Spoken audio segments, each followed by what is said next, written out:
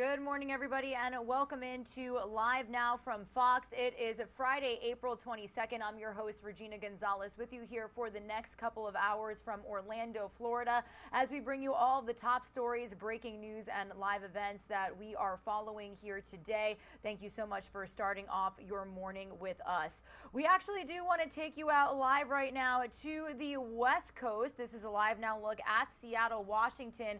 It's one of our top stories today that we are going to be bringing you here live, raw, and unfiltered. It's actually Earth Day, and we do have President Biden traveling to Seattle, Washington later today to make remarks discussing his administration's efforts to continue bringing down costs for American families and tackling the climate crisis. So we do not have an exact time of those remarks yet, but when we do get them to our desk, we'll be sure to bring them to you live, raw, and unfiltered. Moving on with some more top stories that we are following here today as well. It was big news that we broke to you right here out of Orlando, Florida yesterday. A bill targeting Walt Disney World's self-governing power is headed to the governor's desk to be signed. The Florida House of Representatives voting yesterday to take the status away from Disney. It was the last step before the measure heads to Ron DeSantis' desk. Now, Disney's special status was signed into law back in 1967 and allows the company to act as a local government. Now, DeSantis and Disney have been at odds since the company said it opposed his so-called Don't Say Gay bill, which, among other things, prohibits classroom instruction on sexual orientation and gender identity for students in the 3rd grade or younger. So we are now looking at what this means for Walt Disney World. It is a huge, huge tourist attraction for us here in Orlando, Florida, and what this means for taxpayers out here in the Central Florida area as well. Will it affect it? Will it not? We will be sure to bring you some live reports and some more information on that. Another top story that we have followed every day for you here on Live Now from Fox, the Russian invasion into Ukraine officially entering day 58. We do know that the U.S. announced more military aid just yesterday. Russian President Vladimir Putin also claiming its victory, but the White House is saying otherwise. So I do want to start off with that story for you here on Live Now from Fox. We are going to head out to the ground where Fox News correspondent Trey Yinks has been bringing us the very latest every day. Thousands of Ukrainians flee their country each day as the Russian invasion continues. Many will now be offered refuge by the United States. We've already welcomed tens of thousands of Ukrainians to the United States, and today I'm announcing a program, Unite for Ukraine, a new program to enable Ukrainians seeking refuge to come directly from Europe to the United States. President Biden announcing a program that will fast-track Ukrainian asylum claims for those who have a U.S. sponsor. Already, more than 10% of the Ukrainian population has fled the country, according to the United Nations. With increased fighting along the Eastern Front, that number is expected to rise significantly in the coming weeks. We will likely face positional war, with Russia's attempt to declare a truce, negotiate, create humanitarian corridors, and gather forces for the next phase. From Kharkiv in the north, along a curved front line to Donetsk in the south, destruction increases each hour, and the southern port city of Mariupol now almost completely in the hands of Russian forces. I know that they captured most of Mariupol. We are all aware of it. There is also a part of our city where our troops who stayed there are stationed. They remain there at the moment. The last holdout, a steel plant that's more than 4 square kilometers in size with nuclear bunkers underneath. Russian President Vladimir Putin today called for the Soviet-era plant to be blocked, trapping the remaining soldiers and civilians inside. He told Russia's defense minister not to storm the area. Officials in the capital of Kyiv are calling for emergency talks over the situation in Mariupol. This as the city prepares for the possibility that Russia may attack again from the ground by building new defensive positions. Right now, volunteers are helping the military to chop down trees. They're going to use this wood to create defensive positions that will reinforce trenches around the city. We've heard multiple air raid sirens today across Kyiv, indicating the capital city remains a target for Russian forces. In Kyiv, Trey Yinks, Fox News. All right, thank you to Trey Inks for that report. He's certainly been doing some stellar reporting out there on the ground in Ukraine. He's been out there since even before the start of this invasion. And we do want to continue on with some coverage of the invasion. We're going to head out live to the White House right now. It is about 6:10 a.m. here on the East Coast. You can see the sun rising out there in our nation's capital.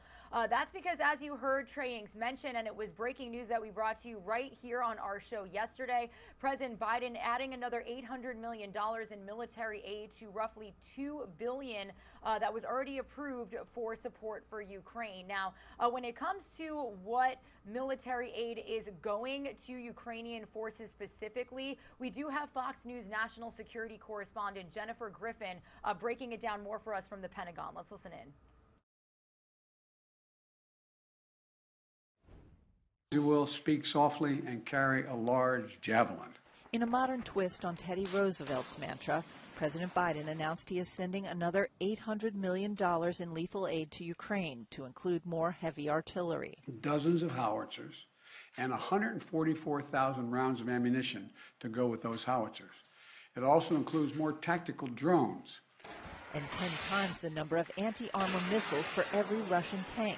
$1.6 billion has been approved in the last 2 weeks alone, half of all the U.S. lethal aid provided since Russia's invasion in February. The new package includes a new kind of drone, the Phoenix Ghost, manufactured in recent weeks by the U.S. Air Force based on unique Ukrainian needs. Still, it can also be used to give you a sight picture of what it's seeing, of course. But its principal focus is attack. The U.S. has begun training 50 Ukrainian military advisors on how to use the artillery. The announcement came after President Biden met with Ukraine's prime minister, who then made his way to the Pentagon. And a day after Russia flexed its nuclear posture again, testing a new advanced intercontinental ballistic missile that can fly 16,000 miles per hour and carry a dozen nuclear warheads. Vladimir Putin watched the launch of the Sarmat, also known as the Satan II, claiming that the new hypersonic ballistic missile could evade U.S. missile defenses, something the Pentagon denies. This truly unique weapon will strengthen the combat potential of our armed forces, reliably ensure Russia's security from external threats, and provide food for thought for those who, in the heat of frenzied aggressive rhetoric, try to threaten our country. The U.S. canceled its quarterly Minuteman ICBM missile test earlier this month so as not to add to the tensions with Russia. Press Secretary John Kirby, who was added to Russia's sanctions list today, said the Pentagon did not view the missile test as a threat. But a senior defense official added it's not the kind of thing that we would expect from a responsible nuclear power, especially in the current environment. At the Pentagon, Jennifer Griffin, Fox News. All right, thank you to Jennifer Griffin for that report. Be sure to stick with us here at Live Now from Fox at 6:45 a.m. Eastern Time. We're going to head back out to Washington, D.C.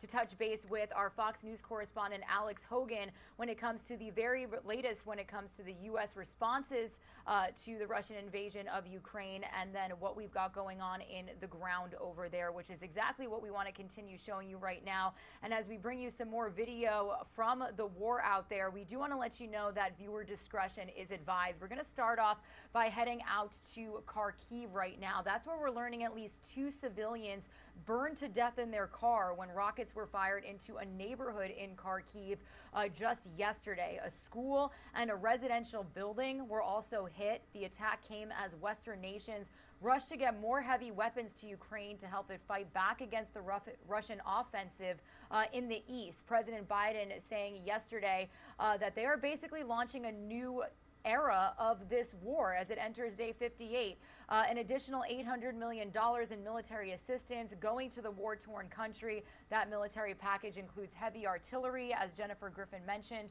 144,000 rounds of ammunition and drones. The president also warned that more than $13.5 billion approved last month by Congress for military and humanitarian aid is almost exhausted and more will be needed. So again, wanted to bring you some more video coming from on the ground there in Ukraine.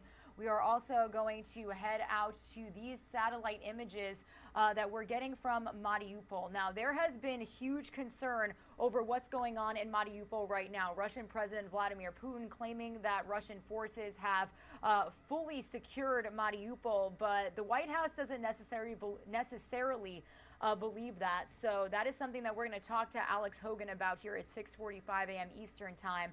But these are satellite images released by Maxar Technologies yesterday, showing what it called a mass gravesite in a Ukrainian town located over just 12 miles west of Mariupol, so pretty close in distance.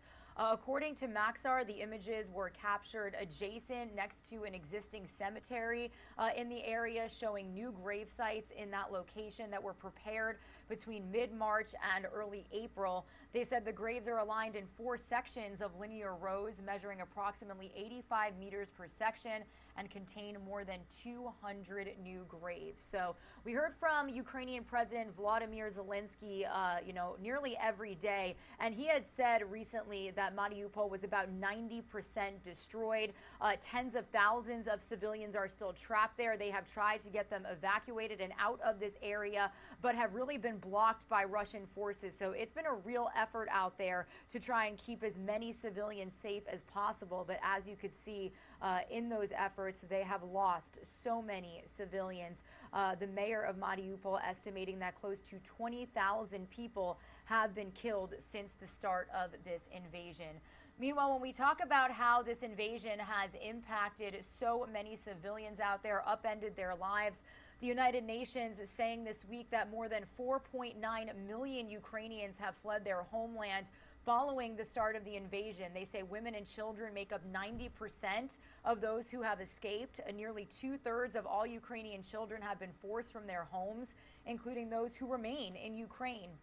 More than 2.75 million Ukrainian refugees have fled to Poland, and nearly 740,000 have reached Romania. Now, President Biden announcing yesterday that the United States is also accepting about 100,000 Ukrainian refugees, and he also announced a new refugee program called Unite Ukraine that's basically going to make it easier for refugees coming into the United States to get a visa, to get a U.S. sponsor, and to get accustomed to life here in America as they flee from this war. So again, something that we are following here for you on Live Now from Fox.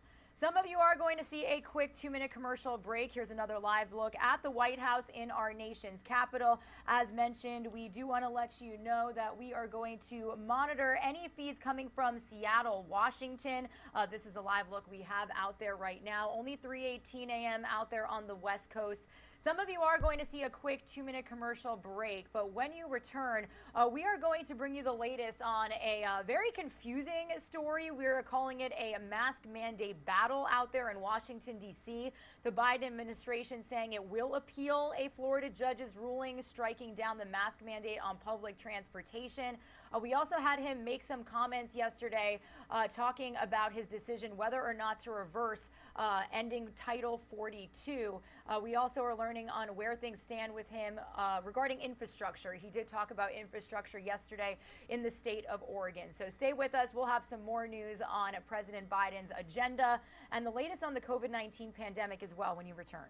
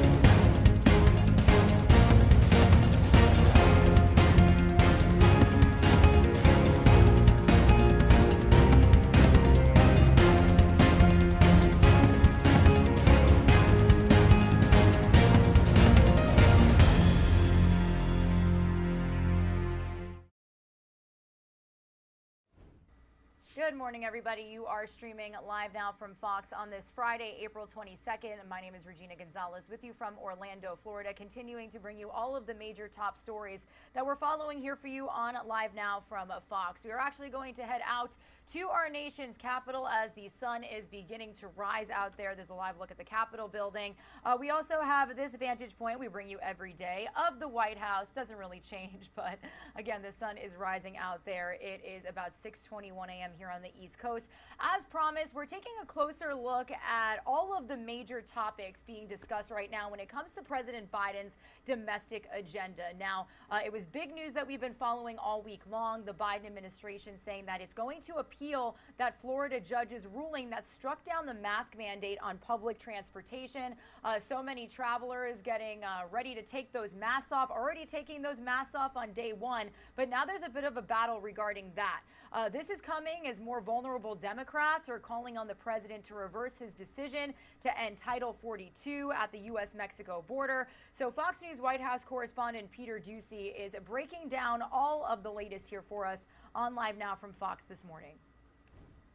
It's great to be back in Portland. Just before jetting west, the president got a very straightforward question about immigration. Are you considering delaying lifting Title 42? No. So that's that, right? Wrong, because the president's explanation about immigration was all about mask mandates. There's going to be an appeal by the Justice Department if, in fact, it is strongly concluded by the scientists that we need Title 42, that we be able to do that. For the first time in office, officials left cleanup duty to the president himself. Quote, "I want to clarify that in comments at the conclusion of my remarks this morning, I was referring to the CDC's mask mandate, and there is no Department of Justice action on Title 42. Republican Senator Tom Cotton, seen by some as a possible 2024 presidential hopeful, tweets, "For the good of the country, he needs to stop speaking extemporaneously in public." Nearly a dozen Democratic senators want the White House to explain the plan post-Title 42, but White House officials say that's Congress's job. We are planning and preparing for the end of Title 42 enforcement on May 23rd. This adds to ongoing confusion about pandemic policies that started this week. Mr. President, should people continue to wear masks on planes? That's up to them. But that's not what Biden really meant, according to the White House. The president thinks you should mask right now. Out west, the president is hoping to talk about something else. Well, I gave you infrastructure decade. It's worth pointing out that while the administration fights to bring masks back, arguing there is an urgent public health emergency with no mask mandate, they're kind of just leaving it up to the courts. And while they wait for that process to play out, no mandate. At the White House, Peter Ducey, Fox News. All right, thank you to Peter Ducey for that report. Meanwhile, as we follow the mask mandate battle out there in Washington, D.C., when it comes to the pandemic, we're also following the very latest when it involves COVID-19 vaccines. We could be seeing more vaccines within the next coming months as fears are growing of a new coronavirus surge here in the United States. You've seen countries around the world adding mask mandates back, adding lockdowns back. So we do want to bring you the very latest from Charles Watson here this morning. He's going to bring us all of that information on Live Now from Fox. More COVID-19 vaccines could be on the way. Moderna says it will ask the feds for permission to give its vaccine to kids 6 months to 5 years old. That filing expected by the end of April. And Novavax announcing it could soon have a combination COVID flu shot. The progress comes as cases in the U.S. continue to climb. The daily average now almost 43,000 per day, up more than a third from just a month ago. 34 states are now reporting a big spike in new infections driven by the BA2 Omicron subvariant. We're taking this very seriously. You know, you don't know every single variant that comes. Is it going to be worse than the last one? Is it going to be more transmissible? Is it going to be more lethal? You don't know these answers. Those climbing numbers, a big reason behind the CDC's decision to ask the Justice Department to appeal a ruling striking down the nationwide mask mandate for public transportation. The agency says it's too soon to tell if BA.2 poses the same risk as Omicron, and it needs more time to sort through the data. But critics claim the mandates have never been an effective containment strategy, and they're vowing to press ahead with legal action if the CDC's appeal is successful. There will be a battle here. I think that Joe Biden should work on trying to establish the CDC's non-existent credibility instead of trying to litigate their non-existent legal authority. The World Health Organization also weighing in, recommending folks keep the mask on even if there is no mask mandate in place. In Atlanta, Charles Watson, Fox News. All right, thank you to Charles Watson for that report. Now to a story that we have been following very closely right here in our own backyard in Central Florida and the entire state as well. It was a decision made in Tallahassee just yesterday. A bill targeting Walt Disney World's self-governing power is headed to the governor's desk to be signed, and it has some worried about what this could mean for local taxpayers. Now, this is all following Disney's opposition to Florida Governor Ron DeSantis's Don't Say Gay bill. So we've got two stories breaking down all of this information because it's quite a lot when it comes to taxes, the history of this self-governing power when it comes to Disney World. So we're first going to have Fox 13 Tampa's political reporter Craig Patrick break down the nuts and bolts of this bill, and then we're going to get some local reaction from lawmakers here in the Orlando area. This special session started with Republican leaders changing congressional districts in ways that will likely reduce minority representation and stack it in favor of Republicans, which Democrats and government watchdogs say violates fair district amendments. And then they decided to punish Disney for voicing disagreement with their restrictions on discussing sexual orientation in school, and moving to dissolve the Disney-controlled Reedy Creek District, which allows Disney to float bonds and mostly serve as its own local government. The sponsors said they were not targeting Disney. I would simply say that I reject the premise of the question that this bill is targeting one company and punishing one company. But then when pressed, he said they are targeting Disney. And I will say this, you got me on one thing. This bill does target one company. It targets the Walt Disney Company. And then they said they aren't really dissolving Disney's special district because they could decide to allow Disney to keep it next year before it's set to dissolve. This bill says that there is a year to come back. And with that, Democrats accused Republicans of trying to silence Disney from speaking out by holding this punishment over Disney's head and implying they'd reconsider if Disney behaves. And by the way, Disney has been quiet as all of this plays out. If the legislative intent here is ultimately to attack them, then why in the world would we want to cancel $2 billion of their debt? And then we discovered the punishment of dissolving the Disney-run Reedy Creek District could actually substantially reward Disney by relieving it of around $2 billion in debt by transferring that debt to local taxpayers, while at the same time requiring local governments to assume the costly duties of maintaining Disney's infrastructure. And a permanent tax cap limits how much property tax those local governments can collect from Disney to manage all of its roads, garbage, public safety, and wastewater. And the legislature commissioned no study on how this could affect taxpayers or Disney, the state's largest employer, or our broader Central Florida economy. Members will proceed to vote. And as state House leaders plan to bring this all in for a landing, House Democrats briefly stalled it by staging a sit-in to protest the new congressional map. We hear them singing, "We Shall Overcome." We need to ensure that we adhere to fair districts. We need to ensure that all Floridians have a voice. Some Republican lawmakers called it an insurrection to obstruct democracy. And the House sponsor of the plan to move to dissolve Disney's Reedy Creek tweeted, "I hope the resurrection on the House floor is dealt with appropriately. Hashtag lock them up." Craig Patrick, Fox 35 News. All right, and here is a live look at the sun rising over Orlando, Florida, officially 6:30 a.m. here on the East Coast. As promised, following this bill that is heading to Governor Ron DeSantis' desk, we are going to get the latest local reaction from right here in Orlando, where Disney World has been a huge tourist attraction. What does this mean for taxpayers? There's absolutely no reason for anyone to think there would be a tax increase unless the local politicians, for whatever reason, wanted to issue one. And Orange County Mayor Jerry Deming says taxpayers could get stuck with the bill to pay for services like fire and EMS inside the theme parks, at the resorts, and other nearby property.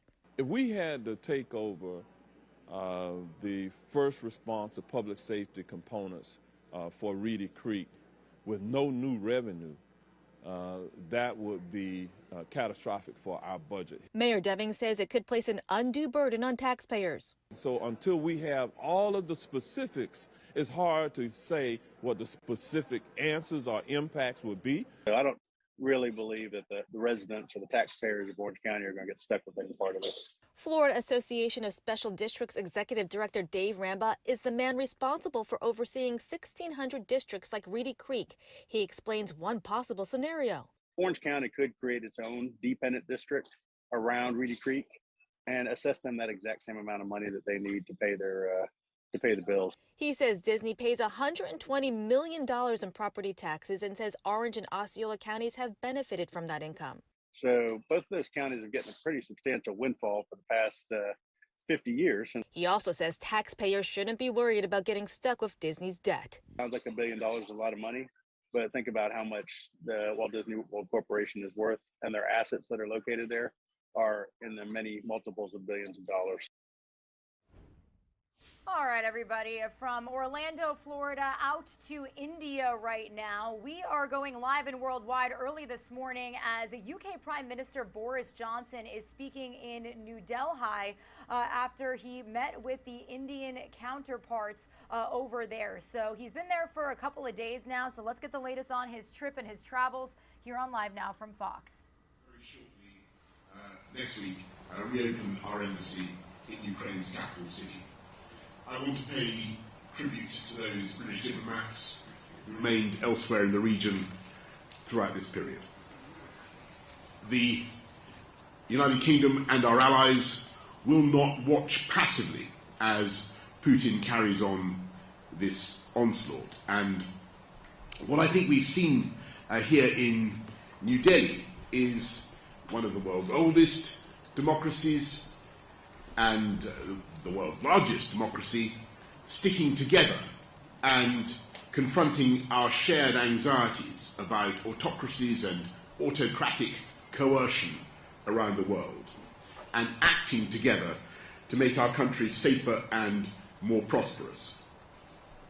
Our new and expanded defence and security partnership will enable India to strengthen its own domestic defence industry as well as protecting vital shared interests in the Indo-Pacific.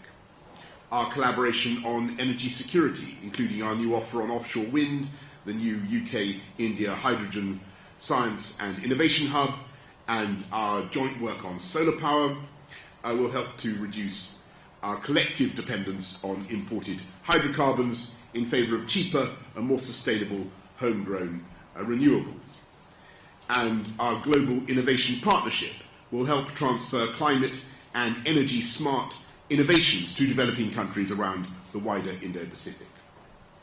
As we deepen the partnership between our countries, we won't just make our people safer, we'll make them more prosperous as well, creating new jobs, driving up wages and driving down prices for consumers, all of which helps with the cost of living. And our partnership with India is particularly powerful in achieving these things because India is an incredible rising power in Asia, one of the fastest growing economies in the world, already worth £2.25 trillion and set to be the world's third largest economy by 2050. India is also our biggest partner in the Indo-Pacific, which is increasingly the geopolitical centre of the world, with 2/3 of humanity and 1/3 of the global economy. And that share is rising every year. Indian investment already supports almost 500,000 British jobs. And with a population bigger than the US and the EU combined, there is so much potential for us to take our trade and investment to a whole new level. On this visit alone, we've secured new deals worth £1 billion, creating more than 11,000 jobs, and perhaps most significantly of all, we're using our Brexit freedoms to reach a bilateral free trade agreement. And today, Prime Minister Modi and I told our negotiators to get it done by Diwali in October. This could double our trade and investment by the end of the decade, driving down prices for consumers and increasing wages across the UK by as much as £3 billion. So what we're getting on with here is delivering on the priorities of the British people, but also deepening a friendship with a nation with whom we have profound ties of language, culture and kinship, while making both our countries safer and our economies stronger. And we're going to take a few questions from the media, and we have, I'm going to go first to some UK journalists and then to some of our Indian colleagues. So first of all, can I go to Ben Wright of the BBC? Thank you, Prime Minister. In your discussions about Ukraine, did you ask Prime Minister Modi to use his influence in Moscow to put pressure on Russia? And did you get any sense that he would do that? And on trade, you said there'll be a free trade agreement with India by Diwali, but considering the number of party investigations going on back home, are you absolutely sure you'll still be Prime Minister there? Okay, the second answer is yes, but on the on your point about Ukraine and the Indian perspective. Look, I mean, I think you have to recognise that the Indians have actually, and Narendra Modi in particular, have come out and been very strong in their language about what's happened in Bucha, and talking to Narendra, to Prime Minister Modi today, it's clear that he has already intervened several times, and I'm sure this is no secret from our Indian friends. He's intervened several times with Vladimir Putin, really to ask him what on earth he thinks he's doing, and where he thinks this is going. And what the Indians want is peace, and they want the Russians out. And I totally agree with that.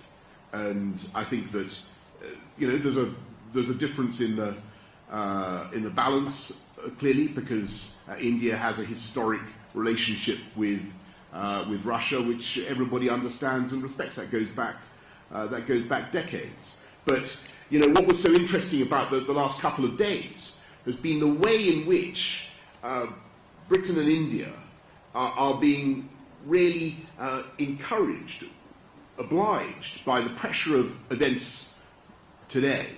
As I say, autocratic coercion, whether it's in Russia or China or wherever, to do more together, and that is, I think, offering up a huge joint agenda. And there are three big areas where you're seeing work being done now. They're on the green growth side, big agenda for us, clean power, and a lot of work is being done on that. They're on the security and defence side, and a huge amount there, which I could go into, and then of course on the trade agreement. And there, I think, all trade agreements are tricky, Ben, to get to your point about trade, but and there will be tough asks of both sides, but I'm sure we can do it. And what you got today was a massive push from both governments to get it done. And so I'm very encouraged. Anushka Stan, ITV. Thank you, Prime Minister. You say that Prime Minister Modi has asked Vladimir Putin what on earth he's doing. But we know that India has abstained on key motions at the UN over this. Its Foreign Secretary has just come out and said you didn't put any pressure on India to change its position. Why isn't that? What did the Prime Minister say that convinced you more pressure was not necessary? And just one more question. You're facing 3 investigations back home, and it's led to a catastrophic loss in trust. Polling this week from YouGov says that 74% of the British public think you're untrustworthy. Only 12% think you're trustworthy. Some say you're like a cat with 9 lives. How many have you got left? Anushka, on your second question, we had talking about cats. We had a pretty good kick of the cat yesterday. Not that I'm in favour of kicking cats for avoidance of diet, but we did all that with great respect. And what we're talking about today, as I said in my answer to Ben, is the ways in which the situation, not just in Ukraine, the situation around the world, is obliging the UK and India to do more together. And the position on the position on Russia that the Indians have historically is well known. They are not going to change that. Of course, that's true. But they are, they can see what is going on, and there is an increasing appetite to do more with the UK. And if you look at what just in the security and defence side of it, on maritime propulsion, electric maritime propulsion of ships, on new collaboration on new aero engines, on undersea capabilities, on cyber, helicopters, space, a huge new joint agenda, and that is being driven by contemporary events. And I think it's a positive thing. It's a great opportunity, and it's fully. And what it does is it helps to drive the Make in India agenda of Prime Minister Modi, but also helps to drive the idea of co-production and doing things together. And that's where I think the opportunity is. Hugo Guy, the I. Thank you, Prime Minister. You made it clear you don't want to talk about questions over your future and over your contract. But it's also clear that voters are interested in this. Polls have repeatedly shown that voters are deeply concerned about Downing Street parties and about your position. What's your message to the British public? Are they wrong to care about these things? And can I ask you, you've talked about your friendship with Narendra Modi and the close relationship that you've struck. During your conversations, did you bring up the concerns from human rights groups that he's presided over a culture of growing Hindu nationalism and democratic backsliding in India? So we always have, so on your first point, Hugo, look, I think that what people want in our country is for the government to get on and focus on the issues on which we were elected.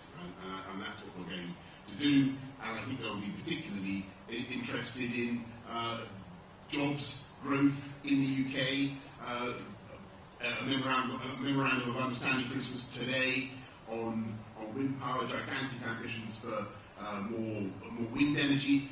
Both of us from offshore wind, offshore, not just offshore, but floating platforms we want to work on together to produce substantial quantities of new wind power, which will enable us to produce more energy for our people together in a very short time. That strikes me as being a reasonable thing for the government of the UK to focus on. That is what we are focused on, with great respect to the evidence that you may cite. And secondly, on our relations with India and how we deal with questions about human rights or democratic values, of course we have these conversations, but the advantage of our friendship is we can have them, and we can have them in a friendly and private way.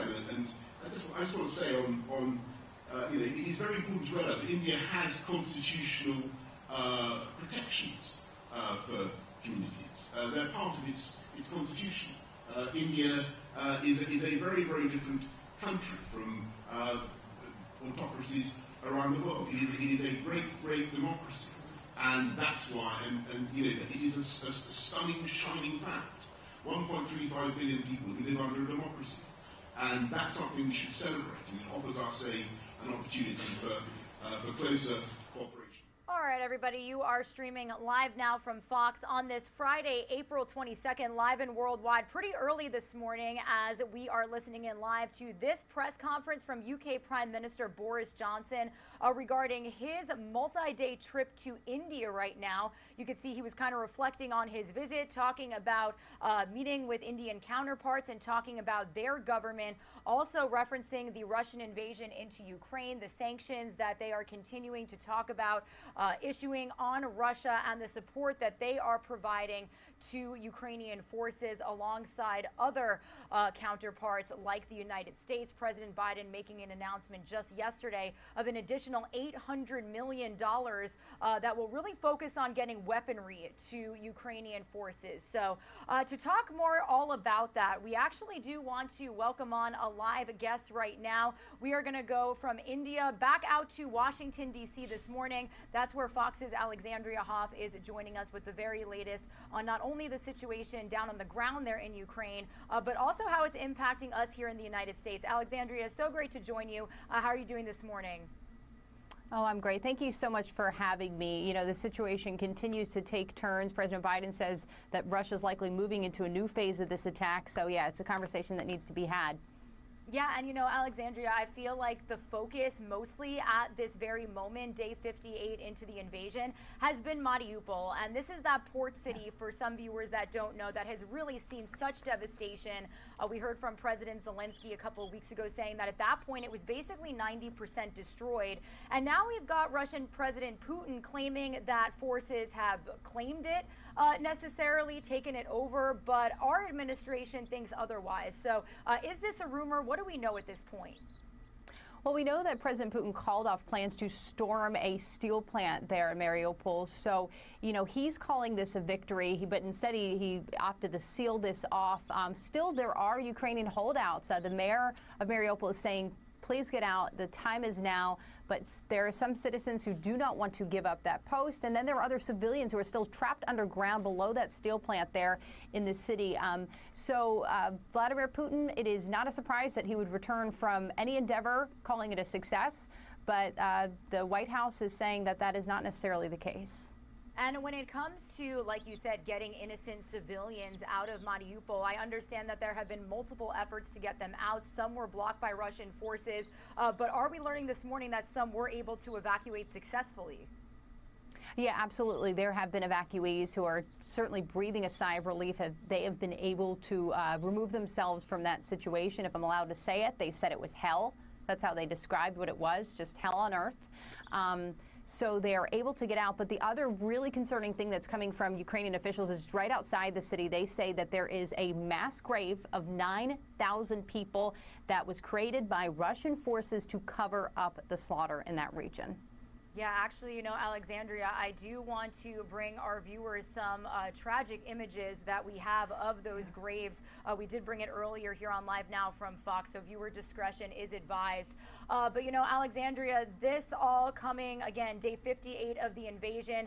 We did hear from President Biden back here in the United States, and I kind of want to walk through a little bit of what we saw yesterday. First off, we had the Ukrainian Prime Minister here in the United States. He met with Biden. He was welcomed at the Pentagon. So can you dig deeper into his visit? Yeah, I think likely that's where a lot of the intel we're getting about where Russia's aim now is. They believe that the aim is now on the eastern side of Ukraine for a lot of this. And this, of course, immediately preceded President Biden's $800 million in additional military aid. So within that conversation, we know that there were asks made, and now President Biden is going to, he says he's planning on asking Congress for additional funds to send over that direction. He said the time is critical right now, and what the Russians are banking on is the United States losing interest in this, and that would be devastating for the people of Ukraine. Yeah, and you know, when you talk about the United States losing interest, for lack of a better term, obviously that's not happening. We are continuing to follow up and, you know, obviously try and support Ukraine as much as possible. But we're also being sanctioned ourselves over here when it comes to major U.S. officials. So I actually did learn that, you know, Pentagon Press Secretary John Kirby was sanctioned just yesterday by the Kremlin. So what is the Kremlin's purpose here? And when you talk about sanctions, what does that necessarily mean? Yeah, it sounds like a lot of pageantry here. Along with John Kirby, you have Mark Zuckerberg and Vice President Kamala Harris.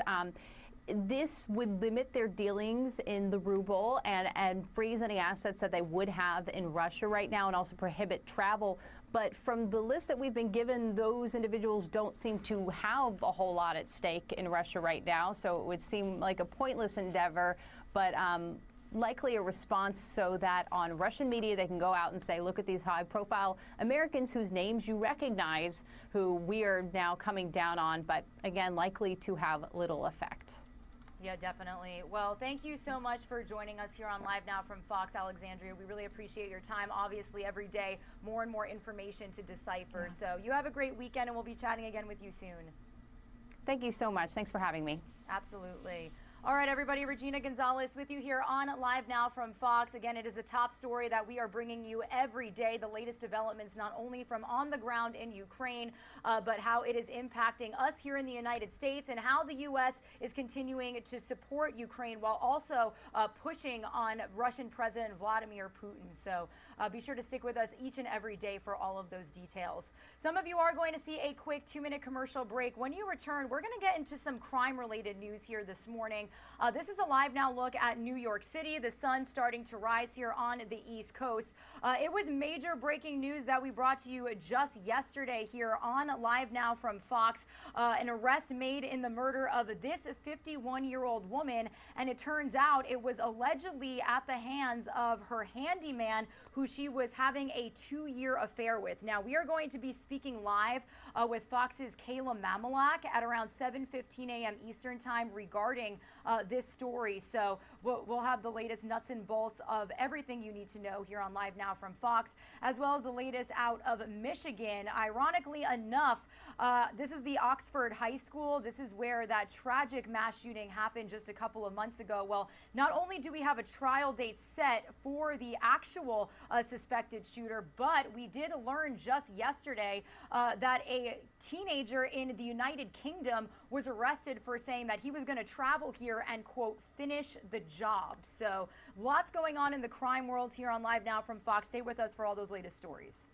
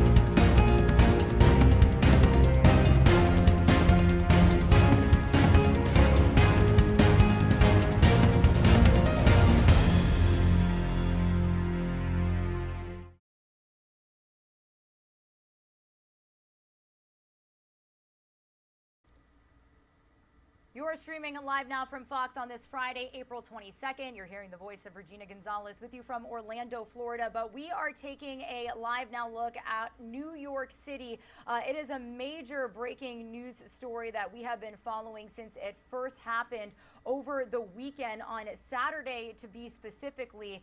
We are actually bringing you some video that we got just yesterday as well regarding a murder case that we've been bringing you the latest details on here on Live Now from Fox.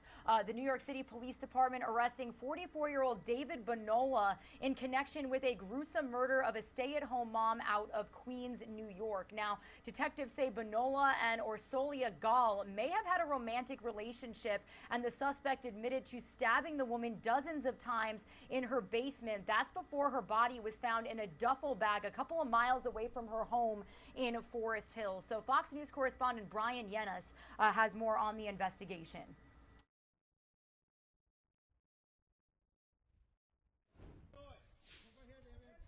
The New York City Police Department took 44-year-old David Bonola into custody Thursday in connection with the murder of Queens mother of two, Orsolia Gall. Her body was discovered inside a hockey duffel bag by a dog walker last Saturday in a wooded area half-mile from her house. Law enforcement officers announced the arrest of Bonola, who worked as a handyman at Gall's home. I just want to assure the public, and especially the residents of Forest Hills, that there are no outstanding suspects at this time. There were no signs of forced entry into the residence. Officials believe Gall and Bonola got into some sort of argument before the suspect stabbed her more than 55 times in the basement of the home. Gall's husband was out of town with their oldest son, but her 13-year-old son was upstairs at the time of the murder. Police say the suspect admitted to the slaying and told them the pair had an on and off romantic relationship. According to police, Bonola was the only person who had access to the victim's home and knew where an extra house key was kept on the premises.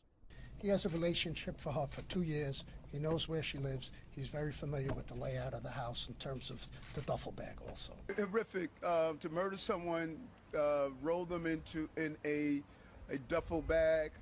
My understanding, the son was home. David Bonola faces several charges, including murder, criminal tampering, and criminal possession of a weapon. He has no prior arrests. In Queens, New York, Brian Yenas, Fox News. And actually, here is a Live Now look outside of the Gall home out there in Forest Hills. Be sure to stick with us, because at 7:15 a.m. Eastern Time, we will be getting a live report from Fox 5 New York's Kayla Mamalak, also on the latest with this investigation. We do know that Bonola appeared in court before a judge in the last couple of hours. So again, be sure to stick with us for that live report. Meanwhile, I do want to head out to the state of Michigan right now for another story that we have been following very closely here on Live Now from Fox, and actually a very interesting development that took us across the pond. A 16-year-old boy from the United Kingdom was arrested for making threats to 4 Oakland County schools in Michigan. Now, investigators say earlier this month he called Oxford schools and pretended to be the suspected high school shooter, threatening to finish the job. He also allegedly made threatening calls to Crankbrook, Brandon, and Lake Orion High School. So if you are from that area, other schools as well, along with more than 30 other schools and businesses across the United States. Now, Homeland Security is now working with police in the United Kingdom to determine possible charges. So we are going to work to get you more information on that story, but definitely an interesting spin on things, especially with someone from overseas. But when it comes to the actual suspected shooter, we do know that Ethan Crumley will remain inside of the Oakland County Jail in a virtual hearing yesterday. His attorneys argue that the teen should be moved to Children's Village because of his age, but the judge saw no reason to relocate him. He's 15 years old, and by law, the judge is required to review Crumley's placement each month. In the meantime, we also got a tentative trial date set for September 6th, and the trial for the teen's parents, who are also charged with involuntary manslaughter, will begin in late October. So again, something that we are following very closely here on Live Now from Fox. Meanwhile, another major story that we brought you live, raw, and unfiltered for the last several days. Actor Johnny Depp taking the stand for a third day in a row as he was testifying as part of his $50 million lawsuit against his ex-wife Amber Heard. Now, yesterday was a very uncomfortable day, to say the least. We did get the attorney going back on text messages. We heard a lot of foul language. We also saw pictures and videos from times when Johnny Depp was struggling with opioid addiction. So let's get the very latest on what we saw yesterday in Fairfax County, Virginia. Another day of stunning testimony from actor Johnny Depp, as lawyers for the actor's ex-wife, Amber Heard, tried to derail Depp's defamation suit during cross-examination. I said that I had had a glass of champagne and I had taken a double dose of the narcotics, of the opiates. That's a very different thing from being drunk. Heard's attorney, Ben Rottenborn, focused on Depp's drug and alcohol use. And you would sometimes drink whiskey in the mornings too, right? During this time period. Isn't happy hour anytime? He attempted to paint a picture of Depp's behavior. Rottenborn showed a photo he says is of the actor passed out, holding a melting container of ice cream. Another photo allegedly of Depp's cocaine-laced table, and this recording of the actor.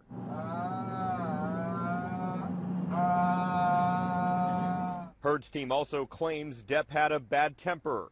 You've trashed hotel rooms before simply because you've had a bad couple days and an unpleasant time, correct? I have assaulted a couch or two, yes, sir. They recalled a 2013 text from Depp to another actor where Depp said he wanted to burn Amber. Depp says he never physically or sexually assaulted his ex-wife and testified she was the aggressor in their relationship. When Amber Heard takes the stand, she's expected to testify she only hit Depp in self-defense. In Fairfax, Virginia, David Spunt, Fox News.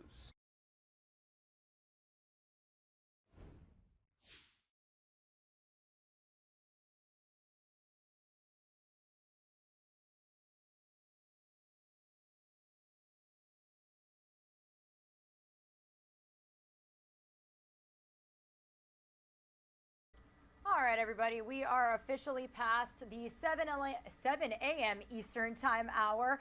My name is Regina Gonzalez with you live from Orlando, Florida, continuing to bring you all of the major top stories, breaking news, and even some live events that we've gone into our desk thus far this morning. As we get you up to speed on all of the top stories, if you're just tuning into our stream, we have a couple of major ones that we are continuing to follow.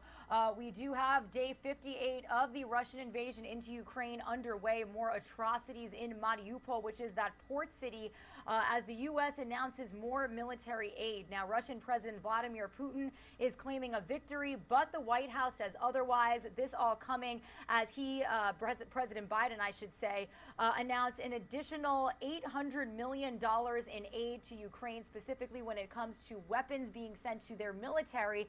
We also had more U.S. officials sanctioned by the Kremlin yesterday, including Pentagon Press Secretary John Kirby, billionaire entrepreneur Mark Zuckerberg, and even Vice President Kamala Harris.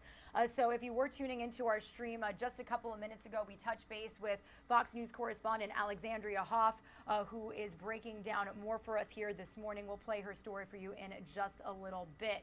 We also do have President Biden in Seattle, Washington today, discussing his administration's efforts to continue bringing down costs for American families and tackling the climate crisis, because it is Earth Day today.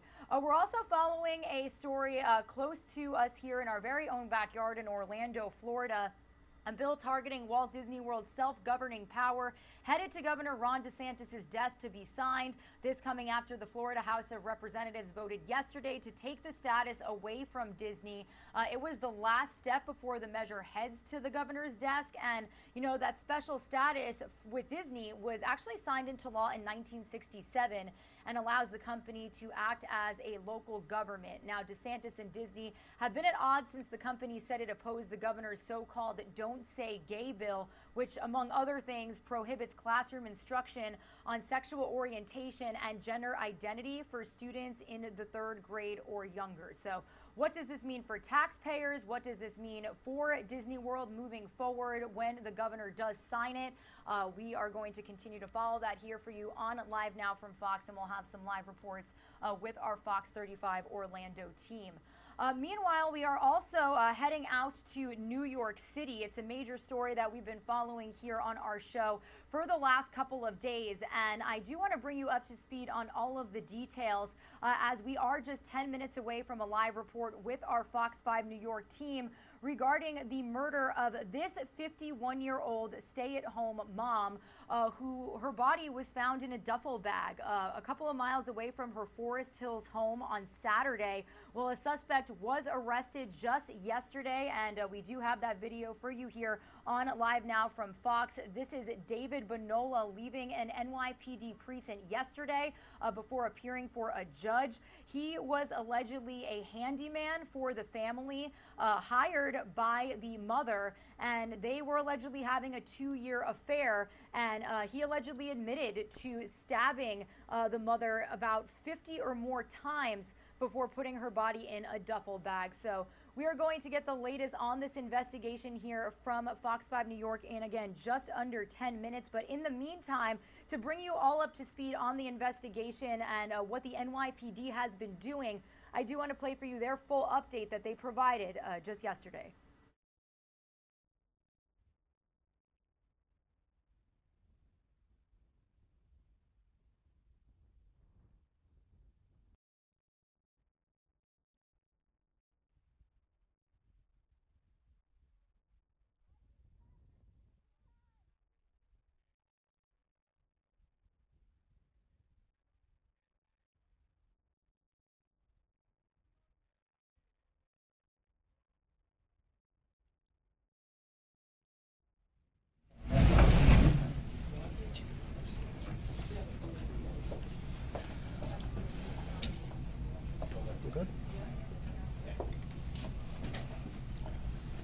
Good morning, everybody. Chief James Essig, Chief of Detectives, New York City Police Department. With me here today is from Patrol Services Bureau, Chief Carlos Valdez from Queens North, the Commanding Officer to 112, Inspector Joe Kappelman, the Assistant Chief Joe Kenny, the Citywide Investigation Chief, Julie Morell, the Queens Investigation Chief, who led this investigation, Lieutenant Timmy Thompson from Queens North Homicide, the 2 case detectives, Detective Carmine Caruso from Queens North Homicide, and Detective John Benzold from the 112 Precinct Detective Squad. So, good morning, everybody. Last night, while detectives were canvassing for video, they observed a male who was wanted for questioning in a horrendous homicide. He voluntarily came back to the 112 precinct and made incriminating statements. Today, that male, David Bonola, male, 44 years old, residing at 10418 114th Street in Queens, New York, is being charged with murder in the 2nd degree, criminal tampering in the 1st degree, and criminal possession of a weapon in the 4th degree in relation to the death of Orsolia Gal, female, 51 years old. This investigation is still preliminary. There is a lot of work left to do, but this is what I can tell you. On Friday night, April 15th, Miss Gal attends a show at Lincoln Center. She takes the train back to her neighborhood in Forest Hills. At 11:20 p.m., she stops in a local establishment for a short while before returning home. We believe she returns home at 12:20 a.m. We also believe Mr. Bonola arrives at her residence between 12:30 and 12:40 a.m. Mr. Bonola is a handyman who was employed by Mrs. Gal. They have been having an intimate affair for approximately 2 years. He is either let in voluntarily or he uses a key he has knowledge about hidden in the barbecue. A heated argument ensues between the two in the basement. A knife is brandished. A violent struggle ensues, resulting in our victim being stabbed ruthlessly and brutally in excess of 55 times, causing her demise. Recovered at that crime scene is a knife which we believe was used. Mr. Bonola then retrieved the hockey bag belonging to Miss Gal's son, placed her in the bag, and as video showed, was seen rolling the body down the sidewalks, leaving a bloody trail through the streets of Forest Hills. At 7:50 a.m. Saturday, April 16th, that duffel bag was recovered at Metropolitan Avenue and the Jackie Robinson Parkway by a member of the public. We believe that after disposing of the body, Mr. Bonella fled through Forest Park, where investigators discovered the jacket believed to be worn by him during this vicious crime. Detectives also developed leads which led them to a location where boots, a t-shirt, and bloody bandages were discovered. Investigation also revealed that on Saturday, Mr. Bonella received treatment for wounds to both hands at an area hospital. As I said before, this case is still ongoing. We are still awaiting forensics evidence and are canvassing for more victim video as we speak.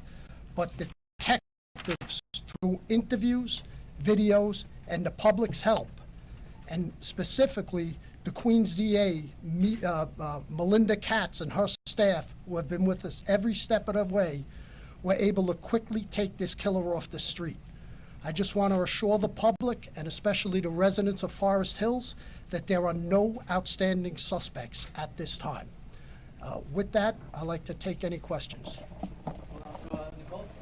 Can you talk about the suspect's background?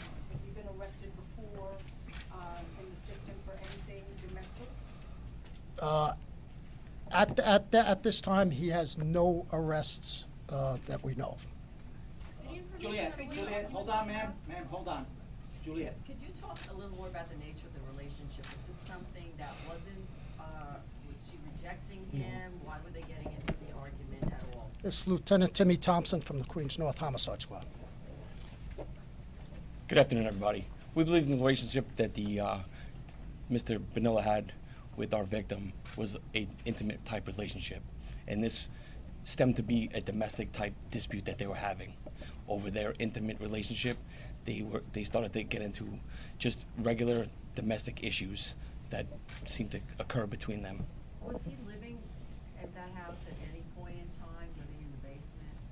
At this time, not that we know of. And also, do you happen to know, was this ongoing work that he was doing at the house? Was he there? Like, how often was he there? He has been doing work at that residence for approximately 2 years on and off. John. Chief, did he confess? And did he say why he did it? Did he give a motive on why? Well, I mean, he made incriminating statements. We're not going to go into what he talked about. This is still under investigation. But we, working with the Queens District Attorney's Office, we have enough to arrest him and charge him with the murder. Chief, were they breaking up? And what about the son upstairs? Was he alerted to this? Is that why he fled quickly with the duffel bag? First question first. I'm sorry, you said, were they breaking up? They had been off and on, and they had broken up prior, but had reunited early in the month of April, and their relationship was considered at an end. By her? We don't have her statement, ma'am. Can you talk a bit about the alleged text messages that came to her husband who was out of town? Did he indeed get a message, and was it threatening in nature? A message was sent from the victim's cell phone to the husband. That message was, as previously reported, that there had been a crime in the past that was now that same person from the crime in the past was back again. We believe that to be completely false, as far as there was nothing to do with any crime in the past in this case. We have it from in the confession that he sent that message, and he has no burglary in the past. I'm sorry, that the family, the rest of your family is in danger. That was the nature of the message. You understand that the rest of the family was in danger? That is the nature of the message. All right, back here. We don't believe there was any danger to the family. Any information on why he dragged the body out in duffel bags with a trailer for, like, in such a sloppy manner? Talk about that at all?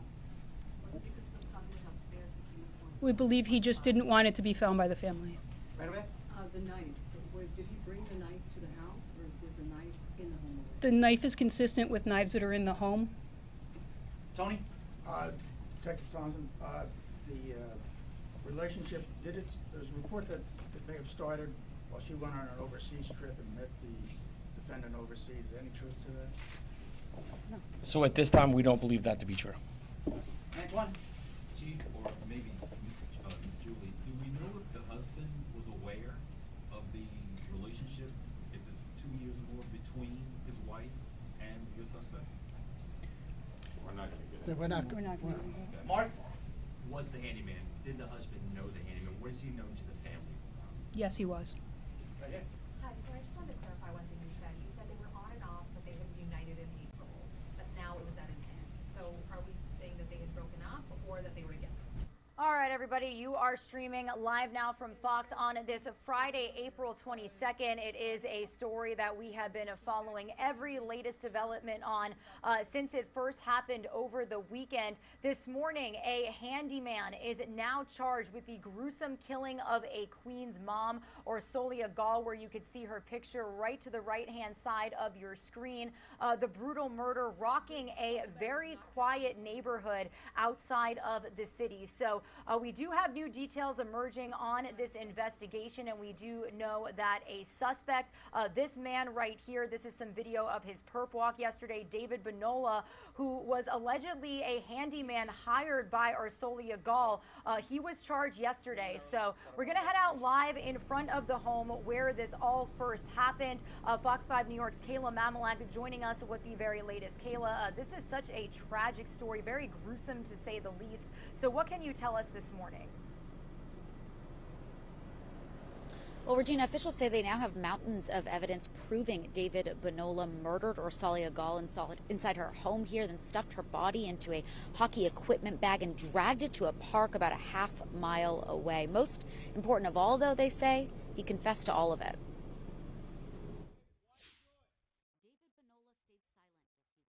Handcuffs out of the 112th precinct. The 44-year-old is being held without bail this morning after facing a judge for the rage-fueled killing of Orsolia Gall. Police say the pair had a 2-year-long extramarital affair until she wanted to break it off. Just after 12:30 a.m. Saturday, while Gall's teenage son was upstairs in her Queens home, police say Benola came over and they argued in the basement. A knife is brandished, a violent struggle ensues, resulting in our victim being stabbed ruthlessly and brutally in excess of 55 times. This kitchen knife is what Benola allegedly used in the attack.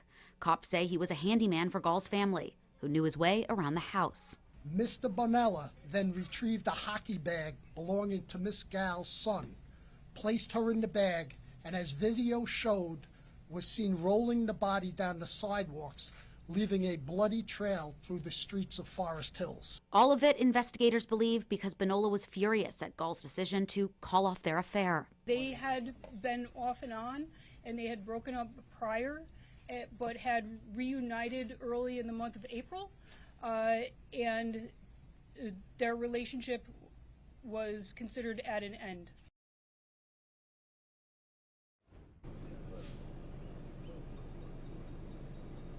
Police say Benola was a Mexican immigrant who moved to the U.S. about 21 years ago. They also say he had no prior arrests. Regina? Yeah, very interesting, Kayla, when it comes to this investigation. The fact that he had no prior arrests. Now, when it comes to a conviction or possible time, what are we looking at if he is convicted?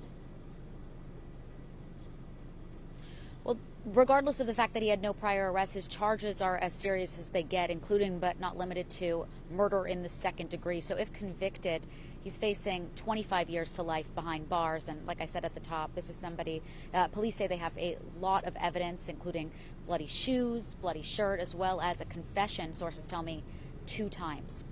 Yeah, and you know, Kayla, I also wanted to ask you about the victim's family. I understand that during this investigation, when this happened, the father, her husband, and her son were actually away looking at colleges. Have we had any sort of reaction from her family or loved ones? No, in fact, we haven't heard from the family directly, understandably so, of course. What we do know this morning, like you said, the father and their other teenage son, the pair had 2 teenage sons, the 17-year-old and the father were out of town at the time. They both also apparently received threatening text messages from Gall's phone the night that she was murdered. Police are now saying that they believe it was Binola who sent those text messages. Well, Kayla, thank you so much for getting our viewers up to speed on a story that has certainly garnered national attention. We appreciate you, and we'll be talking again with you soon. Have a good weekend. Thank you. All right, everybody, Regina Gonzalez with you here on Live Now from Fox. We are certainly going to stay in touch with our Fox 5 New York team as they follow every development regarding that story. So be sure to stick around with us for any of the latest details. Some of you are going to see a quick 2-minute commercial break. We'll be right back with more live, raw, unfiltered news.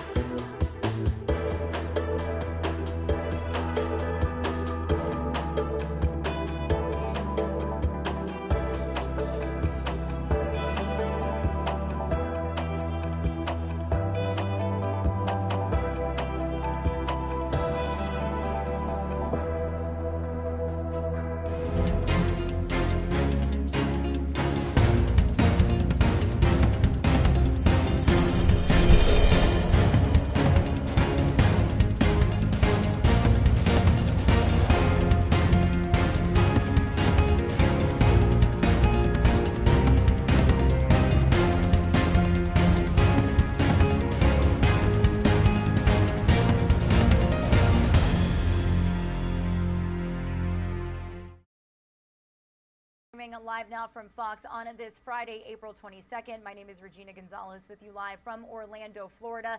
If you were just tuning into our coverage before that quick break, we were out live in New York, speaking with our Fox 5 New York team about the latest details surrounding the investigation into an arrest made after a stay-at-home mom in Forest Hills, New York, was allegedly murdered by her handyman who she was having a 2-year affair with. Her body was then found in a duffel bag a couple of miles away by somebody walking their dog on Saturday morning, this past Saturday morning. So we're going to continue to bring you more information on that investigation as we get it here on Live Now from Fox. But moving on with some other crime-related stories and more top stories that we are following here on this Friday morning.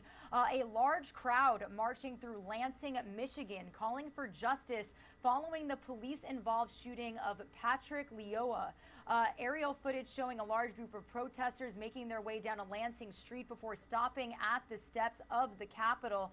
The rally, which was organized by the Lansing chapter of Black Lives Matter, wants justice for Patrick Lyoya and accountability for the unknown officer who shot and killed him earlier this month in April. Now, Patrick was shot in the back of the head and killed by a police officer in Grand Rapids, Michigan. Michigan State Police are investigating the incident. So this is something that we are going to stay in touch with our Fox 2 Detroit team about. They have been bringing us the very latest on the investigation. Meanwhile, more top stories here on Live Now from Fox, and be sure to stay with us because at 8:15 a.m. Eastern Time, we are going to bring you a live report on this incident. This is some video of the scene after officials say there were no survivors aboard a small plane that crashed into the General Mills plant in Covington, Georgia, early last night. So we did have our Fox 5 Atlanta team head to the scene to bring you the very latest details. Again, we will have that live report for you at 8:15 a.m. from back out on the scene. But until then, let's get the nuts and bolts of this situation here on Live Now from Fox. Explosions and thick black smoke. Dude, it's a plane. It's a plane? It's a freaking plane. I saw it fall out the sky. A plane that had just taken off from the Covington airport crashed about a half-mile away into some trailers at the General Mills factory. According to witnesses, they believe the plane was having trouble gaining altitude. They could hear that there was engine trouble. Suddenly the plane veered to the right and immediately came straight down. Roger Boyd says he was just driving by when he saw the plane go down. The plane was in the air, probably maybe 40, 50 yards up in the air. It wasn't high at all. It was just above the tree lines. He pulled into the General Mills factory to see if he could help. He says the plane hit several trailers parked outside the factory. The planes and trailers were engulfed in flames. Covington police say it was a twin-engine Cessna. They don't know how many people were on board, but say there were no survivors. Captain Ken Malcolm got a close-up look at the crash scene. Saw what we believe was a wing and possibly a part of an engine, but it's, you know, again, it's a lot of charred metal back there.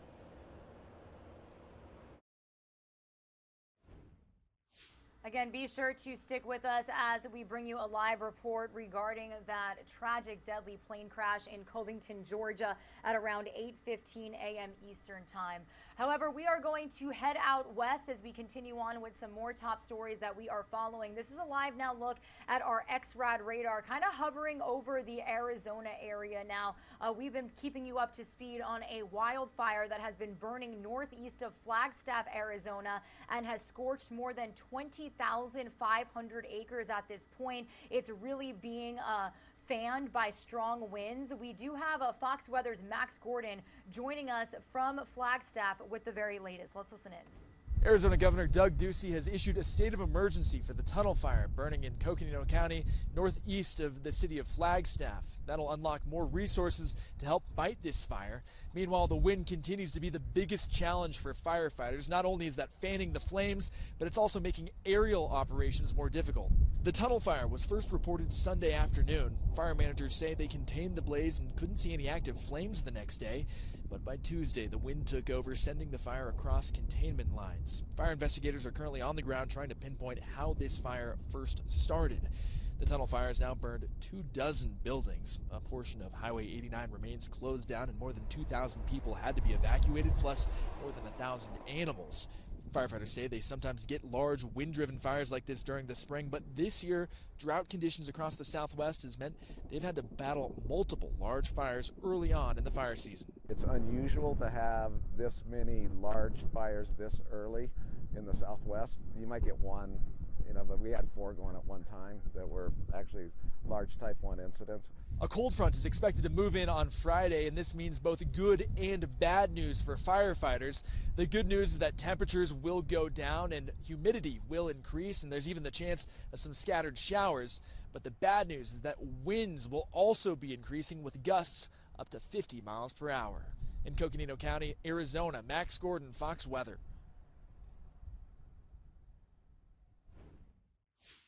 All right, thank you to Max Gordon for that report. We are going to stay on the West Coast right now. It's about almost 4:30 a.m. out there. You're taking a live look over Seattle, Washington, the pin needle out there. The sun has not yet risen, but we actually can tell you that President Biden is going to be in Seattle today to give an update on climate change and his administration's efforts going on to celebrate Earth Day, because today is in fact Earth Day, and it's the day that you and more than 7.7 billion people can wish this planet good health. It marks the day, marking the day 52 years ago. That's when this was first named a holiday, when they began to wish the planet well and made more efforts to take care of it. So as you can see, scenes of beauty. Stay motivated to take care for it by quick facts. 80% of the world's wastewater isn't properly cared for. Food service contributed to 50% of global waste in 2019, and carbon dioxide levels are the highest now than the last 800,000 years. Again, President Biden will be making an announcement today on his administration's efforts to combat climate change. But until then, let's get the latest from Fox News correspondent Marion Rafferty, who is really giving us a full update on where our planet sits on this Earth Day. The first Earth Day dates back to April of 1970 to raise awareness about our impacts on the planet. Before then, the Environmental Protection Agency didn't exist, and industrial companies faced few regulations about the handling of toxic chemicals and greenhouse gas emissions. Now, on the 52nd annual Earth Day, while progress has been made, officials say we're still facing many challenges. We are on a fast track to climate disaster.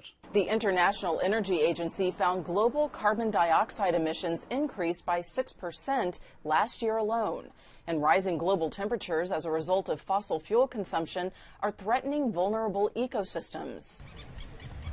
But there's hope as communities work to find new solutions, like researchers at Florida's Coral Rescue Center who are breeding hundreds of reefs off the coast of the Sunshine State.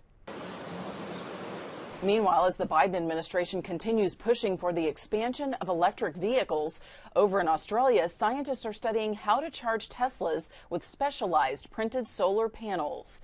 This comes as companies like Yves Saint Laurent Beauty are working with nature restoration organization Rewild to protect land and water systems in Morocco, Haiti, Madagascar, and Indonesia. Back here in the U.S., the White House is moving forward with its pledge to reach net zero emissions by 2050, citing how climate change-related weather disasters have cost the country $145 billion last year alone. Marianne Rafferty, Fox News. All right, thank you to Marion Rafferty for that report. Again, President Biden will be speaking live from Seattle a little bit later this afternoon. Here's a live now look at Seattle, Washington, at 4:32 a.m. out there. But we did have President Biden staying on the West Coast yesterday after he made that announcement about the additional military aid that would be going to Ukraine. He made that announcement from the White House. He traveled to Portland, Oregon, and he spoke about the impact that the bipartisan infrastructure bill will have on roads, bridges, and airports across the country. We do have the latest on his remarks from Fox News correspondent Kevin Cork, so let's listen in here live on Unfiltered.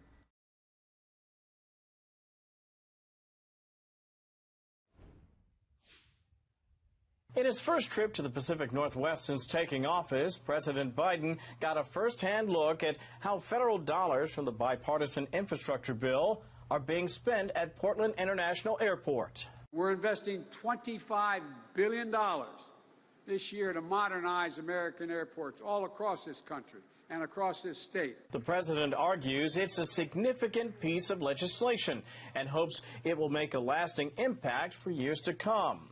In recent weeks, the president has been marred, however, by low approval ratings. Record high inflation is being felt by Americans at the gas pump and at the grocery store. The administration argues they're doing everything they can to address the problem while also pointing the finger at Russian President Vladimir Putin. Putin's invasion of Ukraine has driven up gas prices and food prices all around the world. We saw that in the most recent inflation data. Last month, Republicans, meantime, point to government spending on COVID relief as a main contributor for the rise in prices. Many GOP lawmakers want to see a change in direction, specifically on energy policy. We are trying to get energy production increased so we can get energy prices down, and yet this administration is wrapping us up in more red tape. Next up, the president will be making a stop in nearby Seattle, taking part in an Earth Day event on Friday. I'm Kevin Cork, Fox News.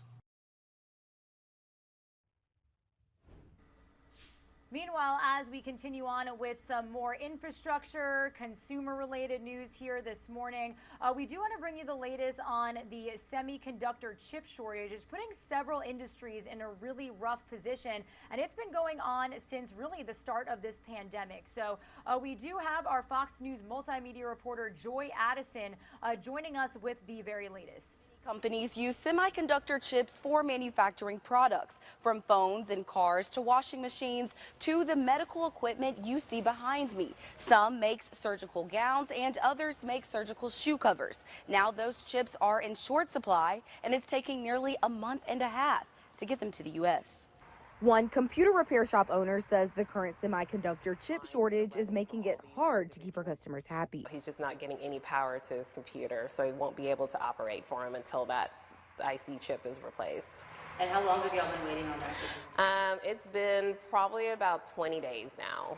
In addition to computers, these chips are also used in cars, smartphones, TVs, refrigerators, and more, including arguably the most important items used during the pandemic, medical equipment, and the machines that create them. You put in mind that this LED are very rare to get at first.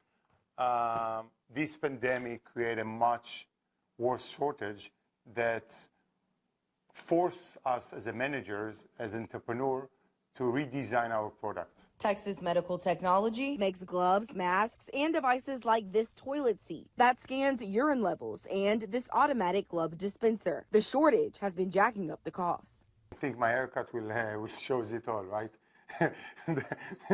This is what happened after 2 years of shortage. So sometimes you can find yourself with 90 days with no chip. It's required from us to triple our procurement team, because right now we need to source in different countries. Not only are the adjustments costly, they're needed now as hospitals see an increase in patients, and streamlining healthcare approaches becomes a top priority. Overall, the volume and the amount of patients seeking care is increasing just because people are getting back to their normal routines and seeing their doctors. The needs of hospital won't stop. The White House is proposing a nearly $52 billion bill to help the semiconductor industry with production and supply chain issues. But for now, companies like Texas Medical Technology are looking to manufacture as many products as possible entirely in the U.S. to help avoid these supply chain issues. In Houston, Joy Addison, Fox News. All right, thank you, Joy, for that report. Meanwhile, staying on some business-related news, I do want to bring you the latest Fox Means Business report with Fox Business contributor Jerry Willis. She's talking about a multitude of topics, including the fact that people are really crunching their wallets in order to spend money for Mother's Day, which is coming up really shortly here.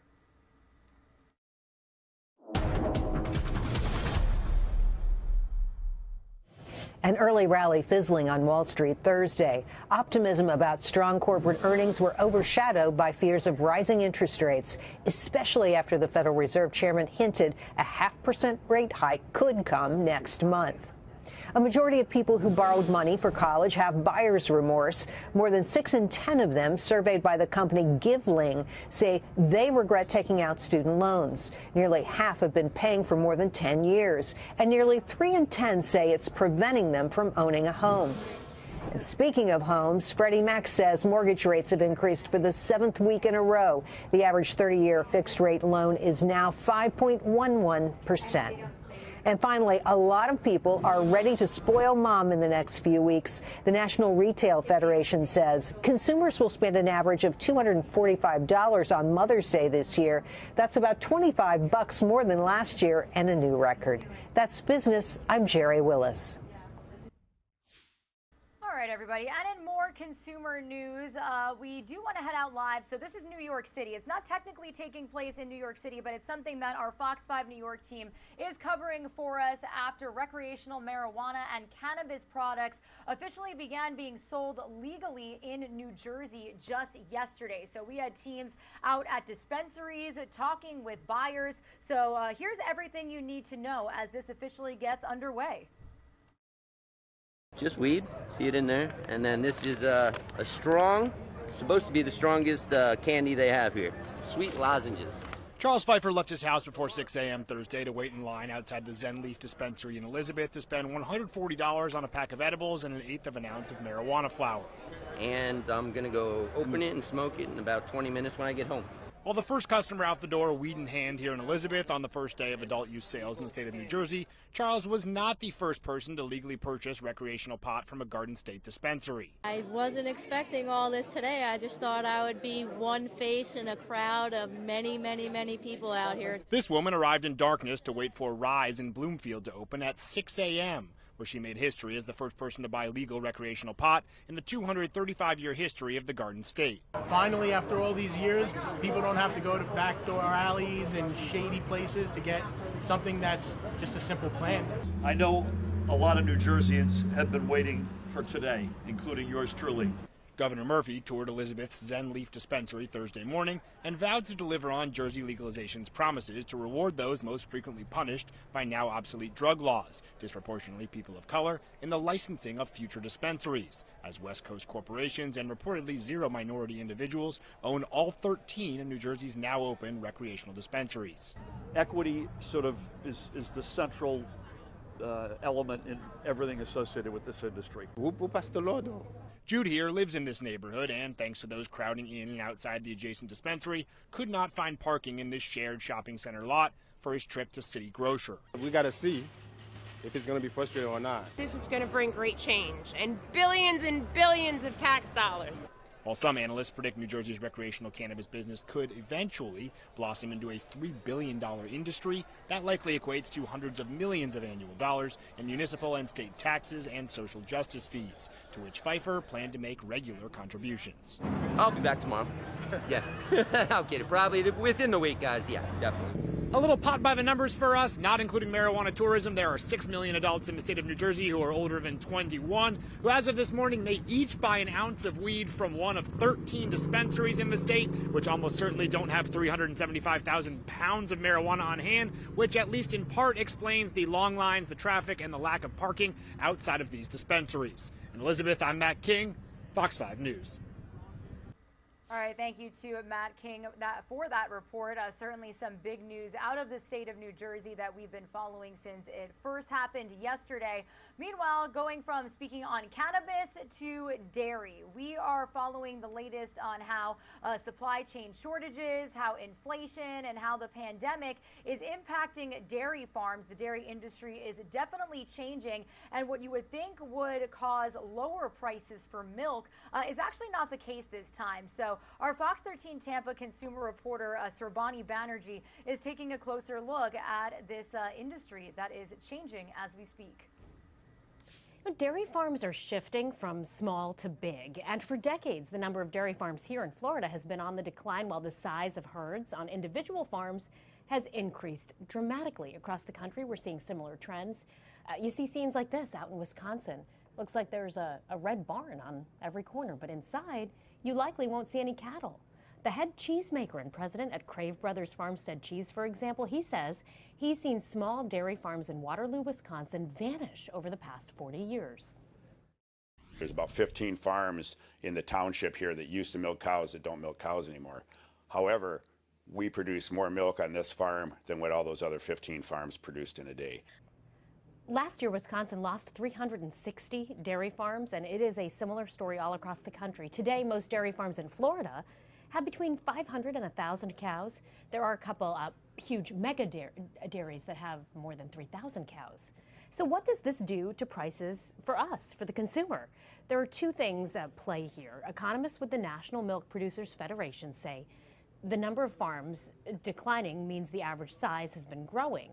In the year 2000, there were 83,000 licensed dairy farms in the country. Now there are fewer than 30,000. Consolidating into bigger farms usually translates to lower prices at the grocery store, but inflation is actually increasing prices.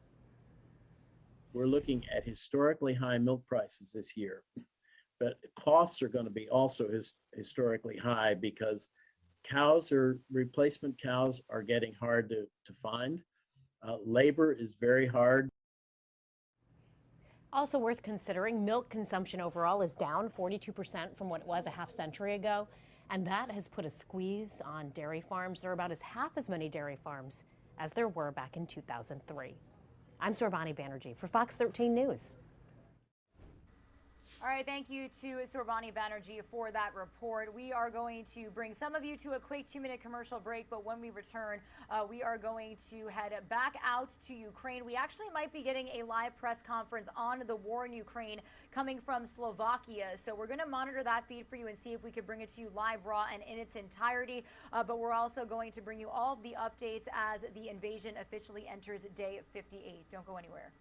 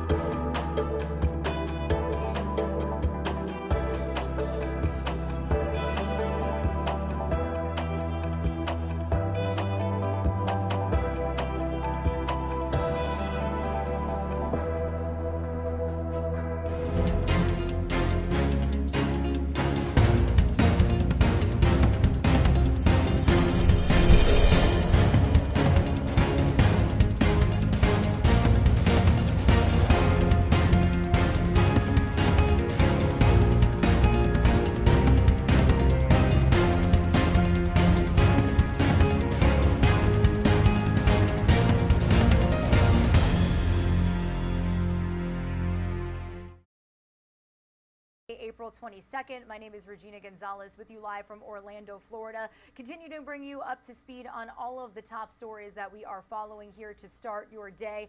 I actually do want to head out to Washington, D.C. at this very moment. It doesn't look like we have a shot of the White House anymore, but we do have a shot of the U.S. Capitol building this morning. Now, we did get some big news from President Biden yesterday out of Washington, D.C., announcing an additional $800 million in military aid to Ukraine, also announcing that there is going to be a new refugee program that will allow Ukrainian refugees to really have an easier process when it comes to getting a visa and really getting a U.S. sponsor and getting accustomed to life here in the United States. He also announced that they are continuing to push on Russian President Vladimir Putin, officially saying that Russian ships are no longer allowed to dock in U.S. ports. Now, this is all happening as Vladimir Putin is declaring the Russian takeover of the port city of Mariupol a success. But Ukraine isn't giving up hope, and the Biden administration is saying that that is not true. So our Fox 13 Tampa is taking a deeper dive into everything we got from on the ground in Ukraine, as well as the U.S. response as the war enters day 58.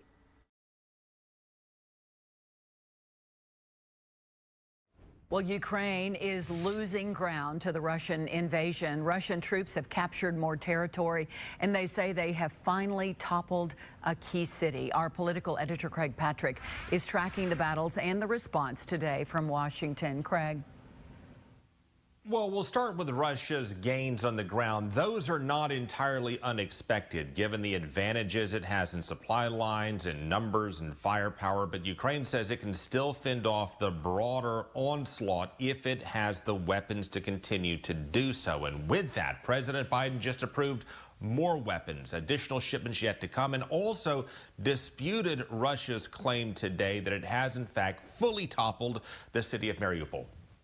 After 2 months of destruction and after 2 months of cutting off the flow of food and clean water, Vladimir Putin declared he has finally conquered the coastal city of Mariupol. But Ukraine says he hasn't really conquered it for two reasons. First reason, for all intents and purposes, Mariupol no longer exists. Putin took a large, thriving city that had a pre-war population of more than 400,000 people and turned it into a wasteland of rubble, dust, and smoke. And the second reason Ukraine says he hasn't really conquered the city is that there is still one stubborn pocket of resistance holed up in this steel factory that will not surrender. The Russian invaders planned to storm it, but Vladimir Putin nixed that plan because he knows what this steel factory is. It was designed to withstand bombardment. It's heavily fortified on all sides, and it's crawling with underground tunnels and concrete bunkers. In fact, one of the Ukrainian troops managed to connect through Starlink satellite to send this video of them underground in one of those concrete bunkers with peeling blue paint.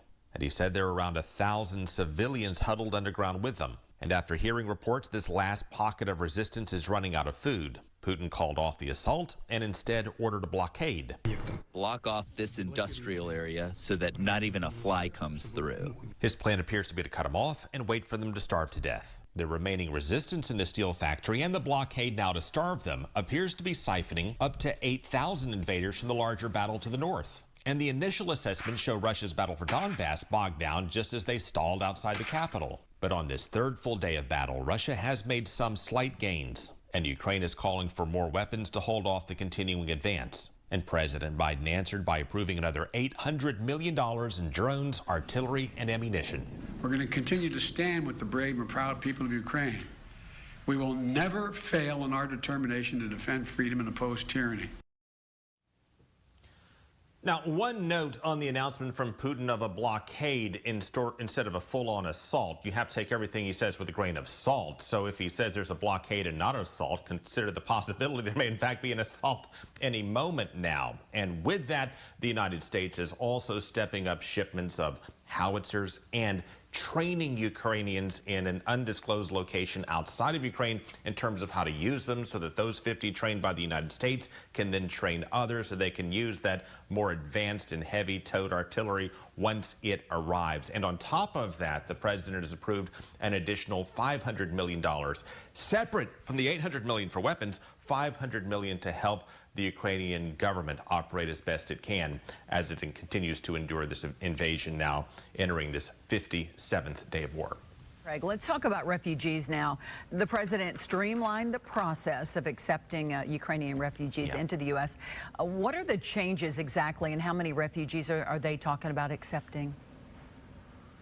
They're talking about accepting 100,000, which of course is a small fraction compared to the millions of refugees who have managed to escape Ukraine at this point. So the president is releasing details on Americans who wish to sponsor Ukrainian refugees to speed things along for them, help them get work authorization. In terms of the actual terms for those arriving, they have to be able to document to prove that they were residents of Ukraine as of February 11th. They also have to have their required vaccinations for entry into the country and also have to clear security checks. Those are the general parameters, with more details forthcoming. All right, Craig Patrick, thank you so much for being with us, Craig. Well, Ukraine is... All right, thank you to our Fox 13 Tampa team for really diving deep into all of the developments that we've got going on, not only on the ground there in Ukraine, but how the United States here is responding and is sending more military aid to Ukrainian forces. Now, as we slowly approach the top of the 8 o'clock Eastern time hour, in case you missed it, segment coming up for you after this quick 2-minute commercial break.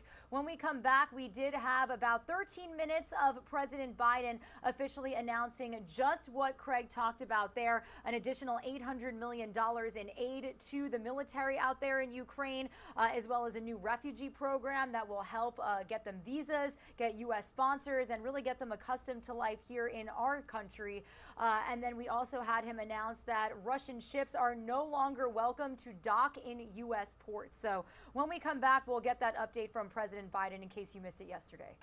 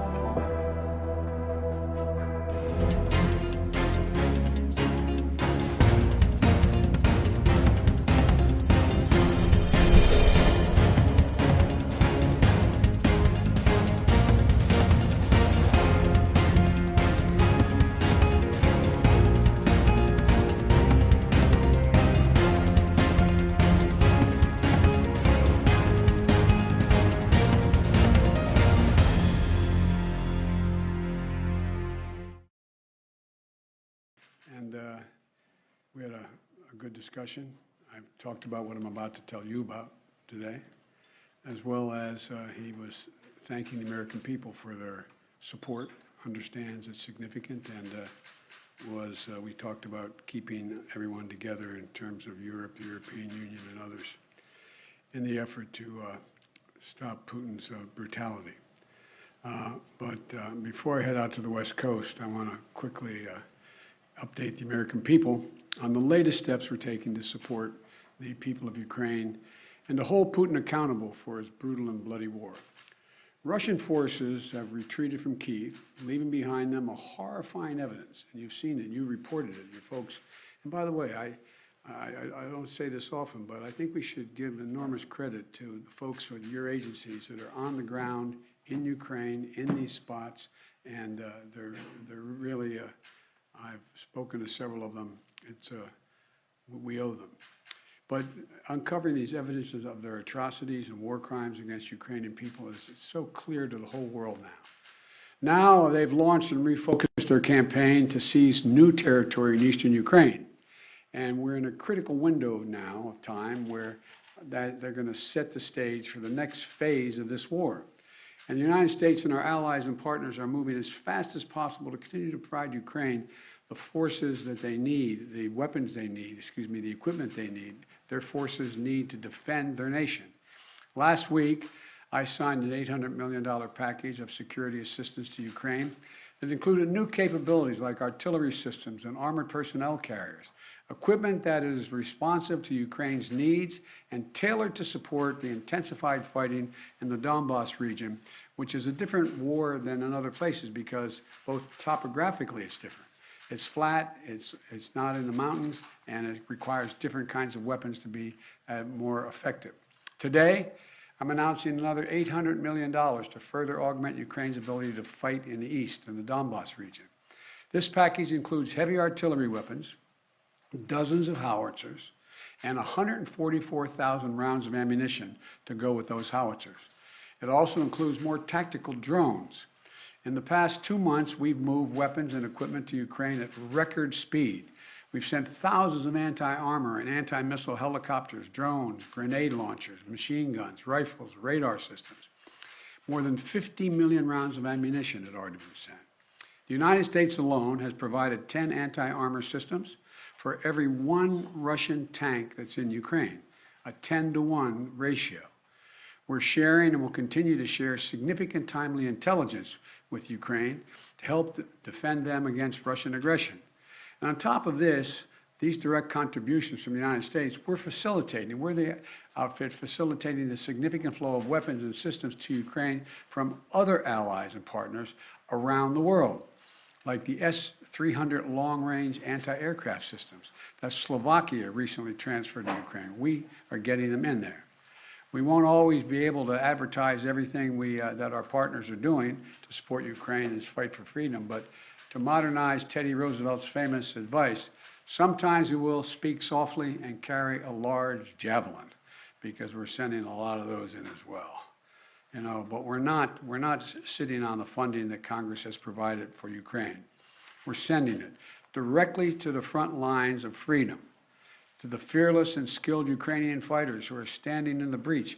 You got to admit, you must be amazed at the courage of this country, the resolve that they're showing, not just their military, but the average citizen, men and women, young men, young women as well. It's, you know, the sustained and coordinated support of the international community, led and facilitated by the United States, is a significant reason why Ukraine is able to stop Russia from taking over their country thus far. Every American taxpayer, every member of our armed forces can be proud of the fact that our country's generosity and the skill and service of our military helped arm and repel Russia's aggression in Ukraine, to beat back Putin's savagery that tried to seize Ukraine's capital and wipe out Ukraine's government. The Battle of Kyiv was a historic victory for the Ukrainians. It was a victory for freedom, won by the Ukrainian people with unprecedented assistance by the United States and our allies and our partners. Now we have to accelerate that assistance package to help prepare Ukraine for Russia's offensive that's going to be more limited in terms of geography, but not in terms of brutality. Not in terms of brutality. Combined with our recent drawdowns, it will ensure a steady flow of weapons and equipment into Ukraine over the next few weeks. However, with this latest disbursement, I've almost exhausted the drawdown authority I have that Congress authorized for Ukraine in a bipartisan spending bill last month. In order to sustain Ukraine for the duration of this fight, next week I'm going to have to be sending to Congress a supplemental budget request to keep weapons and ammunition flowing without interruption to the brave Ukrainian fighters and continue to deliver economic assistance to the Ukrainian people. My hope is, and my expectation is, Congress would move and act quickly. And I want to thank the Congress, Democrats and Republicans, for their support for the people of Ukraine. Our unity at home, our unity with our allies and partners, and our unity with the Ukrainian people is sending an unmistakable message to Putin. He will never succeed in dominating and occupying all of Ukraine. That will not happen. In addition to bolstering Ukraine's resistance on the battlefield, we're also demonstrating our support for the people of Ukraine. Today, the United States is announcing that we intend to provide an additional $500 million in direct economic assistance to the Ukrainian government.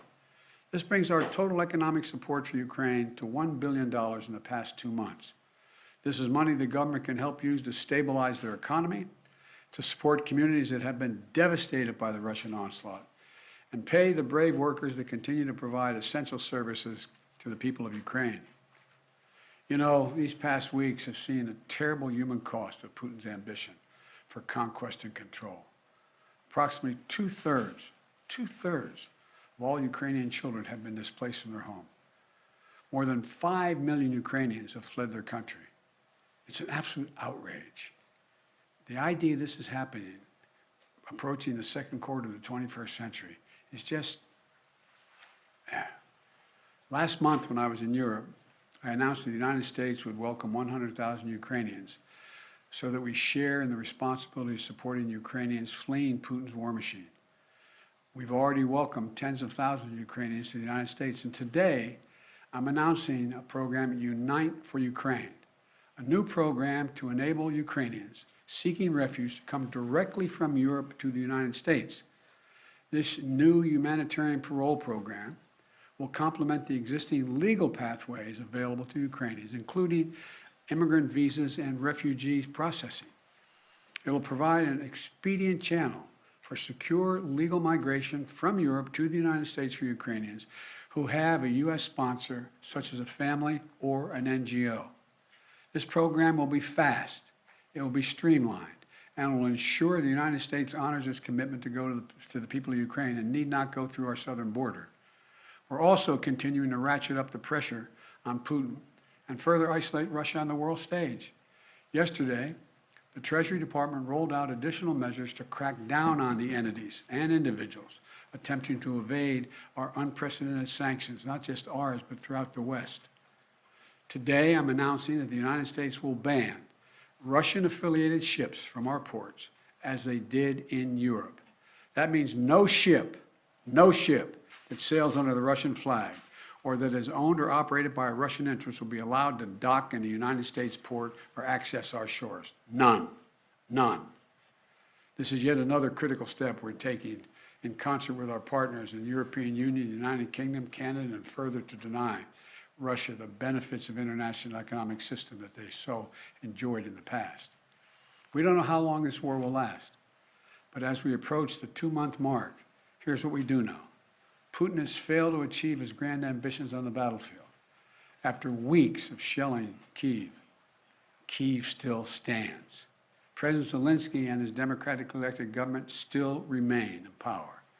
And the Ukrainian armed forces, joined by many brave Ukrainian civilians, have thwarted Russia's conquest of their country. They've been bolstered from day one by an unstinting supply of weapons, ammunition, armor, intelligence from the nations of the free world, led by us, the United States. As Russia continues to grind out the military advances and the brutalities against Ukraine, Putin is banking on us losing interest. That's been my view. You heard me say this from the beginning. He was counting on NATO, European Union, our allies in Asia, cracking, moving away. He's betting on Western unity will crack. He's still betting on that. And once again, we're going to prove him wrong. We will not lessen our resolve. We're going to continue to stand with the brave and proud people of Ukraine.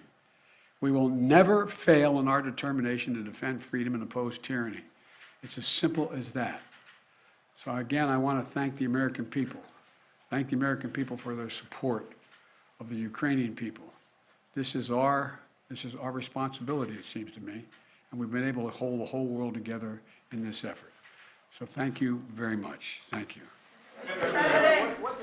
I'm going to take just one or two questions. I got a plane to catch. All right, everybody, Regina Gonzalez with you here on Live Now from Fox. It is Friday, April 22nd, and if you are just tuning into our stream, thanks so much for starting off your day with us. We have officially made it to the weekend. I'll be with you for about the next hour as we continue to bring you all of the developments on the top stories, breaking news, and even some live events that we have gotten to our desk and are expected to get to our desk here in the next couple of hours and into the early afternoon.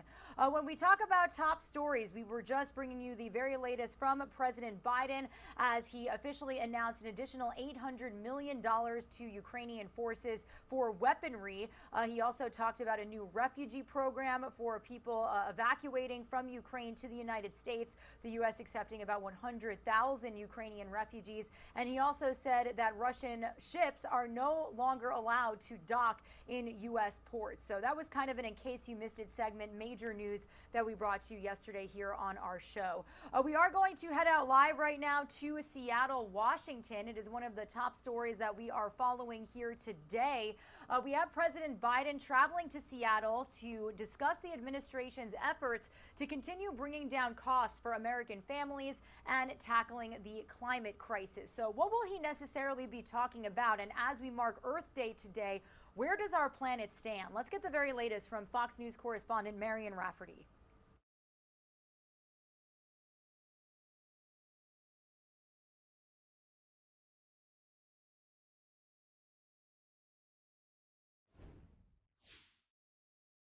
The first Earth Day dates back to April of 1970 to raise awareness about our impacts on the planet. Before then, the Environmental Protection Agency didn't exist, and industrial companies faced few regulations about the handling of toxic chemicals and greenhouse gas emissions. Now, on the 52nd annual Earth Day, while progress has been made, officials say we're still facing many challenges. We are on a fast track to climate disaster. The International Energy Agency found global carbon dioxide emissions increased by 6% last year alone.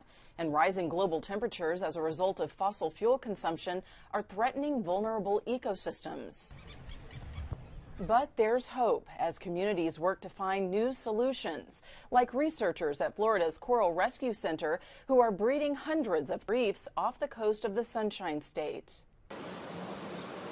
Meanwhile, as the Biden administration continues pushing for the expansion of electric vehicles, over in Australia, scientists are studying how to charge Teslas with specialized printed solar panels. This comes as companies like Yves Saint Laurent Beauty are working with nature restoration organization Rewild to protect land and water systems in Morocco, Haiti, Madagascar, and Indonesia. Back here in the U.S., the White House is moving forward with its pledge to reach net zero emissions by 2050, citing how climate change-related weather disasters have cost the country $145 billion last year alone. Marianne Rafferty, Fox News. All right, and here is a live now look at Seattle, Washington on this Friday morning, only 5:10 in the morning out there on the West Coast. We did just get an update on when President Biden will be delivering those Earth Day remarks. That is expected to happen now at around 1:30 p.m. Eastern time, so be sure to stick with us as we bring that to you live, raw, and unfiltered.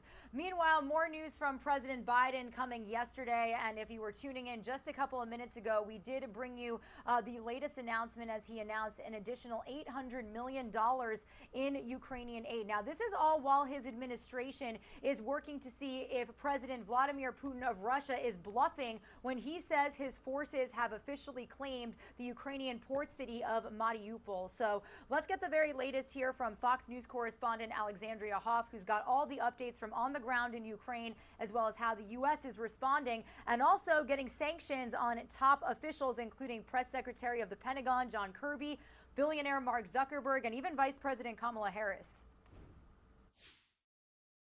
The city's mayor is issuing a plea for full evacuation as gruesome new images shows the horrors on the ground. Evacuees breathing a sigh of relief, finally out of the battered city of Mariupol. Hell is what's happening there. Russian President Vladimir Putin claimed victory there, but others are not convinced. It's questionable whether he does control Mariupol. Thousands of Ukrainian holdouts remain, including civilians trapped underground below a steel plant. Putin called off plans to storm the facility, opting to seal it off instead. And now accusations of mass graves near the city, burying up to 9,000, say Ukrainian officials, to cover the slaughter. The White House is responding with $800 million more in military assistance to Ukraine. Sometimes we will speak softly and carry a large javelin, because we're sending a lot of those in as well. The announcement came after President Biden met with Ukraine's prime minister. The administration also tapped a three-star general to coordinate security assistance to the country. And President Biden is doubling down on his claim that Putin will never occupy all of Ukraine. What that statement does is it also signals that, okay, but maybe Russia will take parts of Ukraine, and it's unclear what our response to that is. A majority of Americans believe the president has not been tough enough against Russia, according to a new poll. This as the Kremlin tests a new intercontinental ballistic missile and levies new sanctions on high-profile Americans. It's a good group to belong to. Among them, Pentagon spokesperson John Kirby, Mark Zuckerberg, and Vice President Kamala Harris. The new aid package authorized by the president includes heavy artillery and ammunition for Ukrainian forces. In Washington, Alexandria Hoff, Fox News. All right, thank you to Alexandria Hoff for that report. Some of you are going to see a quick 2-minute commercial break. When we return, we're going to entirely switch gears here to a breaking news story that we first brought to you on Live Now from Fox last night. Unfortunately, a very tragic story coming to us from Covington, Georgia. Officials saying that there were no survivors aboard a small plane that crashed into a General Mills plant in Covington last night. So when we return, we are going to head out to the scene this morning where one of our Fox 5 Atlanta reporters is going to bring us the very latest on the details and the investigation. Stay with us.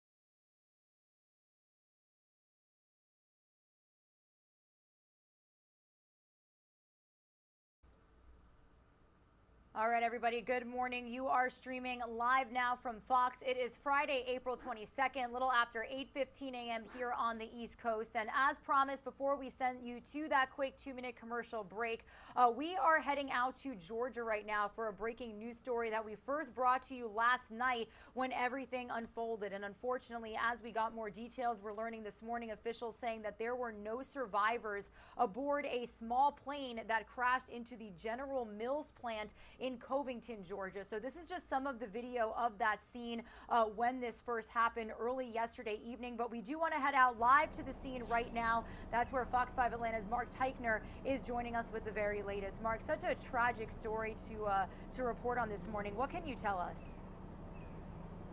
Yeah, it certainly is. We are waiting for the FAA and the NTSB to show up here at the crash site as they try to work to determine exactly what caused this plane to go down in the first place. The crash set off explosions and sent thick smoke into the air. Dude, it's a plane. The twin-engine Cessna went down Thursday evening, killing both people on board. The plane slammed into some trailers on the property of the General Mills cereal plant just a couple hundred feet away from the Covington airport. There was engine trouble. Suddenly the plane veered to the right and immediately came straight down. Roger Boyd saw the plane crash as he was driving down the road. Maybe 40, 50 yards up in the air. It wasn't high at all. It was just above the tree line. Boyd pulled into the plant to see if he could help. He tells us both the plane and the trailers it hit were engulfed in flames. Fire started almost immediately. Covington police say they've recovered one body from the crash site. The other remains in the wreckage. The victims' names haven't been released. Luckily, no one on the ground was hurt. Saw what we believe was a wing and possibly a part of an engine, but it's, you know, again, it's a lot of charred metal back there.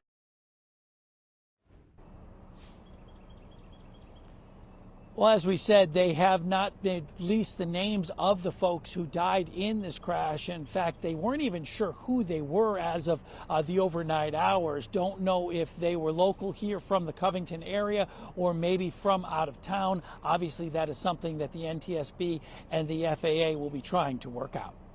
Yeah, certainly, Mark. And an additional question for you, at what point of the journey were these people on? Do we know if the plane was taking off or was it landing? Well, at this point, we're not 100% sure. We were initially told by the Covington Police Department that the plane was taking off, and that's when it failed and crashed. But according to information and data from FlightAware, it appears that it might have been landing. So we're still trying to work that out. Obviously, the FAA should be able to get that information down pretty quickly. All right, well, definitely, Mark, and thank you so much for getting our viewers up to speed live from Covington, Georgia. We'll definitely be touching base with your team for any new developments. Have a great day. You too. All right, everybody, Regina Gonzalez with you here on Live Now from Fox. As mentioned, we will certainly stay in touch with our Fox 5 Atlanta team as they continue to bring us any more details on the investigation as we wait to hear from the FAA.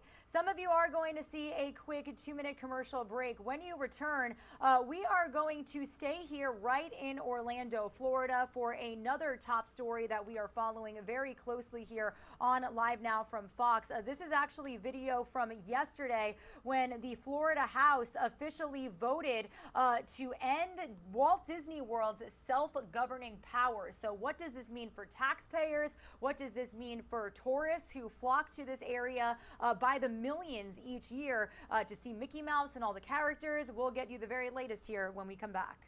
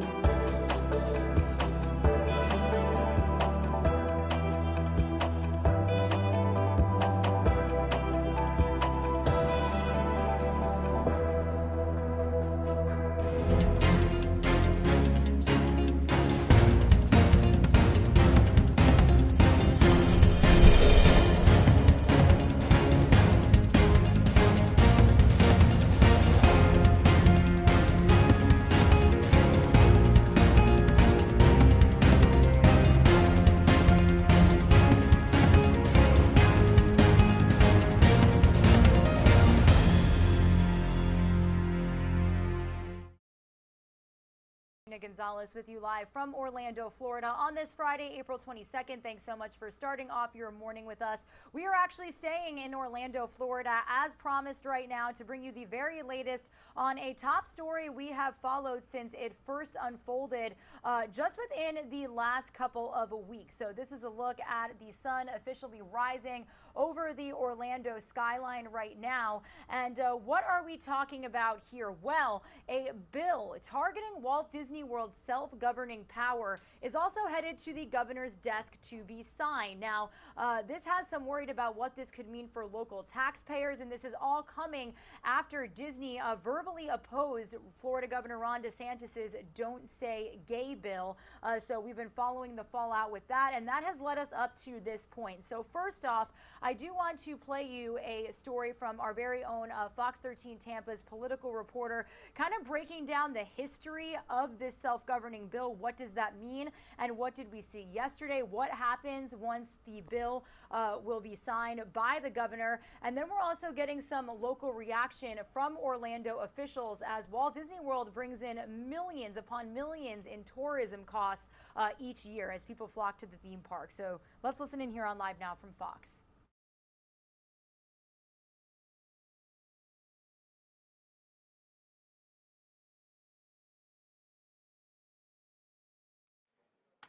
This special session started with Republican leaders changing congressional districts in ways that will likely reduce minority representation and stack it in favor of Republicans, which Democrats and government watchdogs say violates fair district amendments.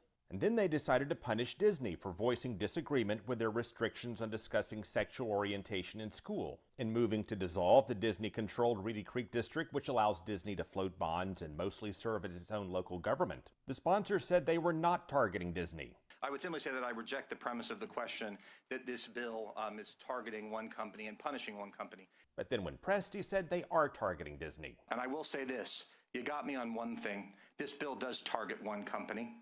It targets the Walt Disney Company. And then they said they aren't really dissolving Disney's special district because they could decide to allow Disney to keep it next year before it's set to dissolve. This bill says that there is a year to come back. And with that, Democrats accused Republicans of trying to silence Disney from speaking out by holding this punishment over Disney's head and implying they'd reconsider if Disney behaves. And by the way, Disney has been quiet as all of this plays out. If the legislative intent here is ultimately to attack them, then why in the world would we want to cancel $2 billion of their debt? And then we discovered the punishment of dissolving the Disney-run Reedy Creek District could actually substantially reward Disney by relieving it of around $2 billion in debt by transferring that debt to local taxpayers, while at the same time requiring local governments to assume the costly duties of maintaining Disney's infrastructure. And a permanent tax cap limits how much property tax those local governments can collect from Disney to manage all of its roads, garbage, public safety, and wastewater. And the legislature commissioned no study on how this could affect taxpayers or Disney, the state's largest employer, or our broader Central Florida economy. Members will proceed to vote. And as state House leaders plan to bring this all in for a landing, House Democrats briefly stalled it by staging a sit-in to protest the new congressional map. We hear them singing, "We Shall Overcome." We need to ensure that we adhere to fair districts. We need to ensure that all Floridians have a voice. Some Republican lawmakers called it an insurrection to obstruct democracy. And the House sponsor of the plan to move to dissolve Disney's Reedy Creek tweeted, "I hope the resurrection on the House floor is dealt with appropriately. Hashtag lock them up." Craig Patrick, Fox 35 News. There's absolutely no reason for anyone to think there would be a tax increase unless the local politicians, for whatever reason, wanted to issue one. And Orange County Mayor Jerry Deming says taxpayers could get stuck with the bill to pay for services like fire and EMS inside the theme parks, at the resorts, and other nearby property. If we had to take over the first response to public safety components for Reedy Creek with no new revenue, that would be catastrophic for our budget. Mayor Deming says it could place an undue burden on taxpayers. So until we have all of the specifics, it's hard to say what the specific answers or impacts would be. I don't really believe that the residents or the taxpayers of Orange County are going to get stuck with any part of it.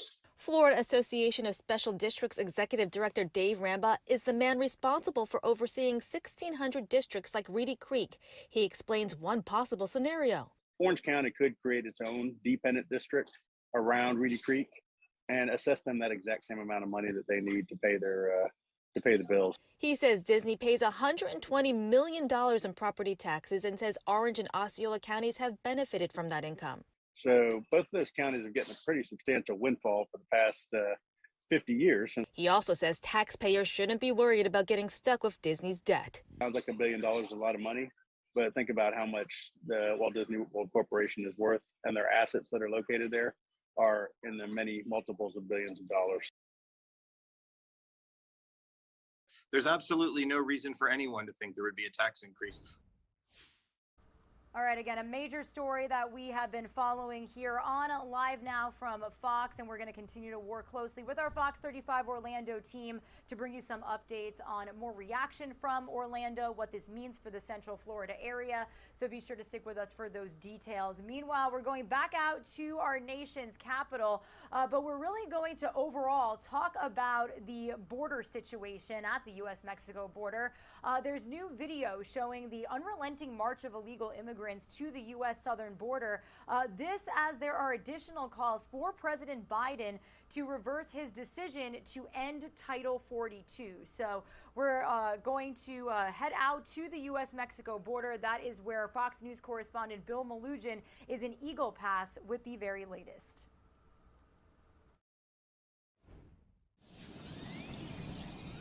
As day breaks in Eagle Pass, Texas this morning, migrants make their move, wading across the Rio Grande to cross into the U.S. illegally. Multiple groups in multiple parts of the river. They come from all around the world. Haitians, Africans, Central Americans, Cubans, and Venezuelans amongst them. It's a scene that plays out daily in one of the epicenters of the current border crisis, with illegal crossings also taking place in the dark of night. As one group of migrants is processed by Border Patrol, behind them, the body of another migrant is pulled from the water by Mexican police on the Mexican side of the river, one of several drowning victims here this week alone. A short time later, a massive convoy of Mexican military and police showed up on the Mexican side of the river. It was a huge show of force, and Fox News is told it was all part of a security agreement recently made between Texas Governor Greg Abbott and the governor of the Mexican state of Coahuila. More border enforcement on the Mexican side in exchange for Texas dropping enhanced vehicle inspections on trucks coming in from Mexico. But after that Mexican convoy left, illegal crossings into Eagle Pass continued in broad daylight. In Del Rio sector, Border Patrol agents report they found these unaccompanied migrant children in 3 separate incidents. And in the Rio Grande Valley sector, border agents found this abandoned 2-year-old Honduran boy near Roma, Texas. He only had a birth certificate with his father's information written on the back of it. There have been more than 38,000 of these unaccompanied children found in the RGV sector since October. Between the president and the border czar Kamala Harris and Secretary Mayorkas, it's like the island of misfit toys. I mean, none of them have done a single thing to secure a border. And you can add 2 more names to the growing list of vulnerable Democrats speaking out about Title 42. Virginia Representative Abigail Spanberger and Michigan Representative Alyssa Slotkin both penning a letter to DHS Secretary Alejandro Mayorkas urging him, do not let Title 42 drop without first having a plan in place. Reporting in Eagle Pass, Texas, Bill Malugin, Fox News. Meanwhile, some other interesting news that we brought to you here on Live Now from Fox just yesterday and are following up on this morning. Former Honduran President Juan Orlando Hernandez was extradited to the United States to face drug trafficking and firearms offenses. A dozen armed police officers, as you can see here, led the handcuffed Hernandez to a helicopter waiting to bring him to a Honduran airport. Now, Hernandez then boarded a DEA plane bound for the United States. He was president from 2014 to 2022 and is accused in the U.S. of accepting millions of dollars in bribes in exchange for protecting alleged drug traffickers from investigation and prosecution. So we actually did get an update from the Department of Justice yesterday, and we'll bring that to you a little bit later here on Live Now from Fox. Some of you are going to see a quick 2-minute commercial break. When you return, we are actually going to bring you the latest remarks from President Biden. Now, he is actually expected to speak today from Seattle, Washington. Here's a LiveNOW look over there right now. The sun kind of starting to peek through. It's a little after 5:30 a.m. Pacific time.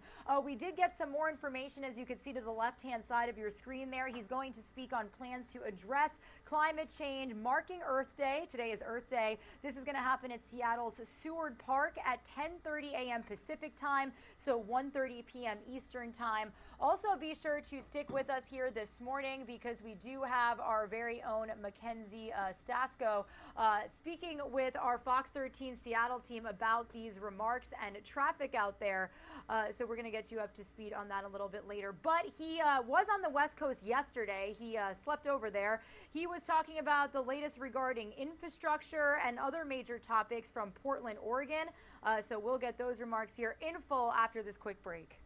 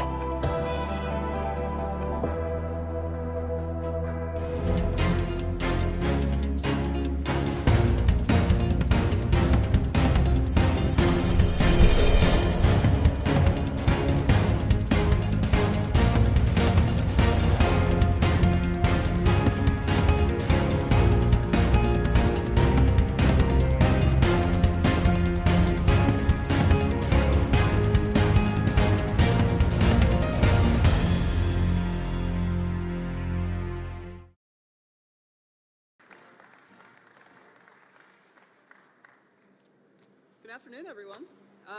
My name is Lauren Heitzman. I'm a 6th-term Inside Wire apprentice and an employee of O'Neill Electric. I'm a proud member of the IBEW Local 48 here in Portland.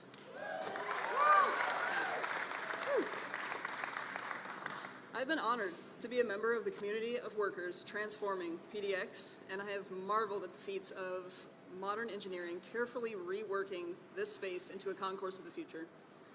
They say this project, built with the help of federal infrastructure dollars, will fuel industries, tourism, and allow the region's economic engine to take flight.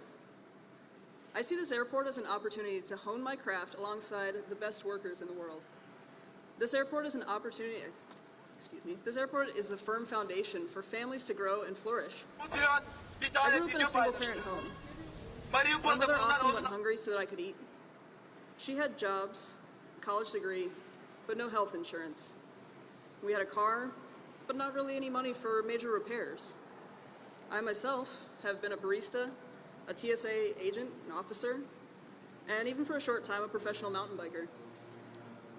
That was fun. I could have taken one of a million paths. What drew me to Oregon is the wide open spaces. It was only by chance that I ended up an electrician. That's awesome. And that chance has brought me to the IBEW. To me, not only is this project a symbol of modern advancement and ingenuity, it is the vehicle for the promise of a better life. This airport is a landmark. I will forever drive by and see it as a symbol of how far I've come. Projects like this change lives and keep Oregon moving forward. Today, I can buy new boots, or even the latest and greatest mountain bike. But more importantly, I have health care, I have a pension, and I have the security of good pay. And that extra income, I can take my mom grocery shopping whenever she wants. Yes.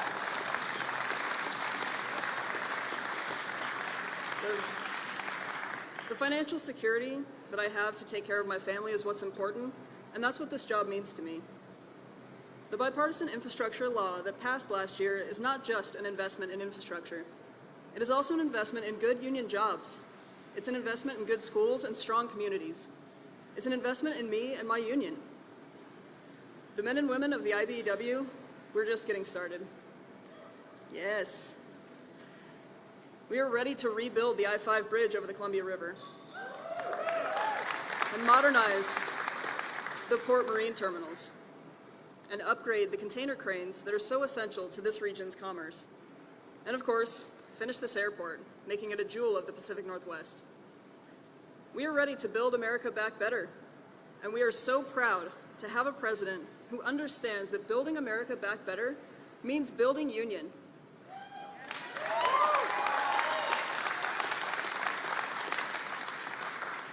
And now, it is my absolute honor to introduce you to the President of the United States, President Joe Biden.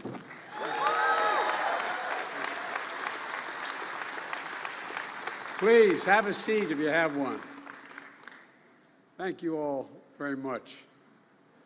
It's great to be back in Portland. It's great to, and Lauren, thank you very much for that introduction. And Mayor Wheeler, thanks for the passport into the city. Being a mayor is the toughest job in American politics. They know where you live, and everything that affects them, they look to you for answers. Governor Brown, thank you for welcoming me back to Oregon. And Colonel, I want to thank you and the 142nd Wing of the Red Hawks of Oregon, the Air National Guard, for hosting us at the base today. We're making a lot of work for you. I understand that. I also want to thank Oregon's outstanding members of Congress. Ron Wyden. Ron has been a leader in the Senate fighting for clean energy and jobs for a long time.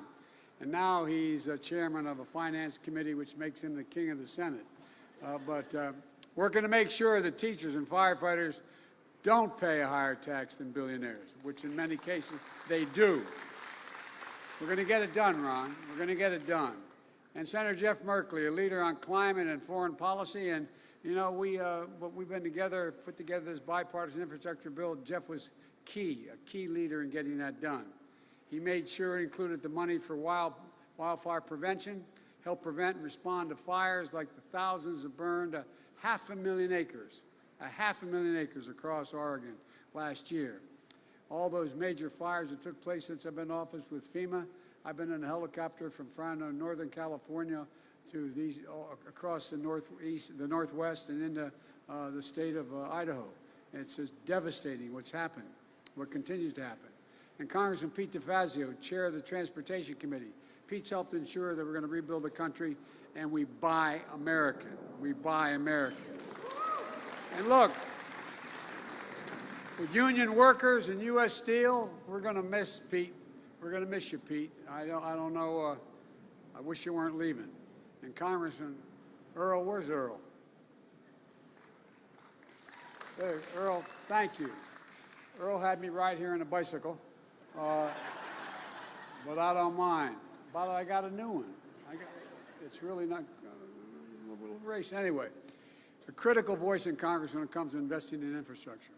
Earl helped bring together labor and business to help get this done. And Congressman Kurt Schrader, he's played a key part in the progress we've made as a nation on jobs, economic growth, and clean energy. Thank you very much, pal. And he's strong and consistent voice to make sure we modernize our infrastructure and help Oregon and everyone all across America. You know, the last guy that had this job talked about Infrastructure Week. Every week he talked about Infrastructure Week. It didn't come for 4 years. Well, I gave you Infrastructure Decade. This is for 10 years. $1.4 trillion. And Suzanne, who works tirelessly to ensure that we have left out no one's left out, you know, including women and people of color. We're building a better America.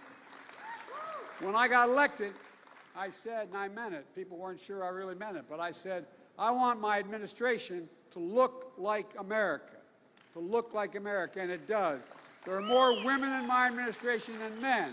There are more women in positions of consequence. There are more African Americans judges that have been appointed than every other president combined has appointed. Folks, I want to thank you all for everything you're doing for the people of Oregon. We're here today to talk about investments we're making to modernize this airport and this an economic engine for the entire region. Though through the bipartisan infrastructure law, we're investing $25 billion to upgrade and modernize American airports out of the money that is the over $1 trillion we're spending in infrastructure. Airports all across America are second rate. I used to tell the story that if, in fact, I dropped you in the middle of the night in an airport in China and an airport in the United States, took a blindfold off and said where you were, you'd think the one in China was in America. We've fallen behind. We haven't invested in ourselves. And I want to thank Ron and Jeff, Peter, Earl, Kurt, Suzanne for helping prove that America can do big things again. We can do anything we want to do. Bothers the heck out of me that there's this belief that we can't do big things anymore. But we can. We're proving we can. And we must build a better America. And a good place to start is right here in Portland. Folks, look, Portland International Airport is a perfect example of both the need and the opportunity and the ability to make progress. I don't have to tell you that it's an essential economic engine for the entire region, not just Portland. A lot of folks may not know it, but this airport employs 10,000 people. 10,000 people. Every day they show up, airline workers, technicians, retail workers, maintenance staff, and more. In addition, 20 million people travel from this airport every year, bringing 330,000 metric tons of cargo in and out of this state through this airport in the air. Shipping seafood from Oregon to fishermen all across America, all across the world, quite frankly, bringing goods from every corner of the country to Oregon homes and businesses. But here's the deal. It's been much too big and too long since America's invested in our own airports, our ports, and our rails. We haven't done it. We used to have the best infrastructure, rated the best infrastructure in the world. This is a fact. We are now ranked by the international community as 13th best infrastructure. 13, the United States. We've stopped investing in ourselves. We stopped investing in our people. We stopped investing in America. And I know people are tired of hearing me say it, but this time we're going to lead the world and invest in ourselves, invest in the nation, and invest in our people. That's the place to start.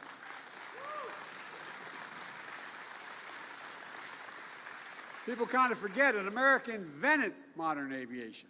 But like I said, we've allowed our airports to lag far behind our competitors. I remember when I was vice president, I was flying into New York to make a speech, and I landed in New York in Air Force Two in LaGuardia Airport. As I was walking through the terminal to get out to the vehicles, there was a sign on an escalator going to one of the gates saying that out of order, fixed in 2 months. Not a joke. The United States of America, one of the leading cities in the world, and it had a sign saying the escalator to the gate would take 2 months to be fixed. At that time, I said it took the average person, dropped them off, as I said, in LaGuardia or anywhere else, they'd wonder where in God's name they were. But look, they probably think they weren't in America if they didn't know better. But folks, by the way, LaGuardia I caused a bit of a stir because I said it publicly what was happening. And guess what? The governor and legislature decided they had to change things. And they invested $4 billion into one of the great destinations of the world, New York. The whole point of telling this story is I realize I'm preaching to the choir as we need to invest in American airports and here in Oregon. As I said earlier, through the bipartisan infrastructure bill, which I might add, I wrote the original one with my own paw. I wrote it, sat down and wrote it, because I was convinced there was no other answer other than begin to invest in our country again. And we're investing $25 billion this year to modernize American airports all across this country and across this state, not just here. That includes $211 million this year in Oregon, $42 million being delivered this year alone, not just to modernize PDX, but for 50 additional airports across Oregon, because you got more than one, as you all know. And that's in addition to the $20 million we invested in PDX last year. Look, here's just some of what this investment will do. First, thanks to Ron Wyden and Jeff Merkley and Earl, excuse me. I know. You can call me Biden, Joe Biden. Helping deliver a more resilient, state-of-the-art runway. You know, I don't have to tell you, anyone here in Oregon, it sits on a major earthquake zone. And in fact, you had a 0.4 magnitude earthquake strike not far from here just 2 days ago. Imagine what would happen if that earthquake struck closer to the airport. It wouldn't just threaten lives, it would threaten to shut down the local economy for a heck of a lot longer than 2 months it takes to fix an escalator. Folks, but your senators and congressmen are looking out for you. They fought to dedicate $3.75 million in the last month's omnibus bill to build a resilient runway here at PDX. The project is being modeled on the engineering of an airport that I happened to visit in Japan that remained operational in the face of a devastating earthquake and tsunami in 2011, successfully evacuating families and moving life-saving supplies because their runway was resilient. It was built resilient in the first place.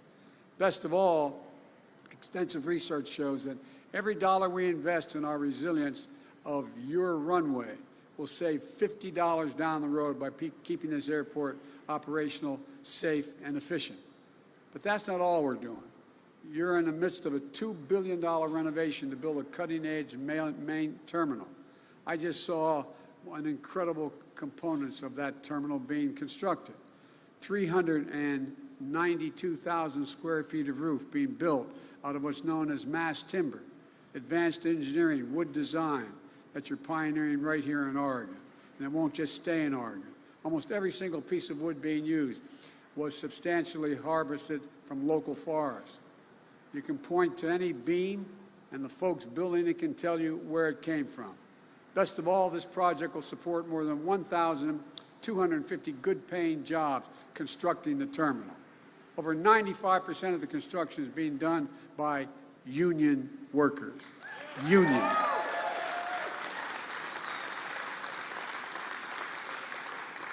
Someone criticizing me too, I guess it was now 2 months ago, said, you know, you use the word union more than all presidents combined. Well, there's a good reason for that.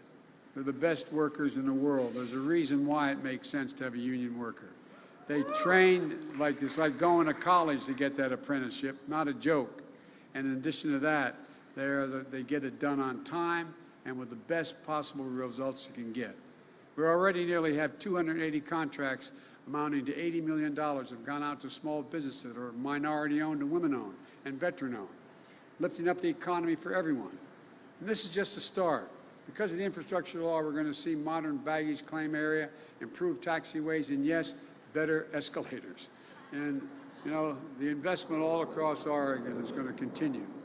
Like was mentioned earlier by Coos Bay, you know, we've delivered nearly $33 million in January to modernize the main jetty, making it safer and more efficient for ships, boaters, and fishermen.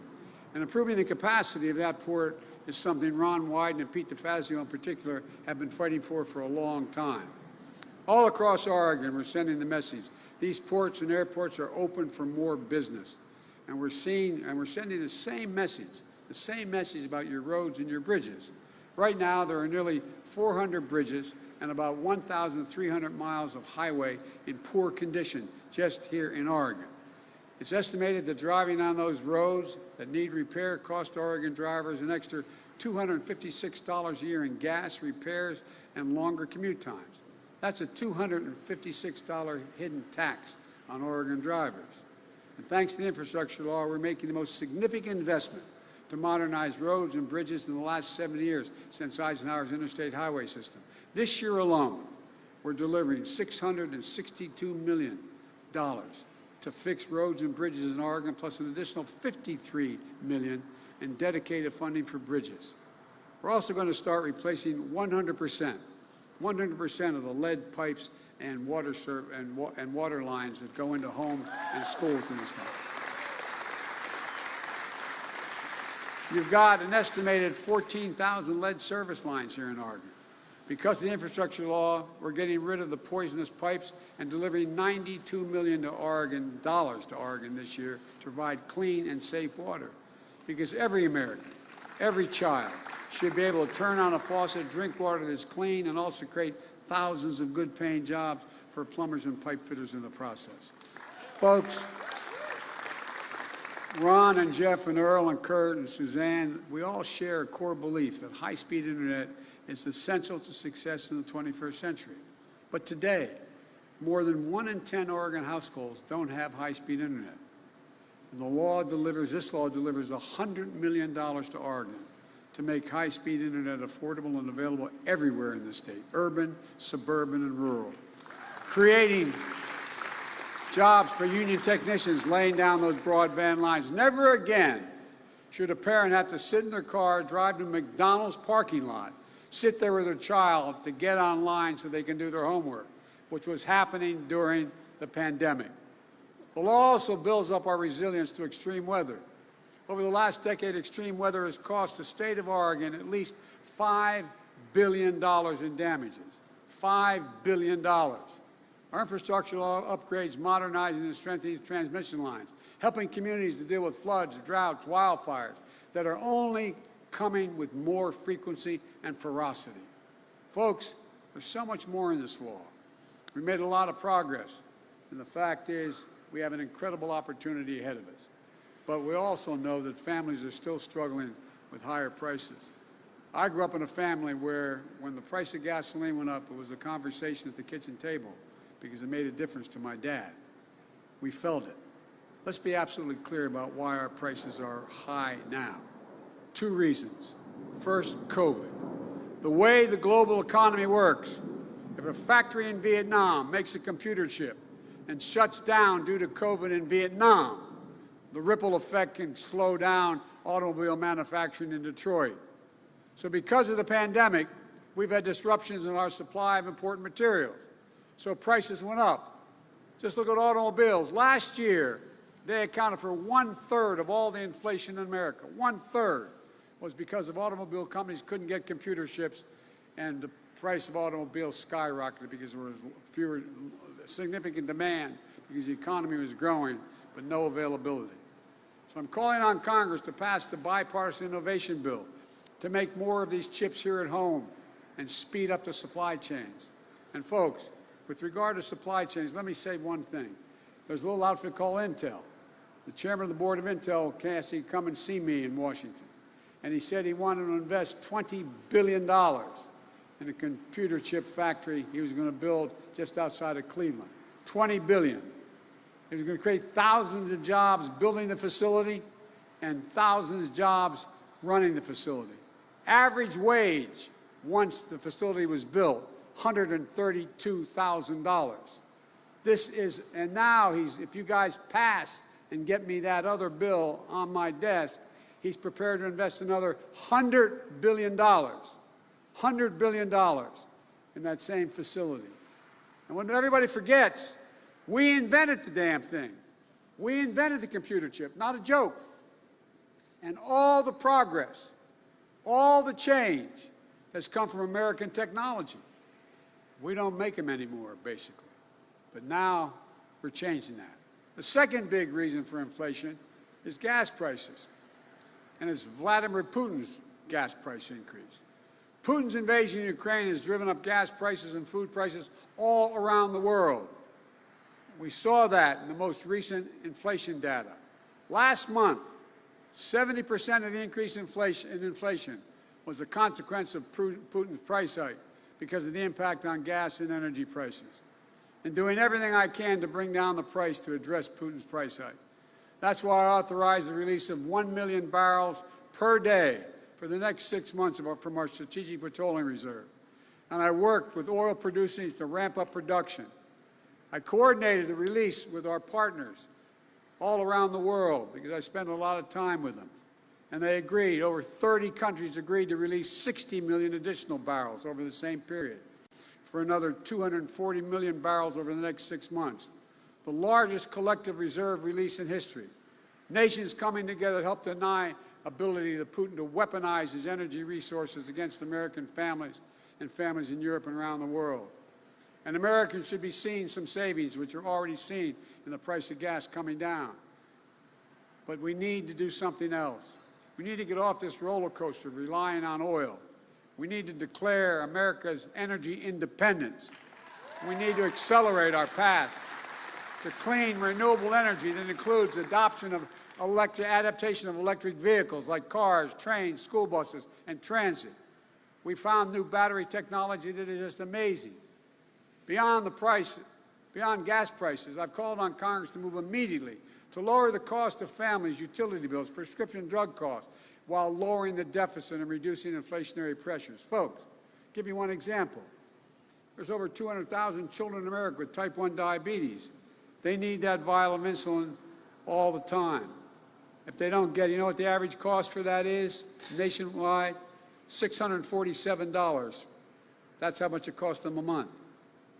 Not only is a concern if you don't have the insurance, you don't have the income. Imagine being the parent, robbed of your dignity, knowing you don't have ability to help your child at all, and seeing what's happening. You know how much it costs them to make that one vial? $10 dollars. $10. With a little bit of help, and I know my colleagues support me, with a little bit of help, and a few Republicans getting out of the way in the United States Congress, because none of them are helping, we can lower that price to $35 a month, and they still make 3.5 times what they paid for.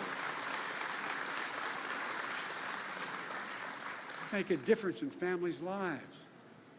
We can do it without raising taxes a penny, and anyone making under $400,000. No one making under 400 grand see a penny in their taxes go up. That's the best way Congress can address inflation right now. Lower the cost of other things for people, everyday people working like hell just to keep food on the table. Let me close with this.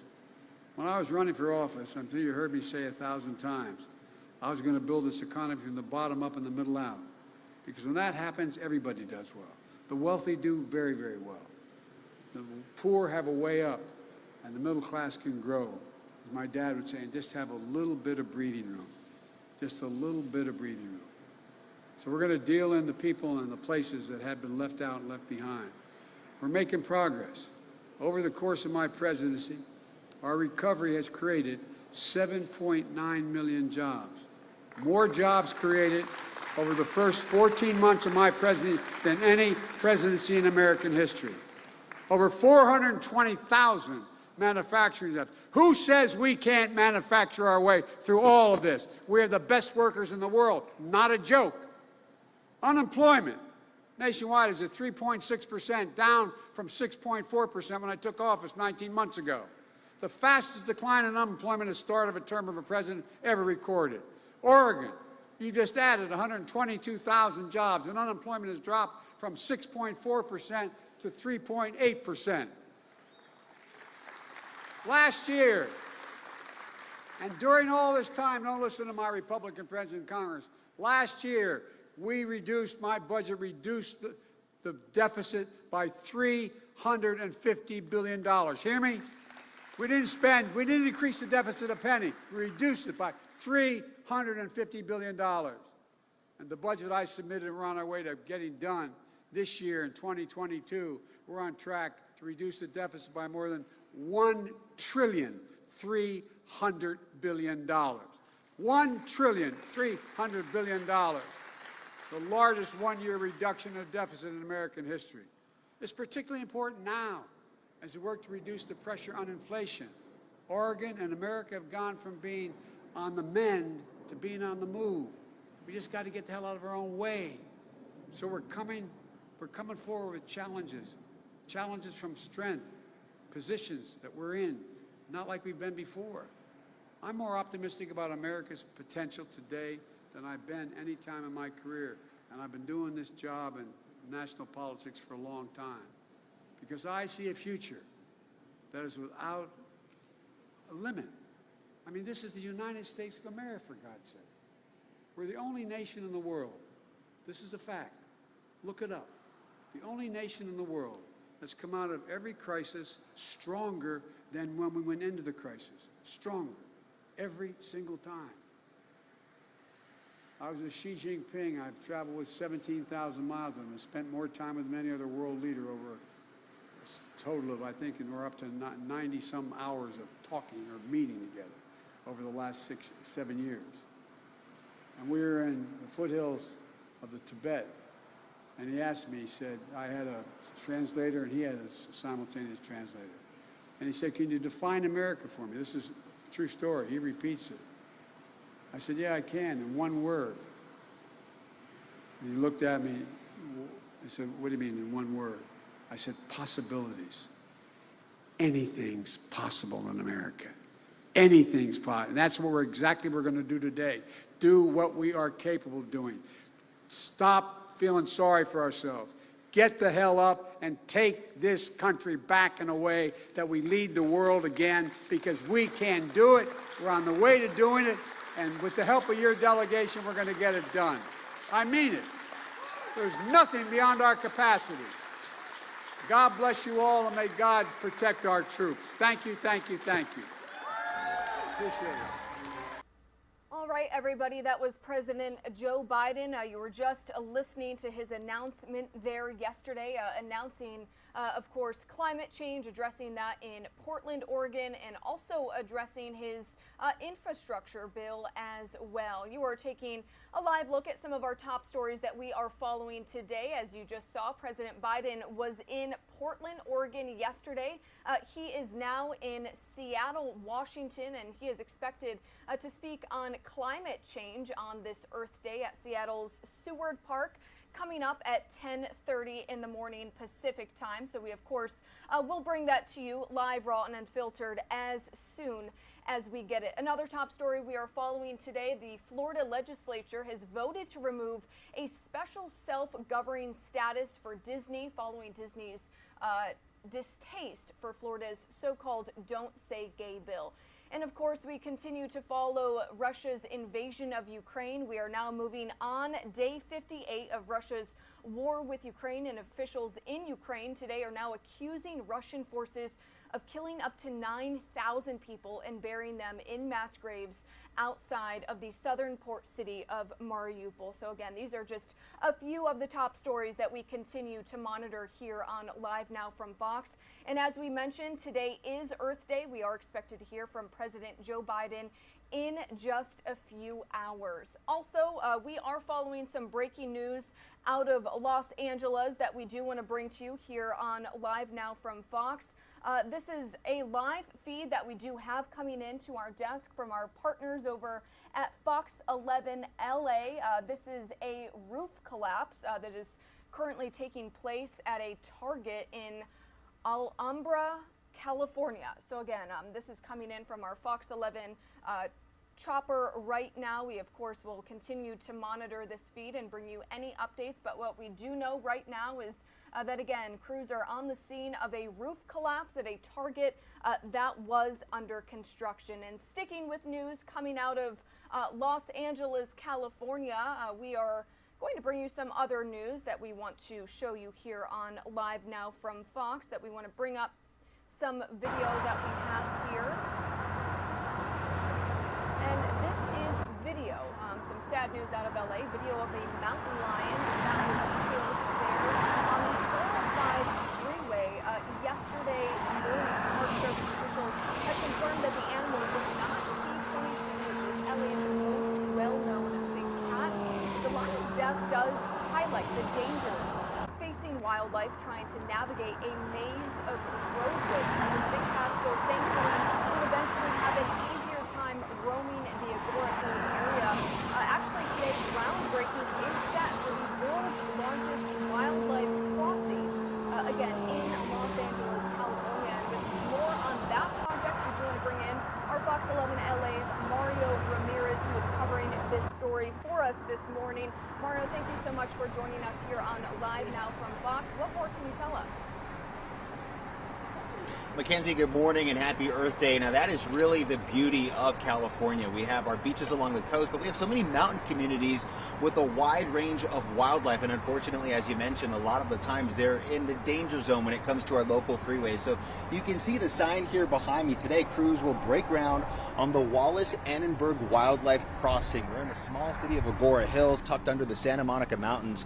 And we have some renderings of what the wildlife crossing will actually look like when it's all complete. 200 feet long and 165 feet wide. It's built as the largest urban wildlife crossing in the U.S. It'll connect the Simi Hills to the Santa Monica Mountains, giving animals like big cats, coyotes, deer, lizards, and other wildlife a safe route to open space. This on 10 lanes of Interstate 101 here in the city of Agora Hills. So the price tag for this 20 years working here, hiking, you know, pretty much all of these donations, like philanthropist Wallace Annenberg, who funded $25 million for the project, which is how the bridge was named. It's been in development for almost 10 years now, and crews are celebrating Earth Day today with that special groundbreaking ceremony in just a few hours. The project isn't expected to be completed until 2025, so it is official. The groundbreaking this morning, but it'll be a while before they'll actually be able to celebrate this wildlife crossing here in Agora Hills, Mackenzie. Yeah, and Mario, we are still taking a look at some of those renderings that we have right now. I did want to ask, any specific species that will benefit the most from this crossing that you know of? You know, a wide range of wildlife, but you mentioned earlier before you came to us about that mountain lion that was struck on a local freeway. Animal rights groups are estimating that there are only around 3,000 in the state of California remaining, and they could actually be extinct by 2050. So that's been a big concern, and when you hear about something like that happening yesterday, it really is heartbreaking considering the numbers, Mackenzie. All right, our own Fox 11 LA's Mario Ramirez, of course. Always great to have you on here on Live Now from Fox. Thank you so much for that report. And of course, a happy Earth Day to you. So again, Mario Ramirez reporting live from Los Angeles. Thanks, Mackenzie. All right, everybody, and we do want to, in the meantime, take you out to this beautiful shot of New York City this morning, where we are following some updates coming out of a gruesome murder that happened in Queens, New York. We will have that story and more when we come back in just 2 minutes.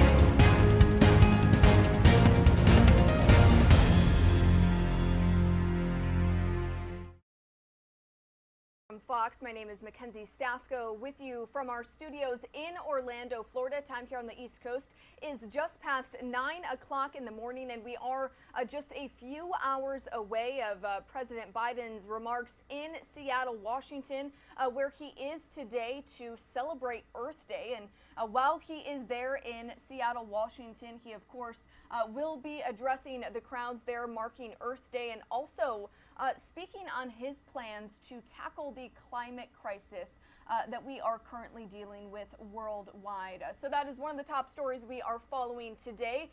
Also, we do have a chopper view of a roof collapse at a California Target in California that we are monitoring with our partners from Fox 11 LA. And we also have a live feed coming in from the courtroom, a courtroom in Atlanta, Georgia, where we do know Representative Marjorie Taylor Greene will be appearing in court later this morning in a case attempting to remove her from the ballot in Georgia. So again, some top stories that we are following here on Live Now from Fox. As you can see on our sidebar panel, we also do now know that the Florida legislature has voted to remove special self-governing status for Disney. And today is day 58 of Russia's invasion of Ukraine, where we now know officials are accusing Russian troops of killing up to 9,000 people and burying them in mass graves outside of Mariupol, the southern port city, again, that has been under attack since this war started about 58 days ago. And on that specific, very same topic, again, we do want to head to a story with our own Alexandria Hoff. Our Fox News correspondent there has more on Russian President Vladimir Putin's claim to a victory in that city. Let's listen in.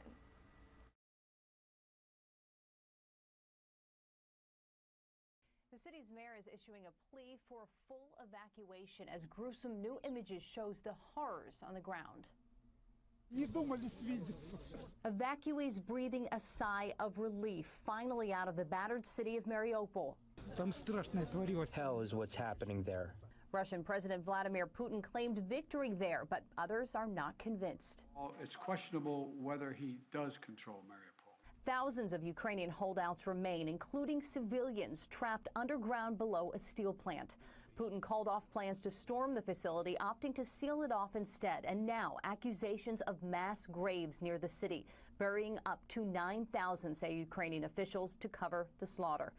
The White House is responding with $800 million more in military assistance to Ukraine. Sometimes we will speak softly and carry a large javelin because we're sending a lot of those in as well. The announcement came after President Biden met with Ukraine's prime minister. The administration also tapped a three-star general to coordinate security assistance to the country. And President Biden is doubling down on his claim that Putin will never occupy all of Ukraine. What that statement does is it also signals that, okay, but maybe Russia will take parts of Ukraine, and it's unclear what our response to that is. A majority of Americans believe the president has not been tough enough against Russia, according to a new poll. This as the Kremlin tests a new intercontinental ballistic missile and levies new sanctions on high-profile Americans. It's a good group to belong to. Among them, Pentagon spokesperson John Kirby, Mark Zuckerberg, and Vice President Kamala Harris. The new aid package authorized by the president includes heavy artillery and ammunition for Ukrainian forces. In Washington, Alexandria Hoff, Fox News. Alexandria, thank you for that report. And this new satellite imagery released by Maxar Technologies shows what is believed to be a mass gravesite in a Ukrainian town located just over 12 miles west of Mariupol. According to Maxar, the images were captured adjacent to an existing cemetery in Manhush and showed new grave sites in the location that were prepared between mid-March and early April. Maxar said in a statement that the graves are aligned in 4 sections of linear rows and contain more than 200 new graves. And based on these new images, Ukrainian officials are accusing Russian forces of killing and burying at least 9,000 people in this specific area. And this other video coming into our desk, posted online by Chechen leaders yesterday, shows fighters in front of a burnt-out administrative building near Mariupol's steel plant, which is the last holdout of Ukrainian fighters in the city. Now, the Kremlin released a video of a meeting between President Vladimir Putin and his defense secretary, during which the Russian leader said that the plant should not be stormed, but instead be sealed off. And according to the translation from that video, Putin told his defense secretary to block off the area so that, quote, a fly would not be able to get out. And despite placing Mariupol under siege early in its invasion, Russia has struggled to fully defeat Ukrainian soldiers in the city. The Soviet-era Azovstal steel plant in the eastern half of Mariupol contains underground areas where Ukrainian soldiers and civilians are currently sheltering. And President Joe Biden is sending another $800 million in weapons and ammunition to Ukraine. Our Fox News correspondent Trey Yingst is on the ground in Kyiv, Ukraine, with the details. Thousands of Ukrainians flee their country each day as the Russian invasion continues. Many will now be offered refuge by the United States. We've already welcomed tens of thousands of Ukrainians to the United States, and today I'm announcing a program, Unite for Ukraine, a new program to enable Ukrainians seeking refuge to come directly from Europe to the United States. President Biden announcing a program that will fast-track Ukrainian asylum claims for those who have a U.S. sponsor. Already, more than 10% of the Ukrainian population has fled the country, according to the United Nations. With increased fighting along the Eastern Front, that number is expected to rise significantly in the coming weeks. We will likely face positional war, with Russia's attempt to declare a truce, negotiate, create humanitarian corridors, and gather forces for the next phase. From Kharkiv in the north, along a curved front line to Donetsk in the south, destruction increases each hour, and the southern port city of Mariupol now almost completely in the hands of Russian forces. I know that they captured most of Mariupol. We are all aware of it. There is also a part of our city where our troops who stayed there are stationed. They remain there at the moment. The last holdout, a steel plant that's more than 4 square kilometers in size with nuclear bunkers underneath. Russian President Vladimir Putin today called for the Soviet-era plant to be blocked, trapping the remaining soldiers and civilians inside. He told Russia's defense minister not to storm the area. Officials in the capital of Kyiv are calling for emergency talks over the situation in Mariupol. This as the city prepares for the possibility that Russia may attack again from the ground by building new defensive positions. Right now, volunteers are helping the military to chop down trees. They're going to use this wood to create defensive positions that will reinforce trenches around the city. We've heard multiple air raid sirens today across Kyiv, indicating the capital city remains a target for Russian forces. In Kyiv, Trey Yingst, Fox News. Trey, thank you for that report. We do want to show you some other video, but just a warning, viewer discretion is advised. We do now know at least 2 civilians burned to death inside of their car when rockets were fired into a neighborhood in Kharkiv, Ukraine yesterday. School and residential building were also hit. The attack came as Western nations rushed to get more heavy weapons to Ukraine to help it fight back against Russian forces in the east. President Biden, as you may now know by now, announced an additional $800 million in military assistance for the war-torn country. That military package includes heavy artillery, 144,000 rounds of ammunition and drones. The president also warned the more than $13.5 billion approved last month by Congress for military and humanitarian aid is almost exhausted and says more will be needed. A new video shows the wake of destruction in one Ukrainian city. Debris seen here in this video from damaged buildings and burned out cars scattered through the port city of Mariupol. The self-proclaimed Donetsk government also says Ukrainian ships have been sunk in the city's seaport. Russian President Vladimir Putin proclaiming victory in the city yesterday, even as he ordered his troops not to risk storming the steel plant where the final Ukrainian defenders in the city are said to be holed up. And as you heard us report, President Biden adding millions of dollars in military aid to the roughly $2 billion already approved for Ukraine. Our Fox News national security correspondent Jennifer Griffin has more from the Pentagon. You will speak softly and carry a large javelin.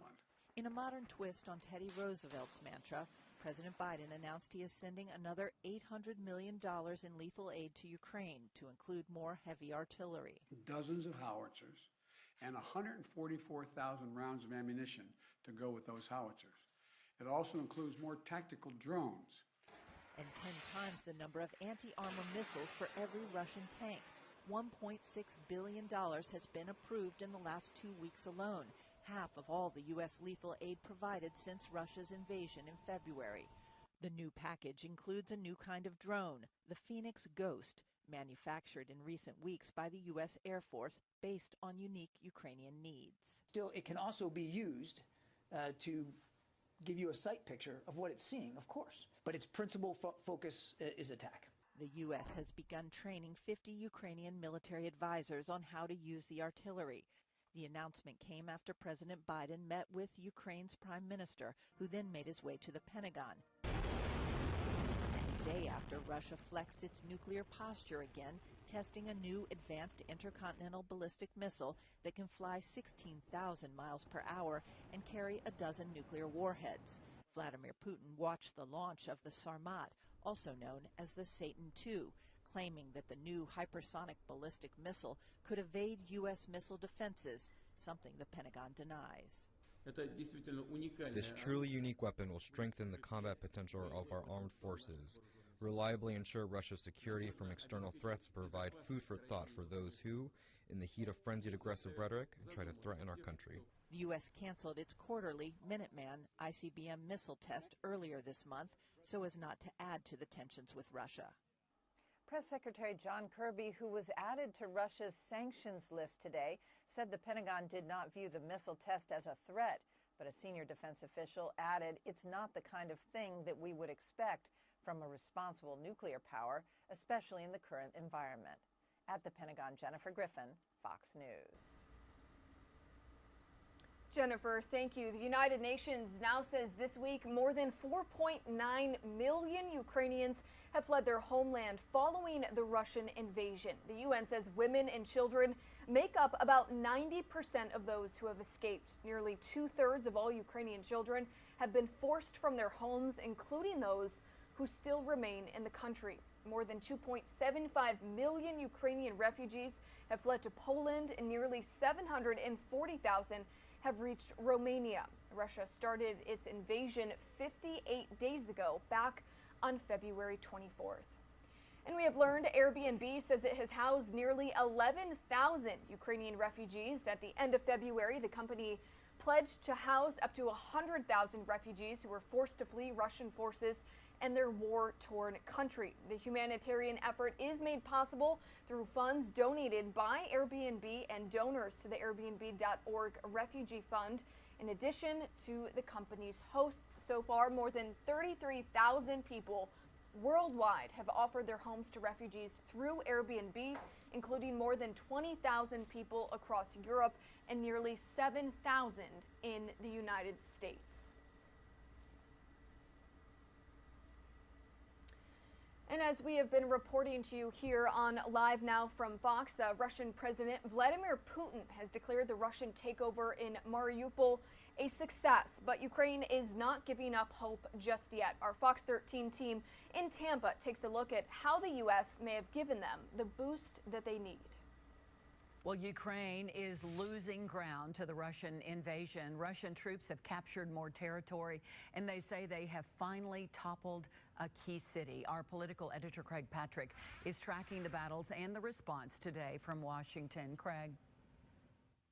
Well, we'll start with Russia's gains on the ground. Those are not entirely unexpected, given the advantages it has in supply lines and numbers and firepower. But Ukraine says it can still fend off the broader onslaught if it has the weapons to continue to do so. And with that, President Biden just approved more weapons, additional shipments yet to come, and also disputed Russia's claim today that it has, in fact, fully toppled the city of Mariupol. After 2 months of destruction and after 2 months of cutting off the flow of food and clean water, Vladimir Putin declared he has finally conquered the coastal city of Mariupol. But Ukraine says he hasn't really conquered it for two reasons. First reason, for all intents and purposes, Mariupol no longer exists. Putin took a large, thriving city that had a pre-war population of more than 400,000 people and turned it into a wasteland of rubble, dust, and smoke. And the second reason Ukraine says he hasn't really conquered the city is that there is still one stubborn pocket of resistance holed up in this steel factory that will not surrender. The Russian invaders planned to storm it, but Vladimir Putin nixed that plan because he knows what this steel factory is. It was designed to withstand bombardment. It's heavily fortified on all sides, and it's crawling with underground tunnels and concrete bunkers. In fact, one of the Ukrainian troops managed to connect through Starlink satellite to send this video of them underground in one of those concrete bunkers with peeling blue paint. And he said there are around 1,000 civilians huddled underground with them. And after hearing reports this last pocket of resistance is running out of food, Putin called off the assault and instead ordered a blockade. Block off this industrial area so that not even a fly comes through. His plan appears to be to cut them off and wait for them to starve to death. The remaining resistance in the steel factory and the blockade now to starve them appears to be siphoning up to 8,000 invaders from the larger battle to the north. And the initial assessments show Russia's battle for Donbass bogged down just as they stalled outside the capital. But on this third full day of battle, Russia has made some slight gains, and Ukraine is calling for more weapons to hold off the continuing advance. And President Biden answered by approving another $800 million in drones, artillery, and ammunition. We're going to continue to stand with the brave and proud people of Ukraine. We will never fail in our determination to defend freedom and oppose tyranny. Now, one note on the announcement from Putin of a blockade instead of a full-on assault. You have to take everything he says with a grain of salt. So if he says there's a blockade and not an assault, consider the possibility there may in fact be an assault any moment now. And with that, the United States is also stepping up shipments of howitzers and training Ukrainians in an undisclosed location outside of Ukraine in terms of how to use them so that those 50 trained by the United States can then train others so they can use that more advanced and heavy towed artillery once it arrives. And on top of that, the president has approved an additional $500 million, separate from the $800 million for weapons, $500 million to help the Ukrainian government operate as best it can as it continues to endure this invasion now entering this 57th day of war. Greg, let's talk about refugees now. The president streamlined the process of accepting Ukrainian refugees into the U.S. What are the changes exactly, and how many refugees are they talking about accepting? They're talking about accepting 100,000, which of course is a small fraction compared to the millions of refugees who have managed to escape Ukraine at this point. So the president is releasing details on Americans who wish to sponsor Ukrainian refugees to speed things along for them, help them get work authorization. In terms of the actual terms for those arriving, they have to be able to document, to prove that they were residents of Ukraine as of February 11th. They also have to have their required vaccinations for entry into the country and also have to clear security checks. Those are the general parameters, with more details forthcoming. All right, Craig Patrick, thank you so much for being with us, Craig. Well, Ukraine is... All right, and a big thanks to our Fox 13 Tampa team for always providing us some insight into the war in Ukraine with those daily reports. We do want to bring you another live feed that we have coming into our desk right now in Atlanta, Georgia. We do know Representative Marjorie Taylor Greene is set to testify under oath today about her removal from the ballot in Georgia and also about the January 6th, 2020 attacks on the United States Capitol. So as soon as we learn a little bit more about this case, we of course will bring this to you live, raw, and unfiltered here on Live Now from Fox. Also, we do know President Joe Biden is in Seattle today, where he is going to be marking Earth Day 2020, addressing climate change at Seward Park at about 10:30 a.m. Pacific Standard Time, so 1:30 in the afternoon here on the East Coast. And of course, as soon as we get these live feeds, as we mentioned, we will always bring them to you live, raw, and unfiltered. It is about 9:30 in the morning here on the East Coast. We are going to take a quick 2-minute commercial break. We'll be right back.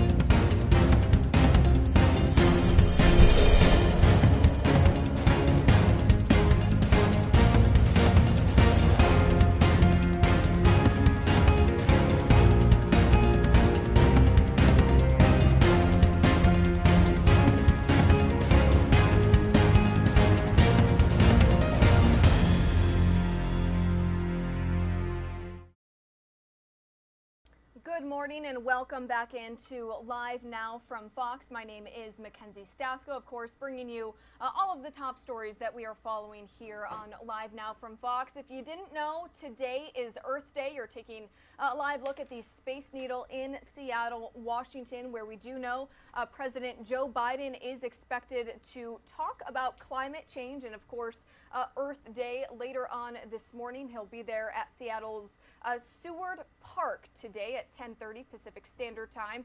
Again, as we mentioned, of course, talking about Earth Day and climate change as well. And speaking of Earth Day, when you think of NASA, you might think of the future of space exploration, but today NASA is celebrating the planet under our feet and in our hearts, of course, Earth. NASA actually has a whole fleet of missions looking down at Earth to help us learn a little bit more about our planet.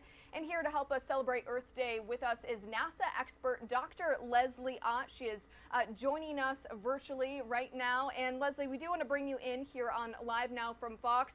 And I did want to ask you, when most people think of NASA, they might think of space exploration. But we did want to ask, what is NASA's actual connection to Earth Day?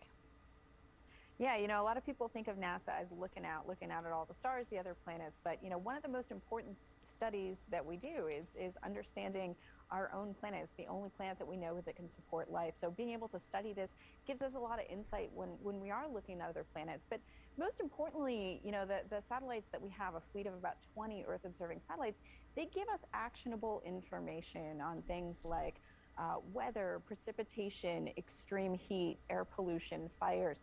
Those kinds of data have really helped us understand how the Earth functions as this very, beautiful, complete, messy system.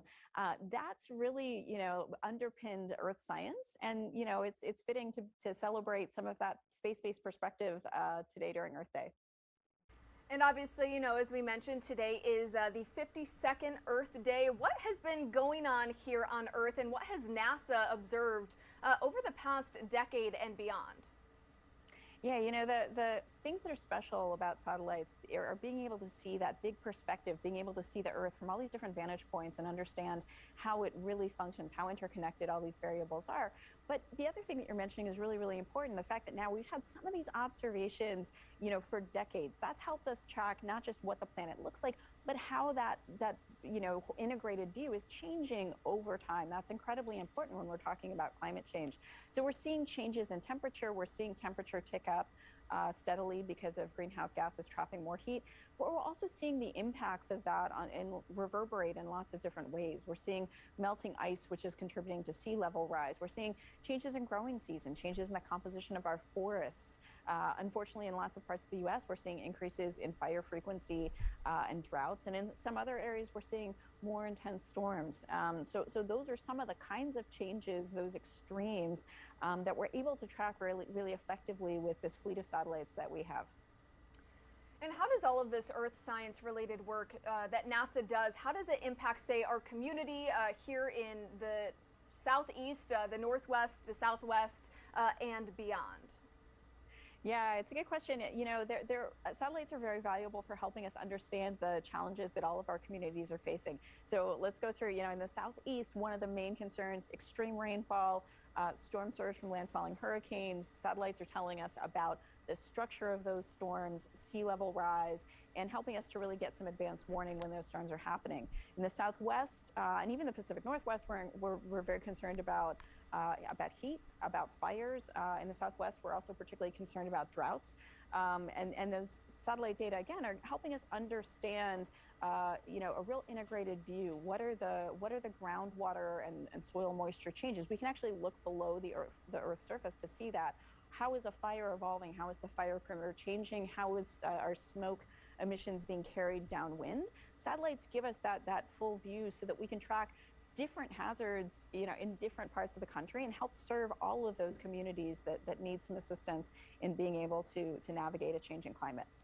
And I know NASA actually has a lot of Earth science missions coming up this year in 2020. Is there one specifically that you yourself are most excited about?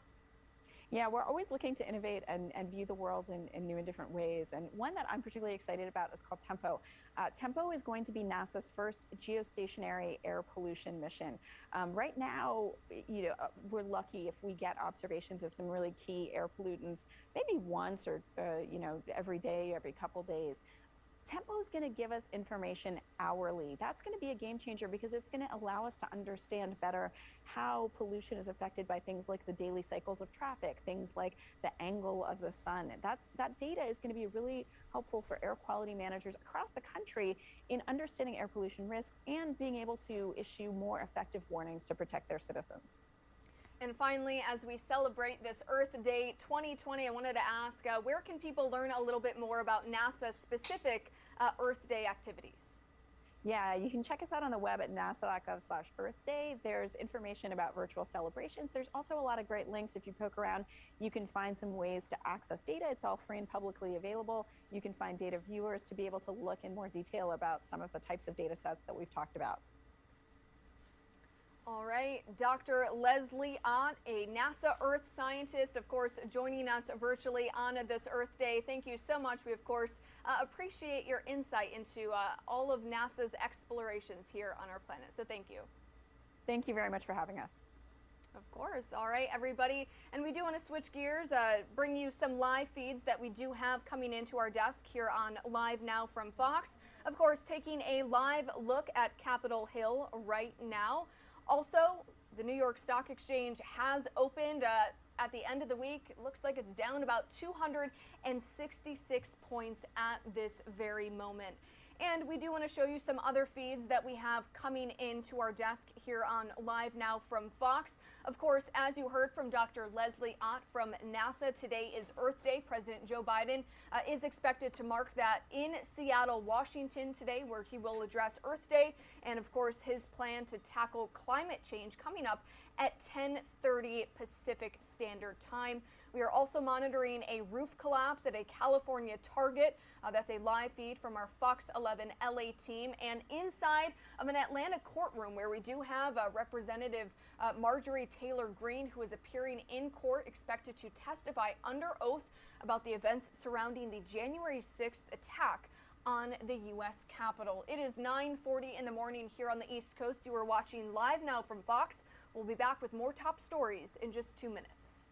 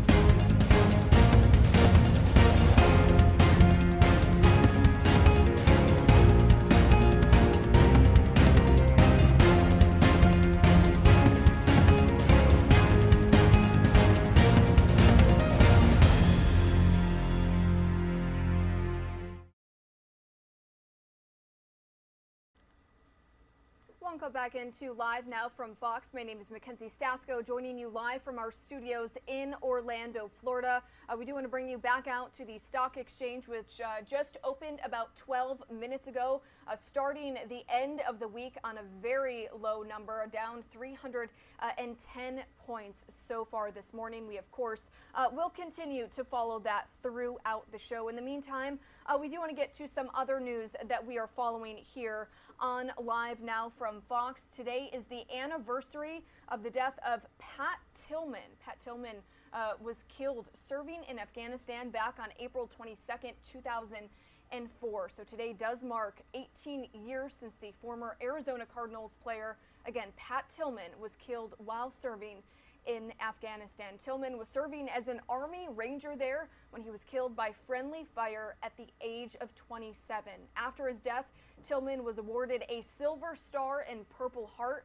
He was an All-American linebacker for Arizona State, then played for the Arizona Cardinals before joining the military after the terrorist attacks of September 11th, 2001. He was the first professional football player to be killed in combat since the Vietnam War. And some news out of Michigan. 13 sex assault victims of former sports doctor Larry Nassar are now suing the FBI for $10 million each. The Justice Department admitted last year that the FBI made fundamental errors in its investigation back in 2015. At the time, Nassar was treating athletes at Michigan State University and USA gymnasts. The lawsuit says that the bungled investigation led by the FBI led to more abuse by Nassar. And a trial date is set in the case against accused Oxford school shooting suspect Ethan Crumbley. Yesterday, a Michigan judge scheduled the trial to begin September 6th of this year. We do know Crumbley is accused of killing 4 students at Oxford High School in November. Defense lawyers for the teen, who turns 16 next week, have indicated that they will argue an insanity defense. Until his trial begins, Crumbley has been ordered to remain in county jail segregated from adults. And a large crowd marched through Lansing, Michigan yesterday, calling for justice following the police-involved shooting of Patrick Loyola. Aerial video showed a large group of protesters here making their way down a Lansing street before stopping at the steps of the Capitol. The rally was organized by the Lansing chapter of Black Lives Matter. Wants justice. They are calling for justice for Patrick Loyola and accountability for the unknown officer who shot and killed him earlier this month. He was shot in the back of the head and killed by a police officer in Grand Rapids, Michigan. As we mentioned, that officer has not been named. Michigan State Police are investigating the incident, and later today, Loyola is expected to be laid to rest in Michigan.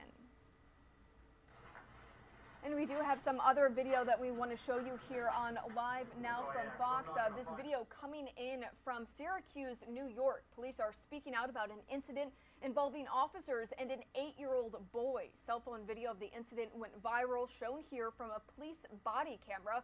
It shows, among other things, what appears to be an officer dumping a bag of chips in the lap of a boy sitting on a bicycle. The video also shows the boy crying hysterically in the back seat of a patrol car. Police say that the boy was not handcuffed and that the officers took the boy home and spoke with his father.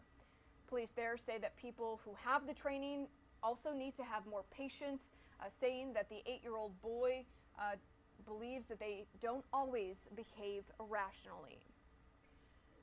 And it has also been 30 years since the LA riots, 6 days of violence and rioting across the city, which were sparked by the beating of Rodney King. Our Fox 11 LA team takes a look back. It was 1992, the Los Angeles riots. Rodney King. Can we all get along?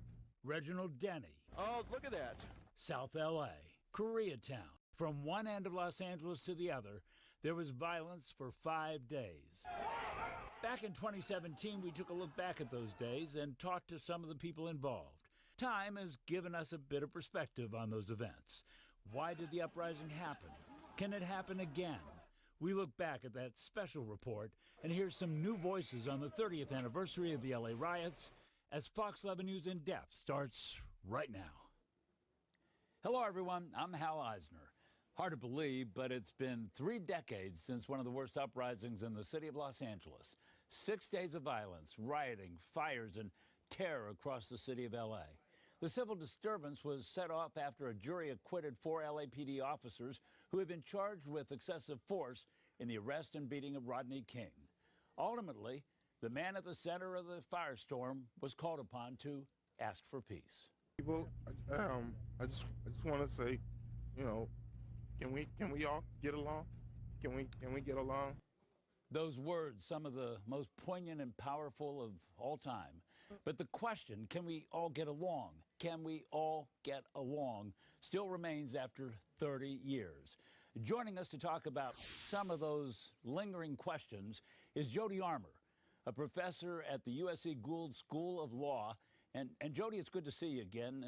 It's always good to talk to you about these sort of things. And I guess what I want to do right now is ask you to transport yourself back to April 29th of 1992. And I want you to think about a younger Jody Armour, what you were doing that day, what you were thinking, and what still lingers in your mind. Hell, I can remember the day, the time, and the weather. That's how vivid it was, because it was one of those moments. We had seen the Rodney King beating, the videotape of the beating, saturating the airwaves for a year, right? Because this was the first time we had 24-hour news cycles on cable news. And so anytime you turn on the TV, you could see Rodney King getting beaten. And the video seemed just as clear as the George Floyd video, right? It seemed clear something wrong had happened. And then came the verdict. And the verdict was jaw-dropping. It seemed like we were being gaslighted. Black America was being gaslighted because this was a jury. This was a 12-person jury. So it wasn't just police officers who you could say are a few bad apples. The jury, as the voice of the community, representatives of the community, had said, we don't see anything in this video that crosses the line. And that was what was so shocking, right? It seemed like there was ocular proof of wrongdoing, and yet much of America didn't see it that way. And I suddenly realized that I may be living in a different social reality than many of my countrymen and countrywomen. And so it was a real wake up for me at that time in '92. Not that you're an old man now, but you were a much younger guy back then. And back then, I don't know if you were teaching at that point or where you were in your life, but did you go to the streets? What happened? What did you do?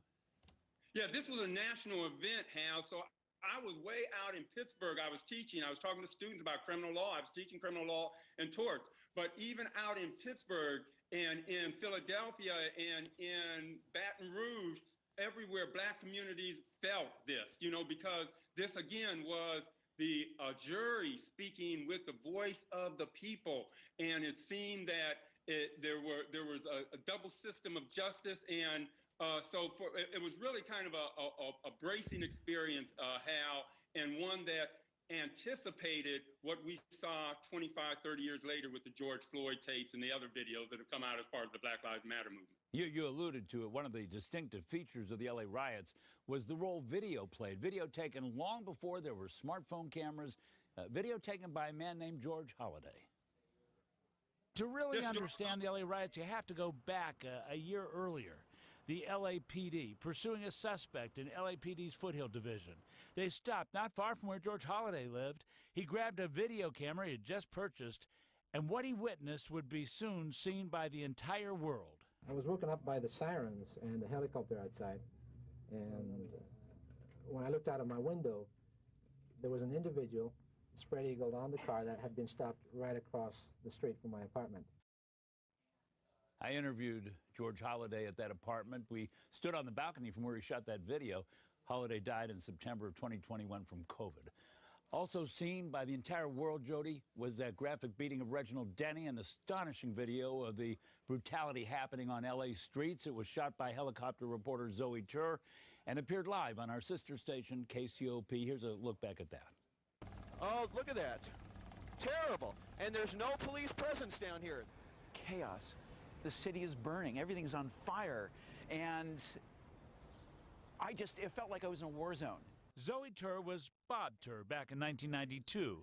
With Bob in the chopper, he and his wife would be America's eyes on history. This was just rage. This is just nonsensical, insane rage. This is attempted murder. I couldn't believe what I was seeing. I really couldn't believe it.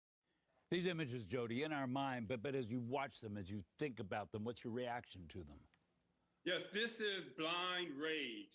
I think the earlier voice was right. You had a rage, pent-up rage, a reservoir of rage in the Black community from years and years of what they felt were oppression by this occupying force of the police department. And the rage is blind, and that's why our hearts go out when we see it spilling over into somebody who is innocent, had no part of this. But that's the price, we pay when the criminal justice system loses its moral credibility and legitimacy in the eyes of many in the community. It seemed like justice was no longer something that could be, even a consideration, and people fell into a blind anger and rage. And it was heartbreaking to see that, Hal. Jody, let me ask you, here we are 30 years later. What's your thought? Where are we? Have we made progress? Yeah, that's the question, isn't it? Because here, 25, 30 years later, we were talking about George Floyd, and we saw this long procession of hashtags, starting with the Black Lives Matter movement, from Sandra Bland to Walter Scott to Eric Garner. And it seems like we recognize the problem more, but we don't yet know how to get a handle on it. We've seen, there's a kind of racial injustice Groundhog Day that we keep waking up to until we figure out how to get to the bottom of this problem. I think we're going to keep waking up to the same pattern of problems. Yeah, but we have 30 seconds. Is there something that you think would make a difference? Yeah, I think figuring out a way to have more effective policing. Right now, we don't necessarily need policing when it comes to traffic violations, for example, which is what sparked Rodney King. They've done in many jurisdictions, they've taken away the traffic function from police, and crime hasn't gone up, traffic accidents haven't gone up. So finding ways to minimize the footprint of law enforcement in the Black community and alternatives to the police to help solve the community problems like houselessness and other problems related to poverty.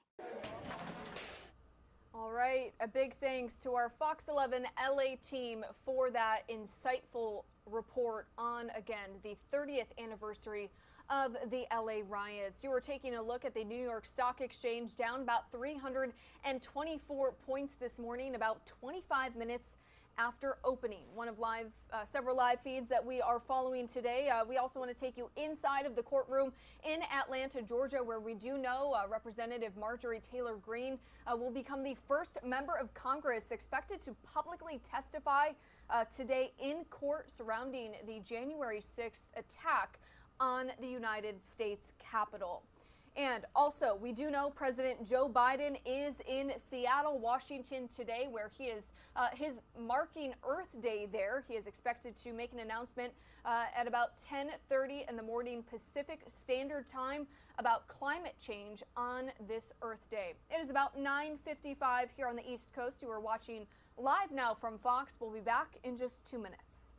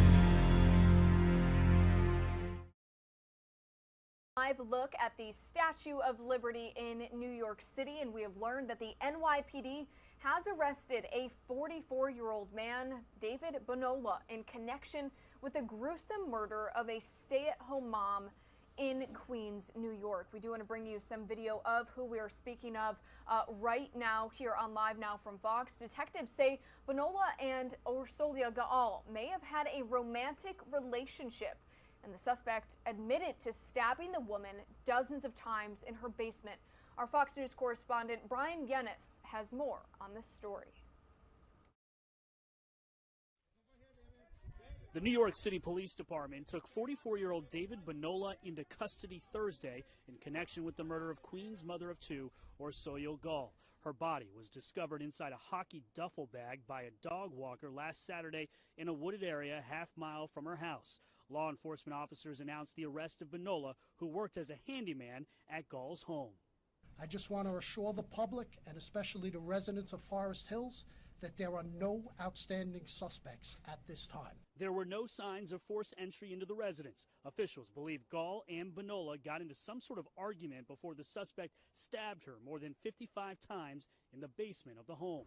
Gaal's husband was out of town with their oldest son, but her 13-year-old son was upstairs at the time of the murder. Police say the suspect admitted to the slaying and told them the pair had an on and off romantic relationship.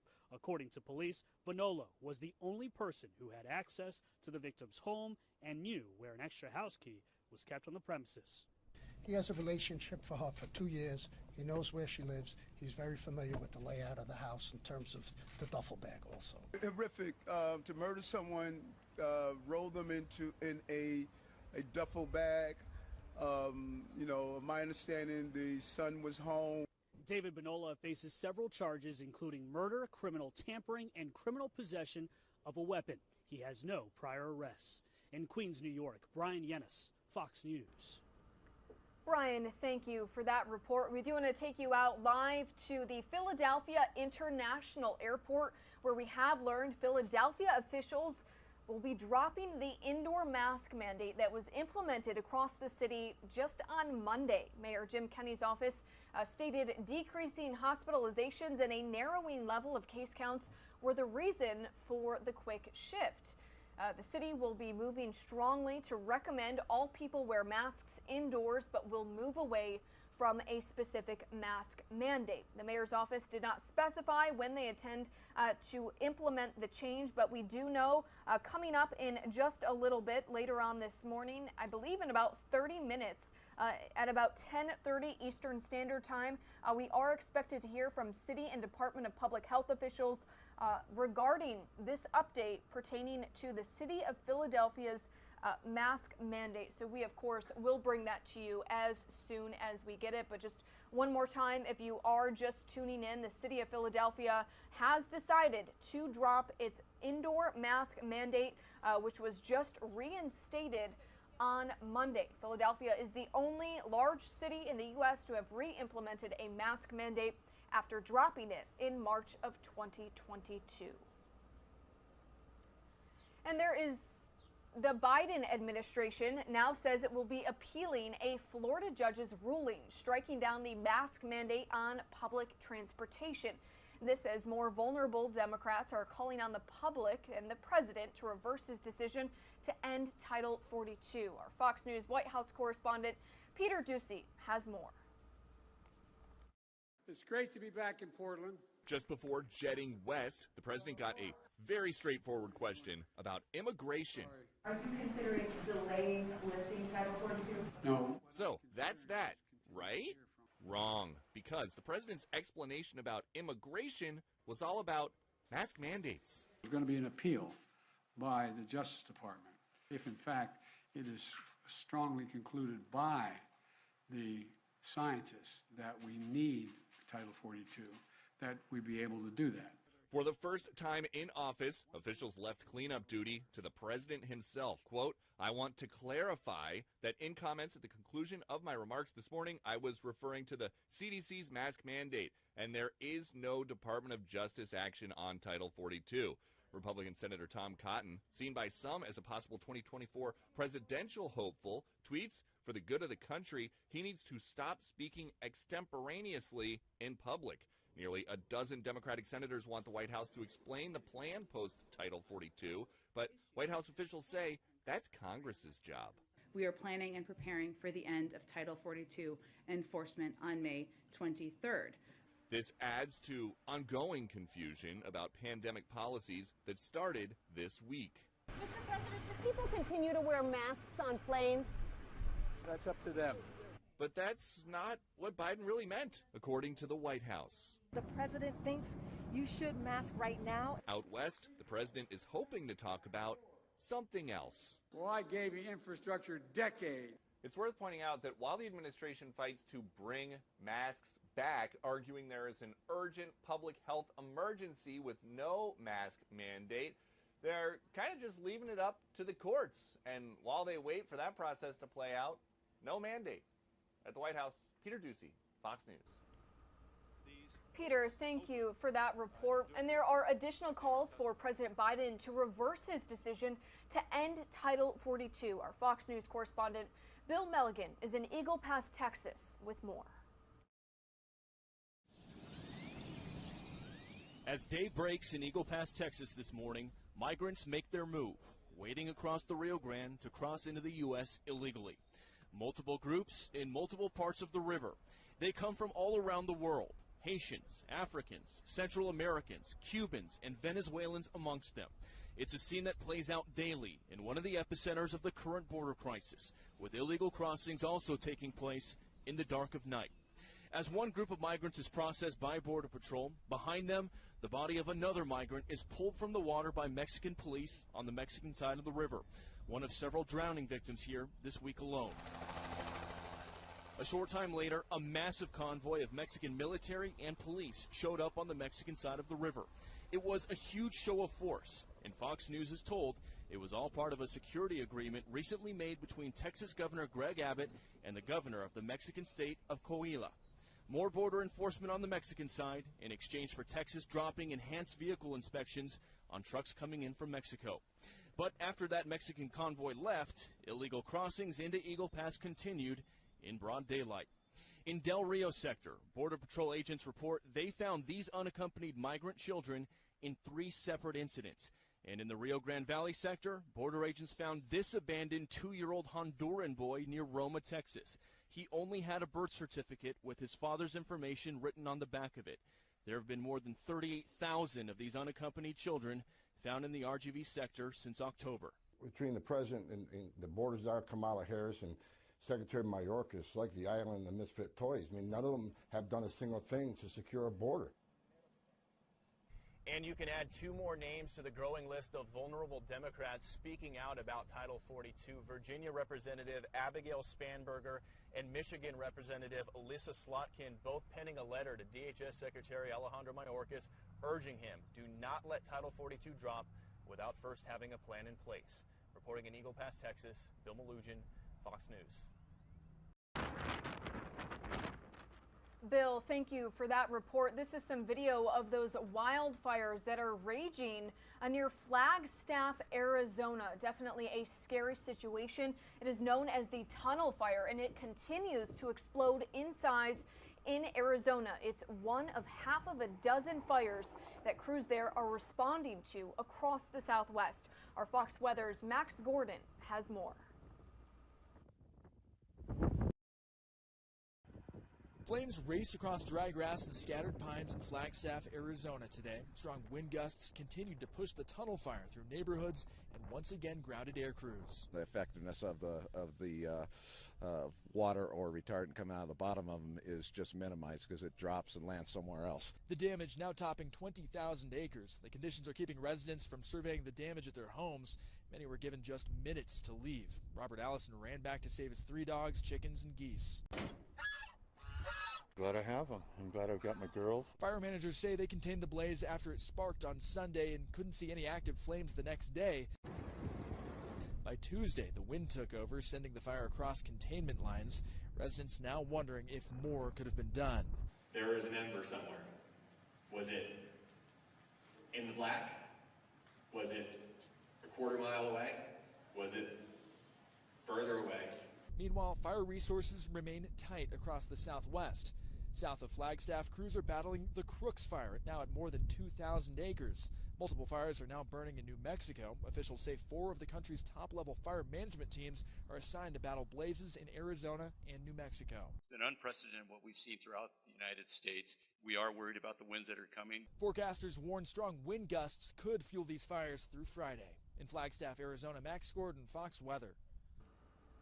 Max, thank you for that report. Some other top stories we are following today. President Joe Biden is in Seattle, Washington, marking Earth Day there. He'll be speaking about his plans to address climate change coming up at 10:30 Pacific Standard Time. Also, the city of Philadelphia deciding to drop its indoor mask mandate just days after reinstating it. Also coming up at 10:30, but Eastern Standard Time, we are expected to hear from Philadelphia city and health officials about that decision. And we are taking you inside of the courtroom in Atlanta, Georgia, where we do have Georgia Representative Marjorie Taylor Greene, who is expected to testify under oath today about her role in the January 6th, 2020 attack. That's part of a case brought by an organization called Free Speech for People that is actually seeking to disqualify her from running for re-election. So as soon as we see her take the stand, we of course will bring that to you here on Live Now from Fox.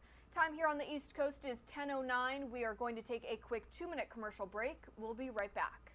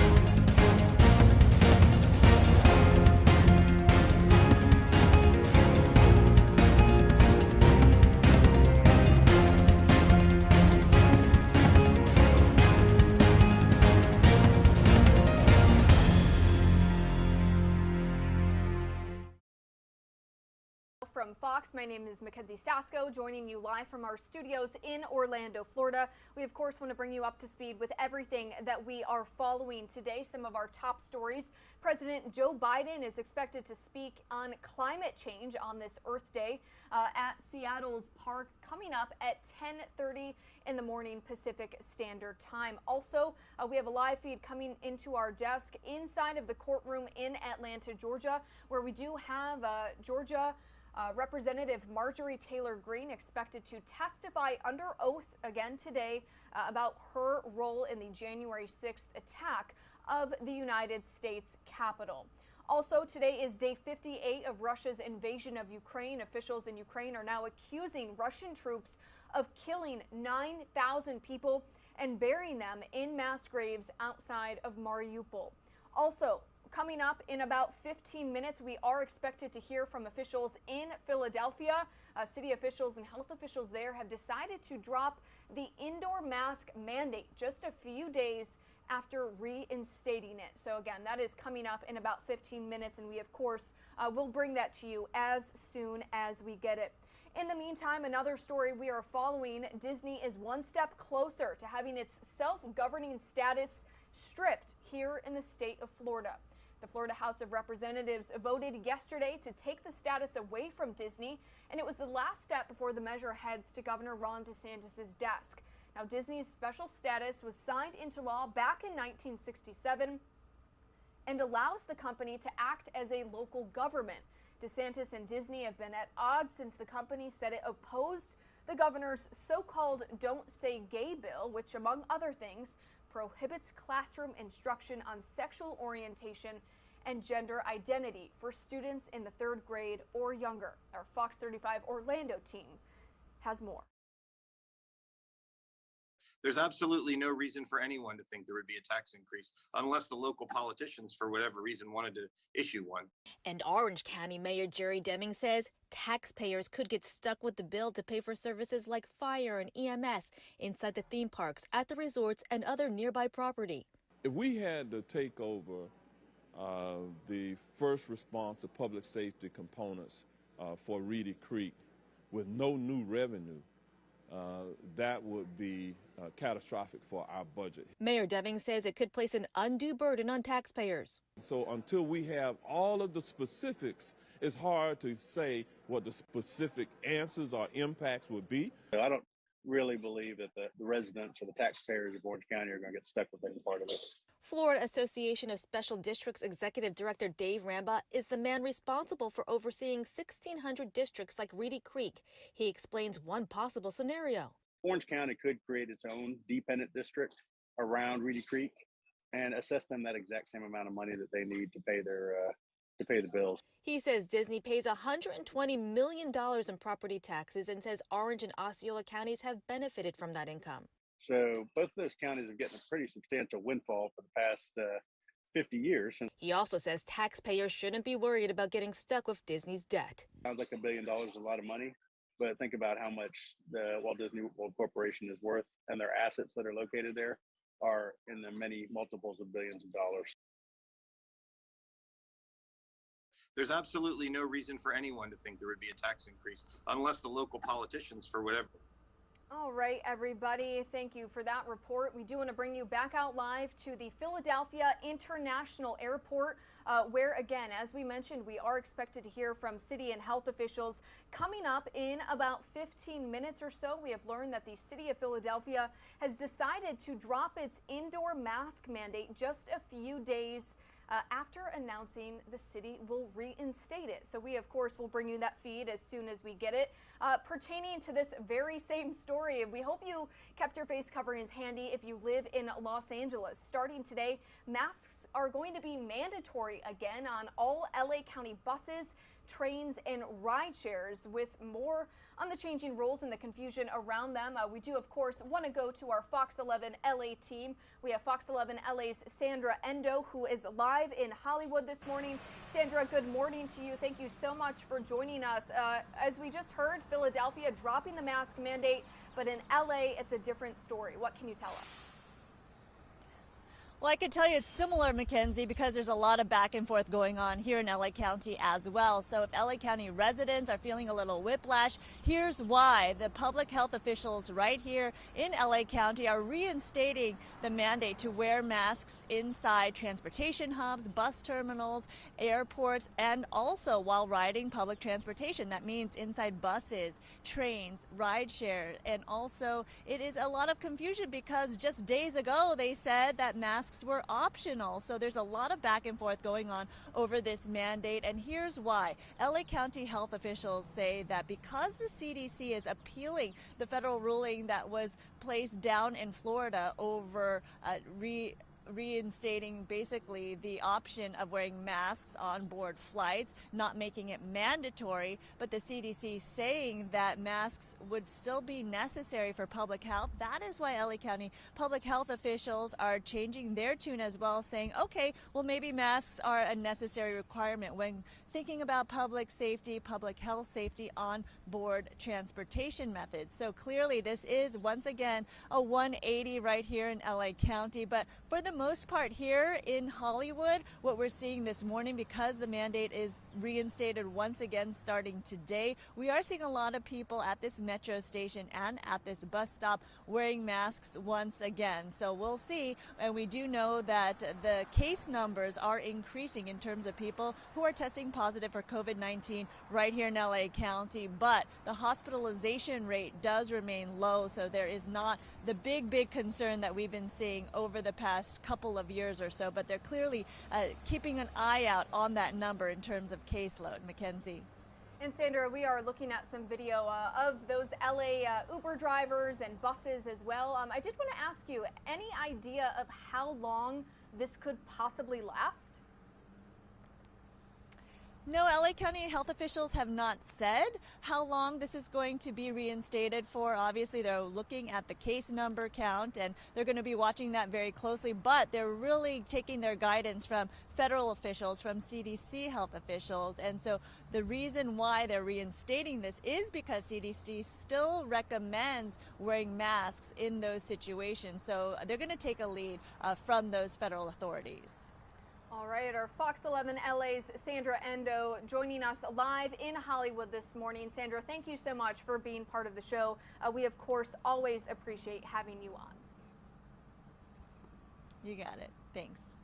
All right, everybody, and we do want to take you back out to Philadelphia, where, as we mentioned, we are expected to hear from city and health officials coming up in about 11 minutes. The city, of course, backtracking on its indoor mask mandate just a few days after reinstating it. So again, the mayor, Jim Kenney there, his office stating that decreased hospitalizations and a narrowing of leveling of case counts were the reason for the quick shift, saying that the city will move to strongly recommend all people wear masks indoors, but will move away from a mask mandate. So we will, of course, bring that to you as soon as we get it in about 11 minutes. It is 10:19 here on the East Coast. You are watching Live Now from Fox. We're going to take a quick break. We'll be right back.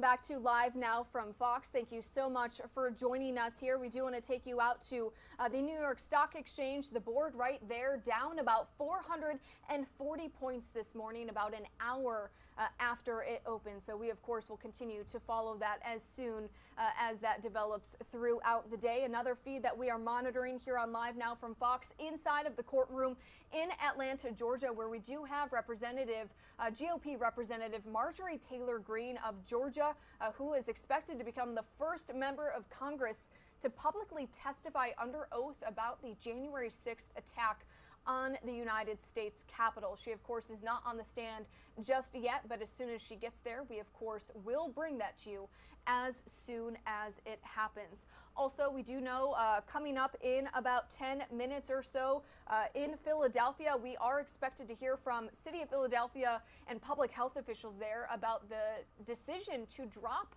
the city's indoor mask mandate, which was just reinstated on Monday. So some pretty quick backtracking from city officials there. We'll get their reasoning coming up in about 10 minutes or so.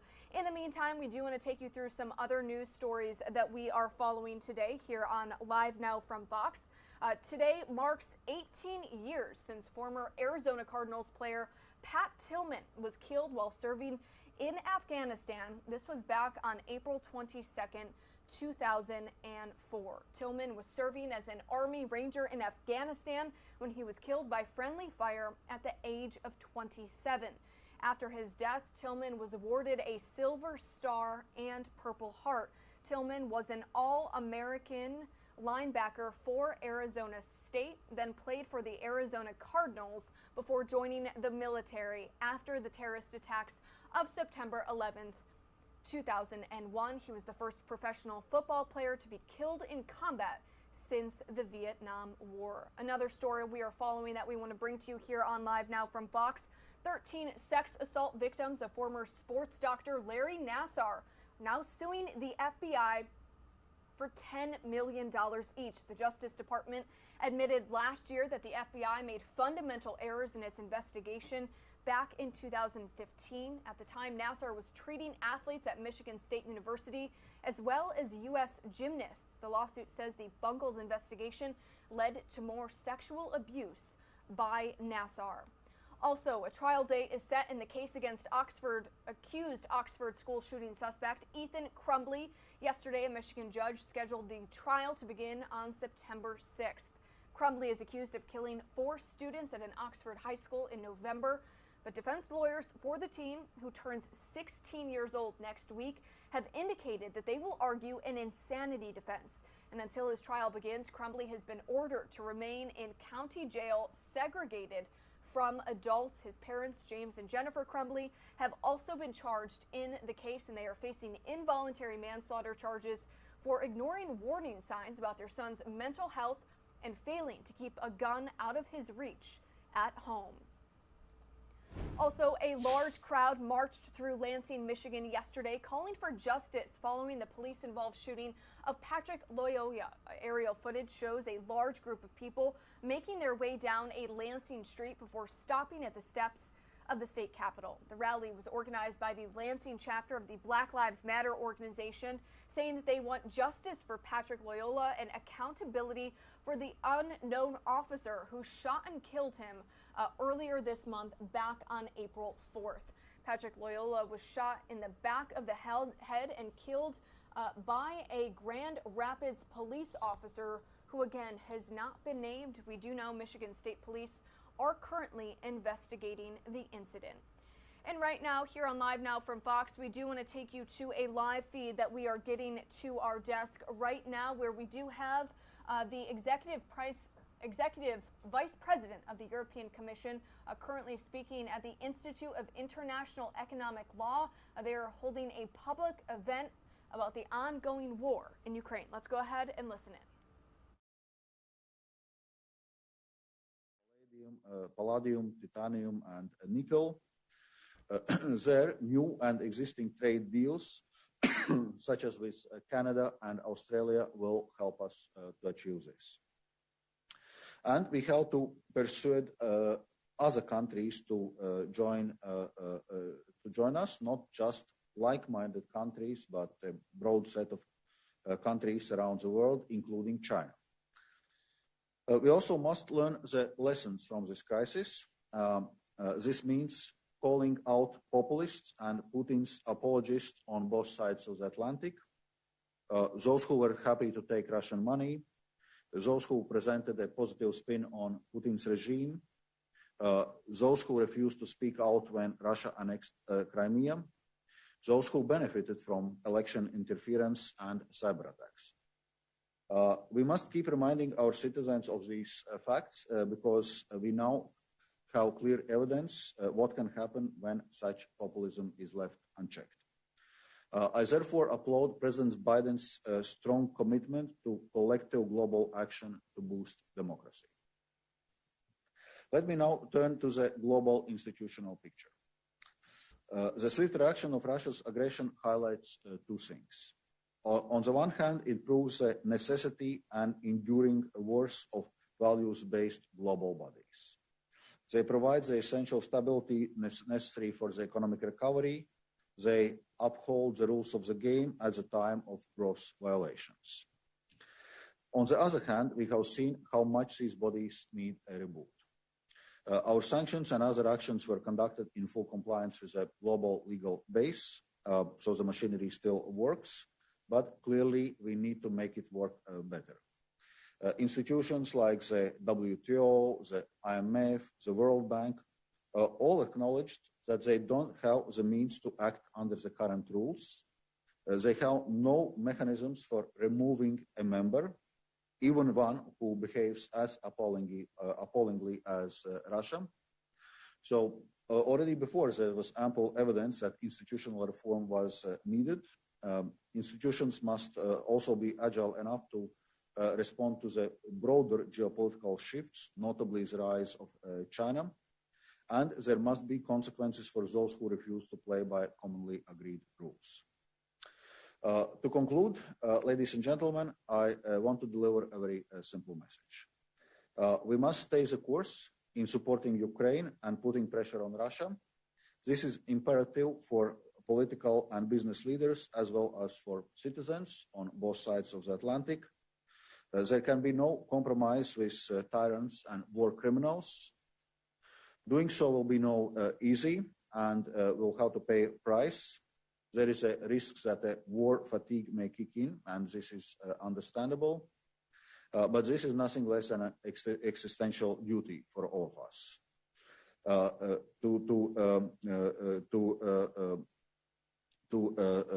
to defend our freedom, our privileges, and future prospects.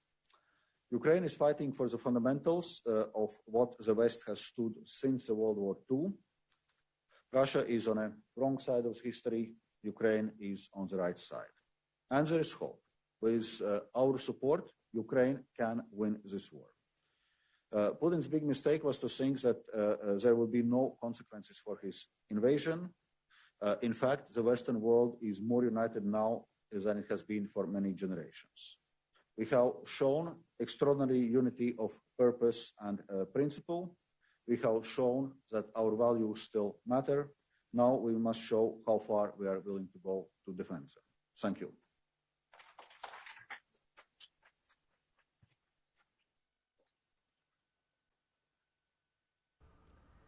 All right, everybody, that was a quick feed that we did want to bring to you here on Live Now from Fox. The Executive Vice President of the European Commission speaking on that situation, apparently not taking any questions from reporters. But again, that was the latest update coming in, again, from the VP of European Commission, speaking on deepening transatlantic partnerships.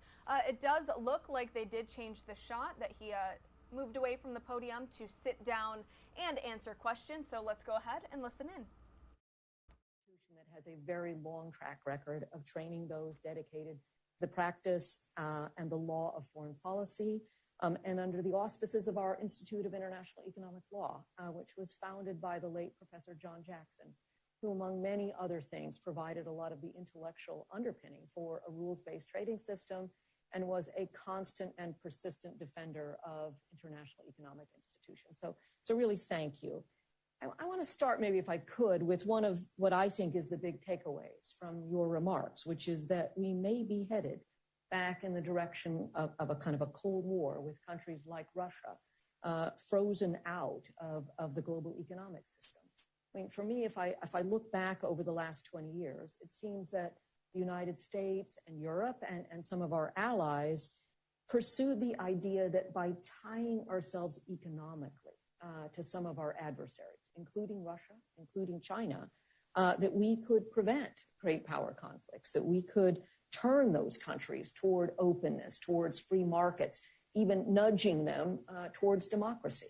And yet we've seen Putin invade Ukraine despite all of the pledges by the Western world not to do that, in violation of that absolute most fundamental principle of international law, that you cannot change borders through the use of force. We've seen China under Xi Jinping crush democracy and free press in Hong Kong, take more military actions with respect to Taiwan, again, enter into its no limits partnership with Russia.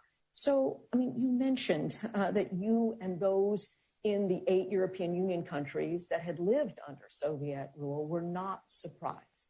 I guess my question to you is, why were all the rest of us surprised? Why did we not hear?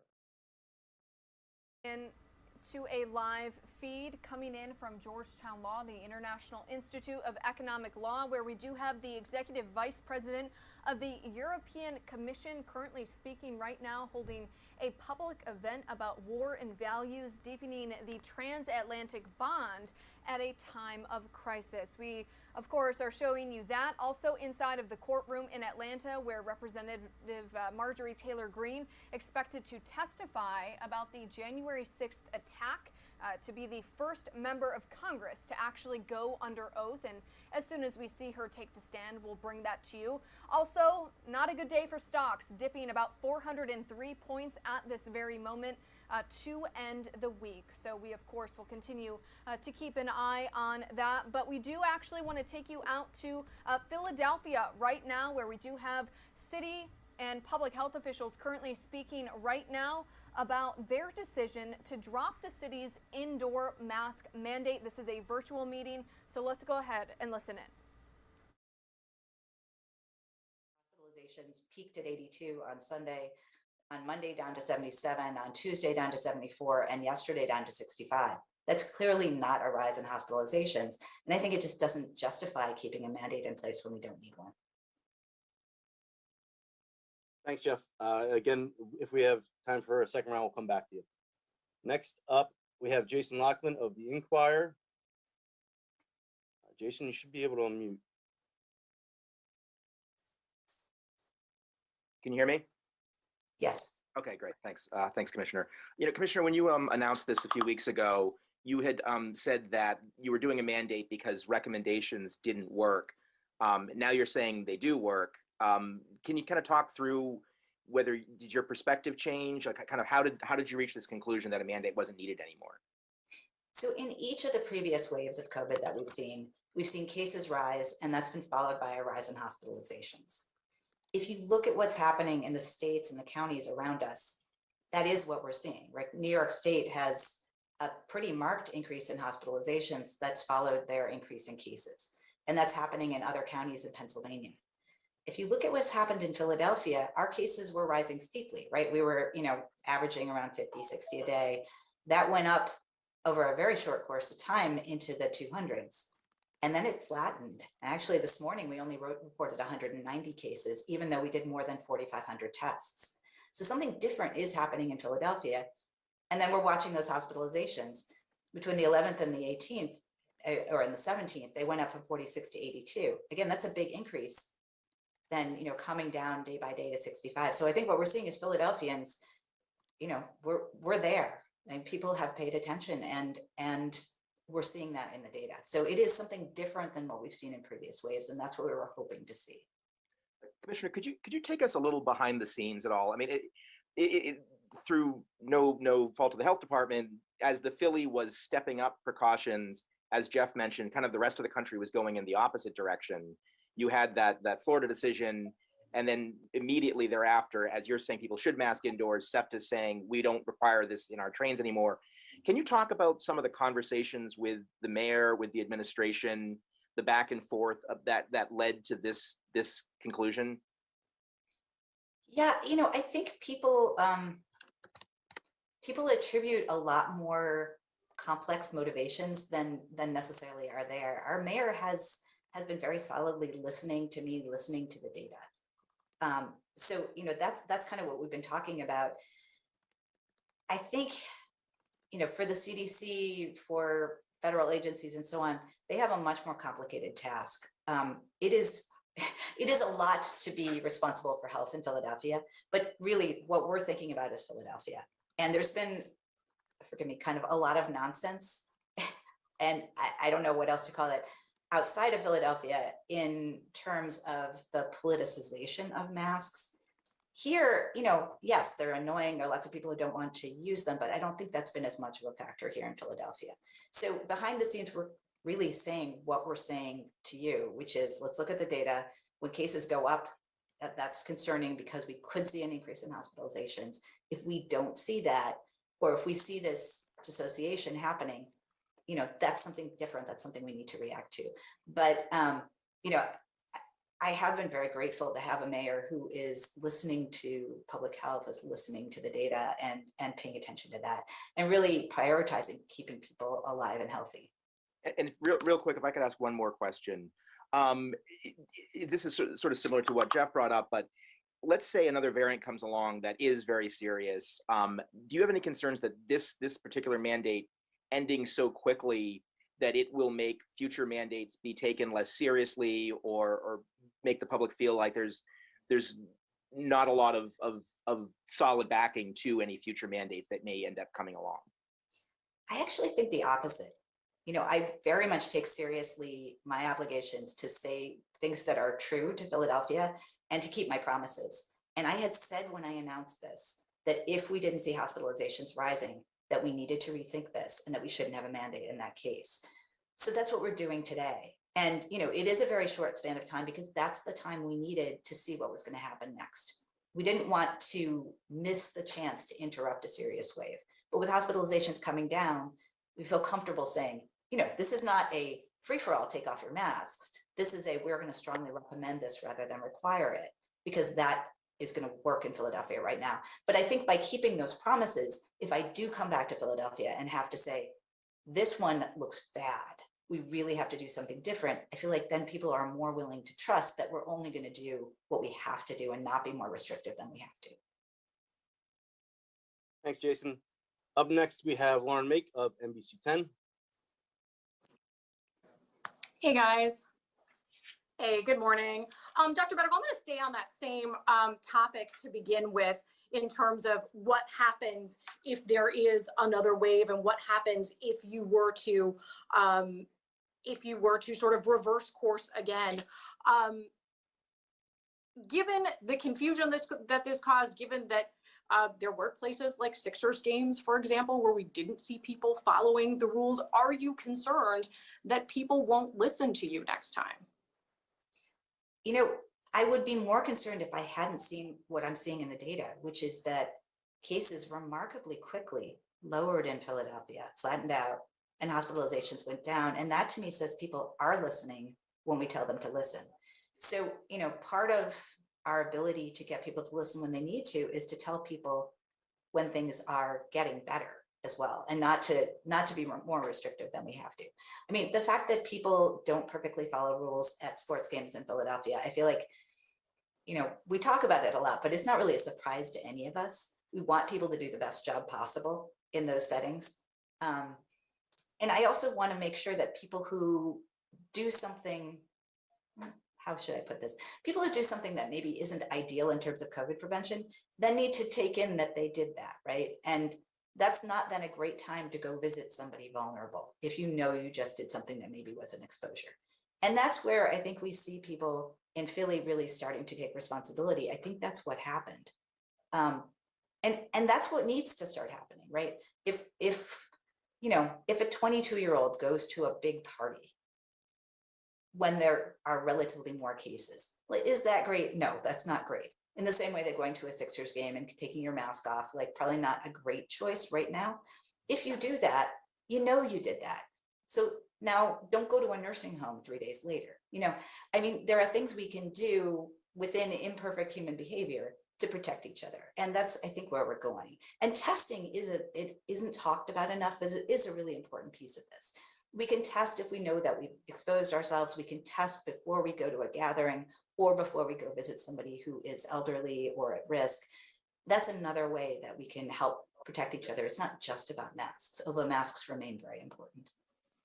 So if you're no longer using these metrics that were introduced just for the city, what are you going to be using? So we are going to be letting people know what the situation is. So if we're seeing an increase in cases, we'll be letting people know. I think that 50% increase every 10 days metric as an early warning that something is going on that we want to pay attention to. I think that's still useful, not for a mandate, but to tell people what's happening. And, if there is a severe new variant, we'll absolutely want to tell people, and we'll talk internally, we'll talk with experts. If we're seeing a giant wave of cases approaching Philadelphia, we're going to be having conversations with all kinds of stakeholders to talk about what is best, what is needed to keep Philadelphia safe.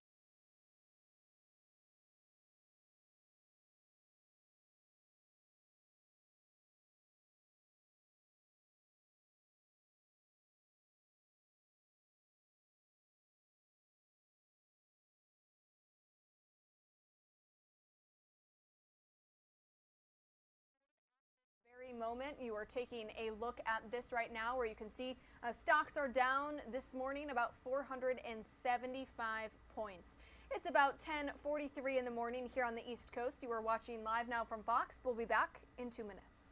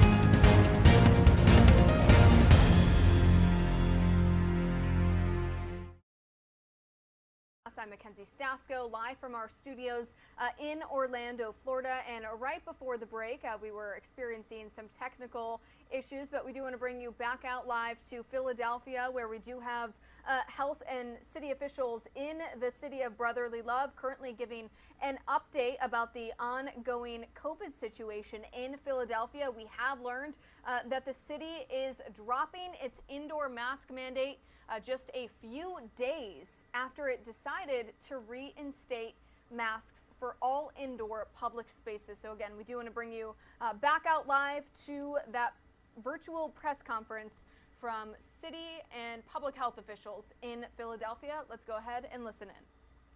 City in terms of hospitalization and the infection rate going down. Zelly, do you want to translate that? Sí, el mandato. I'm sorry. Hágame la pregunta otra vez, por favor. Claro que sí. Si imponer un mandato de mascarillas para solo 4 días generó mucha confusión, ¿valió la pena? ¿Y cómo ayudó a la ciudad en términos de hospitalizaciones y prevención de infecciones? ¿Y por qué solo duró 4 días? So, sí, para repetirte, el esfuerzo de el mandato de solamente 4 días ayudó a la ciudad. ¿Y cuál fue la otra parte? And it does appear as though some of those questions are being asked in Spanish, so unfortunately Si we realmente will valió la cut pena away from that here on que solamente Live Now duró from 4 días. Okay. Exacto, sí. What- Okay, so Dr. Better. Instead bring you out to the stock board right here where you can see stocks, the New York Stock Exchange down about 479 points this morning here on this Friday, April 22nd.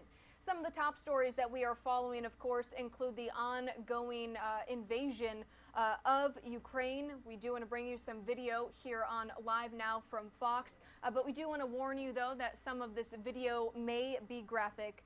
So if you are sensitive to that, now is your time to turn away. This new satellite imagery released by Maxar Technologies just yesterday shows what is believed to be a mass gravesite in a Ukrainian town located just over 12 miles away from the southern port city of Mariupol. So again, this is a video coming into our desk from Maxar Technologies, which has been bringing us some satellite video throughout the ongoing war in Ukraine, which is now going on day 58. So again, according to Maxar, these images were captured adjacent to an existing cemetery in a manhush and showed new grave sites in the location that were prepared between mid-March and early April. Ukrainian officials are now accusing Russian troops of burying 9,000 people outside of Mariupol. And some other video that we have coming into our desk. This is posted online by Chechen leaders yesterday, showing fighters right in front of a burnt-out administrative building near Mariupol's Azovstal steel plant, which, as you may know, is the last holdout for Ukrainian fighters in the city. The Kremlin released a video of a meeting between President Vladimir Putin and his defense secretary, during which the Russian leader said that the plant should not be stormed, but instead should be sealed off. According to a translation from that video, Putin told his defense secretary to block off the area, quote, so that a fly would not be able to get out. And despite placing Mariupol under siege early in its invasion, Russia has struggled to fully defeat Ukrainian soldiers in the city. The Soviet-era Azovstal steel plant in the eastern half of the city contains underground areas where we do know Ukrainian soldiers and civilians are currently sheltering in place. And we are learning more and more about the atrocities in Mariupol as the U.S. announces more military aid is on the way for Ukraine. And as Russian President Vladimir Putin is now claiming a victory, but the White House is saying otherwise. Our Fox News correspondent Alexandria Hoff has more from Washington. The city's mayor is issuing a plea for full evacuation as gruesome new images shows the horrors on the ground. Evacuees breathing a sigh of relief, finally out of the battered city of Mariupol. Hell is what's happening there. Russian President Vladimir Putin claimed victory there, but others are not convinced. It's questionable whether he does control Mariupol. Thousands of Ukrainian holdouts remain, including civilians trapped underground below a steel plant. Putin called off plans to storm the facility, opting to seal it off instead. And now accusations of mass graves near the city, burying up to 9,000, say Ukrainian officials, to cover the slaughter. The White House is responding with $800 million more in military assistance to Ukraine. Sometimes we will speak softly and carry a large javelin because we're sending a lot of those in as well. The announcement came after President Biden met with Ukraine's prime minister. The administration also tapped a three-star general to coordinate security assistance to the country. And President Biden is doubling down on his claim that Putin will never occupy all of Ukraine. What that statement does is it also signals that, okay, but maybe Russia will take parts of Ukraine, and it's unclear what our response to that is. A majority of Americans believe the president has not been tough enough against Russia, according to a new poll. This as the Kremlin tests a new intercontinental ballistic missile and levies new sanctions on high-profile Americans. It's a good group to belong to. Among them, Pentagon spokesperson John Kirby, Mark Zuckerberg, and Vice President Kamala Harris. The new aid package authorized by the president includes heavy artillery and ammunition for Ukrainian forces. In Washington, Alexandria Hoff, Fox News. Alexandria, thank you for that report. We do want to warn you, some of this video we are getting in from the war in Ukraine is graphic. We've learned at least 2 civilians were burned to death inside of their car when rockets were fired into a neighborhood in Kharkiv, Ukraine yesterday. A school and residential building were also hit. The attack came as Western nations, including the United States, of course, rushed to get more heavy weapons to Ukraine to help it fight back against the Russian offensive in the east. President Joe Biden, as you may know by now, announced an additional $800 million in military assistance for the war-torn country. That package includes heavy artillery, 144,000 rounds of ammunition and drones. The president also warned that the more than $13.5 billion approved last month by Congress for military and humanitarian aid for Ukraine is almost exhausted, and that more will be needed. And this new video shows the wake of destruction in one Ukrainian city. Debris seen here from damaged buildings and burned out cars scattered through the port city of Mariupol. The self-proclaimed Donetsk government also says Ukrainian ships have been sunk in the city's seaport. Russian President Vladimir Putin proclaiming victory in the city just yesterday, even as he ordered his troops not to risk storming the steel plant, where the final Ukrainian defenders in the city are said to be held up. Our Fox News correspondent Trey Yingst is in Kyiv, Ukraine with the details. Thousands of Ukrainians flee their country each day as the Russian invasion continues. Many will now be offered refuge by the United States. We've already welcomed tens of thousands of Ukrainians to the United States, and today I'm announcing a program, Unite for Ukraine, a new program to enable Ukrainians seeking refuge to come directly from Europe to the United States. President Biden announcing a program that will fast-track Ukrainian asylum claims for those who have a U.S. sponsor. Already, more than 10% of the Ukrainian population has fled the country, according to the United Nations. With increased fighting along the Eastern Front, that number is expected to rise significantly in the coming weeks. We will likely face positional war, with Russia's attempt to declare a truce, negotiate, create humanitarian corridors, and gather forces for the next phase. From Kharkiv in the north, along a curved front line to Donetsk in the south, destruction increases each hour, and the southern port city of Mariupol now almost completely in the hands of Russian forces. I know that they captured most of Mariupol. We are all aware of it. There is also a part of our city where our troops who stayed there are stationed. They remain there at the moment. The last holdout, a steel plant that's more than 4 square kilometers in size with nuclear bunkers underneath. Russian President Vladimir Putin today called for the Soviet-era plant to be blocked, trapping the remaining soldiers and civilians inside. He told Russia's defense minister not to storm the area. Officials in the capital of Kyiv are calling for emergency talks over the situation in Mariupol. This as the city prepares for the possibility that Russia may attack again from the ground by building new defensive positions. Right now, volunteers are helping the military to chop down trees. They're going to use this wood to create defensive positions that will reinforce trenches around the city. We've heard multiple air raid sirens today across Kyiv, indicating the capital city remains a target for Russian forces. In Kyiv, Trey Yingst, Fox News. Trey, thank you for that report. The United Nations says this week more than 4.9 million Ukrainians have fled their homeland following the Russian invasion, which is now going on day 58. The UN says women and children make up about 90% of those who have escaped the country, but nearly 2/3 of all Ukrainian children have been forced from their homes, including those who remain in Ukraine. More than 2.75 million Ukrainian refugees have fled to nearby Poland, and nearly 740,000 have reached Romania. Russia started its invasion again 58 days ago, back on February 24th.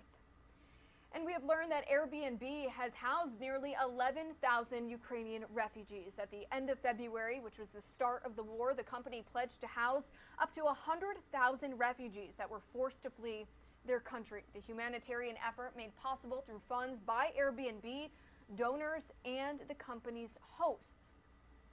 So far, more than 33,000 people worldwide have offered their homes to refugees through Airbnb, including more than 20,000 people across Europe and nearly 7,000 here in the United States.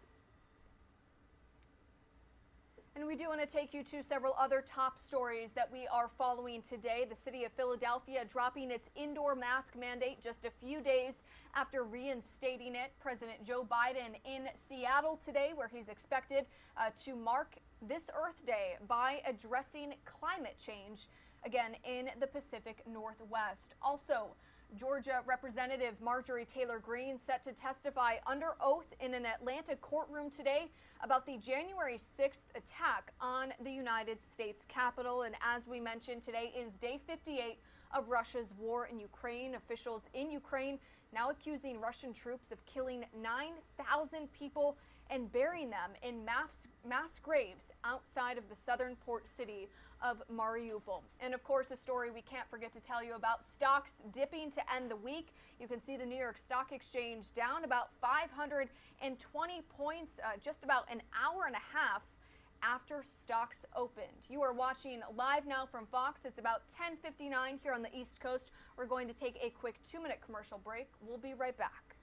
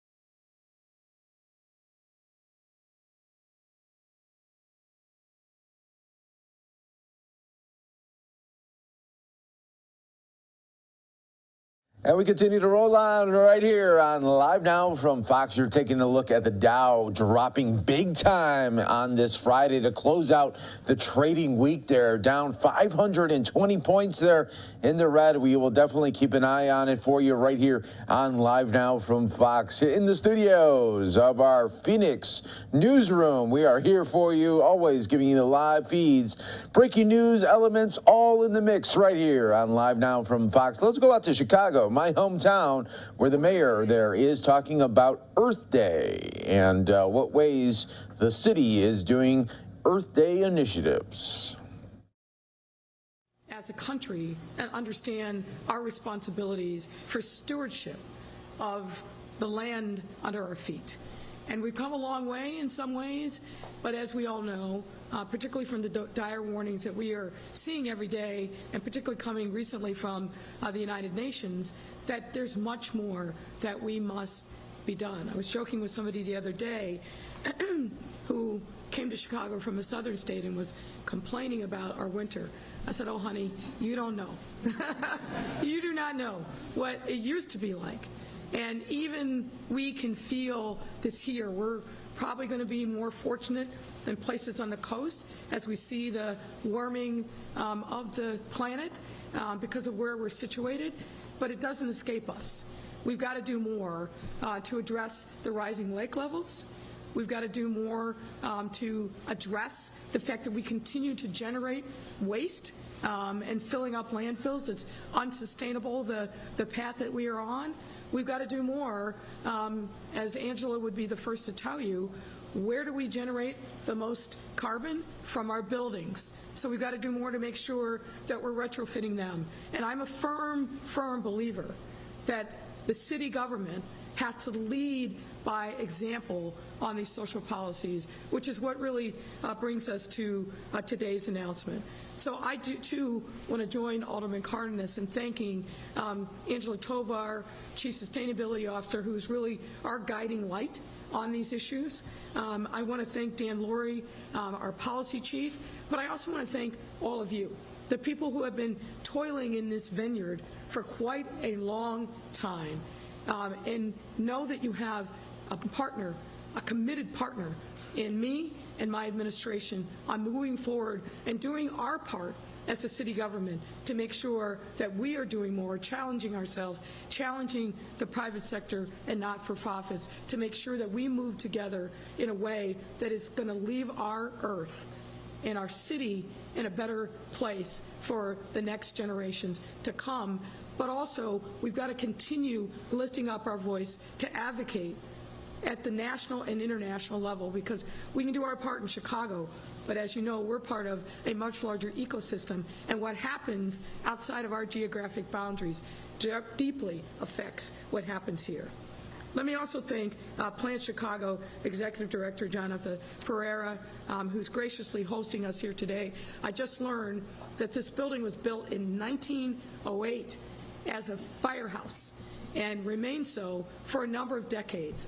Well, as most construction in 1908, I live in a house that was built in 1898, so I can tell you they weren't thinking about sustainability back in those days.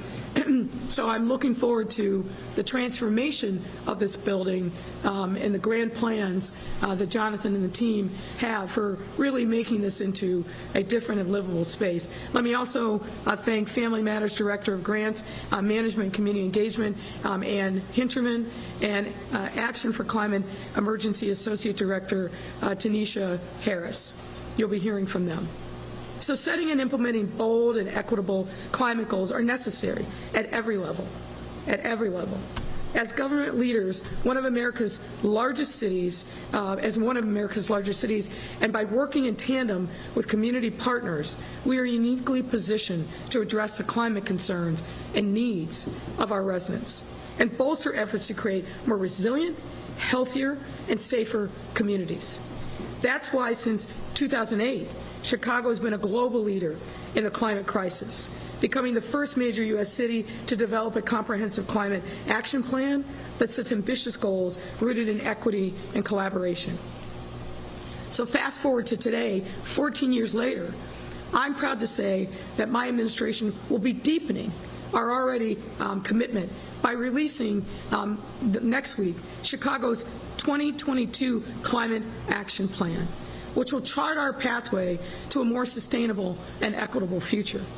This strategic plan outlines updated goals and specific actions that city departments and sister agencies will undertake in coordination with community partners, institutions, civic leaders, and residents to mitigate the disastrous effects of climate change and become a pillar of my agenda to build a more inclusive, racially equitable economy right here in the city of Chicago, as well as realize a thriving green economy for all of our 77 neighborhoods.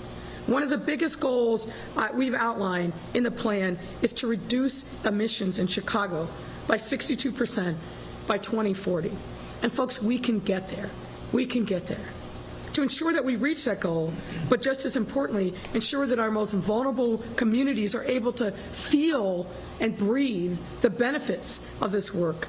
This goal is supported by 5 strategic pillars, and let me outline them now.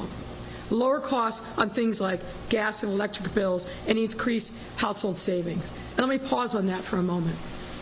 If you don't have a lot, what you end up doing every single day is juggling one bill versus another. We see too many times that people who are challenged financially end up making decisions that hurt them because they don't have the money to make ends meet. So we have been, and we will continue to push utilities to get real about the realities that people are living in every single day all over our city when it comes to their right, let me emphasize that, their right to have heat and water and electricity so that they can live comfortably in homes and apartment buildings.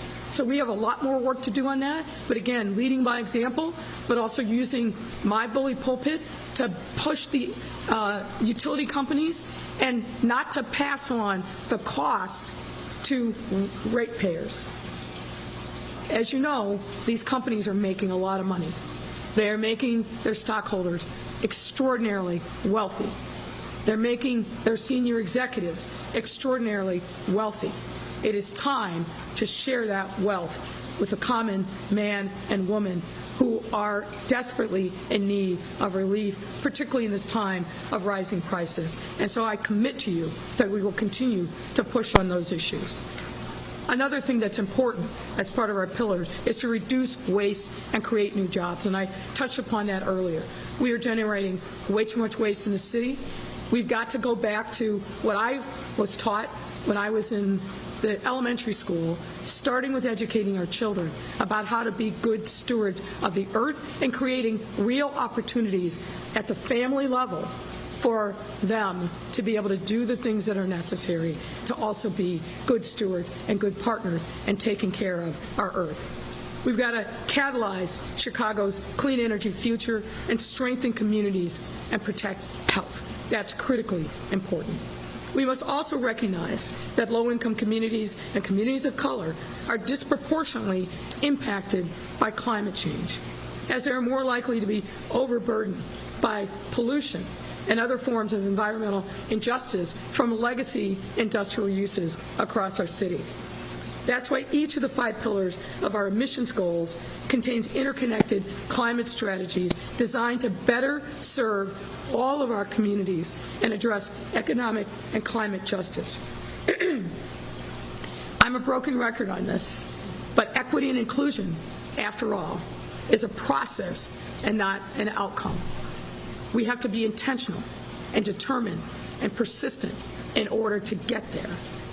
By working these values into every aspect of this new climate action plan, we will be able to advance actions to mitigate climate change while equitably centering our residents, communities, and city at the heart of those efforts.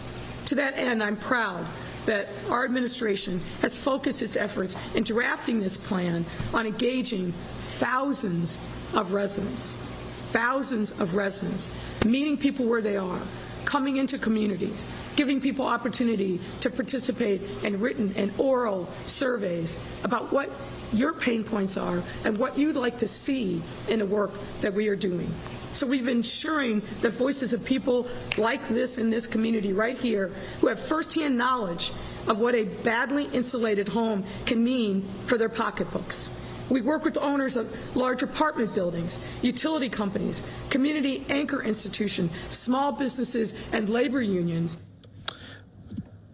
Of course, we got you covered right here on Live Now from Fox. We are going out live right here to the courtroom where we do have Representative Marjorie right here, giving the latest here on her involvement there in January 6th. Right? Let's listen right here on Live Now from Fox. You became a member of Congress on January 3rd, 2021. Is that correct? Yes. And when you became a member of Congress, you became a member of Congress by virtue of having taken an oath of office, right? I became a member of Congress by being elected by the people of the 14th district. Okay, but you actually were permitted to take your seat in the House of Representatives because you took an oath of office. Isn't that correct? I swore an oath on January 3rd. And that oath required you to swear that you would support and defend the Constitution of the United States, right? Yes. And it required you to swear an oath that you would support and defend the Constitution of the United States against all enemies, right? Yes. And part of the oath that you took says that you were going to undertake that obligation to defend the Constitution against all enemies freely, without any mental reservation or purpose of evasion. Do you recall that part? I think so. Okay, well, let's have a look at it. This will be Plaintiff's Exhibit 63. I just want to make sure you get a chance to see it.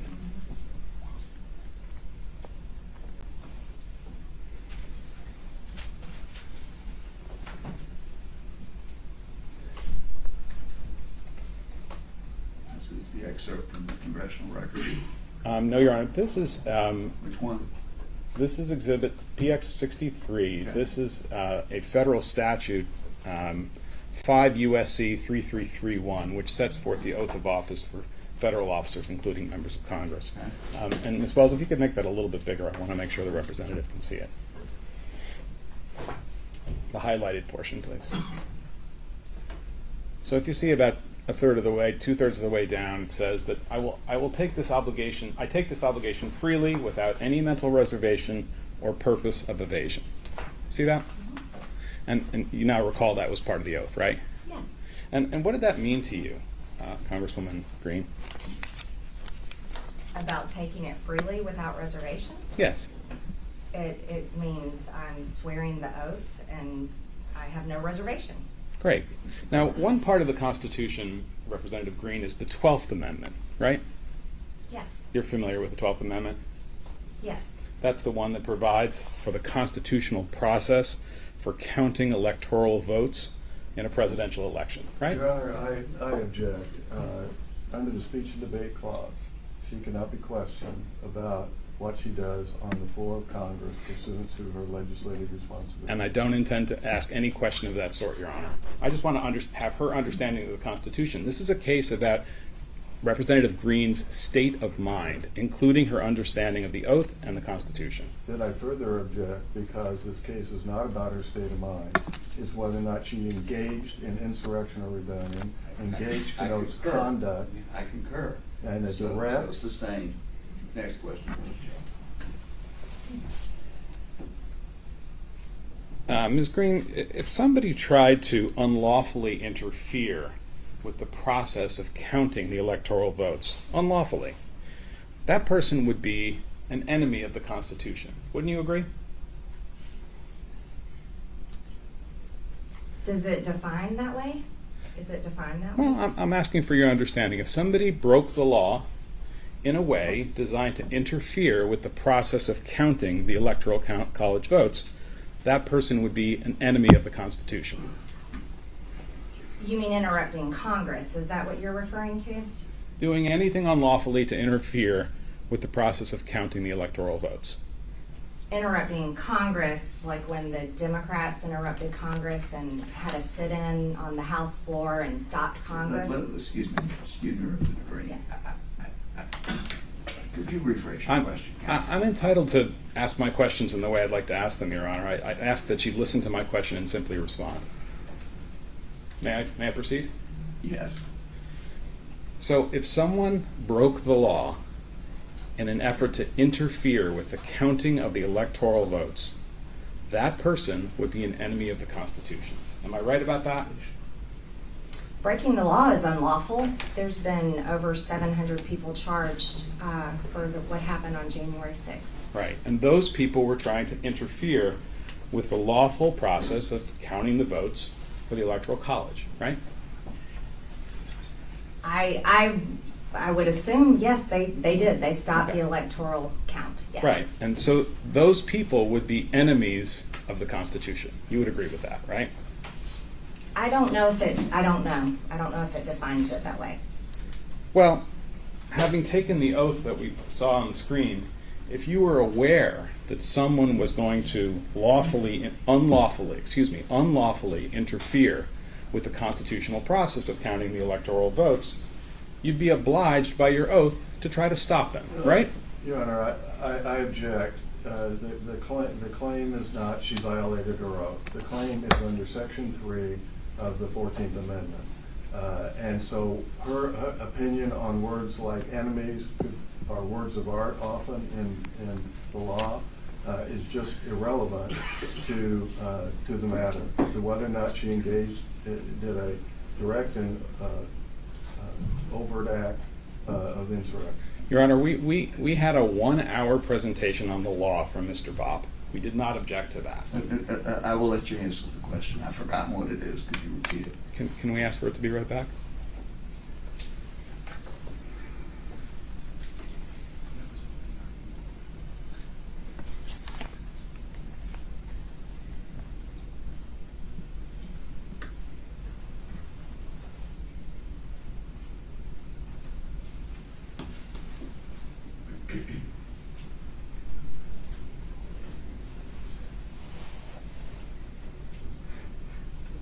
Question, if you were aware that somebody was going to unlawfully interfere with the constitutional process of counting electoral votes, you would be obliged to have them arrested or stopped, right?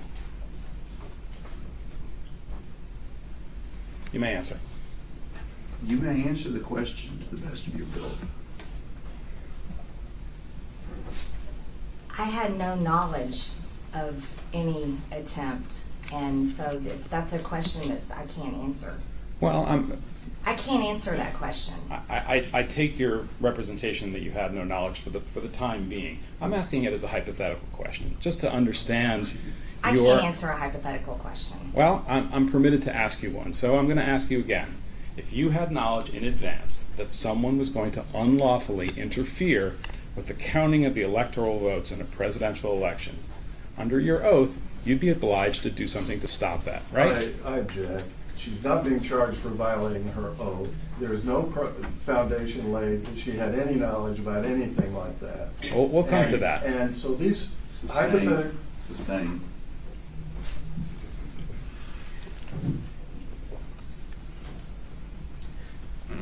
Let me try it a different way, Ms. Greene. You remember the part in the oath where you talked about taking on the obligations of the oath freely and without mental reservation or purpose of evasion? You recall that from a few minutes ago, right? Yes. Okay. If you knew that people were planning to interfere with the constitutional process of counting the electoral votes, you knew that before you took the oath, and you took the oath anyway, and decided not to do anything about those plans, that would be a mental reservation. Don't you agree? I object. She is not being charged with violating the oath. The question is, did she engage in insurrection or rebellion? Her state of mind is relevant, Your Honor. We think it's very important to have her understanding. What, Mr. Chair? It's relevant to whether she engaged in insurrection during the time period from January 3rd to January 6th. And we're going to be talking about her state of mind all day. You may come back to that question after you have laid a foundation for why it ties into her activities from and after the Fair enough. administration of the oath. Fair enough, Your Honor. Ms. Greene, you're familiar with social media, right? Yes. And that's a form of communication, right? Yes. You know what Facebook is and Twitter, right? Yes. You use those as an important form of communication in your work. Yes. You post messages on Facebook, right? I post statements, messages, yes. Videos also, right? Yes. And you also respond and react to other people's comments when they're posted on Facebook or Twitter, right? Yes. And you do that as a way to get your political views out into the world. It's my freedom of speech to do so. I agree. And you've been very successful at using social media to get your views out into the world, right? I would say that's an opinion. Well, I'm asking your opinion. You've got hundreds of thousands of people who follow you on Twitter and Facebook, right? No, not really, because my personal Twitter account doesn't exist anymore. Before it was suspended by Twitter, you had hundreds of thousands of people following you on Facebook and Twitter, right? Yes. And by the way, the way Facebook and Twitter work, is my understanding, is they don't have to necessarily follow you to read what you have to say, right? I guess so. So it could be millions of people who have read the things that you have said on Facebook and Twitter over the years. I don't know that. But it could be. You would agree with that, right? No, I don't know that. Okay. I don't know how many people read or see what I post on social media.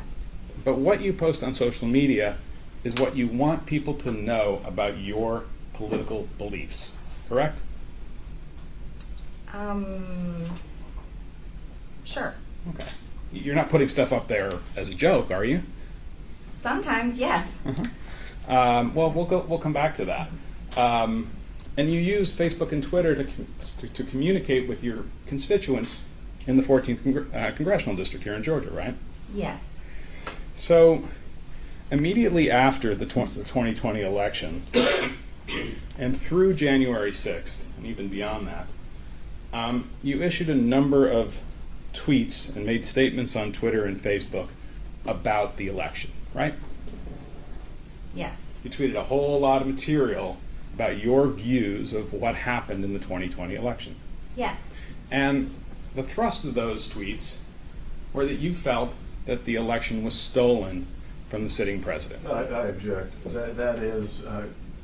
You can ask the question, what is your opinion? Well, I also want to ask whether she communicated that opinion through...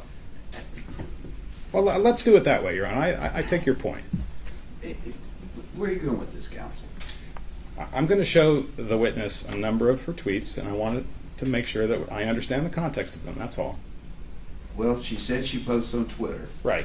And my question is whether she posts material that reflect the opinion that you have. Strike that. Ms. Greene, you had the opinion between November 2020, when the election happened, and January 6th, 2021, that the election was stolen from President Trump. I object. Am I right about that? Ask her if you've got questions about specific documents or specific things. Go ahead. Let's not bandy around. Let's go to PX 2A, Ms. Wells, please.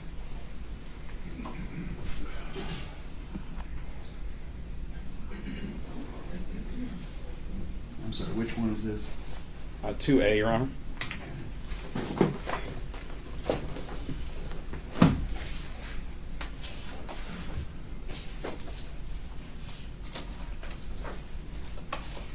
Can you see that, Ms. Greene? Mm-hmm. And what we have here in 2A is a document.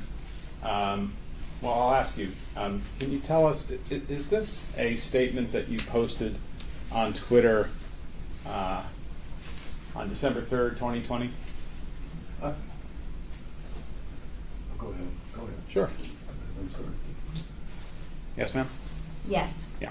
And this is a statement where you talk about that you were looking for a senator to join yourself and Representative Mo Brooks to reject the fraudulent votes for Joe Biden and to keep the real Donald Trump in the White House, right? I object, Your Honor, to the... can hear my objection. I'm waiting. I'm waiting with bated breath, Jim. All right. This violates her right of free speech. There's nothing in this statement that meets the Brandenburg test, even if speech could be considered, since it can't when we're dealing with engages, which is conduct, not speech. And it does not even meet the incitement test, which requires directed to inciting or producing imminent lawless action. Your Honor, we heard an hour of argument this morning on this. Hold on. Go ahead, Mr. Bob. Thank you, Your Honor. That is likely to incite or produce action in the quote. So it's objectionable. And to call her into account for her First Amendment free speech is unconstitutional. Well, Mr. Bob, I appreciate your argument, but that's argument. I'm going to allow the question. Go ahead, Mr. Shelley. When you sent out this, strike that, did you send out this tweet, Ms. Greene? Ms. Wells, could you put it back up? Yes. Okay. And when you sent out this tweet, you wanted the people who read the tweet to know that it was your view that the votes for Mr. Biden for president were fraudulent, or some of them were, right? That really wasn't the purpose of that tweet. I'm just asking whether when you sent this, you were communicating to the people who read your Twitter account that you believed that there were fraudulent votes for Mr. Biden and that your goal was to keep President Trump in the White House. I was communicating that we were looking for a senator to join our objection, which is very much part of the responsibilities and duties that I can do as a member of Congress. I agree with that, but the purpose of that was because you believed that the votes for Mr. Biden were fraudulent, right? Or at least some of them. We had been spending a vast amount of time reading and researching and talking to people, and had seen tremendous. You're watching Live Now from Fox, everybody. We're going to take a quick 2-minute break here for some of you. Stay right here with us. More Live Now from Fox coming up. Entitled to get answers to my questions, Your Honor. Thank you. Thank you, Representative.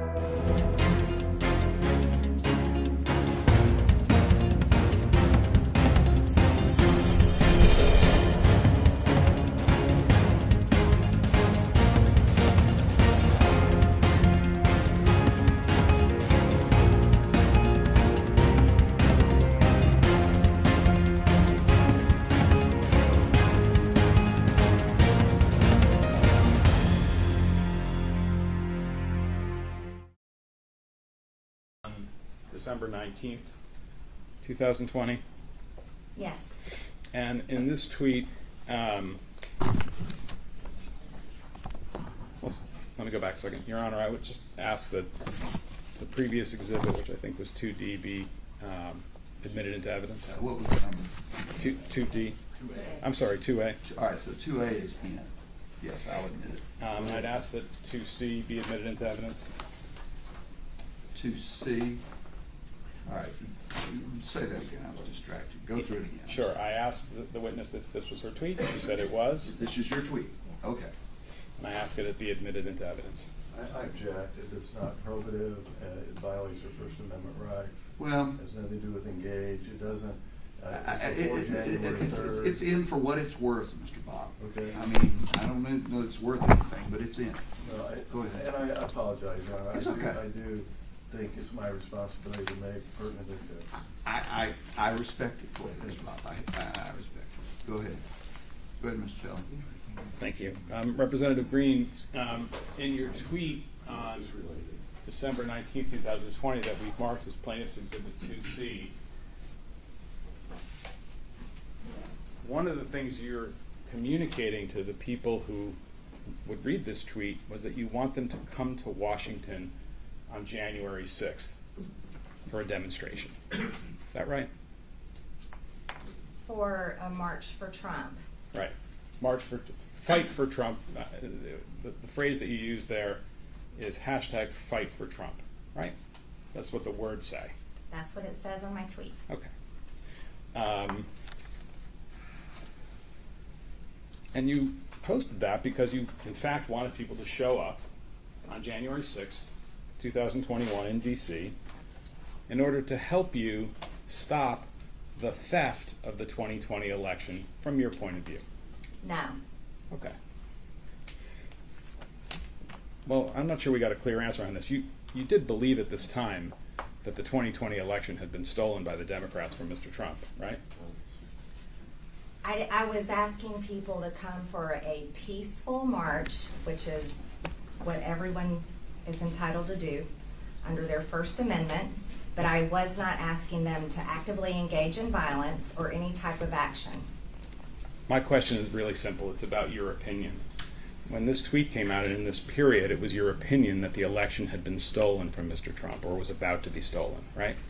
Under my opinion, there was a tremendous amount of fraudulent things that happened in the election, and under my opinion, I want to do anything I can to protect election integrity and to protect the people of my district in Georgia, people's votes. They should count.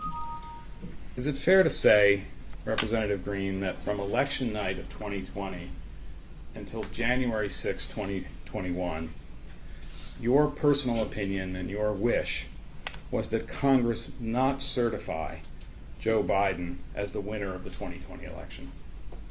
No, that's not accurate. You believed that Joe Biden had lost the election to Mr. Trump, right? Well, yes, we saw a tremendous amount of voter fraud. We have investigations going on right now in the state of Georgia. There's investigations going on in multiple states. My own husband showed up to vote in the general election, and when he went in to vote in person, he was told that he had already voted by absentee ballot, when in fact he had never even requested an absentee ballot. There's many instances. Oh, Your Honor, we could do this now. I understand there's an IT issue that requires a pause. Okay, well. Should we take? How long do we need? 2 minutes? All right, well, everybody just be patient while it's done.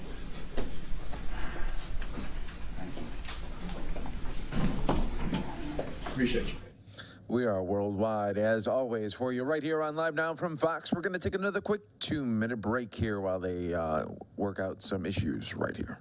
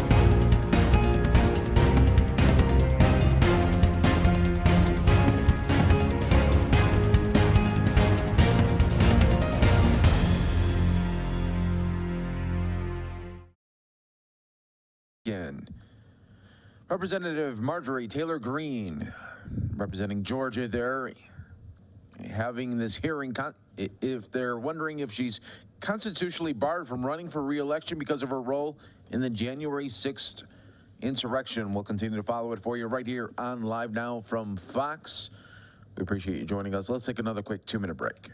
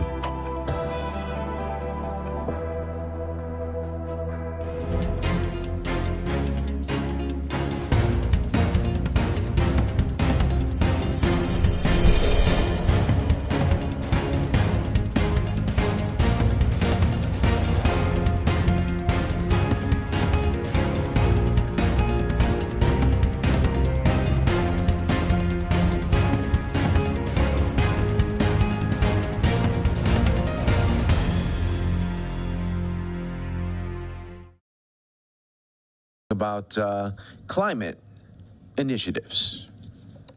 For you, without you. So we always start by coming into community with a humble heart and a listening ear, and making sure that we are reflecting the true lived experience of people in the city in whatever it is that we're rolling out. And we've done exactly that with this new climate action plan. My team held town halls to make sure this plan was widely socialized, and something I insist to ensure that we're breaking out of the echo chambers of City Hall. To kickstart the implementation, in my last budget approved by City Council, we are investing $188 million in equity-focused climate and environmental programs, spanning everything from building energy retrofits to the expansion of our air quality monitoring network and planting, something that I'm personally proud of, over 75,000 trees across our city. Thank you. And I just want to say about the green space and the trees in particular. I've walked in too many neighborhoods on the south and the west side in particular, where you don't see anything green. And I said to my team a couple summers ago, I was on the west side walking down Madison Street. And for blocks I walked. And I was walking that day with members of various street outreach team who were talking to me about the work that they were doing to tamp down violence on the west side. But I was walking, I noticed a lot of asphalt, a lot of concrete, a lot of vacant lots, trash strewn, but no green space. And I think about a child growing up in that environment, and what would you think about your life and your surroundings if you don't see trees, if you don't see green spaces? That's why the planting of these trees, to me, is personally so important. But as we know, trees are essential in addressing the effects of climate change. So the sum of these actions represents the beginning of our transition to a climate-just society. Right now, we have an incredible opportunity in front of us, one that allows us to address the ongoing threat of climate change and maximizes local benefits for communities by prioritizing those most vulnerable to climate change and helping them, and by helping them, helping us generate wealth and secure employment through a thriving green economy. By drastically reducing our reliance on fossil fuels, developing renewable energy resources, and centering nature-based solutions, we can sustain our communities for generations to come. I have to also say that I am so supportive of the federal government and President Biden's efforts through the infrastructure plan to also start making concrete, specific steps on sustainability. We want to be a part of the electric vehicle grid. We want to be a part of building electric batteries for cars and for trucks and other modes of transportation. This is something that we talk about on a regular basis with our federal partners. I was just over at an event yesterday with the Department of Defense that's opening up a research and innovation hub here in the city of Chicago. So there are lots of things happening. We just need to make sure that we are focused and determined to keep moving forward. So with that, I will yield the podium to our next speaker, who is Jonathan. But I just want to say, I can't think of a better way to celebrate Earth Day. We have a lot of work to do. We got to roll up our sleeves and protect our communities. But we will get there by working together. Jonathan?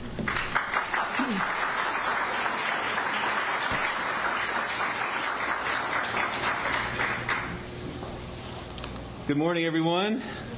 Yeah, just first, I'd like to thank the mayor, her team, aldermen, coming here to release this much-anticipated plan. I know there's many of us in this room that have been waiting for something like this for years, and I share all of your excitement to actually see some goals from the city of Chicago. I want to point out too.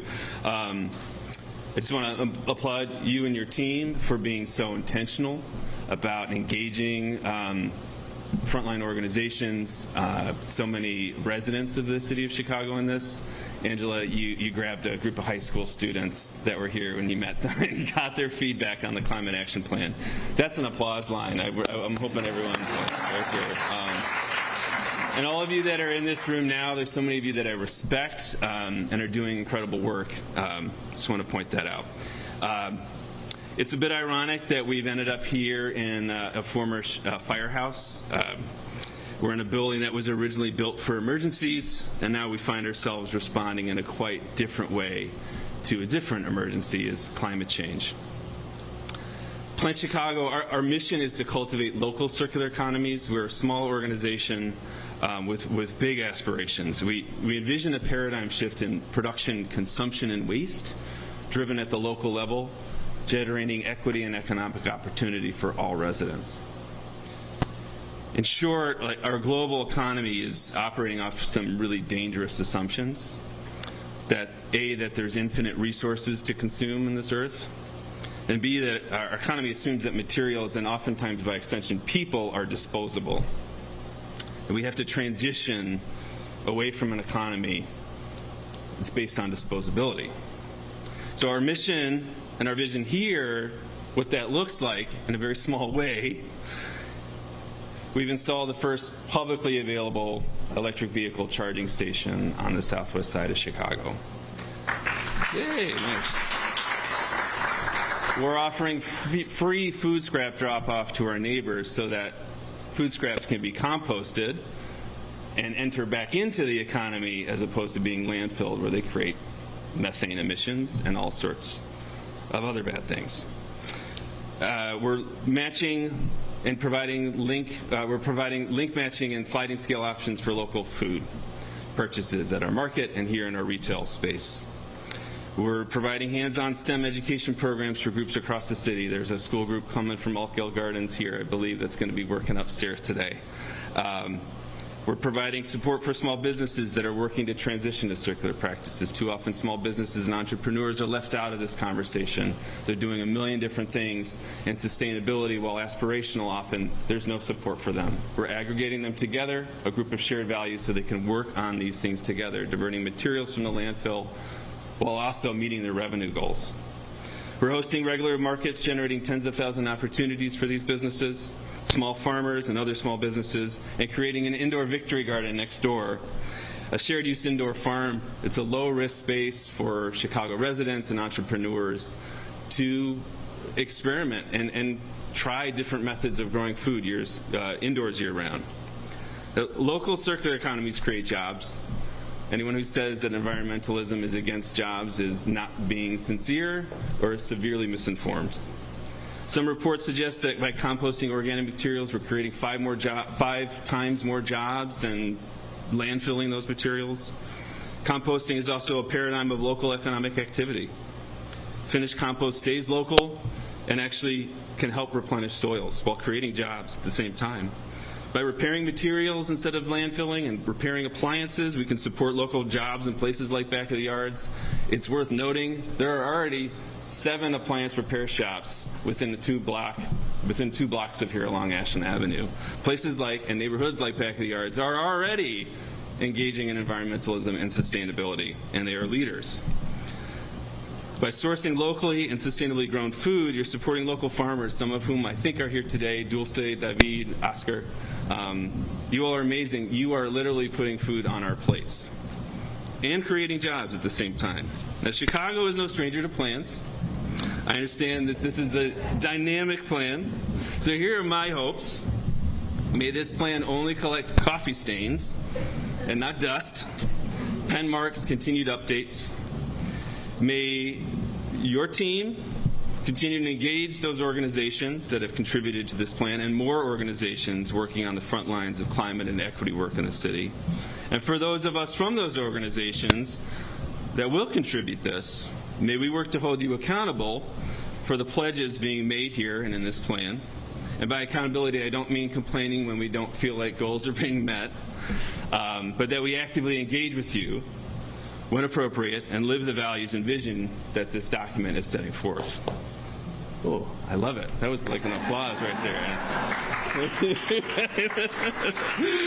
So what Plant Chicago is pledging to do with partnership with the city, in the next 2 years, we're planning to decarbonize this building. As the mayor pointed out, it's a crazy inefficient building, relying a lot on gas right now. We want to change that by installing renewable energy efficiency upgrades, renewable energy, and extracting our operations from fossil fuels, and ensuring that any benefits that we receive from this transition reach small businesses and our neighbors on the southwest side.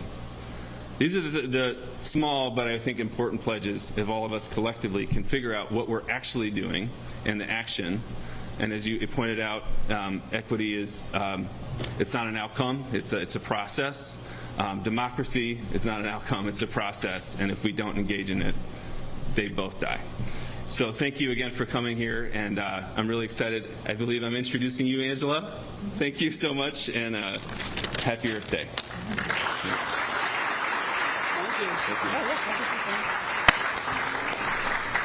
Wonderful. Happy Earth Day, everyone. So lovely to see you all.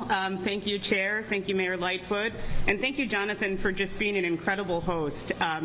Jonathan Perea is not only running this entire organization and teaching us how to enable the circular economy in our communities, he is also a partner and a thought leader on decarbonization. So as we are thinking about retrofitting our old buildings across Chicago, he is giving us real-time insight on resources that are available, on what new technologies we can use, and how do we do this? How do we transition all of our buildings across the city? So we're just grateful for your leadership here in the city of Chicago. I want to just pause for a second to share with you all how meaningful today is for me as a mother, as the leader of this wonderful team, as someone who grew up in an environmental justice community, South Chicago, on the far south side, Mayor, it is a pleasure to serve in your administration today and every day, but especially today with the unveiling of the 5 pillars of the Climate Action Plan. Thank you so much. Thank you. I'm going to begin my remarks by just grounding us in a land acknowledgement. Chicago is the traditional homeland of the Anishinaabe, or the Council of Three Fires, the Ojibwe, the Odawa, and the Potawatomi nations. Many other nations also call this area home.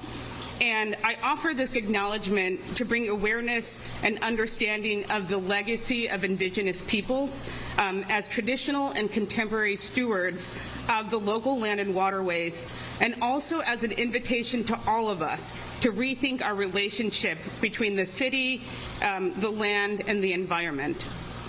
This is a joyous occasion, and I'm thrilled to be here with you to make history. We are building off of the goals that were set forth in 2008. That was 14 years ago. So now 14 years later, we are here to share this goal of a 62% reduction in the city's overall carbon emissions by 2040. And this is an important distinction. This is through direct action, direct implementation, and direct investments in our infrastructure, our people, and our communities. The call from scientists and climate experts to make drastic changes to our existing way of life, is undeniable. And I commend the mayor for answering that call, as well as all of the other leaders that are here with us in this room. The 2022 Climate Action Plan is more than just a climate mitigation strategy. This is a roadmap to a just and equitable green economy for the city of Chicago. It is a plan that understands the urgency of mitigating the climate crisis while crafting solutions to ensure that communities that have been historically marginalized are not left behind as we embark on a transition to a more regenerative economy that minimizes our reliance on fossil fuels and continues to grow our green jobs sector, invests in clean energy infrastructure, and innovative systems that prioritize people and our planet. It is a plan that sets out to drastically reduce our carbon emissions while driving deep and important community benefits like economic inclusion, improved air quality, community resiliency, and improved mobility. A robust green economy rooted in the livelihoods of communities is a core pillar of this administration, and Mayor, we all answer this call to move that work forward. I want to pause and just acknowledge the folks that put this plan together. Our technical advisors, WSP, thank you so much. Our community engagement team from Muse Community Design, we appreciate your work. And I just want to name our team. Gavin Taves, Gabby Wagner-Sobrero, Jared Polachicchio, Mary Nickel, and the wonderful Kyra Woods, you all, who was our project leader in this process. You know, not only did you see me running around Chicago recruiting students to give feedback on the Climate Action Plan, but I think we were all out there. You probably saw us knocking on your door or at a community event or online asking you to come to your community to do a briefing. So just appreciate all of the work and the leadership that this team put in. And we did not do this work alone, of course. Our role was to lift up the voices of community in this process, right? To talk to people who are on the front lines of climate crisis, our community leaders, our workers, our businesses, who all came armed with the solutions, right? And we work in coordination with climate leaders, we worked in coordination with local experts, department leaders, sister agencies, business leaders, and as the mayor already mentioned, thousands of Chicagoans who engaged in this year-long public process. Many of those folks are here today, so I just want to also acknowledge and thank you all for your tremendous feedback on the plan. I know that many of you spent hours, you wrote letters. Again, you invited us to your communities for briefing. We are deeply grateful to have those conversations with you. And I will note that we read every single public comment and considered every single public comment that came back to us. These conversations that we engaged in and the feedback that we received was critical to developing a plan that not only set the path forward to achieve the broader climate goals of this administration, but a plan that is based in the reality of all Chicagoans from all corners of the city. Again, this is a plan that is rooted in people, in our planet, and we as the City of Chicago accept the responsibility of advancing this plan and are committed to delivering the equitable benefits that our 77 communities need to thrive. Thank you so much, and with that, I will turn it over to Ann Hinterman from Family Matters. Thank you.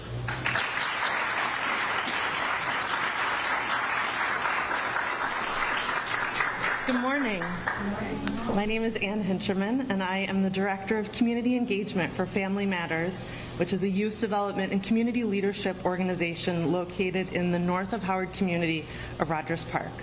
Thank you so much to Mayor Lightfoot, to Chairman Cardenas, and to Chair Tovar for welcoming Family Matters to participate in this event.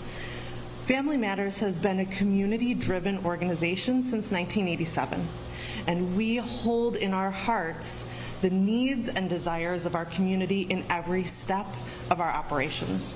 We've been hearing for a number of years that environmentalism and sustainability is really important to the youth who come to our programs every day. In the past year, we have had the great good fortune to participate in a local initiative called the Neighborhood Power Project, which allows small nonprofits like Family Matters to participate alongside mentors while receiving micro grants to establish more sustainable practices in our buildings. Family Matters is located in a vintage Chicago 3-flat. Our building is more than 100 years old and looks a lot like the housing stock that makes up so many communities in Chicago. And we were really excited to be a neighborhood anchor to demonstrate to the youth, families, and our community that environmentalism is possible in a building that looks like their homes and on a very tight and hardworking budget. We went into the project expecting traditional outcomes. We would be doing good work, we'd be saving some money, and we would be building more sustainable programs in our building. We had no idea the immense changes to the quality of life that would take place as a result of these programs. I'll give an example. As part of our work, we transitioned all of the lighting fixtures in Family Matters, all 4 floors, our 3 program floors, plus our basement, which we call the Roots, and transitioned them into warm, comfortable LED lighting. This has had a tremendous benefit for everyone who enters our space. When members of the mayor's office came to visit, they commented on how comfortable and inviting Family Matters is. And this has been really important as all of us work through our dysregulation as a result of the pandemic, particularly the children that come to Family Matters, many of whom have sensory needs. So having this soft, warm lighting has improved concentration at the Family Matters school and has made learning more fun and more comfortable. Neighborhood Power Project also opened new doors for partnerships at Family Matters, including speaking with all of you today, and opened the doors for a collaboration with LK, who donated 2 water bottle refill stations for Family Matters. So now on each floor of our building, we have clean filtered water, and the children of the school take great pride in demonstrating exactly how to fill their reusable water bottles, stopping the sensor just as it gets to the top, and they know every day, every time they refill their water bottles, that they're doing something to improve the sustainability in their lives, and they're bringing those lessons back to their families. We're so excited to move the cost savings that we've seen through our energy savings into new sustainable projects at Family Matters, and we're embarking on working with Illinois Solar for All to establish solar panels on top of our building. Watching live now from Fox, everybody. Top of the hour right here. We're going to go back out to Georgia here, where we do have the hearing for Representative Marjorie Douglas. They're talking about the very latest there as they are trying to disbar her from running for re-election. Your Honor. Kelly, thank you. Your Honor, I would just ask that Mr. Bopp not consult with his client in the break period while I'm examining her. That's generally not permitted, in my experience. Go ahead. Can we see Plaintiff's Exhibit 2C, please, Ms. Wells. I'm sorry, we're on 2C? 2C. Okay, thanks. Ms. Greene, this is the tweet that we talked about a little bit earlier. Just a quick question on it. You issued this on December 19th, 2020, correct? I can't see real well, but I think that's the date. Maybe we can make it a little larger.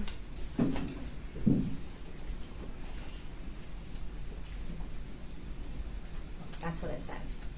And what you were doing in this tweet was you were tweeting out a story from the Epoch Times about President Trump saying that the protests that were planned for January 6th were going to be, quote, wild, right? I object. We don't have the, where's the article? Right there under the picture of President Trump. Does it quote that? Yes, it says Trump, supporters should join wild protest in D.C. on Jan 6th. Okay, I withdraw my objection. I can't see that. I can't see. We can make it a little larger, Ms. Wells. You can answer the question, Representative Greene. What was your question? My question is, what you were doing in this tweet is you were tweeting out a story from the Epoch Times about President Trump making a statement that the protest on January 6th would be wild, right?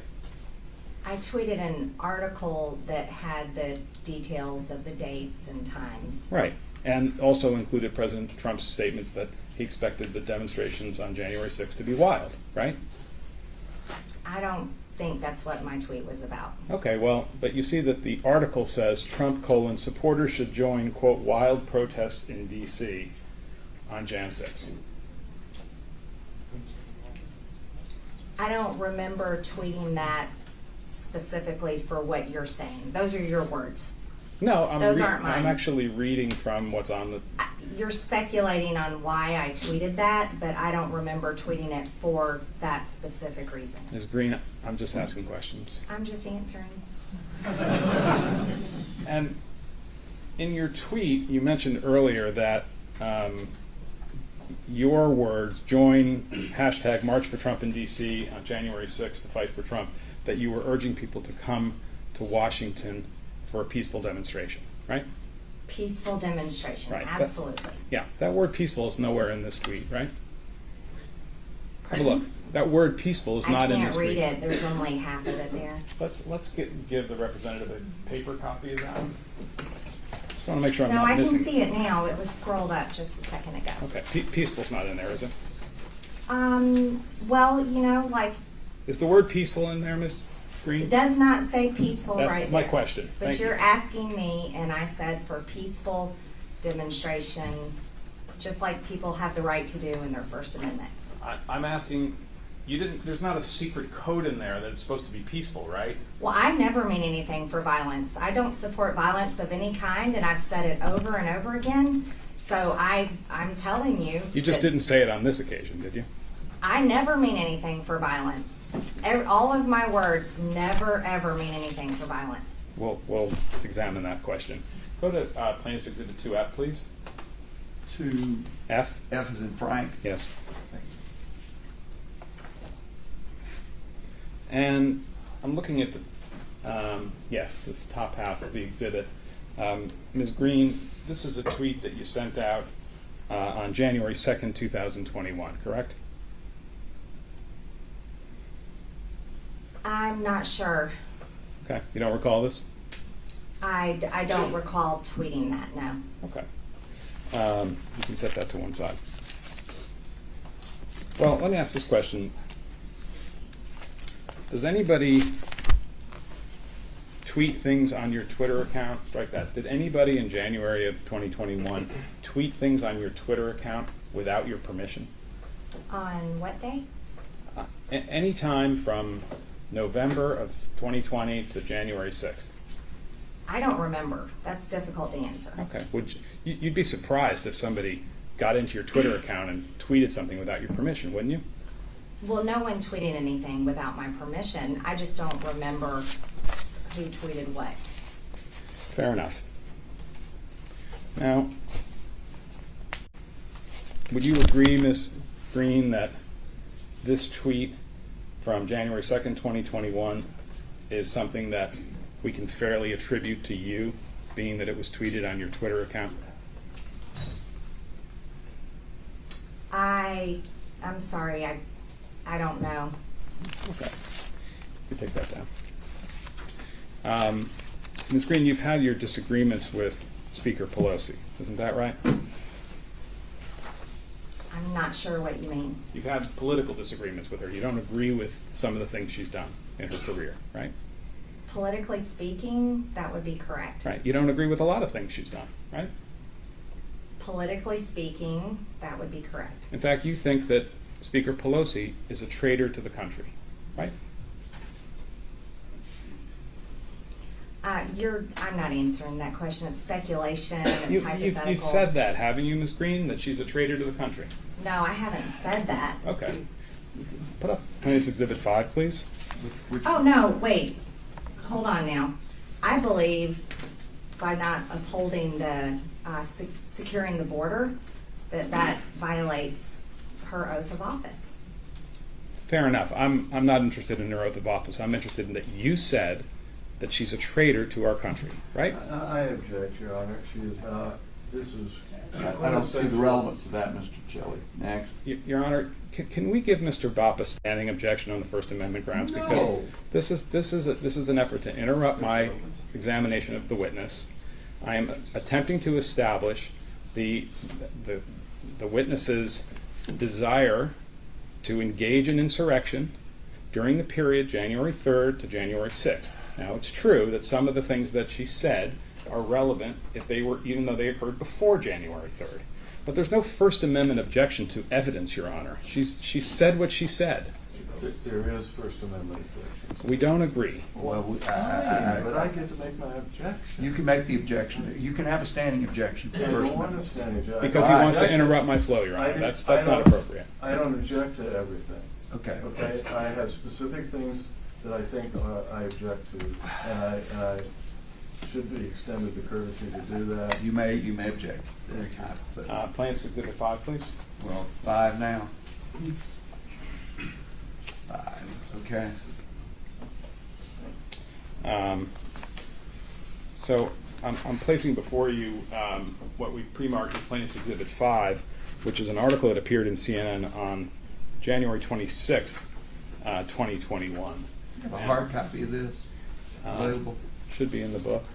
I mean, does she have a hard copy? I mean, she can't read it off the screen. We have one for her. Good. Let's start using hard copies. You can't read stuff like this off the screen. May I approach the witness, Your Honor? Yes, sir, you may. You have a standing permission to approach the witness to deliver copies of documents as to which you're going to ask your question. Thank you. Ms. Wells, if you could scroll down a bit.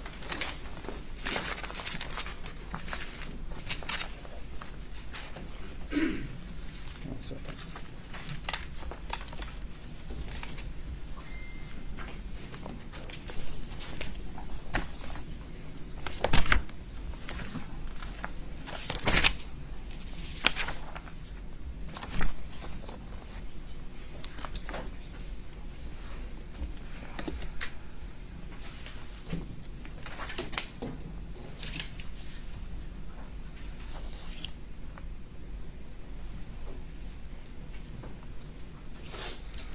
Ms. Greene, I want to direct your attention to the bottom of the 4th page of the exhibit. Mm-hmm. This is a paragraph that starts out, "She's a traitor to our country." Do you see that? I object, Your Honor. What possible relevance could it be that she had political disagreements that resulted in hyperbole that is commonly used? Your Honor, this is an argument. Overruled. Next. Thank you. I just want to ask a narrow question, Representative Greene. Did you say, referring to Speaker Pelosi, she's a traitor to our country, she's guilty of treason, she took an oath to protect the American citizens, she gives aid and comfort to our enemies who illegally invade our land, that's what treason is, and our law representatives and senators can be kicked out and no longer serve in our government, and it's a crime punishable by death, is what treason is. Nancy Pelosi is guilty of treason. Did you say those words? I said, this is what I was telling you, is she doesn't uphold our laws. It's a She simple allows yes or no illegal- question, ma'am. I'm Did answering you say those Answer words? without being instructed by him to say yes or no. I don't agree, Your Honor. This is cross-examination. This She's is so entitled what? to an answer to my question, not a Representative speech. Greene, did you say these words that are quoted on the bottom of it? Did you say that? According to the CNN article I did, I don't Do you remember. recall saying? I don't recall saying all of this, but I do recall having said this about I totally disagree with the border issues. Okay, And I ask and believe- answer. Next question. Okay.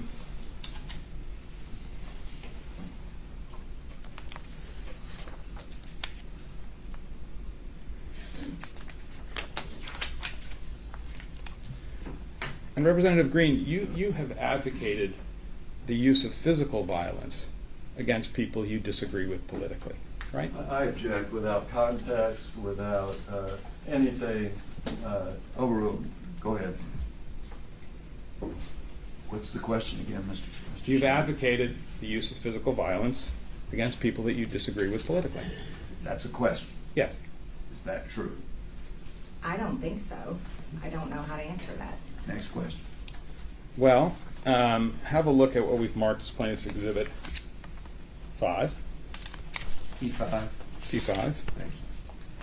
That's the same one. Same one. Correct me. Okay, thank you. You've got a copy of this, Representative. Oh, is it the Yes, same the one? same thing. Okay. And, well, let me ask a foundational question. You understand that on social media posts like Facebook and Twitter, one of the things, well, I guess on Facebook, one of the things you can do is you can like someone's post, right? You can like people's posts. Right. And when you like someone's post, that's a way of signifying that you agree with or admire or think it's correct, that the post is correct, right? I don't know. I don't agree with your phrase of questioning. Well, I'm asking you. Isn't it true that when you personally, Ms. Greene, like someone's post, you're signifying your approval for what the post said? No, I don't agree with how you're phrasing that question. No, I don't agree with that. So it's true, though, that you liked a post that suggested that, quote, a bullet to the head of Nancy Pelosi would be a quicker way to remove her as Speaker of the House than impeachment, right? Now, you're using a CNN article, which CNN has lied about me multiple times, and you're using a CNN article I'm asking as you your to answer my evidence. question. Did you like a post that said it's quicker, that a bullet to the head would be a quicker way to remove Nancy Pelosi from the role of I Speaker? have had many people manage my social media account over the years. I have no idea who liked that. Okay. Are you testifying under oath it wasn't you? Just want to be clear on that. I am testifying. I have no idea who liked that comment. Fair enough. It could have been you. Right? I'm telling answered you, the I question. do not know. She's answered the question. Go ahead. Next question. Yeah.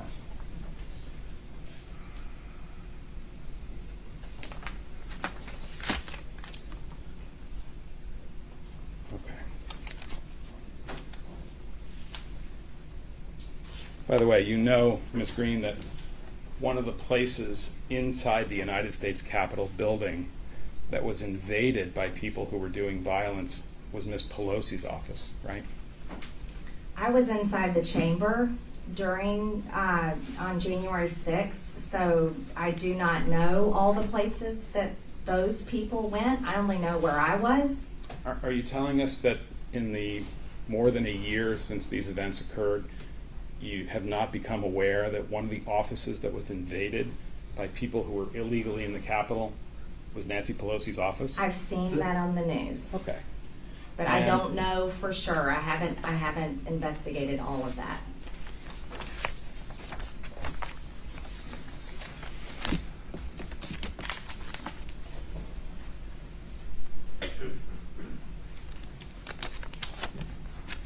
Now, you mentioned earlier in response to some of my questions that there was a demonstration that was being planned for January 6, 2021, called the March for Trump, right? We talked about it on one of my Twitter posts. Right. And that demonstration was being organized in part by an organization called Women for America, right? I don't remember who organized it. Okay. Ms. Wells, can you pull up Plaintiff's Exhibit 2D? I'm sorry, which one, Mr. Kelly? I'm sorry, 2D, Your Honor. D or B? D. B is in boy. No, D is in dog. D is in Sorry. dog. Thank And you. we're going to do this on paper, so I'll get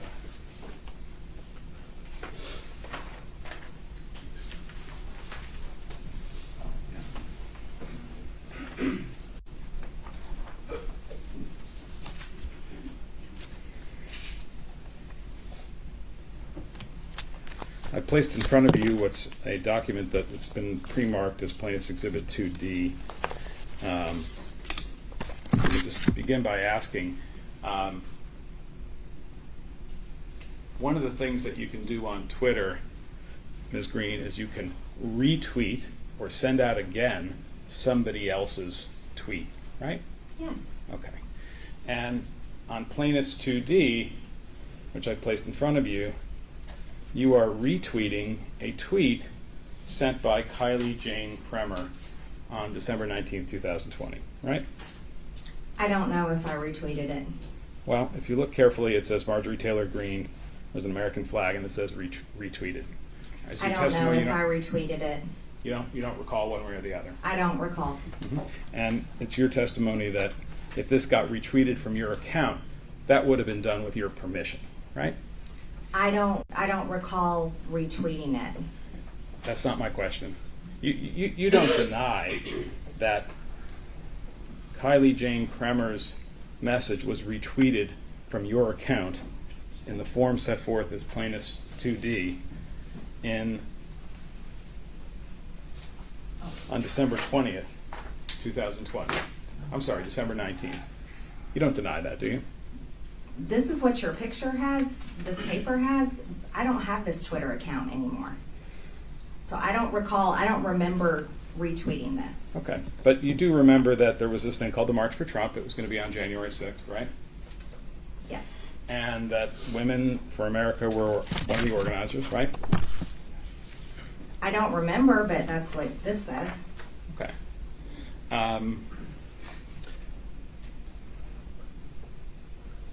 And one of the other hashtags for the demonstrations that were planned on January 6th, 2021 in Washington, D.C. Was a hashtag Stop the Steal. Hashtag Stop the Steal, right? Stop, yes. Yes.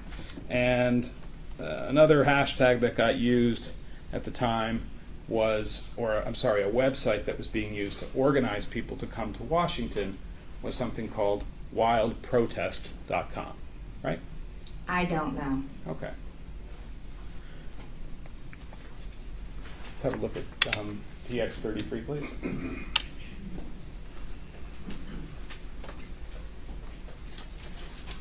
sorry again, Mr. Shelley.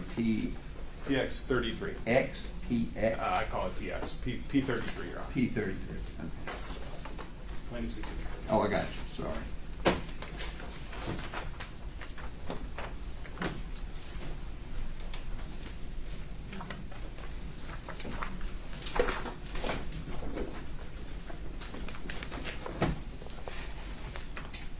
I placed before you, Ms. Greene, a document that we've marked as Plaintiff's Exhibit or Petitioner's Exhibit 33. And I'm just going to ask a couple questions about it. Does this refresh your recollection that there was a website known as wildprotest.com that was encouraging people to come to Washington for a protest on January 6th? I don't remember the website, but I'm seeing it here on this, on your paper. Okay. And wild was the term that President Trump used to describe what he thought was going to happen on January 6th, right? Wild is also a term that high schoolers use when they talk about spring break. Fair enough.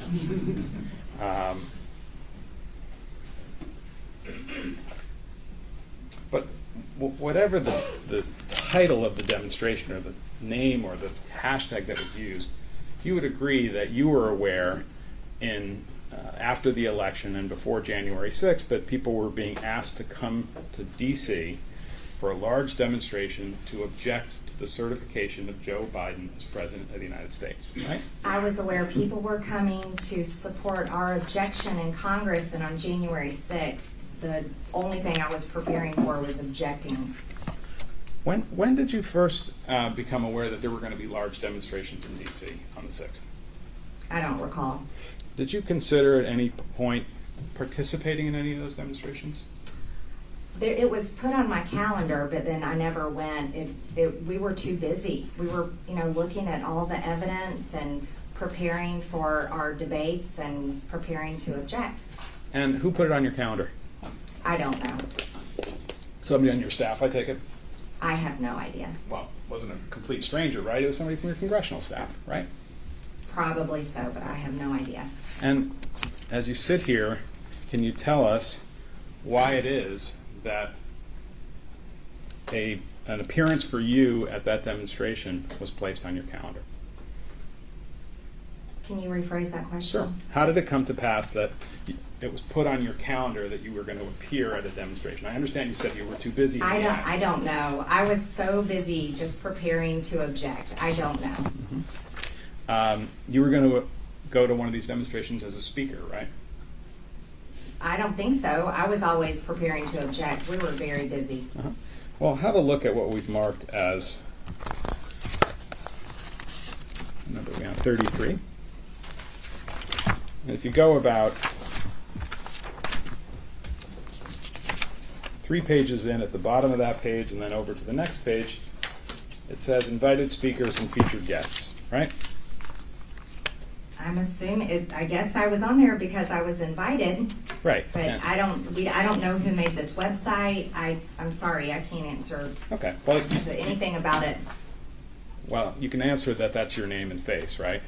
That is my name and face, but I don't run that website. I have no idea who does. My question to you, Representative Greene, is did you or someone under your authority at your congressional office authorize you to be placed as a speaker or guest of the wild protest demonstration? I get many invitations as a member of Congress to many events and all kinds of speaking engagements, and most of the time those go on my calendar, but they have no relevance as to whether I attend or not. So would it be fair to say, Ms. Greene, that through your office you authorized your name and your likeness to be associated with the wildprotest.com demonstration? No, you cannot say that or assume that. That would be whoever organized this. Well, let's talk about that. Going back to 33. You know Ali Alexander, don't you? No, I don't really know him, no. When you say you don't really know him, you've met him, right? I've seen him before, but I don't know him. Yeah, how many times have you been in his physical presence to your knowledge? I cannot even guess. Hardly any. 10? 20? No. Have you shaken his hand? I've shaken his hand before, yes. I shake hands with pretty much everyone I meet. Lots of people, right? And he's a friend of yours, right? No. Okay. We'll come back to that.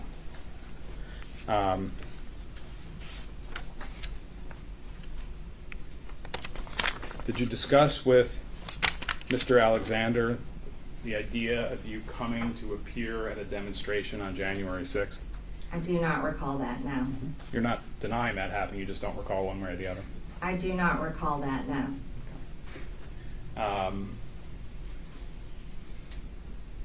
Well, did you discuss with anybody attending the wild protest demonstration that was planned for January 6th? I do not recall ever talking about attending.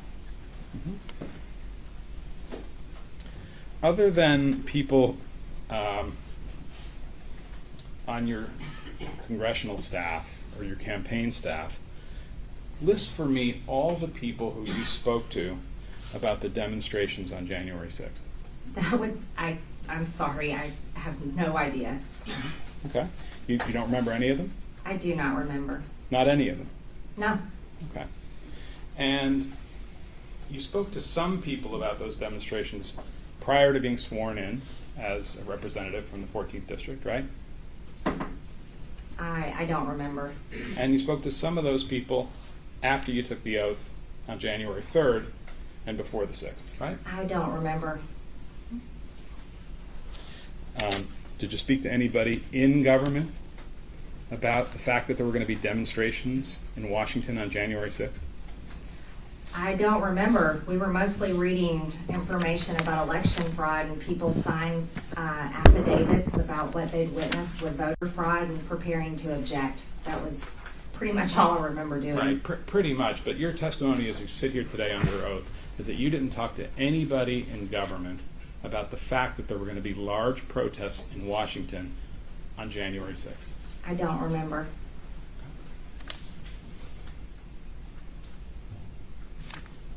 You spoke to Representative Biggs or his staff about that fact, didn't you?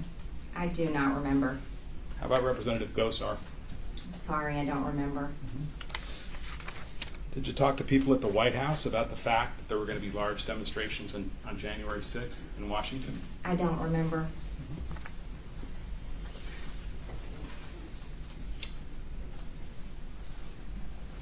Prior to January 6th, Representative Greene, did anyone ever mention to you the possibility that there might be violence in Washington on January 6th, 2021? I don't remember. So it's possible that folks told you things could get violent in Washington on January 6th, right? I was a brand new member of Congress. I don't remember those conversations, but I would hope Nancy Pelosi and those in charge of the Capitol were taking the Capitol security very seriously. My question is just about whether anybody at all ever mentioned to you the possibility of violence. I don't remember. Okay, so you're not denying it, you're just saying you don't recall. I don't recall.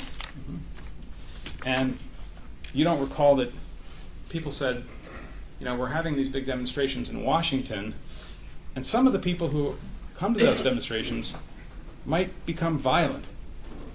That never happened.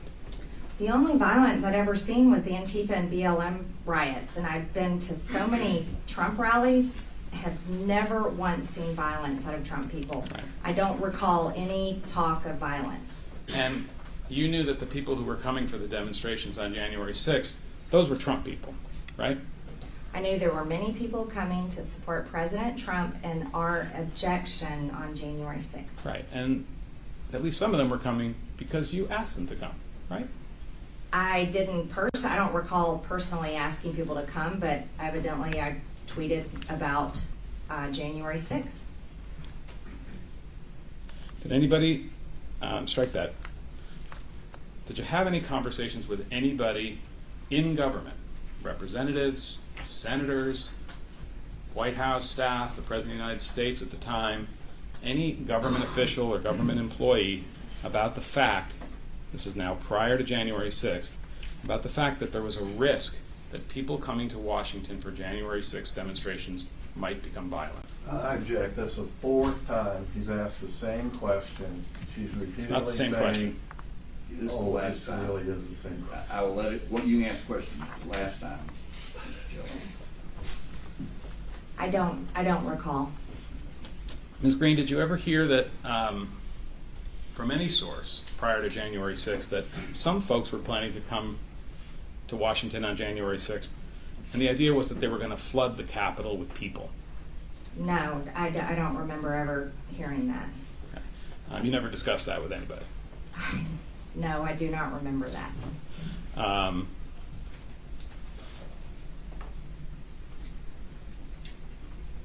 But you supported the idea of people coming to Washington on January 6th and flooding the Capitol, right?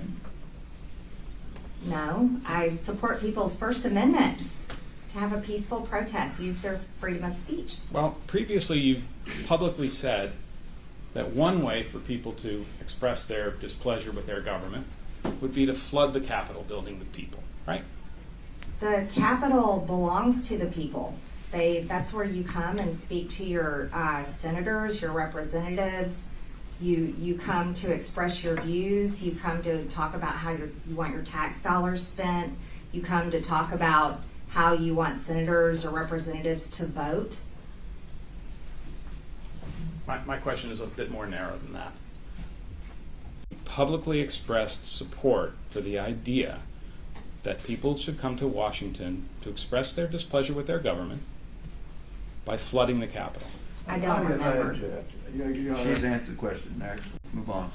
Can we have PX 23, please?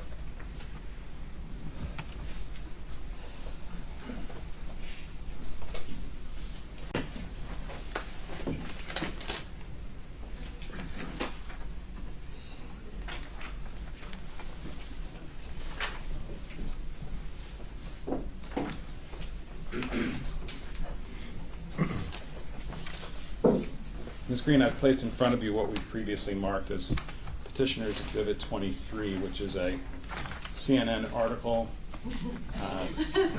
entitled, in 2019, Marjorie Taylor Greene told protesters to flood the Capitol and feel free to use violence. Your Honor, I object. This is 2019. How many years back? High school? Do we have to be treated with statements that, like, flood the Capitol? Flood the Capitol? Your Honor, this is a speaking objection. It's not appropriate. Go ahead. If you can figure out how you're going to lay the foundation for this, you may proceed. Go ahead, Mr. Chairman. Thank you. I want to direct your attention, Representative Greene, to the second page of this exhibit. Mr. Shelley, could you please go through the proper things so she knows what she's looking at? Yes, I thought I did, but I didn't hear it. I'm sorry. Okay. Ms. Greene, this is an article that appeared, we believe, on CNN in the wake of January 6th. I ask if you've seen this document before. No, I haven't seen it. Yeah.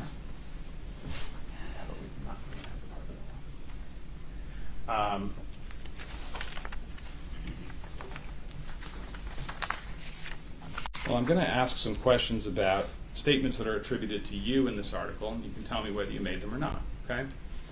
The second page of the document has a quotation that reads, quote, "All of us together, when we rise up, we can end all of this. We can end it. We can do it peacefully. We can. I hope we don't have to do it the other way. I hope not. But we should feel like we will if we have to, because we are the American people." Do you recall making that statement in 2019 in connection with the protest around Fund the Wall? No, I don't recall. Ask and answer. Go ahead. Next. Are you denying that you made that statement? Objection noted. You denying that you made that statement? I'm saying I don't recall. Okay. You're not This denying is- it, you just don't recall. It's a CNN article. She said she does not recall. That is the answer. Let's move on.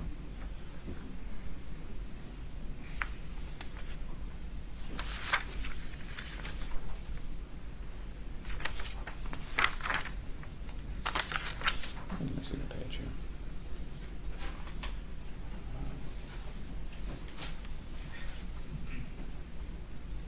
Let me scroll back.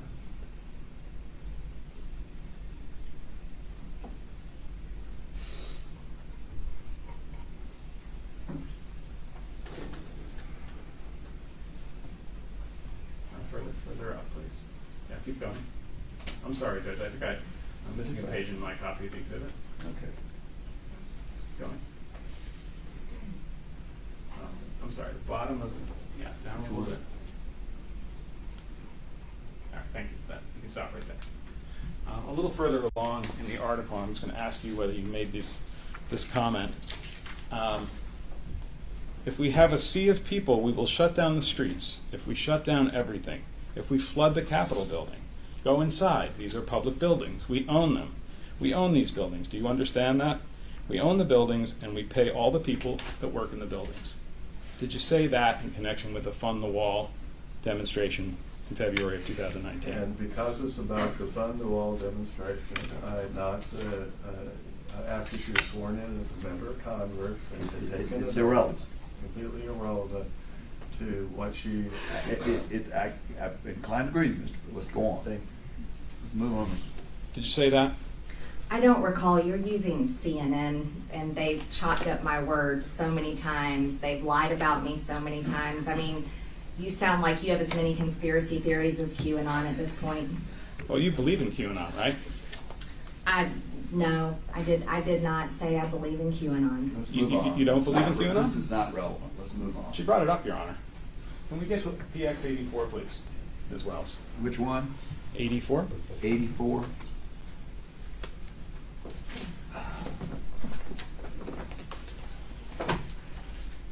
Is that your face, Ms. Greene? It appears to be. Okay. So this is a video clip. I'm going to ask that you play it. It's about 1 minute 50 seconds, and simply ask if that's you making those statements. Your Honor, before he starts running this, I object unless he assures us that this is the complete clip, not selected out pieces, that is the entire. We haven't touched it, Your Honor. Okay. I'm not saying you touched it. Right. Well, this is on, you're prepared to play this. I think your responsibility, and I'm asking the court to require this, or I object, is to make sure that this is not taken out of context. You want to present it as evidence. I think you should be required to explain that this is the entire statement that was made, not some selected piece out of context. May I be heard on this, Your Honor? Sure, of course. Go ahead, Mr. Your Honor, we have been denied the opportunity to conduct discovery in this case, as Your Honor knows, given the speed with which this proceeding had to go forward. We have been denied the opportunity to issue subpoenas, to get records, to do precisely what Mr. Bopp would like me to do. In fact, Mr. Bopp objected to all of those things and said, we don't want them to do those things. So the idea now that he is objecting to us playing a portion of his own client's words, she can defend herself quite ably. She will tell us if it's out of context or if it's QAnon or something else. Let's back up. First of all, what is this again? This is a video, we believe, of the Congresswoman making a statement. And where did it come from? It came from the CNN article, links to it, from Facebook. So this is, but this was pulled off of what, the internet? Well, it was connected through CNN, I believe. No, through the from a tweet. Okay, next question. This is the complete. That's what was there? That's what was there, yes. Okay, have you made any alterations? No, sir. Are you aware of any alterations? No, sir. Okay. Do we know when it was made? We believe it was made in February of 2019, but I think you can now ask the witness this about it. Can we play the video, please?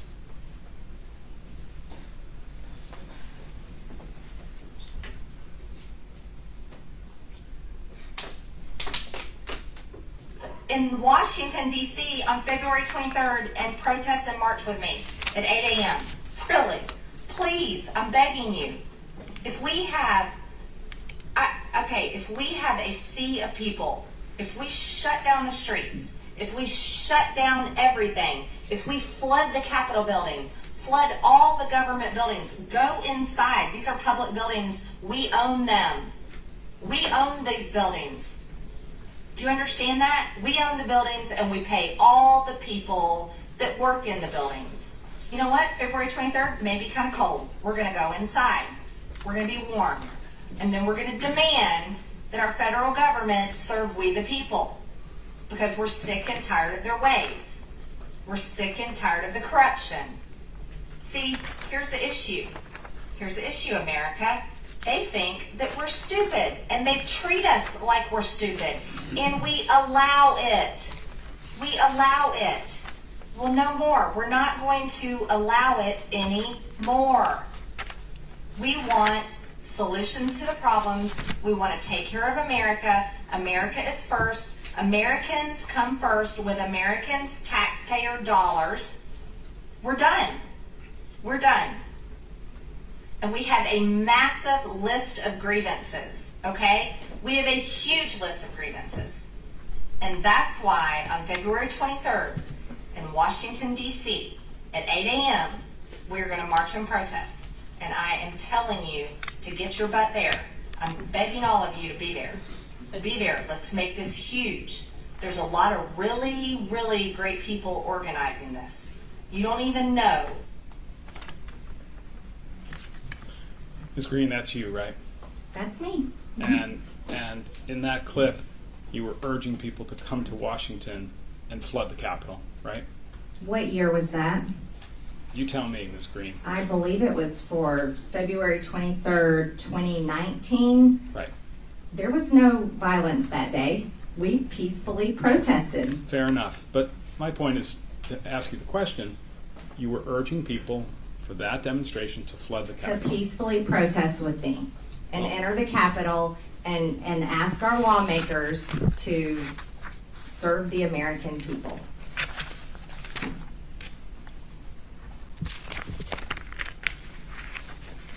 So now you remember giving that statement, right? Now that we've watched the video, I remember that. Now that your memory has been jogged a little bit, do you remember talking about that demonstration being done on a peaceful basis? That demonstration was peaceful. Right. And you remember that you said, we can do it peacefully, right? Of course, I only believe in peaceful demonstration. I do not support violence. In fact, what you said is, we can do it peacefully. We can. I hope we don't have to do it the other way. I hope not. But we should feel like we will if we have to, because we are the American people. That was another statement that you made in the same presentation, right? That was in your CNN article, and I don't trust CNN as a source. They've lied about me multiple times. Are you denying that under oath that you made that statement? I'm not. I just don't recall. I'm not recalling saying specifically that. The demonstration was peaceful. History shows that. What year was this again? 2019. It has nothing to do with January 6th. I'll move on, Your Honor. You're pushing the envelope, Joe. I thought you already fallen off the cliff. No comments. No comments. Mr. Yeah, I'd appreciate if Mr. No Bob would comments. keep his humor to himself for the moment. He can do that in the cameras outside when the time comes. Gentlemen, and I'm serious. We need to get back to task. Ms. Greene, did you or any member of your government or campaign staff communicate with Anthony Aguero about the events of January 6th prior to January 6th? I don't recall. Did you or any member of your staff, either congressional staff or campaign staff, communicate with somebody named Dustin Stockton prior to January 6th? I don't think I know who that is. Okay.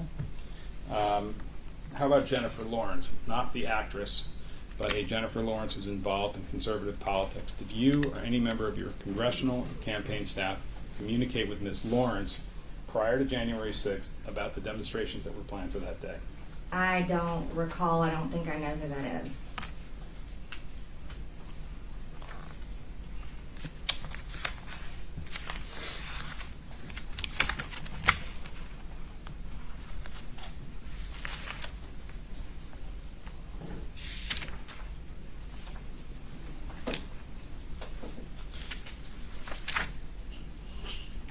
Did you or any member of your campaign or congressional staff, Ms. Greene, provide any support for any demonstrations that occurred on January 6, 2021? I have no idea. I don't think so. I don't recall. Did you or any member of your staff provide information, advice, funds, printed material, the promise of a public statement, to withhold a public statement, anything along those lines in connection with the demonstrations that were planned for January 6th? I don't remember. I don't think so. And if somebody were to come in here and say, oh yeah, she gave us support for our demonstrations, you'd say, I don't remember that. That didn't happen. I'm not sure what you're saying. I think you're speculating. That's hypothetical. Prior to January 6, 2021, you heard that people were planning to enter the Capitol on January 6th and engage in violence, right? No. I object that. I think that's the fifth time you said that. Well, no chance the question. No. Next. Never heard that from anybody. No. Yeah. And prior to January 6, 2021, you were aware that people were going to make noise outside the Capitol as a means to disrupt the proceedings inside the Capitol. Is that fair? No, I have no idea what you're talking about. Okay.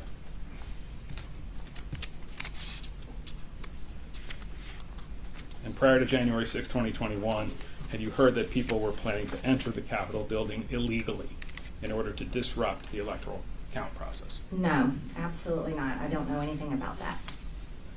Okay. Your Honor, it's I think 12:45 is. Well, let's talk about that. How much longer do you think you need, Mr. Shelley?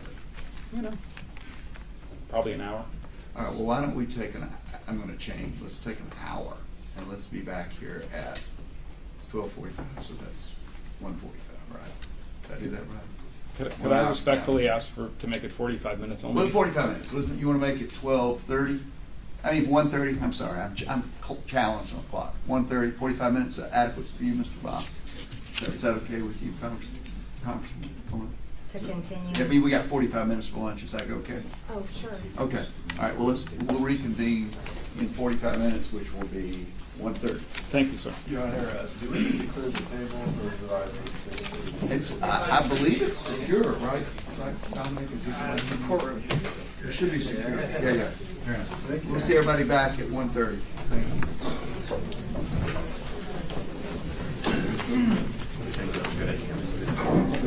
45 minutes. Yeah. All right, so they are taking their lunch break here. You're watching Live Now from Fox, everybody. As you can see, we are waiting for a Pentagon briefing on this Friday for the latest on the Ukraine-Russia war. We'll be featuring that as soon as it happens, about 30 minutes right here on Live Now from Fox. Let's take a quick 2-minute break.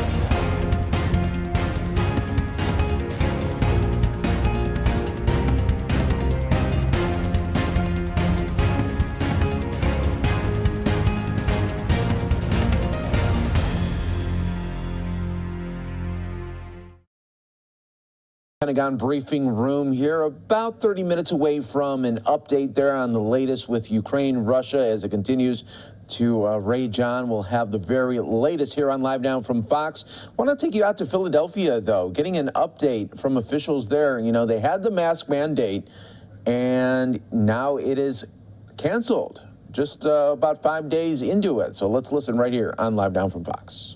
When it goes this way, what's your view of that? So this is not a temporary back and forth that we're doing. You know, we made an announcement on April 11th that this would go into force on the 18th. What it looks like happened after that announcement on the 11th is that people actually did take heed. You know, there's not a way that we would have seen the decrease in hospitalizations we're seeing over the course of this week, just based on enforcement starting on the 18th. So what that means is we don't feel like the mandate is necessary at this point. We're not saying, hey, we're out of the metrics, we could go back next week. We're saying we're not mandating at this point, which means we're not using that ability to kind of trigger a mandate based on the metrics we had announced in February. Does that answer your question? It does. I guess in a more layperson's term there, I understand how you're explaining that to me, but you know, if you're running a business or a restaurant and you're thinking, what do I do? It's up, it's back. Does it undercut the fate that folks might have in public health people as they try to grapple with this? Are you concerned just with the public's perception around this now? You know, I think what we've seen is Philadelphians really paying attention to public health and doing what they needed to do. And I think that's probably not just masks. You know, from what I've heard anecdotally and from what we're seeing in the data, it seems like people also paid attention to things like, don't go to a gathering if you're sick, right? And I've heard from a lot of people that they had gatherings that either got canceled or were much smaller because somebody had COVID. So I think people are paying attention, not just to masks, but to COVID in a way that maybe they had stopped paying attention a few weeks earlier. And that's what we need to have happening in our city. Did you feel pressure to drop the mask mandate because you were out there all alone, and even because the federal judge pulled it off in terms of the transportation sector? Did you feel pressure? I mean, you know, there's lots of pressure in lots of different directions in this job. What I'm trying to do is really follow the data. And I think that's what we've done here. You know, I've said, and I said when we announced the mask mandate, that if we didn't see hospitalizations rise in tandem with a rise in cases, that we would need to change and rethink our metrics. And that's what we're doing here. Hospitalizations peaked at 82 on Sunday, on Monday down to 77, on Tuesday down to 74, and yesterday down to 65. That's clearly not a rise in hospitalizations. And I think it just doesn't justify keeping a mandate in place when we don't need one. Thanks, Jeff. Again, if we have time for a second round, we'll come back to you. Next up, we have Jason Lockman of the Inquirer. Jason, you should be able to unmute. Can you hear me? Yes. Okay, great. Thanks. Thanks, Commissioner. You know, Commissioner, when you announced this a few weeks ago, you had said that you were doing a mandate because recommendations didn't work. Now you're saying they do work. Can you kind of talk through whether did your perspective change? Like, kind of how did you reach this conclusion that a mandate wasn't needed anymore? So in each of the previous waves of COVID that we've seen cases rise, and that's been followed by a rise in hospitalizations.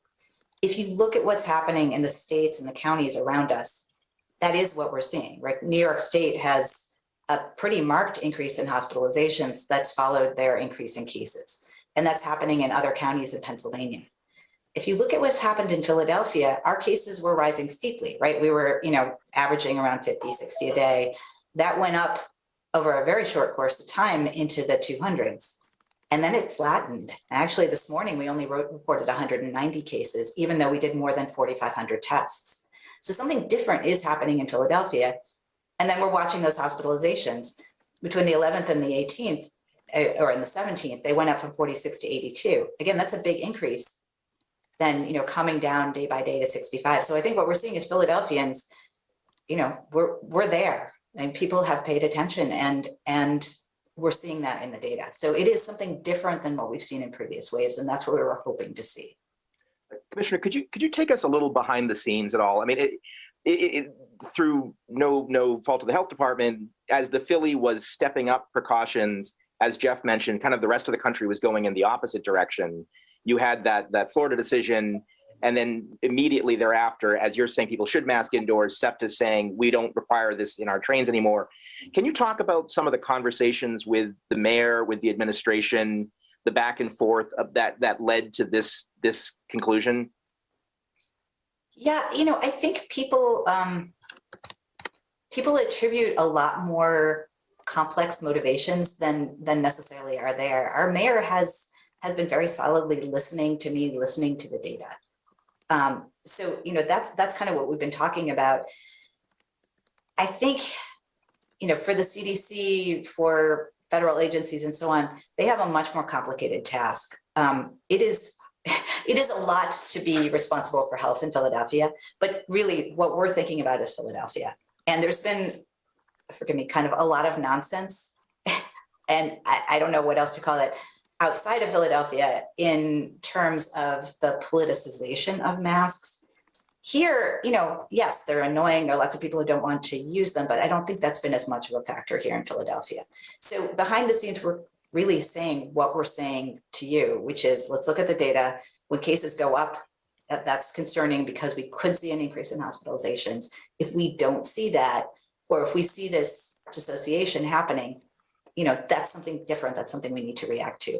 But, I have been very grateful to have a mayor who is listening to public health, is listening to the data and paying attention to that, and really prioritizing keeping people alive and healthy. And real quick, if I could ask one more question. This is sort of similar to what Jeff brought up, but let's say another variant comes along that is very serious. Do you have any concerns that this particular mandate ending so quickly that it will make future mandates be taken less seriously, or make the public feel like there's not a lot of solid backing to any future mandates that may end up coming along? I actually think the opposite. I very much take seriously my obligations to say things that are true to Philadelphia and to keep my promises. And I had said when I announced this, that if we didn't see hospitalizations rising, that we needed to rethink this and that we shouldn't have a mandate in that case. So that's what we're doing today. And, it is a very short span of time because that's the time we needed to see what was going to happen next. We didn't want to miss the chance to interrupt a serious wave. But with hospitalizations coming down, we feel comfortable saying, this is not a free-for-all, take off your masks. This is we're going to strongly recommend this rather than require it, because that is going to work in Philadelphia right now. But I think by keeping those promises, if I do come back to Philadelphia and have to say, this one looks bad, we really have to do something different, I feel like then people are more willing to trust that we're only going to do what we have to do and not be more restrictive than we have to. Thanks, Jason. Up next, we have Lauren Make of NBC 10. Hey, guys. Hey, good morning. Dr. Bedical, I'm going to stay on that same topic to begin with in terms of what happens if there is another wave and what happens if you were to sort of reverse course again. Given the confusion that this caused, given that there were places like Sixers games, for example, where we didn't see people following the rules, are you concerned that people won't listen to you next time? I would be more concerned if I hadn't seen what I'm seeing in the data, which is that cases remarkably quickly lowered in Philadelphia, flattened out, and hospitalizations went down. And that to me says people are listening when we tell them to listen. So, part of our ability to get people to listen when they need to is to tell people when things are getting better as well, and not to be more restrictive than we have to. I mean, the fact that people don't perfectly follow rules at sports games in Philadelphia, I feel like, we talk about it a lot, but it's not really a surprise to any of us. We want people to do the best job possible in those settings. And I also want to make sure that people who do something, how should I put this? People who do something that maybe isn't ideal in terms of COVID prevention, then need to take in that they did that, right? And that's not then a great time to go visit somebody vulnerable if you just did something that maybe was an exposure. And that's where I think we see people in Philly really starting to take responsibility. I think that's what happened. And that's what needs to start happening, right? If a 22-year-old goes to a big party when there are relatively more cases, is that great? No, that's not great. In the same way that going to a Sixers game and taking your mask off, probably not a great choice right now. If you do that, you did that. So now don't go to a nursing home 3 days later. There are things we can do within imperfect human behavior to protect each other. And that's, I think, where we're going. And testing it isn't talked about enough, but it is a really important piece of this. We can test if we know that we've exposed ourselves. We can test before we go to a gathering or before we go visit somebody who is elderly or at risk. That's another way that we can help protect each other. It's not just about masks, although masks remain very important. So if you're no longer using these metrics that were introduced just for the city, what are you going to be using? So we are going to be letting people know what the situation is. So if we're seeing an increase in cases, we'll be letting people know. I think that 50% increase over 10 days metric as an early warning that something is going on that we want to pay attention to. I think that's still useful, not for a mandate, but to tell people what's happening. And, if there is a severe new variant, we'll absolutely want to tell people, and we'll talk internally, we'll talk with experts. If we're seeing a giant wave of cases approaching Philadelphia, we're going to be having conversations with all kinds of stakeholders to talk about what is best, what is needed to keep Philadelphia safe. I think we're all hoping that doesn't happen, and that increasingly we see variants that are milder and cause fewer hospitalizations and so on. But we've learned never to say never with this virus. So do you think you'll go back to basing things on CDC standards, or you're still going to have a different standard for Philadelphia? So what we're doing for Philadelphia right now is to say we are strongly recommending masks. We're not using a leveled approach at this point, other than to, have a strong mask recommendation when we see. I think we'll use the same criteria for when we want a strong mask recommendation in place that we would have used for mask precautions. Other than that, it's going to depend what we see coming. So we aren't creating a separate set of numbers or a different set of numbers at this point. We'll see what happens next in terms of, what the CDC decides to do with their own guidance. I think one of the questions that's come up there is increasingly as people are home testing, those metrics that they designed in February with the, fewer than 200 or more than 200 cases per 100,000, it becomes a little bit less reliable. So, I think there's a lot of flux that's going to happen in terms of how people interpret data over the next few months. But the important thing for us in Philly is being able to look at our local data, see if cases are increasing, make sure that people know that if this is a riskier time or a less risky time. Thanks, Lauren. Up next, we have Betty Chin of CBS News. Betty, go ahead. Sorry about that. Can you hear me? Good morning. I just want to get clarification, just double checking this. Will the city reserve the right to do this again, meaning institute the mask mandate, no matter how long you think it might last? And also, what do you think was accomplished these past 3 days? So I'm going to answer the second part first. I think not just these past 3 days, but since we announced this on the 11th, I think, and with thanks to the massive amount of press that this has gotten, Philadelphians know about this. They know it's a higher risk time, and it appears that they've taken action to lower their risk. And I think that's why we're seeing cases here and hospitalizations go in a different direction than they're going in the surrounding states and the surrounding counties. So I do think that people are paying attention in a way that's really important for decreasing risk. In terms of would we ever mandate again, I think if we were seeing a similar kind of wave to what we're seeing, we don't feel like we need a mandate. And we're saying we're not going to use these response levels that we previously created because we don't need to at this point. Does that mean we would ever have a mask mandate? I think it depends what happens. If there's some very severe new wave hitting Philadelphia, I don't want to ever say that, we wouldn't do anything, but, we're not anticipating that given the current situation.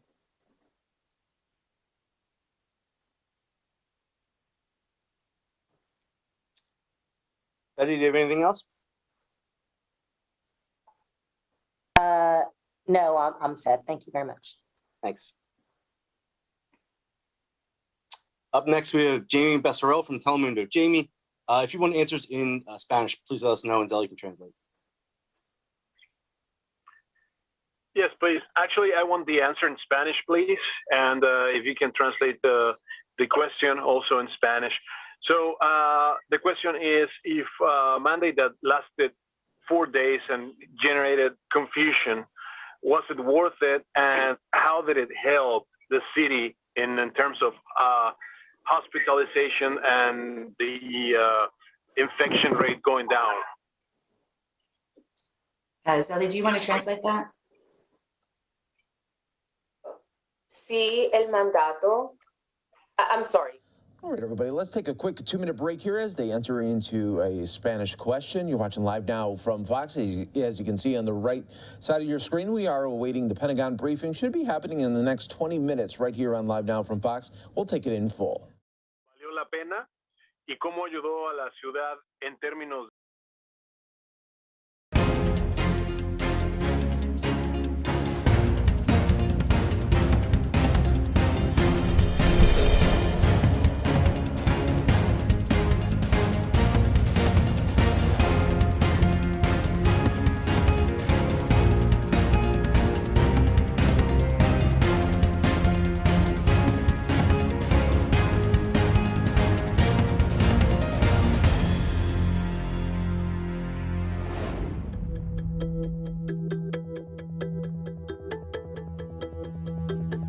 arranging for the choir and the service leaders to be tested so that they wouldn't be spreading COVID to the congregation. Asking congregations to mask when possible. So I think there's been a lot that individuals in the city have done in response to this announcement. That is the reason we're seeing the data improve rather than 3 days of enforcement. And again, that's why we feel like a mandate isn't necessary at this point in Philadelphia.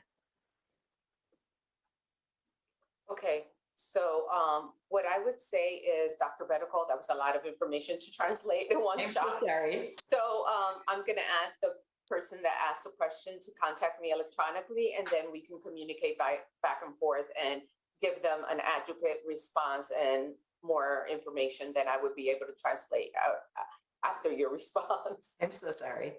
No, that's okay. You're perfect. I'm just a little new to this. Jamie, is that all right with you? I have one more question, please. That is fine, yes. And if you can just provide me, yes, with that information, I'll be more than glad to get in touch with you. And I have just one more question, please. Sure. The credibility of the city and the health department, how does this affect the credibility of both if, if it lasted so short, it was so short, and for the future mandates as well? Well, look, so we made an announcement and Philadelphia responded, and we are now seeing cases level off and hospitalizations go down. That, I think, speaks to our credibility, and it speaks to Philadelphians. That's what we need to see, and that's what matters. So, I think this has been effective, but I think it's also shown us that Philadelphians can do this without a mandate. So, overall, I am really proud to live in a city that is taking care of itself, taking care of its members, and where people are caring for each other. I think there's way too little of that nationally right now. Jamie, same thing. We'll follow up with you after this for a Spanish recording. Thanks. Okay, sounds good. Thank you. Up next, we have Mike Rubenkamp from the Associated Press. Mike, you should be able to unmute. Hi, Dr. Bedical. So you're basing this decision on just a few days of data. Is that scientifically valid? I mean, it's common for daily numbers to fluctuate. Is that enough data to justify a decision like this? So when we started to see the cases flatten, we started to see hospitalizations initially come down a little bit, we thought that was probably just wiggle in the data. But, it's been pretty consistent in terms of those hospitalization numbers. When we make decisions like this, I don't make them single-handedly. What I do is I talk with our internal team, and I also talk with public health experts, including each of the members of the Board of Health. And we have a wonderful expert team on the Board of Health. This is a joint decision. But, I think the pattern we're seeing in both cases and hospitalizations, we're seeing positivity also come down. It's pretty consistent. So with all of that together, this feels like the right thing. And, I have said from the beginning that we didn't want to keep this mandate if it wasn't necessary. With this steady decrease in hospitalizations, with the cases leveling off, we are not seeing that sustained rise that we were worried about seeing. One other question. On the 11th, you said it was important to impose a mask mandate to head off a potential wave. If that was good public policy then, why wouldn't it be good public policy going forward? So it looks like what happened was that announcement itself was enough to head off that wave. If you look at what's happening in Philly compared to the surrounding areas, the other northeastern states, it looks like that did work. We, consistently want to be the least restrictive necessary. And if that level of warning is enough to head off a wave, then we don't need a mandate. So, I think this has been good information for us. We always intended to have this be as short as possible. I think the good news on cases and hospitalizations means that we're ready to stop it at this point. Thank you. Mike, you good? Okay. Next up, we have Sophia Schmidt from WHYY. Sophia, you should be able to unmute. Hey, thank you. So Dr. Pettigal, you're talking about the fact that hospitalizations did not continue to increase as being one of the key kind of markers that we didn't need the mandate. I'm wondering if, so the thing that triggered the mandate in the first place was cases, not hospitalizations. Are you considering putting in place some kind of other triggering system that would actually emphasize hospitalizations more? Not at this point. I think what we have is the ability to continue to watch numbers, to notify people if we start to see a rise in cases. And, what happened in Philly, which has happened in other places, is we did see a rise in cases that was followed by an initial rise in hospitalizations. But, the timing is such that it looks like once people started paying attention to that, that was able to kind of stem that rise in cases. And then you see hospitalizations after that start to drop down. So, I think this is a very different situation. We aren't looking to put in different numbers or different metrics at this point. If there is some very severe new wave, we will all be putting our heads together. We'll be talking to external experts, figuring out if something else is necessary. But for now, what we're doing is keeping people informed.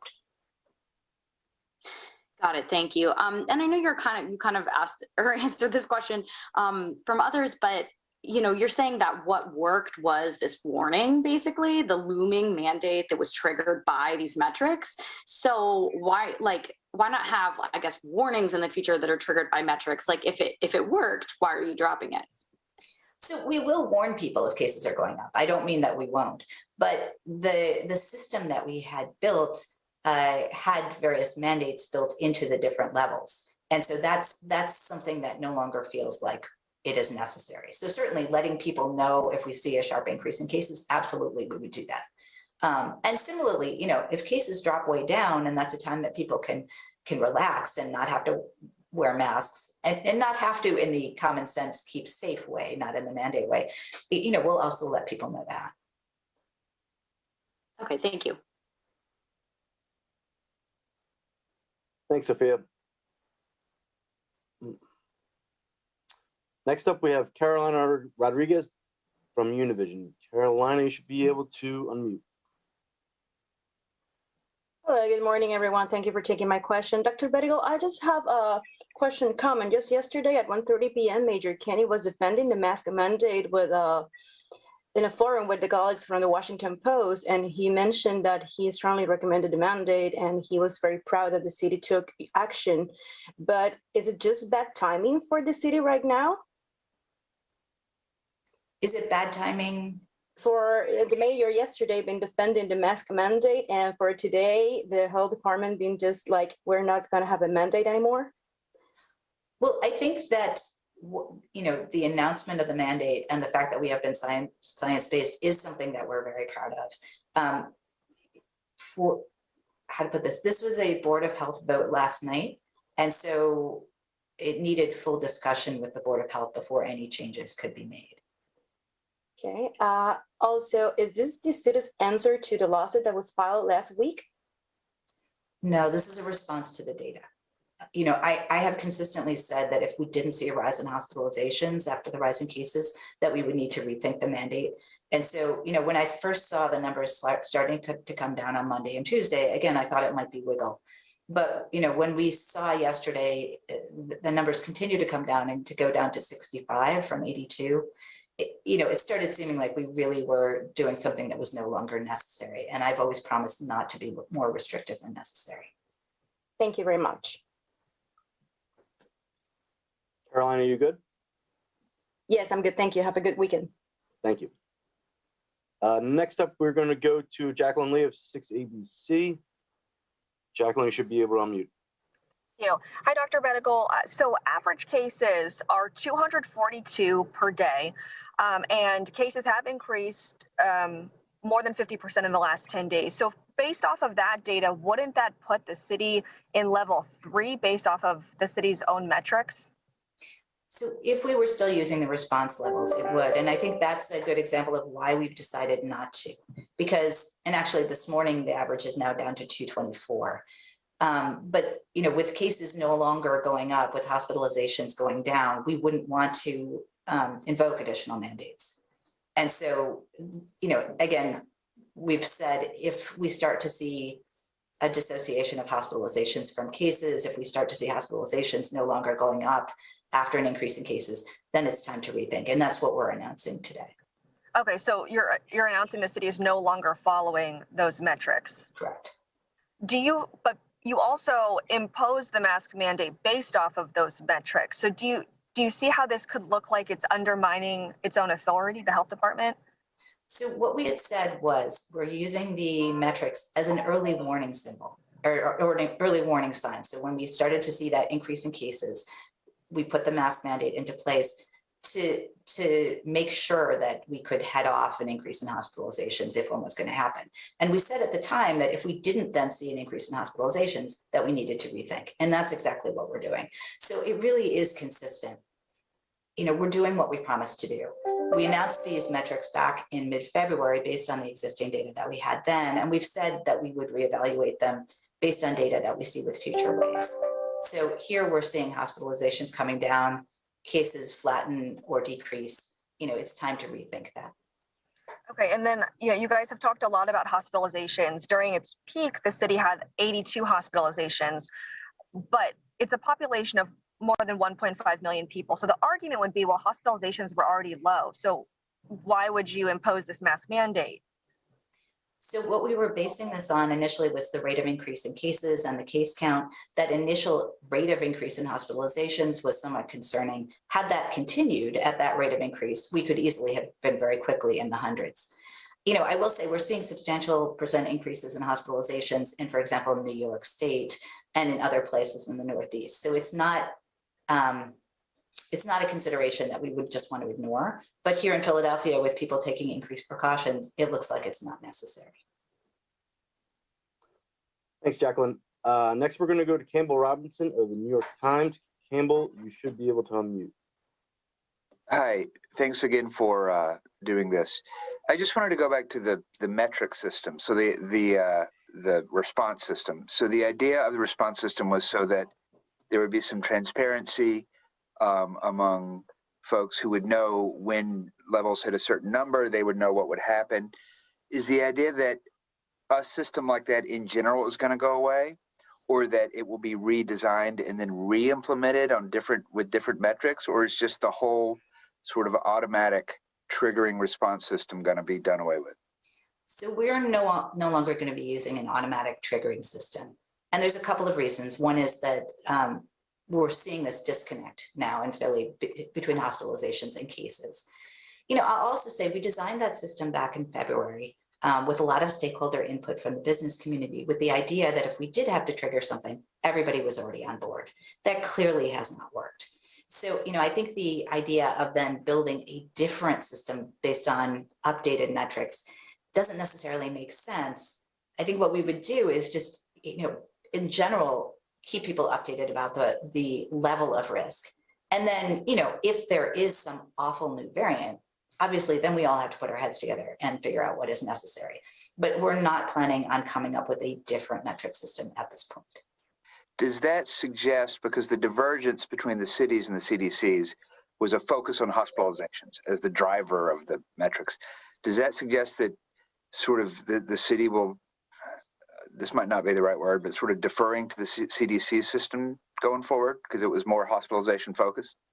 I mean, I still think that letting people know that early warning sign of an increase in cases is very useful. I just don't think we need to do that with a mandate at this point.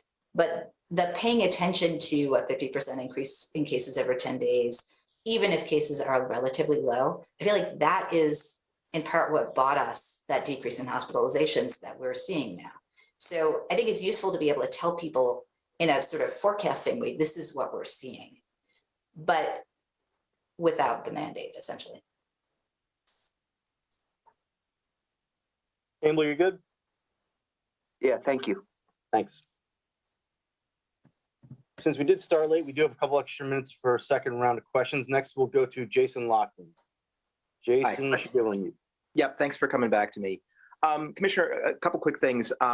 As you mentioned, cases are still going up and hospitalizations are going up in other parts of the Northeast.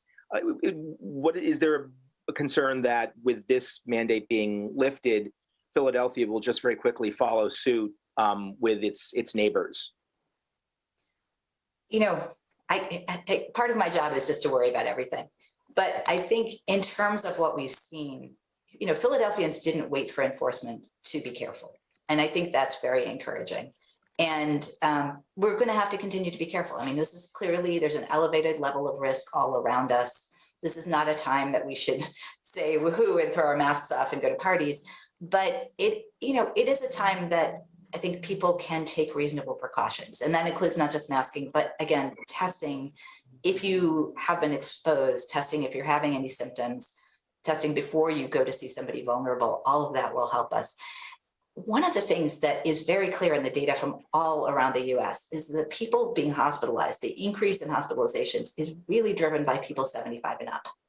And that means all of us need to be careful if we are visiting with or living with somebody who is elderly. You know, consistently, they have the highest risk from COVID, and we want to protect each other. And very quickly, how would the city respond if the direction of hospitalizations changes course, if in the next few days or the next week you see it going back up again? We will be blaring information from the rooftops. I mean, not literally, but, you know, I think people responded really well to very loud and clear information.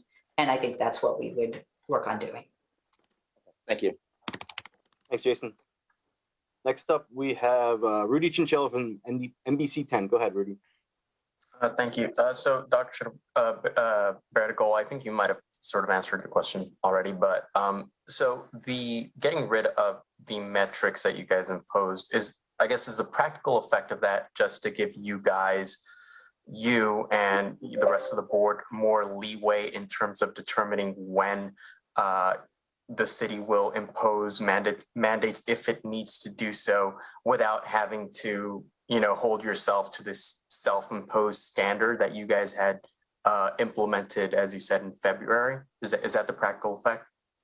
I think the practical effect is actually the opposite, which is not to be tied to having to impose mandates when we don't think they're necessary. You know, and I think that Lauren's question earlier about, I think it was Lauren, about the move to level 3 is a great example of that. We don't feel like we need to move to a vaccine mandate for dining establishments right now, but the metrics could push us that way. That doesn't feel necessary right now, given the direction of our numbers. So, you know, what we're trying to do is to move away from kind of these triggers and, you know, more toward we want to make sure people have really solid information and understand what their risk is, and that they have all the resources they need to protect themselves. And, you know, a piece of that too, we have people out in neighborhoods all across the city giving out home test kits and trying to make sure people have the information and the resources they have to protect themselves. Okay, and then the other question, it goes back to, because you've referenced it a couple of times, the announcement of the mandate being made April 11th. Was that an intentional decision that you guys made to see if people would take it upon themselves to use masks, or is that just sort of like a happy coincidence that you guys announced it on the 11th, started enforcement on the 18th, but people before the 18th started, it seems, using masks, and therefore cases started dropping? You know, it wasn't, we weren't doing an experiment. We were really announcing to give people a little bit of time to get themselves organized and to, put signs up and to get information out, rather than trying to say, it's effective today, we will be enforcing today, which feels a little unfair to businesses. So, it wasn't an intentional exercise, and will people do it without the mandate? But I think effectively that's what we've shown. Okay, we have time for one last question. Lauren, go ahead and ask the question. Hey, Dr. Bedwell, I wanted to follow up with something I heard you mention. You talked about being science-based, but you've also talked about how in Philadelphia there are other considerations given the population in Philadelphia, access to healthcare, and that maybe things should be looked at here differently than they would be in an affluent suburb. So, are you still considering the decisions that you're made purely based on science and data, or are you considering a bunch of other factors and saying it's a combination of things? Well, it is about science and data, and the data on. But is it purely about science and data? It is. The thing to know about Philly, though, is the numbers on who is more at risk and by what census tract and what population and so on. That's also data. So it is all science and data. It's just that we think that we can't ignore the data on populations at higher risk in our city. And the decisions to be more conservative in Philadelphia about risk do relate to our history of being a We're going to take another break here while we do wait for the Pentagon briefing. Should be happening any moment right here on Live Now from Fox. Who are at high risk, people who can't work remotely and so on. But I think it really is.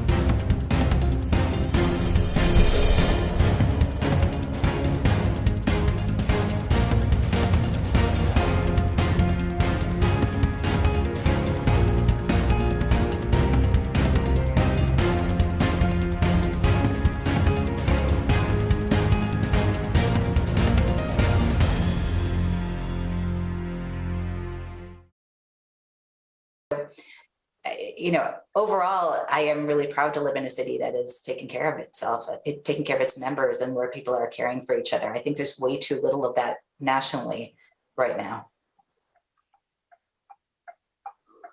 Again, same thing. We'll follow up with you after this for a Spanish recording. Thanks. Okay, sounds good. Thank you. Up next, we have Mike Rubenkamp from the Associated Press. Mike, you should be able to unmute. Hi, Dr. Bedgol. So you're basing this decision on just a few days of data. Is that scientifically valid? I mean, it's common for daily numbers to fluctuate. Is that enough data to justify a decision like this? So when we started to see the cases flatten, we started to see hospitalizations initially come down a little bit, we thought that was probably just wiggle in the data. But, it's been pretty consistent in terms of those hospitalization numbers. When we make decisions like this, I don't make them single-handedly. What I do is I talk with our internal team, and I also talk with public health experts, including each of the members of the Board of Health. And we have a wonderful expert team on the Board of Health. So this is a joint decision. But, I think the pattern we're seeing in both cases and hospitalizations, we're seeing positivity also come down. It's pretty consistent. So with all of that together, this feels like the right thing. And, I have said from the beginning that we didn't want to keep this mandate if it wasn't necessary. With this steady decrease in hospitalizations, with the cases leveling off, we are not seeing that sustained rise that we were worried about seeing. One other question. On the 11th, you said it was important to impose a mask mandate to head off a potential wave. If that was good public policy then, why wouldn't it be good public policy going forward? So it looks like what happened was that announcement itself was enough to head off that wave. If you look at what's happening in Philly compared to the surrounding areas, the other northeastern states, it looks like that did work. We, consistently want to be the least restrictive necessary. And if that level of warning is enough to head off a wave, then we don't need a mandate. So, I think this has been good information for us. We always intended to have this be as short as possible. I think the good news on cases and hospitalizations means that we're ready to stop it at this point. Thank you. Mike, you good? Okay. Next up, we have Sophia Schmidt from WHYY. Sophia, you should be able to unmute. Hey, thank you. So Dr. Bedegal, you're talking about the fact that hospitalizations did not continue to increase as being one of the key kind of markers that we didn't need the mandate. I'm wondering so the thing that triggered the mandate in the first place was cases, not hospitalizations. Are you considering putting in place some kind of other triggering system that would actually emphasize hospitalizations more? Not at this point. I think what we have is the ability to continue to watch numbers, to notify people if we start to see a rise in cases. And, what happened in Philly, which has happened in other places, is we did see a rise in cases that was followed by an initial rise in hospitalizations. But, the timing is such that it looks like once people started paying attention to that, that was able to kind of stem that rise in cases. And then you see hospitalizations after that start to drop down. So, I think this is a very different situation. We aren't looking to put in different numbers or different metrics at this point.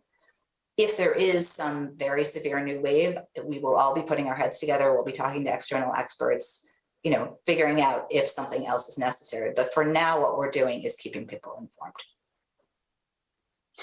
Got it. Thank you. And I know you kind of asked or answered this question from others, but you're saying that what worked was this warning, basically the looming mandate that was triggered by these metrics. So why not have, I guess, warnings in the future that are triggered by metrics? Like if it worked, why are you dropping it? So we will warn people if cases are going up. I don't mean that we won't, but the system that we had built had various mandates built into the different levels. And so that's something that no longer feels like it is necessary. So certainly letting people know if we see a sharp increase in cases, absolutely we would do that. And similarly, if cases drop way down and that's a time that people can relax and not have to wear masks and not have to, in the common sense, keep safe way, not in the mandate way, we'll also let people know that. Okay, thank you. Thanks, Sophia. Next up, we have Carolina Rodriguez from Univision. Carolina, you should be able to unmute. Hello, good morning, everyone. Thank you for taking my question. Dr. Bedegal, I just have a question comment. Just yesterday at 1:30 p.m., Major Kenny was defending the mask mandate in a forum with the colleagues from the Washington Post, and he mentioned that he strongly recommended the mandate, and he was very proud that the city took action. But is it just bad timing for the city right now? Is it bad timing? For the mayor yesterday been defending the mask mandate, and for today, the health department being just like, we're not going to have a mandate anymore? Well, I think that, the announcement of the mandate and the fact that we have been science-based is something that we're very proud of. For how to put this was a Board of Health vote last night, And so it needed full discussion with the Board of Health before any changes could be made. Okay. Also, is this the city's answer to the lawsuit that was filed last week? No, this is a response to the data. You know, I have consistently said that if we didn't see a rise in hospitalizations after the rise in cases, that we would need to rethink the mandate. And so, you know, when I first saw the numbers starting to come down on Monday and Tuesday, again, I thought it might be wiggle. But, you know, when we saw yesterday, the numbers continue to come down and to go down to 65 from 82, you know, it started seeming like we really were doing something that was no longer necessary. And I've always promised not to be more restrictive than necessary. Thank you very much. Caroline, are you good? Yes, I'm good. Thank you. Have a good weekend. Thank you. Next up, we're going to go to Jacqueline Lee of 6ABC. Jacqueline, you should be able to unmute. Hi, Dr. Bedigal. So average cases are 242 per day, and cases have increased more than 50% in the last 10 days. So based off of that data, wouldn't that put the city in level 3 based off of the city's own metrics?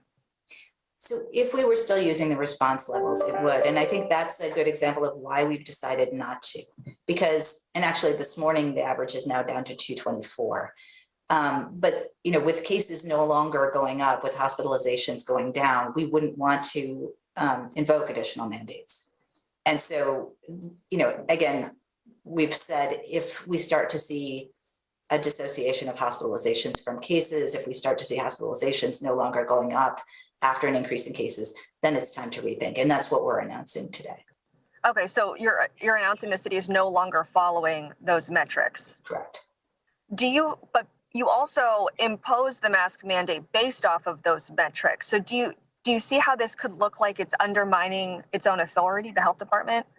So what we had said was we're using the metrics as an early warning symbol or an early warning sign. So when we started to see that increase in cases, we put the mask mandate into place to make sure that we could head off an increase in hospitalizations if one was going to happen. And we said at the time that if we didn't then see an increase in hospitalizations, that we needed to rethink. And that's exactly what we're doing. So it really is consistent. You know, we're doing what we promised to do. We announced these metrics back in mid-February based on the existing data that we had then. And we've said that we would reevaluate them based on data that we see with future waves. So here we're seeing hospitalizations coming down, cases flatten or decrease. You know, it's time to rethink that. Okay, and then you guys have talked a lot about hospitalizations. During its peak, the city had 82 hospitalizations, but it's a population of more than 1.5 million people. So the argument would be, well, hospitalizations were already low. So why would you impose this mask mandate?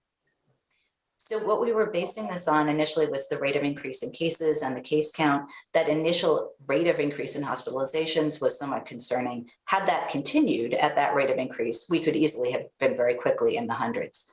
You know, I will say we're seeing substantial percent increases in hospitalizations in, for example, New York State and in other places in the Northeast. So it's not a consideration that we would just want to ignore. But here in Philadelphia, with people taking increased precautions, it looks like it's not necessary. Thanks, Jacqueline. Next, we're going to go to Campbell Robinson of the New York Times. Campbell, you should be able to unmute. Hi, thanks again for doing this. I just wanted to go back to the metric system, so the response system. So the idea of the response system was so that there would be some transparency among folks who would know when levels hit a certain number, they would know what would happen. Is the idea that a system like that in general is going to go away, or that it will be redesigned and then re-implemented on with different metrics, or is just the whole sort of automatic triggering response system going to be done away with? So we're no longer going to be using an automatic triggering system. And there's a couple of reasons. One is that we're seeing this disconnect now in Philly between hospitalizations and cases. You know, I'll also say we designed that system back in February with a lot of stakeholder input from the business community, with the idea that if we did have to trigger something, everybody was already on board. That clearly has not worked. So, you know, I think the idea of then building a different system based on updated metrics doesn't necessarily make sense. I think what we would do is just, you know, in general, keep people updated about the level of risk. And then, if there is some awful new variant, obviously, then we all have to put our heads together and figure out what is necessary. But we're not planning on coming up with a different metric system at this point. Does that suggest, because the divergence between the cities and the CDCs was a focus on... We're going to take another quick 2-minute break here for some of you right here on Live Now from Fox. This might not be the right word, but sort of deferring to the CDC system going forward because it was more hospitalization focused? I mean,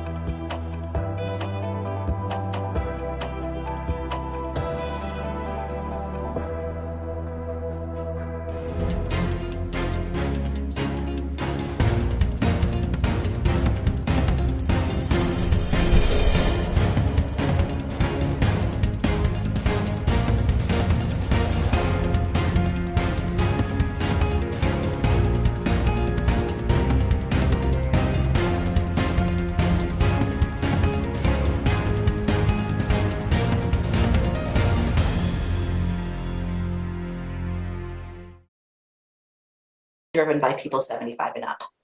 And that means all of us need to be careful if we are visiting with or living with somebody who is elderly. Consistently, they have the highest risk from COVID, and we want to protect each other. And very quickly, how would the city respond if the direction in hospitalizations changes course, if in the next few days or the next week you see it going back up again? We will be blaring information from the rooftops. I mean, not literally, but I think people responded really well to very loud and clear information. And I think that's what we would work on doing. Thank you. Thanks, Jason. Next up, we have Rudy Chinchilla from NBC 10. Go ahead, Rudy. Thank you. So, Dr. Bertigol, I think you might have sort of answered the question already, but so the getting rid of the metrics that you guys imposed is the practical effect of that just to give you guys, you and the rest of the board, more leeway in terms of determining when the city will impose mandates if it needs to do so without having to, hold yourselves to this self-imposed standard that you guys had implemented, as you said, in February? Is that the practical effect? I think the practical effect is actually the opposite, which is not to be tied to having to impose mandates when we don't think they're necessary. And I think that Lauren's question earlier about, I think it was Lauren, about the move to level 3 is a great example of that. We don't feel like we need to move to a vaccine mandate for dining establishments right now, but the metrics could push us that way. That doesn't feel necessary right now, given the direction of our numbers. So, what we're trying to do is to move away from kind of these triggers and, more toward we want to make sure people have really solid information and understand what their risk is, and that they have all the resources they need to protect themselves. And, a piece of that too, we have people out in neighborhoods all across the city giving out home test kits and trying to make sure people have. We're going to take another quick 2-minute break here before the Pentagon briefing. As you can see, we have a live shot here waiting on that. When we come back, we'll take you to the United Nations, getting the very latest there right here on Live Now from Fox.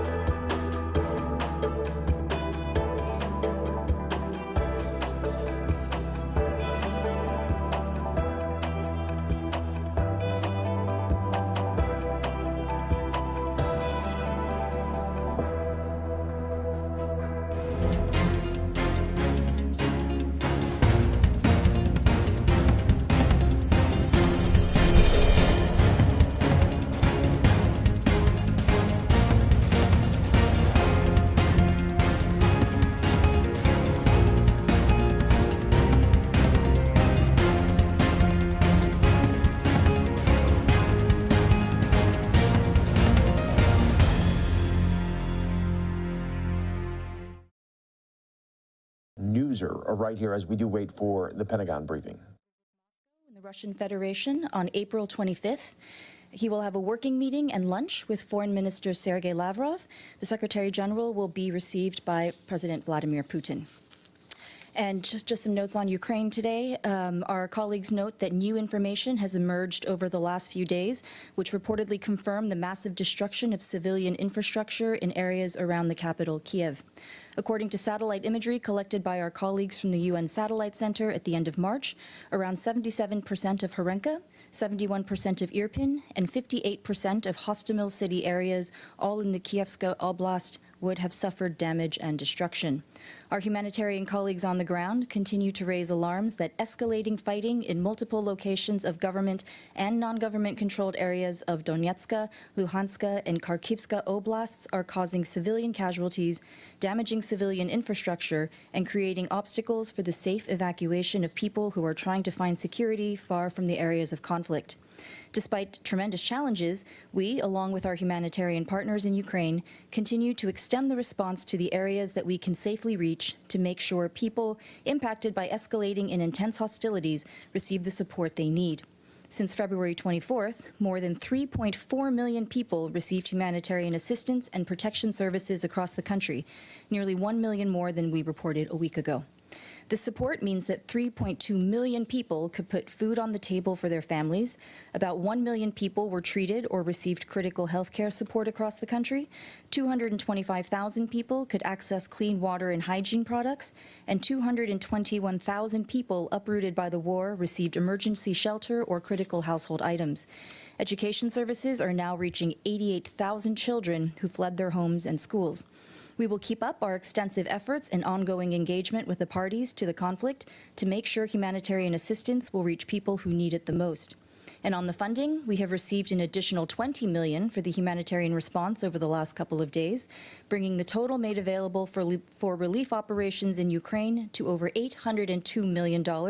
That's around 70% of the $1.1 billion requested in the current humanitarian flash appeal.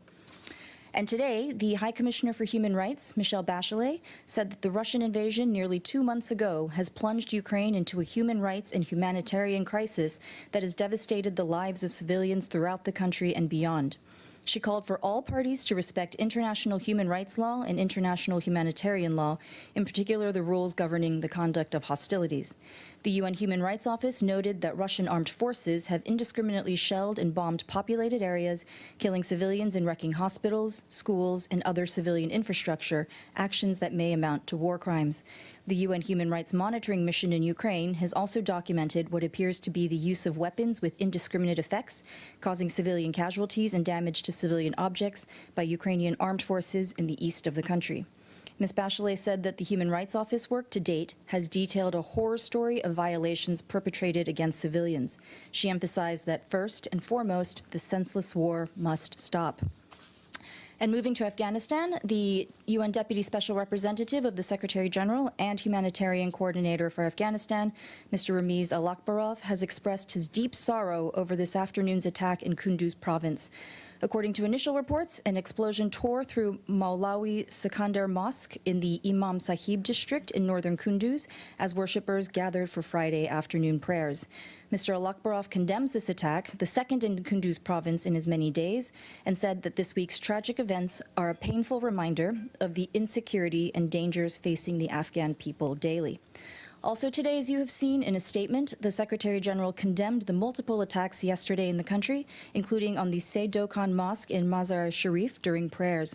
He extended his deepest condolences to the families of the victims and wishes a swift recovery to those injured. The Secretary General stressed that attacks against civilians and civilian objects, including mosques, are strictly prohibited under international humanitarian law.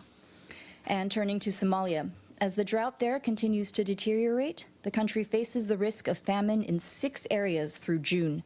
Our humanitarian colleagues say factors such as the forecasted failure of the April to June rainy season and a continued rise in food prices are increasing the risk of famine in these areas. The number of people affected by extreme drought in Somalia has risen from 4.9 million in March to 6.1 million in April, with close to 760,000 people displaced from their homes in search of water, food, and pasture. Hunger is rising, with more than 6 million Somalis now facing severe food shortages from April through mid-2022. Acute malnutrition in children is also on the rise, reaching catastrophic levels in some districts in southern Somalia. Some 1.4 million children face acute malnutrition this year, and 45 out of 74 districts have global acute malnutrition rates above 15%. The drought has also disrupted school attendance for 1.4 million children in Somalia. Lack of access to timely and adequate health care and insufficient access to clean water, food, and nutrition have contributed to a spike in preventable diseases. We and our humanitarian partners, in collaboration with the authorities and local communities, are refocusing our response to prioritize famine prevention in the areas at risk. 5 years ago, a similar strategy, coupled with scaled-up humanitarian assistance, averted famine in Somalia. Since January, our humanitarian partners have reached nearly 2.6 million people in the country with life-saving assistance, including cash assistance and vouchers. As of today, the 2022 Humanitarian Response Plan for Somalia has received $66.7 million, which is just 4.6% of the $1.5 billion we need. A week ago, the Central Emergency Response Fund allocated $14 million for the response, while the Somalia Humanitarian Fund allocated $20 million. This drought risks becoming one of the worst climate-induced emergencies in the Horn of Africa's recent history. If this season's rains fail, it would be the first time in 40 years the region has experienced 4 successive poor rainy seasons. This is one of the most severe La Niña-induced droughts in recent memory in the Horn of Africa, leaving 15 to 16 million people across Somalia, Kenya, and Ethiopia facing high levels of acute hunger. And today is International Mother Earth Day. In his message, the Secretary General said that today is a chance to reflect on how humanity has been treating our planet, adding that the truth is we have been poor custodians of our fragile home. Climate disruption, biodiversity loss, and pollution are threatening the well-being and survival of millions of people around the world, he warned, but added that there's still hope. We have proven that together we can tackle monumental challenges, he said, and he called on leaders gathering in June at the Stockholm Plus 50 meeting in Sweden to bring the ambition and action needed to address our triple planetary emergency. Also related to the environment, today the UN Human Rights Office and the UN Environment Program expressed grave concern over the arrest, detention, and sentencing of 4 environmental human rights defenders in Vietnam on charges of tax evasion. Since June last year, 4 environmental human rights defenders were accused of not paying income taxes and sentenced to 5 years in prison. The UN Human Rights Office and UNEP urged Vietnamese authorities to ensure that environmental advocates and civil society organizations working on the environment operate freely and without fear and intimidation. They also called for concrete steps to stop the use of legislation to hinder the ability of environmental human rights defenders to do their work. There's more information on this online. And in the Philippines, our UN team, led by Resident Coordinator Gustavo Gonzalez, continues ramping up support to authorities to address COVID-19. We're supporting local health authorities with oxygen concentrators, rapid antigen test kits, and other medical supplies. Nearly 74 million doses of vaccine landed in the country through COVAX, and as of today, 67 million people, and that's over 66% of the target population, are fully vaccinated. The World Health Organization has been working closely with local health authorities to reach vulnerable populations who are not yet vaccinated. And for its part, UNICEF and their partners continue focusing on prevention and vaccination campaigns across the country. Some 5.4 million people have been reached with COVID-19 messages through various channels and community-level approaches. And on Monday, our guest at the noon briefing will be the president of the Economic and Social Council, Colin Vixen Kelapile, who will hold a press briefing in this room on the upcoming Financing for Development Forum and the High-Level Political Forum on Sustainable Development. Also on Monday at 1:15, there will be a press briefing on the UN Permanent Forum on Indigenous Peoples. The speakers will be Dario Jose Mejia Montalvo, the chair-elect of the UN Permanent Forum on Indigenous Issues and the leader of the National... All right, everybody, we continue to bring you top stories and headlines from all over the country right here on Live Now from Fox. We're actually going to go back out to the courtroom there in Atlanta. This is where we have Representative Marjorie Taylor Greene. She is in this hearing right here where it's actual January 6th Capitol riots there as they talk about, her involvement there and everything leading up to January 6th. So let's listen right here on Live Now from Fox. January 6th was called 1776 returns. No, I have no idea anything about that. Never heard that. Okay. Let's pull up PX 39.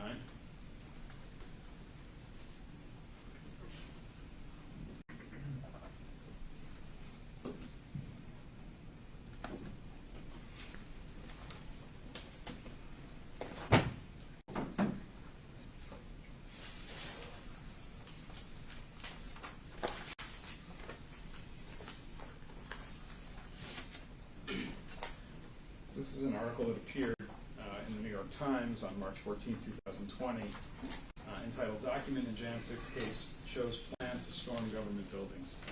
Do you see this document? I've never seen it, no. Let me get you a copy so you can have a look. Do you need the number? It's 30.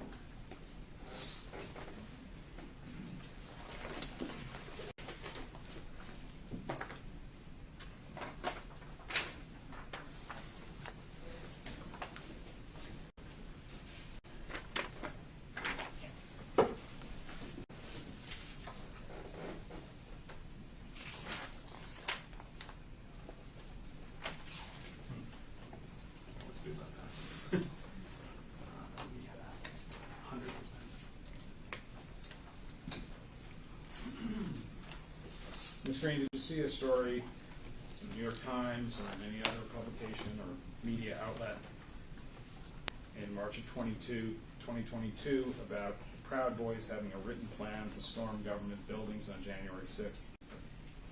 No, I've never, I don't recall, never heard anything about it. Never heard of that. Never heard that that was called 1776 returns, that plan that the government alleges Proud Boys had to storm government buildings. No, I've never heard of it. You were aware prior to January 6th that 1776 referred to an idea or a plan for people who were opposed to the certification of the Electoral College vote to infiltrate and occupy buildings in D.C. No, Never heard that. No.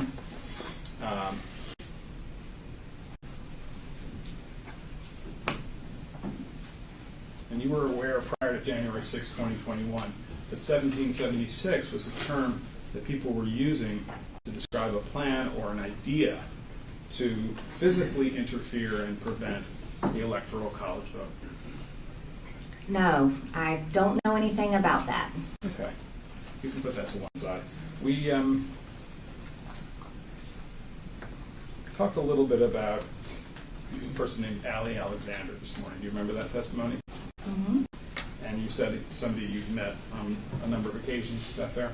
I've seen him a couple times. I don't remember when, and it's not someone I know.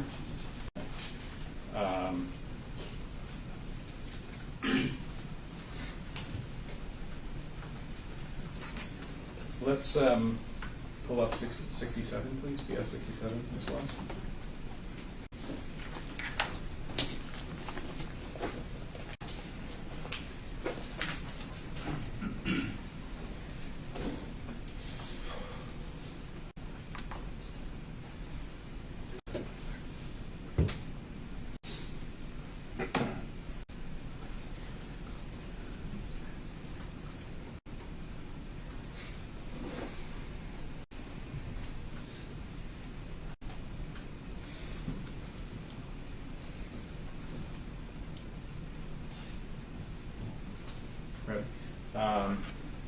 Let's just start. I'm going to ask you to have a look at just the first 10 seconds of the video. It's just a person not even speaking, and tell me if you can identify that person, okay?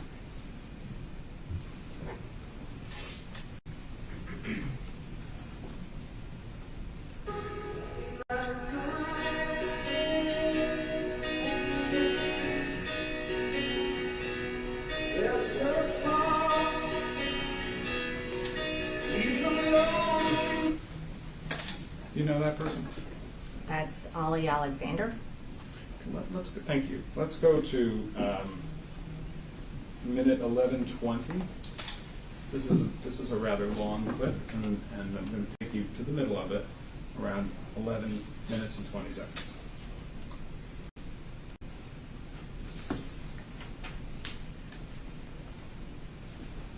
anything? Go ahead.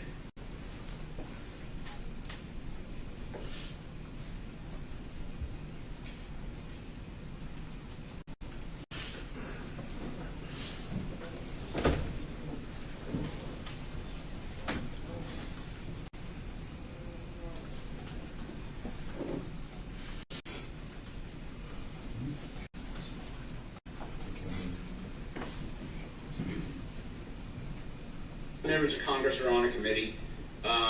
Congressman Steve King was the only one who was yanked off of all committees, so that's not true. So avoid the disinformation. We will take another quick 2-minute break here for some of you right here on Live Now from Fox. Yeah, Congresswoman Marjorie Greene, my favorite. She's coming in. A friend of mine. She's coming in. She'll be whatever.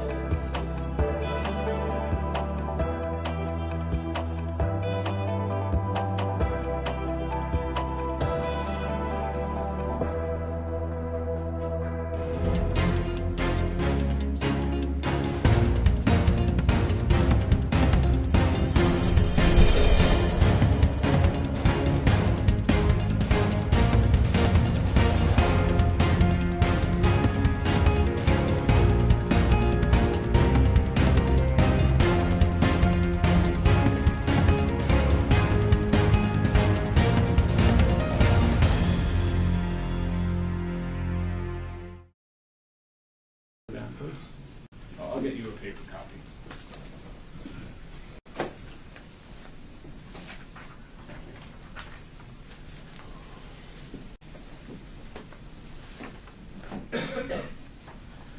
Ms. Greene, I want to focus your attention on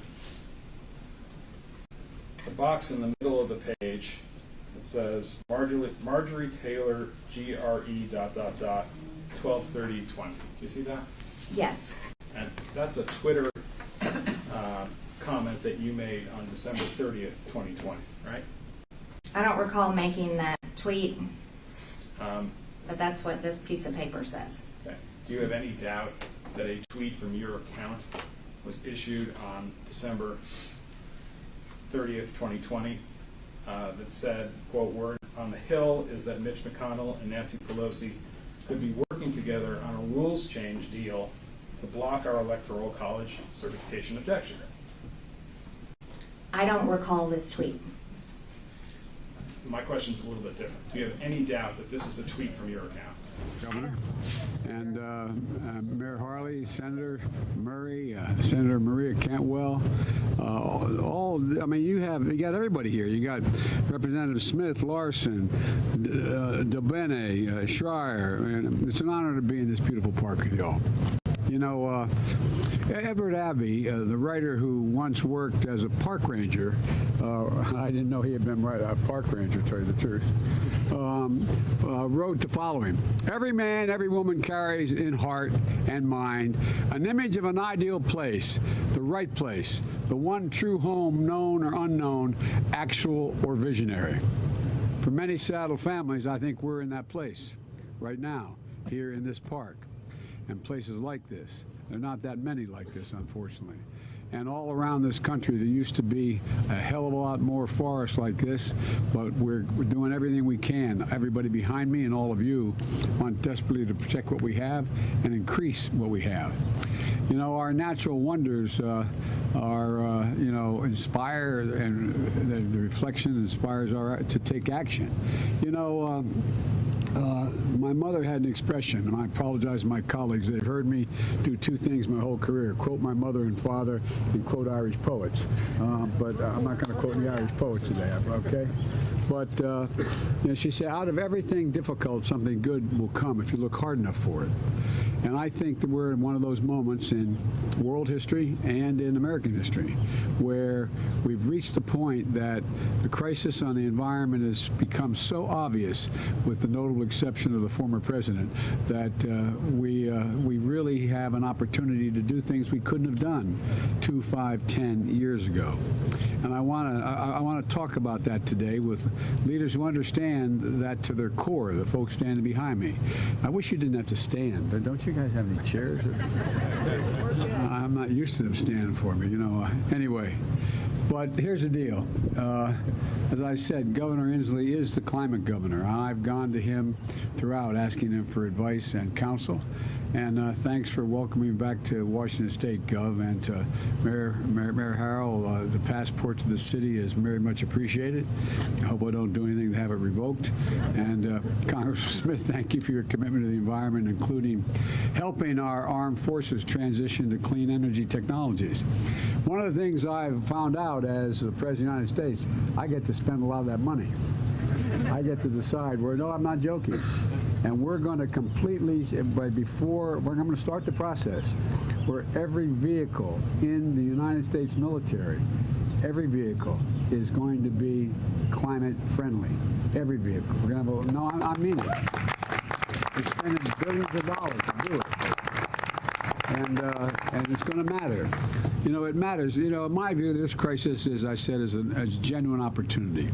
An opportunity to do things we wanted to do and only now have become so apparent.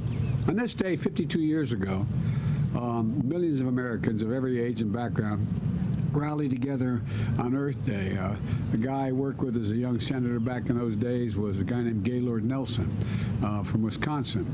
And the guy who helped organize Earth Day was a guy who's from Delaware, worked for me as well, and Mike McCabe. And you know, they had a vision for a healthier, more prosperous America. And over time, they delivered. They delivered. Cleaner water, proof that sustainable environment can mean a stronger economy.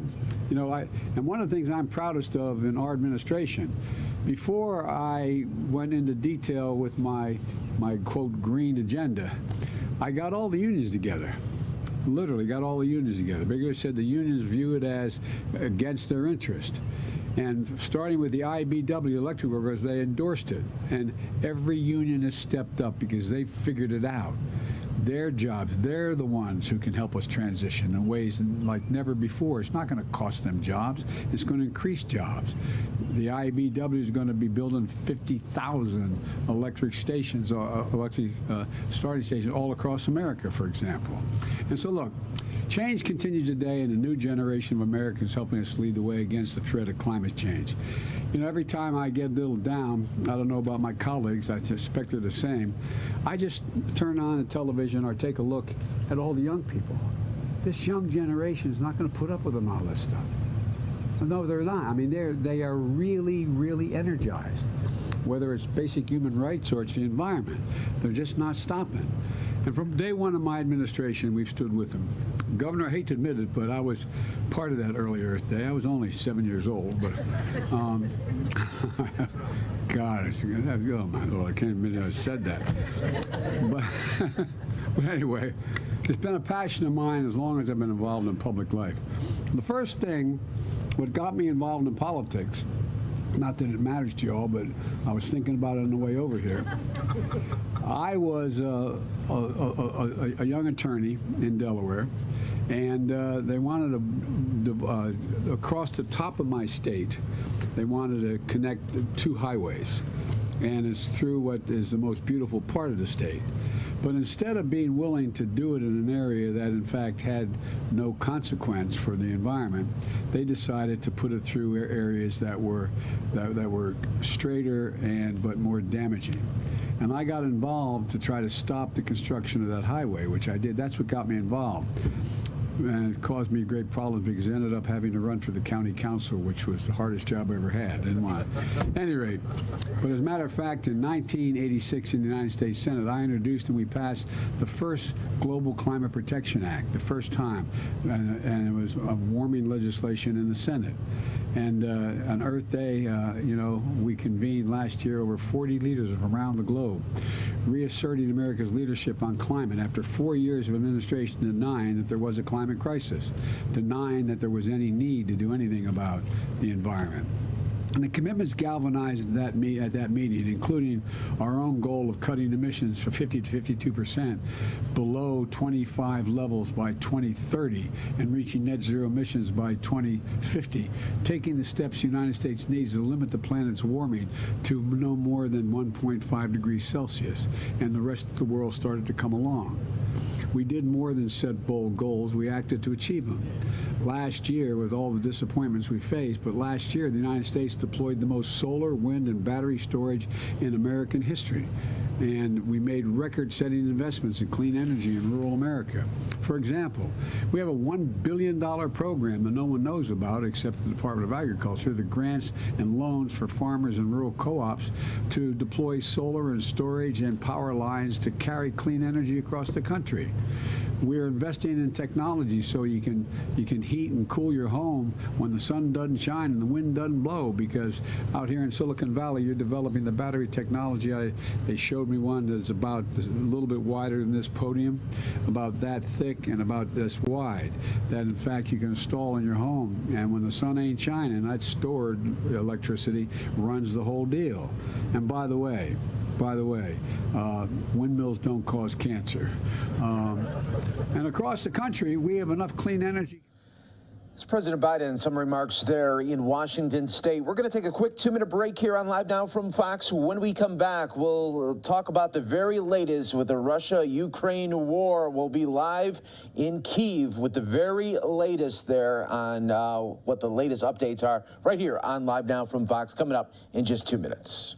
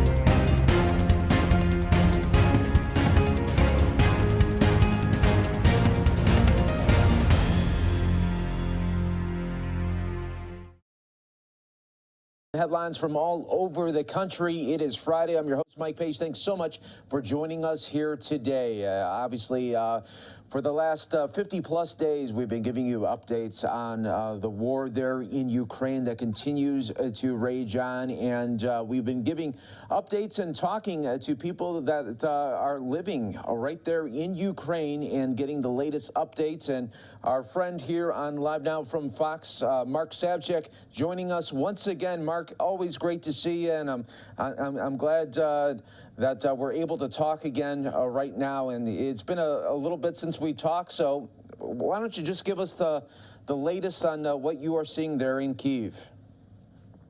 Sure. First of all, thank you for having me. So I think the last time we were talking together, Russian forces were still near Kyiv. And I have been saying that eventually a Ukrainian army will be able to stop them, which is exactly what happened. And now there is fierce fighting in the southeast. Russian forces have retreated from Kyiv, Chernigov, and Sumy, and are now concentrated on the southeastern part of Ukraine and are storming Mariupol, my home city. So basically, as I've been saying, that Ukraine has been able to stop the Russian army. And now it's a very fierce battle in the southeast. And the only question really right now is the supply of weapons from the West to Ukraine, because what we have seen obviously demonstrates that Ukrainian army is much better prepared than the Russian army, has a much higher morale and much higher skill than the Russian army. The problem is the size of the army. We don't have the same amount of tanks, aircrafts, anti-air, artillery, multiple rocket launch systems, etc. Russia is simply too big. It spends, I think, about like 20 times what we spent on the military. And it is also has the it inherited the Cold War tanks, armor, artillery, etc., which is it now using in the East. And basically, Ukraine is saying to the West, look, guys, if you give us the weapons, we will be able to take them out. So this is the situation right now. That's so true, Mark, because look at what you guys were able to accomplish just on your very own. And then with this other aid packages that continue to come, we just heard President Biden yesterday announce more weapons that will be coming to help the Ukrainians. But look at what you've done on your, it's amazing, because when we were talking, they were surrounding Kyiv, and you said, you guys are going to hold it down. And that's exactly what happened. Yeah, you should listen to us. Oh, we do, yeah. And you know what does this, when you see, okay, more weapons and artillery are coming to your aid, what does that do as far as bolstering? Not only, of course, you're going to have the machinery, of course, you're going to have the weapons now, but what does that do to morale as well? It is certainly good, because we see that our allies support us. But actually, I wanted to stress another point. You see, it is quite controversial right now, because you clearly see that the West is finally coming together to supply heavy weapons to Ukraine. But it's so difficult to say, but we need more. I know it's surprising, but the matter of fact is,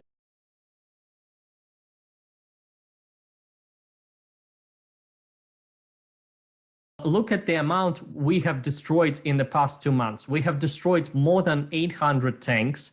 We have destroyed more than 2,100 armored personnel carriers. We have destroyed, I think it's over 320 helicopters and aircrafts.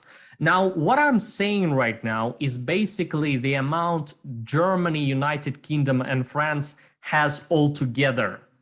And we have been able to destroy that in 60 days. And believe me, Russians have more. So despite the help from the West, which is big, I'm not saying the West doesn't do anything, it does. But we just need more, because simply their army is so huge. And we actually ran into a problem right now. Ukraine basically ran out of supplies. So we have the machinery, but for example, we really have a huge deficit of artillery shells, the 152 millimeter shells. Our guns are basically half silent because we simply can't fire them all the time because we don't have the shells. So the situation is actually, despite the help from the West, it's coming, how shall I put it, too slowly.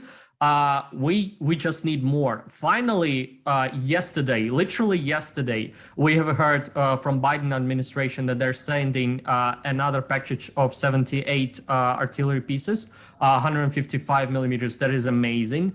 Now we hear that France is going to send us self-prepared artillery, which is amazing.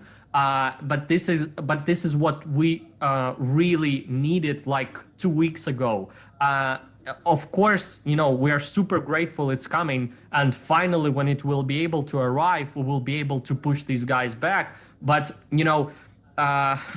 it's very difficult to convey this message. But because Russian army is so huge, we ran out of supplies, and we need additional help.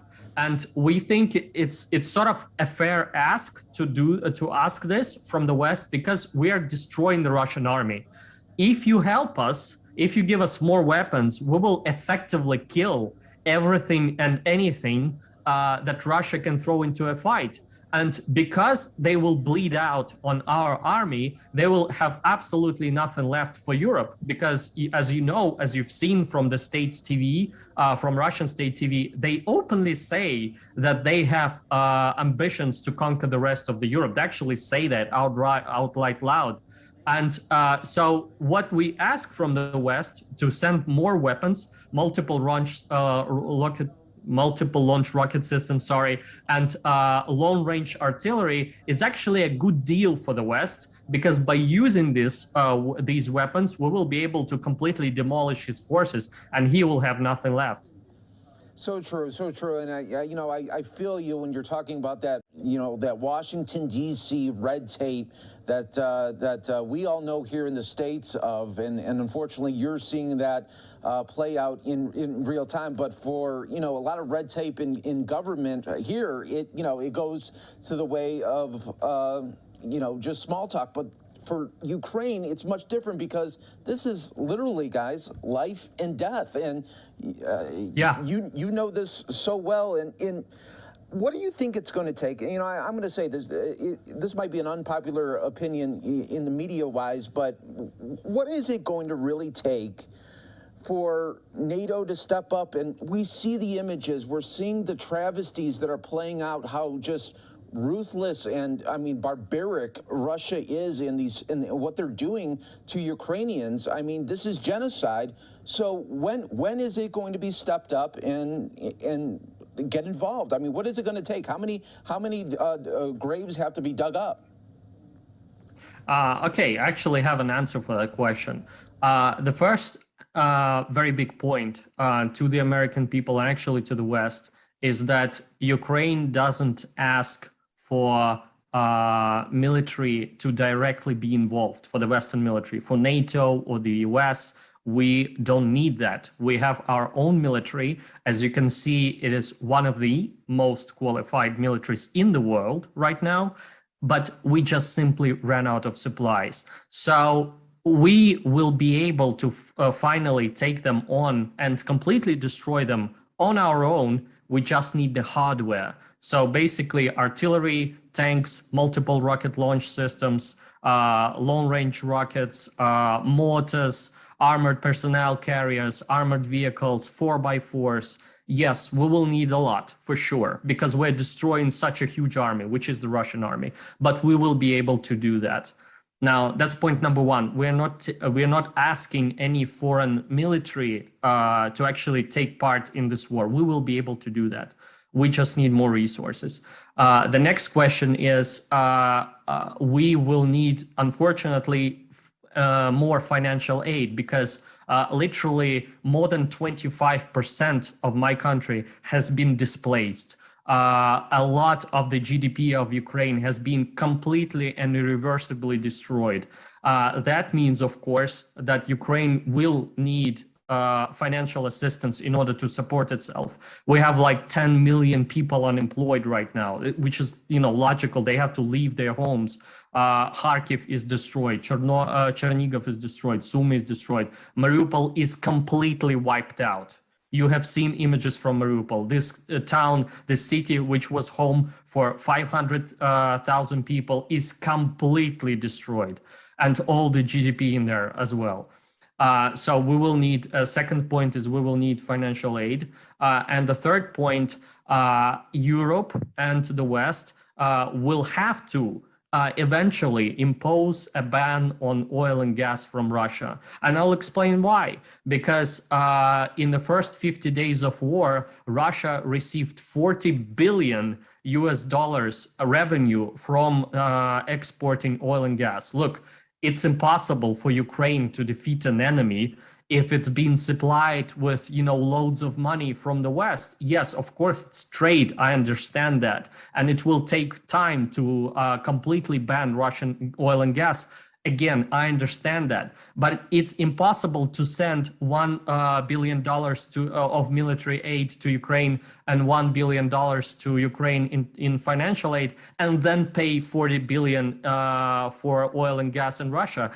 We will simply not be able to win. He will have too much money. He will eventually be able to completely push his war machine into overdrive and simply run through, eventually throw so much resources at us that Ukraine will eventually be destroyed by cruise missiles and all the rest of it. So all these three components have to play together in order for us to completely destroy Russian forces. So it's additional hardware and ammo, it's additional financial aid to Ukraine, because unfortunately we have to support all the millions of people who have been displaced due to war.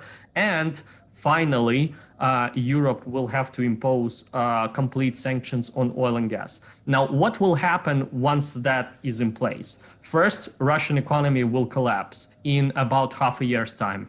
There will simply be not enough money to pay the pensions, to pay the unemployment benefits, to pay for the police and FSB to keep the whole country at bay, and to finance the war. He will have to choose. Putin will have to choose eventually where he wants to put his money in. As long as he has revenues from oil and gas, he doesn't have to choose. He will be able to sustain his economy. And by giving additional help of military and financial aid to Ukraine, you will sustain basically our war machine. And as we have already shown in the past 60 days, we can beat them. We can beat them. Anything they throw at us, we can deal with this. So eventually, if all these three streams of support for Ukraine will be working, in about half a year time, you will simply see his forces run dry. He will bleed out, basically, and he will be pushed onto the negotiation tables. It will be inevitable. Yeah, you're showing it day in and day out. There's no doubt that you can beat them and continue to do so. But Mark, as we're 50 plus days into this, how are you doing just as a person? I mean, I can't imagine what it's like on a day-on-day basis of living through this. But how are you as a person right now? Okay, again, I'll be able to explain that. I would be actually much worse if I weren't directly involved into this. Believe me, when your day starts and ends with you trying to do the best for your country and you're directly involved in this conflict, it is easier to bear through this, because I understand that everything I do in my work is directly affecting on what's happening. So I'm basically doing some media work for the General Command, and we are quite successful at what we are doing. And so when you put a lot of effort and you see the fruits of this effort, it sort of becomes easier, to bear through this. And actually, this is, what I'm trying to say. If you're actively involved in this, it's easier to go through this. It's much harder when the person just sits there alone, doesn't know what to do, he's frightened. But I know what I'm doing. I know what my work how is affecting the conflict. And how shall I put it? It's not so difficult. So we are fighting for our future. So, and seeing the unity of my country, how the whole country is completely united, it's also, very uplifting to see millions and millions of people working day and night to do their best to supply our army, to fundraise the money. I have told you that, that we're like buying tactical gear from all over the world. And despite our economy is in the ruins, we are still able to basically sustain our army. And obviously, I don't mean in terms of weapons and stuff. I mean in terms of like personal aid kits, tactical glasses and stuff like that. There are literally tens of thousands of people who went into the army since 24th of February, and we are able to supply them, and they basically look as NATO soldiers. Which is, great, because our economy has shrunk by 35%, even more now, I think will be by the end of the year. And we're still managing to supply them to sort of like NATO standards. It's amazing. And so I'm all right, because like we're putting so much effort into this war, and we see that our army is very successful against the Russian forces. Actually, the only limiting factor is the armor and the weapons. So I'm okay, because I work a lot and I see fruits of that labor, and I'm surrounded by the wonderful people who want their country to be, much better, much stronger after this war. Well, Mark, it's totally motivational just hearing about you, and just you're keeping busy, you're keeping focused, and more importantly, you're telling the story of Ukrainians and how they are going against. I mean, this is, they were talking about this is David versus Goliath, right? But I think a lot of people, I think a lot of people see it as, well, Goliath got exposed real quick, didn't he? Absolutely, and actually, a lot of Ukrainians are all Davids, and boy, they're coming through like nothing, right? Absolutely. I think our president went on to the digital campaign called sort of like a bravery, showing the bravery of our people. And look, it's not difficult to understand. The truth is on our side. This war that Putin has started is based on nothing, based on lies. They say that, we have been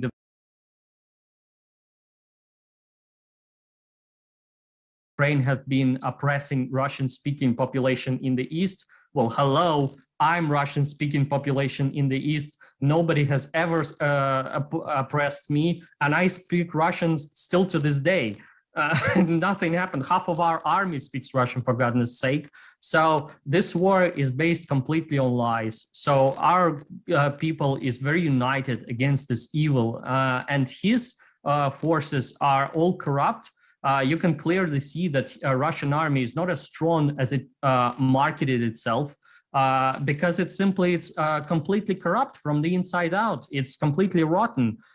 It's just the problem is that this army is so huge, and it will literally take time to completely destroy what they have brought into Ukraine. But we will get there. This Goliath has been exposed incredibly fast, and that's actually what I'm saying. If you want to stop the war as soon as possible, you need to do three things.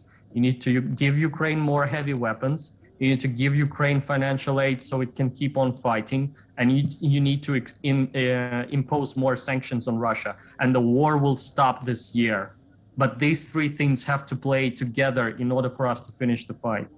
And I'm praying for that, Mark. I'm praying for you and your family and friends. That I hope when we talk the next time, we're talking about something much better, and maybe a light at the end of that tunnel there, Mark. But Mark, thank you so much for joining us and really giving us insight and really, motivation.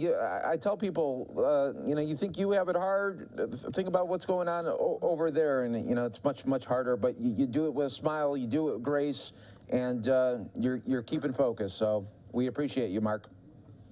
Thank you very much. No problem. And of course, we got everyone covered right here on Live Now from Fox, always detailing the very latest. When we come back, we will go out to the Pentagon with their briefing that continues on. We'll play it from the start. You won't miss nothing right here on Live Now from Fox.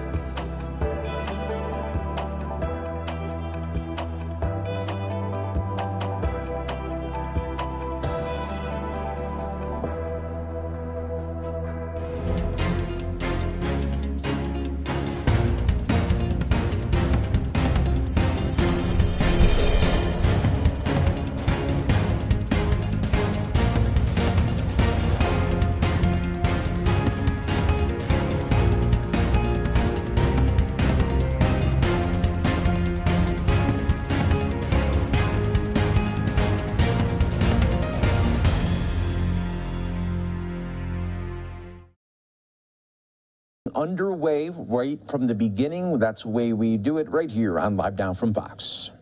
Ramstein meeting next week as far as attendees or anything else, any other details?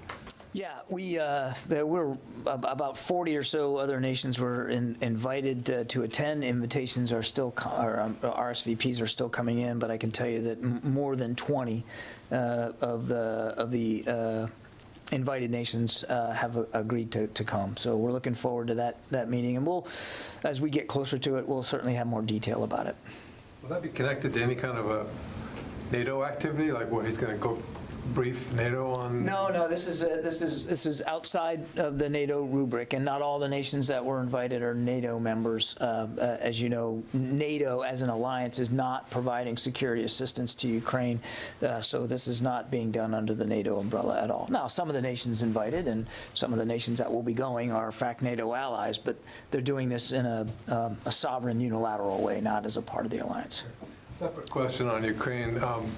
A number of House members have written to the Secretary asking that the military provide field hospitals and other kinds of medical assistance for civilian casualties in Ukraine, possibly including armored ambulances that provided to the Ukrainians. Is the Pentagon working on any of that sort of thing? No, I think we're just now in receipt of the letter. I have no plans to speak to regarding that. We obviously will digest the letter from these members of Congress, certainly take it seriously and respond appropriately, but I don't have any plans to speak to at this time. We do still have members of the 82nd Airborne in Poland. There has not been a massive need for them in terms of helping American refugees, but that's obviously, if there would be additional support that we could provide for humanitarian assistance, it would be something that we would do absolutely in lockstep with the Polish government. I mean, it's their country, so we'd want to be talking to the host nation about what they thought the needs would be, and make sure that whatever we're doing is in support of what they're doing to support so many refugees. So it hasn't been yet considered or ruled out, or there's no planning going on at the Pentagon right now to set up field hospitals. Again, we'll take seriously the suggestions and the recommendations by members of Congress on everything. We always do. But whatever you do inside Poland or any other NATO country right now on the eastern flank, you have to do it in full consultation with the host government. It has to be, a need that they too believe the United States military can fill. When you look at everything we're doing on the eastern flank, whether it's air policing or maritime domain awareness or additional air defense capabilities, everything we've done since before the invasion has been in keeping with whatever those host nations desire in terms of additional capabilities. And so if it's a desire by the Polish government for additional U.S. support for humanitarian purposes, obviously we would take that very seriously. Yeah. Tara. Thanks, John. President Zelensky earlier today said that his country will need at least $7 billion a month, likely more, just in operations costs and getting support from global support to keep. Yeah, I don't think he was limiting that just to defense. Right. In this long-term meeting planning that's going to go on next week, can you talk through the scope of things that are being looked at? Would this be fundraising or being able to pay for Ukraine's interior defense, their police forces, or would it be to pay the roles of their troops? What's the universe of things that's being looked at? Yeah, I mean, I would refer you to Mr. Zelensky to talk about where he got that number and what he would want to use that figure for. I think he laid it out that it was a broad range of aid that they were looking for, not just in terms of defense. So I can't give you a laundry list of what $7 billion would go for, because it's an idea that Mr. Zelensky has proffered. I would just tell you that from a defense perspective, as you know, we continue to get them as much aid and material and weapons as we can, as fast as we can. That's happening even as we speak. And one of the things the Secretary wants to come out of Tuesday in Ramstein is the beginnings of a discussion with like-minded nations about long-term defense relationships that Ukraine will need going forward.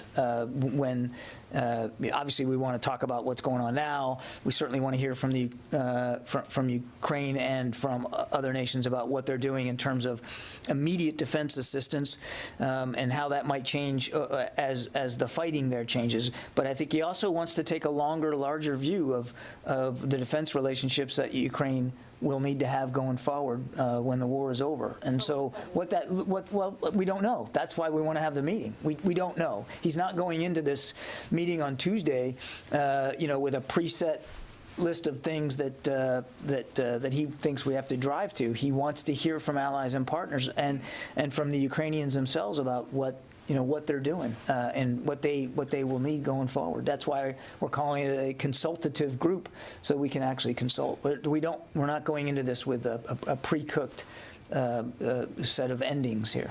And just one last, earlier this week, you talked about that some nation was sending aircraft to Ukraine and then clarify there was parts that had moved in so far. Where does that stand now? Has Ukraine actually received aircraft from any other nations? I'm not aware that they've received whole operable aircraft from any nation at this time. Kelly. I have one other, but I was going to follow up on Bob's first question about the letter from members of Congress. They also asked about providing Ukraine with armored ambulances, as well as taking some of the sick and wounded to the U.S. military Langsdal Regional Hospital in Western Germany. Are those other options? Again, I have no planning to speak to with respect to field medical assistance inside Poland. We will continue to talk to the Poles about how and whether American troops in Poland can be useful in other ways than they already are. And we're certainly open to having those discussions, but I don't have anything more specific on this letter to talk to today. Okay, and then just wanted to ask you on the reports of the up to 10 sailors who have died on the USS George Washington, some by apparent suicide.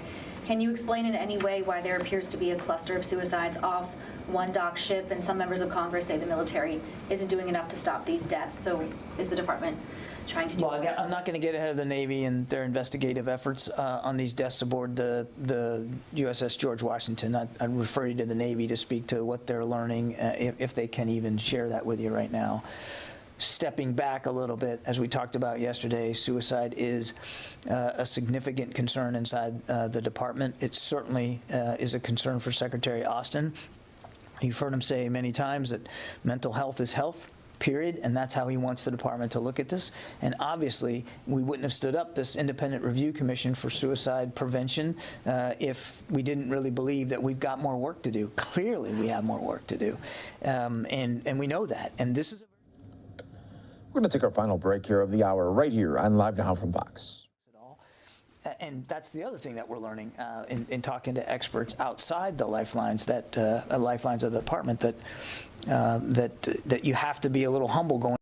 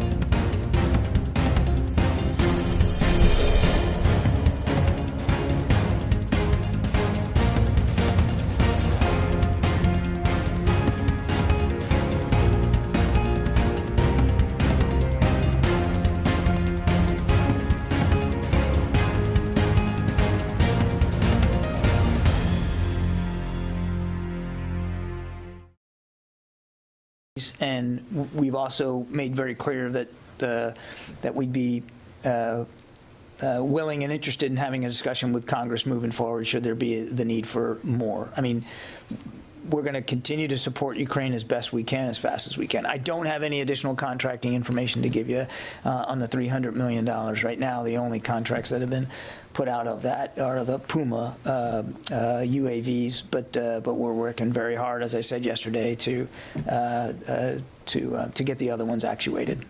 Okay. Yeah. John, a fire at a Russian military research facility killed 6 people and injured dozens of others. Do we know what Russia might have been doing at that facility and what could have caused that fire? I don't, and I don't have any updates on the actual fire itself. No. Laura? Welcome back. Thank you. Good to see you. Good to see you. I just wanted to get a little more clarity on this Phoenix Ghost drone from yesterday. Can you tell us specifically, is this drone that's going to Ukraine, has it been tailored for the Ukraine fight? And did the Pentagon accelerate development of this drone for Ukraine? It was already under development by the U.S. Air Force, and the kinds of capabilities that we were developing it for happen to be very appropriate to the kind of fighting that that we anticipate is going to go on in the Donbass region. And so it was again under development, but well suited to what Ukraine's requirements are now. As we talk to the Ukrainians and they tell us, here's what we really need for what we think the Russians are going to do, and the kind of terrain and the kind of capabilities we want our units to have, we realize that in this particular system, we could meet some of those needs. And again, I'm not going to get into the details and the specifications of it, but it was already under development capabilities are already being conceived by the Air Force and the contractor as we were working on this, and we realized that it absolutely fit very well the kinds of needs, some of the needs, not all, some of the needs that the Ukrainians had. But was it accelerated? Was it pulled forward for this fight? It wasn't pulled forward for the fight, but we are going to work hard. The development, the capabilities have not been pulled forward because of this particular fight. We haven't adapted that, but we are certainly going to move very quickly to get them the 121 that were authorized in this latest package. I mean, so we're going to accelerate the delivery, getting them there. It will probably, try that again. It will, we anticipate that it will require some training to be done, because this is not a system that the Ukrainians know how to use. It's not something that's in their inventory. So we're working our way through what that training would look like as well. I suspect it'll be something akin to the kind of training we gave them for the Switchblades, which didn't have to take too long. It is a similar kind of capability, more advanced in some ways. So we do anticipate the need to get them trained up on it, but we just don't have all that figured out right now. And sorry, just my second question is on the announcement yesterday about General Terry Wolf. Can you tell me a little bit more about what his role will be and how will he interface with DOD? I think that's a better question put to the National Security Council, because that's where Mr. Wolf will be working. But we're certainly, as we have in the past and going forward, looking forward to making sure that the whole interagency, all of us that are involved in helping Ukraine, continue to do that in an efficient, effective way, working collaboratively with one another as we have been, and we would certainly expect that will continue with Mr. Wolf in this new position. Will he have a role in crafting the packages of assistance? Again, I would refer you to the NSC to speak. This is a position that they've crafted here, and I think it's really more appropriate for them to speak to. What I can tell you is that as we have been, we're still going to work closely with the NSC. We're still going to work closely with the State Department. We're still going to do everything we can to get the kinds of capabilities and weapons and support to Ukraine, again, as fast as we can. So we look forward to the collaboration going forward. There has been great coordination in the past, but look, there's always room to improve and to streamline, and we look forward to doing that going forward. Yeah, Rio. Thank you. UK Prime Minister Johnson visited India today and agreed to provide support for India's defense procurement. Is the US coordinating with the UK and other European allies to help India reduce reliance on Russia for defense procurement? Without speaking for other nations, I mean, we certainly, you saw us talk to this issue last week at the 2+2 over at the State Department. We're always looking for ways to improve our defense partnership with India. And we certainly encourage other countries to do the same. We've been nothing but clear, as other countries have been, that we'd like to see any nations who are reliant on Russian systems not be so reliant on Russian systems. And so we welcome the UK's efforts here, and they're very much aligned with what we're doing. Yeah. Just separate question.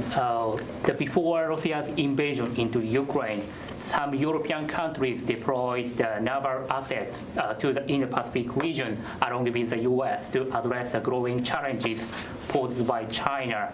Are you concerned that the Russia's invasion could reduce Europe's ability to allocate the military assets to Asia? No.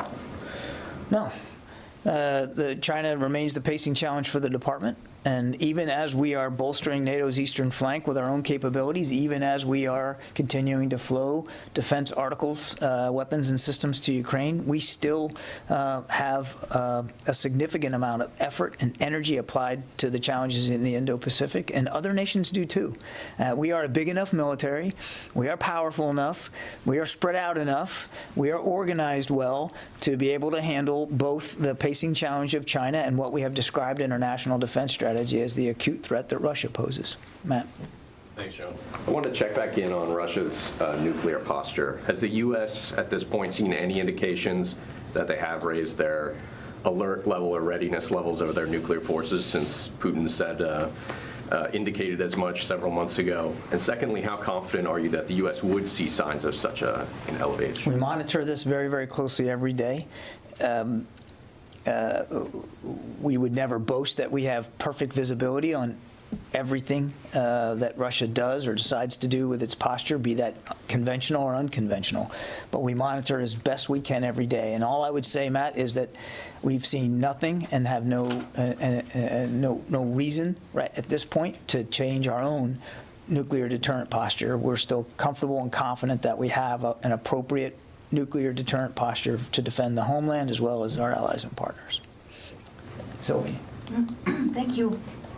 I am going to ask, it's always the same question, but I still don't understand.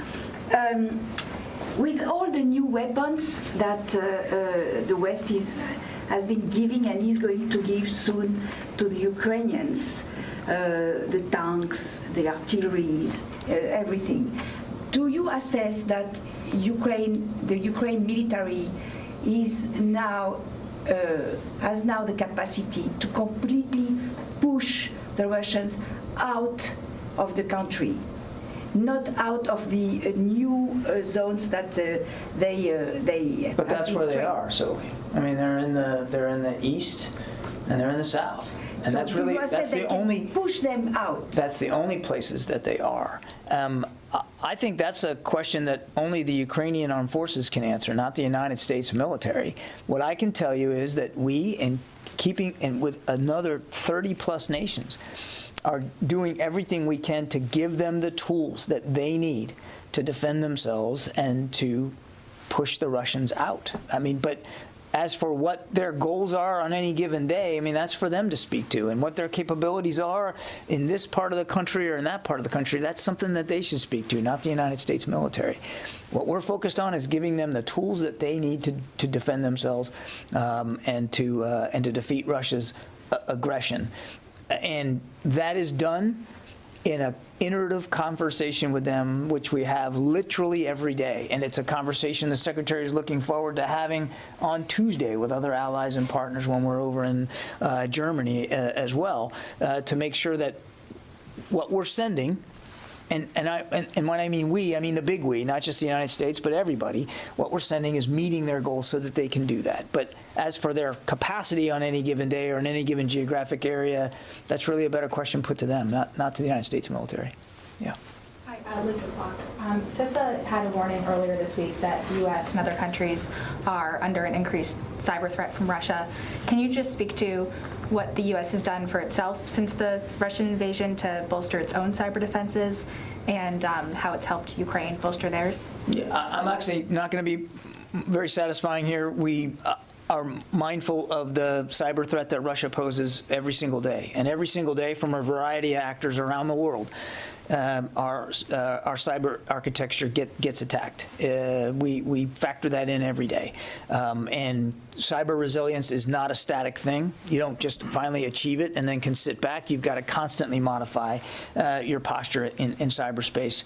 And our experts at Cybercom are doing that, again, every day. I won't speak to specific attacks or specific protection measures that we have in place, but I can tell you we don't take it for granted, and it is something we're vigilant on every single day.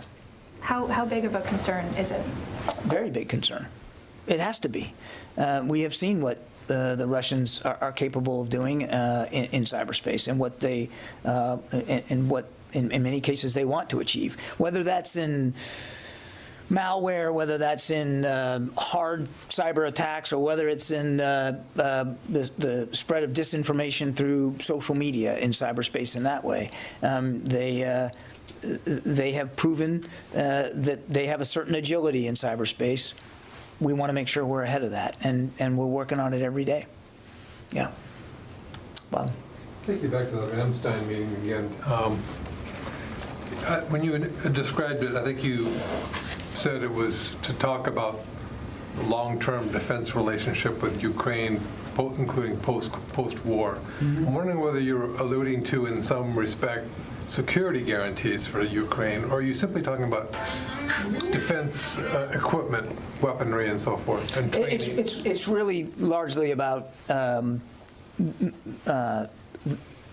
modernizing and making sure their military is still potent and capable going forward. It's not about security guarantees. It's about their actual military posture.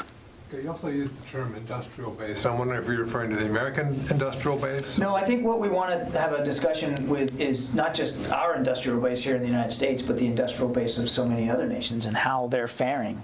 Like you've seen us bring in CEOs from our own defense industrial base as recently as last week to talk about production of various systems. And I think the Secretary is interested in hearing what other allies and partners are doing in that regard, or if they are. Will there be representatives from other? No, the invites are going out to ministers of defense and senior military leaders of these countries. Okay, thanks. Yeah. Thank you, John. Given that almost all U.S. military intelligence assessments regarding Russian invasion of Ukraine are happening now on the ground, do you have any assessment on how long this war will continue, months or years? And secondly, will the Russians focus more on annexation of the east of Ukraine rather than focusing on invading the whole country? Yeah, you made statements that Russians will focus on Donbas region and east and south of the Ukraine, but do you think that Russians have planned to annex this part like they did in 2015 to Crimea? Thank you. I don't think anybody can predict how long this is going to go on. What we have said is because the Russians are now concentrating their efforts in a smaller geographic area, an area that they have been fighting with Ukrainian armed forces now for 8 years and have been occupying illegally in many cases, we would expect that the fighting could be prolonged, I think is how we've described it. But I don't think we're able to put a fine point on that and give you a date on the calendar and say that's how long it's going to take. We don't anticipate that it's going to be over, in days or even just coming weeks. We think it potentially could go longer than that. Nobody wants to see that. The truth is, and I'm sure you're tired of me saying this, but it could end today. It could end now if Mr. Putin pulled his forces out and stopped this illegal invasion and sat down in good faith with Mr. Zelensky. Clearly, he has no intention of doing that. I understand it, but it doesn't mean it shouldn't still be said. The war could be over now. And I'm sorry, you had another question about, their intentions. Look, I've said from the very beginning, we're not going to be able to get inside Mr. Putin's head perfectly and know exactly what his long-term objectives are, or even his medium-term objectives. It is clear to us that he wants to focus on the East and the South. Again, particularly in the East, an area of Ukraine that he has been fighting with Ukrainian forces over. Now, whether his intention is to try to gobble that up and then sit down at the negotiating table and say, okay, I won, this is what I wanted all along. Don't pay any attention to what I said about Ukrainian sovereignty and the capital city and the Zelensky government. This is what I really wanted, and that's the leverage he wants at the table. We just don't know.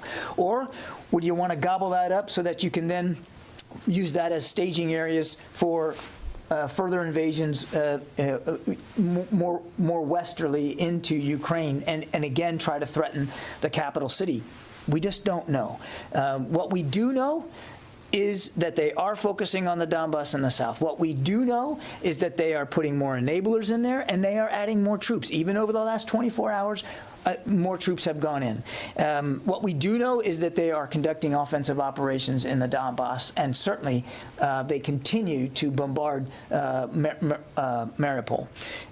So that's what we know, and that's why we're focused on getting the Ukrainians the kinds of systems and capabilities that we believe, and more importantly, they believe, are going to be useful to them in that fight that's actually ongoing right now. Courtney. Just one more on the meeting next week in Germany. So it's. I know you said that there's a focus on what Ukraine's going to need, near term, far term, and everything. But is it possible that this could also lead to changes in the U.S. military posture in the region, i.e., potentially in this discussion with allies, there's a decision to send more U.S. troops into EUCOM or permanent basing? Like, could this actually have an impact on U.S. military footprint as well? That's not the purpose of the meeting. Again, I don't want to get ahead of discussions that haven't happened yet. We're not looking at this meeting as a posture discussion for U.S. posture on the continent. So I wouldn't anticipate muscle movements or decisions coming out of Tuesday with respect to U.S. posture. That said, we are constantly talking to allies and partners about posture on the eastern flank, because since before the invasion, we've been adding to that posture, and we're going to keep open the possibility that those kinds of discussions will continue. But I wouldn't look at this meeting as a decision meeting for that purpose. And then one more, can you say if any of the Phoenix ghosts, aka Phantom ghosts, have been delivered at all to Ukraine, or when they might be? What did you call them? The Phantom Ghosts? That's what, she keeps saying that because I think she wants that to be the name. So she just figures if she says it more that we're just going to start adopting it. Yeah, I mean, it's like China. You just keep saying it, it becomes a thing, right? Yeah, the Phoenix Ghost. No, they have not been delivered yet. Do you have any sense of when they might be, like in days? I don't. Okay. No. But we're going to try to get them there, obviously, as fast as we can, as well as the other stuff. Yeah. Let me go to the phones here. Joe Gould. Hey, John, thanks so much for taking my question. I have two. One is kind of a follow-up on Mike Stone earlier. You know, if you could set the stage a little bit, you know, as we get this new request for Ukraine-related aid next week, how much headroom does the department have now? Drawdown authority you touched on, but I'm also thinking about funding for the Europe deployments, you know, backfill money, USAI. How much of that has been exhausted, and how limited would DoD's efforts be if Congress didn't come through? Well, obviously, we, as I said in my previous answer, we are willing and we believe we're going to need to talk to Congress about the potential for some supplemental funding. I do not have a dollar figure to give you today, but as the President noted, we are close to reaching the end of drawdown authority funds, and so we certainly would expect that we're going to have a conversation with Congress going forward on what the needs would be. But I don't believe we settled on a dollar figure here in that regard. So I think this will be a discussion that we will certainly be having with members of Congress. Idris? Joe, you want to go ahead, or should I? Yeah, I guess my question is less about what the dollar figure is going to be, and more about how much headroom the Pentagon has to date, how urgent the situation is. I'm not gonna. I don't want to detail specifically how much authority we have left, but we are getting close to the end of those funds, and so that's why we are actively engaging with members of Congress. We don't want to get into a point, Joe, where we're in extremis, where where we've actually run out of the authority and the funding to execute it. So we're having those discussions, and when there's more that we can talk about on that, we will. Idris. Thanks, John. Just two quick things. If you could just give us an update on Mariupol, and I'm assuming it's still contested, but it's just a broad overview. And secondly, you touched on this, the meeting that's going to take place next week. I think there are always some expectations when these type of things happen, but if you could just sort of broadly let us know if there are some deliverables we should be expecting. Like at the end of this, will there be some roadmap for the next couple of years, what exactly you're going to do, or is it going to be broader than that? Well, I think we're all hoping that the meeting can lead to, if not specific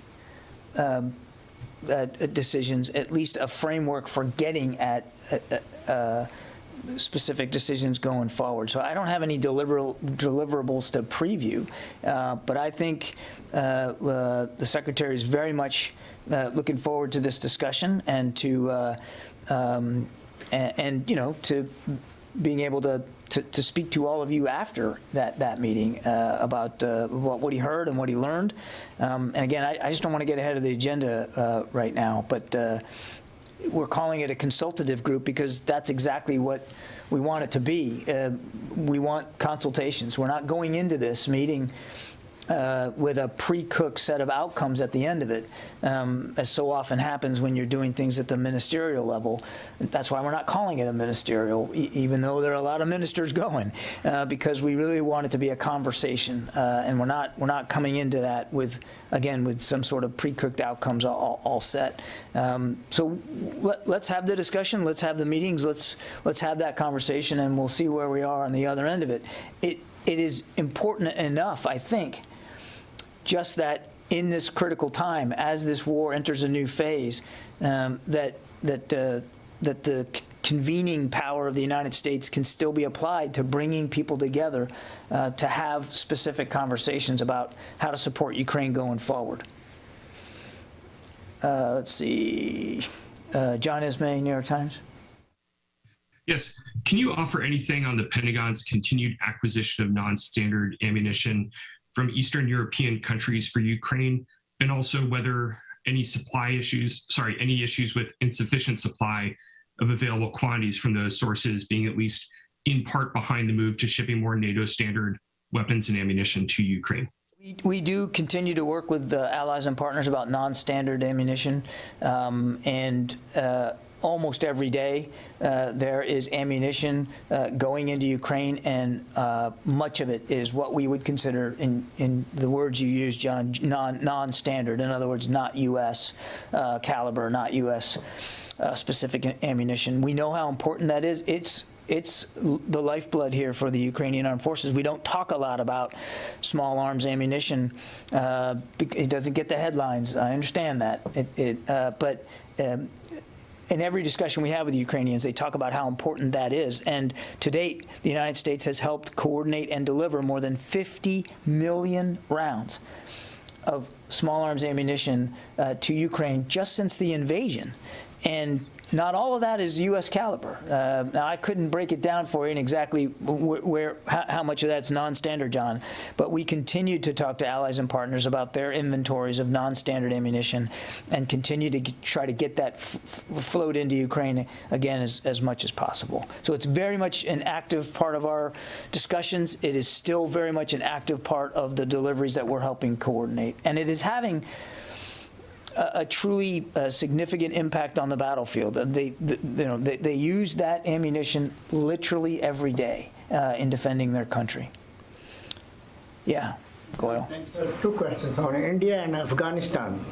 As far as Prime Minister Boris Johnson's visit to India is concerned, is coming during the time when there is a war going on between Russia and Ukraine, and at the same time China's expansion in the region.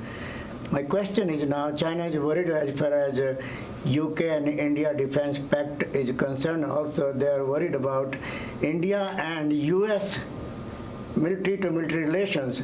But my question is, when Defense Minister of India was here at the Pentagon, was there any discussion of a new pact, defense pact between the US and India? And if Secretary is going to make a visit soon to India as far as this new defense pact between U.S. and India? I don't know if I'd call it a new defense pact, but you saw we announced a new space cooperation agreement with India while the 2+2 was going on, and we had discussions all day, both here at the Pentagon and over at the State Department, about how our defense partnership can be improved. But I don't have a new pact to announce, and I certainly don't have any travel to announce or speak to today.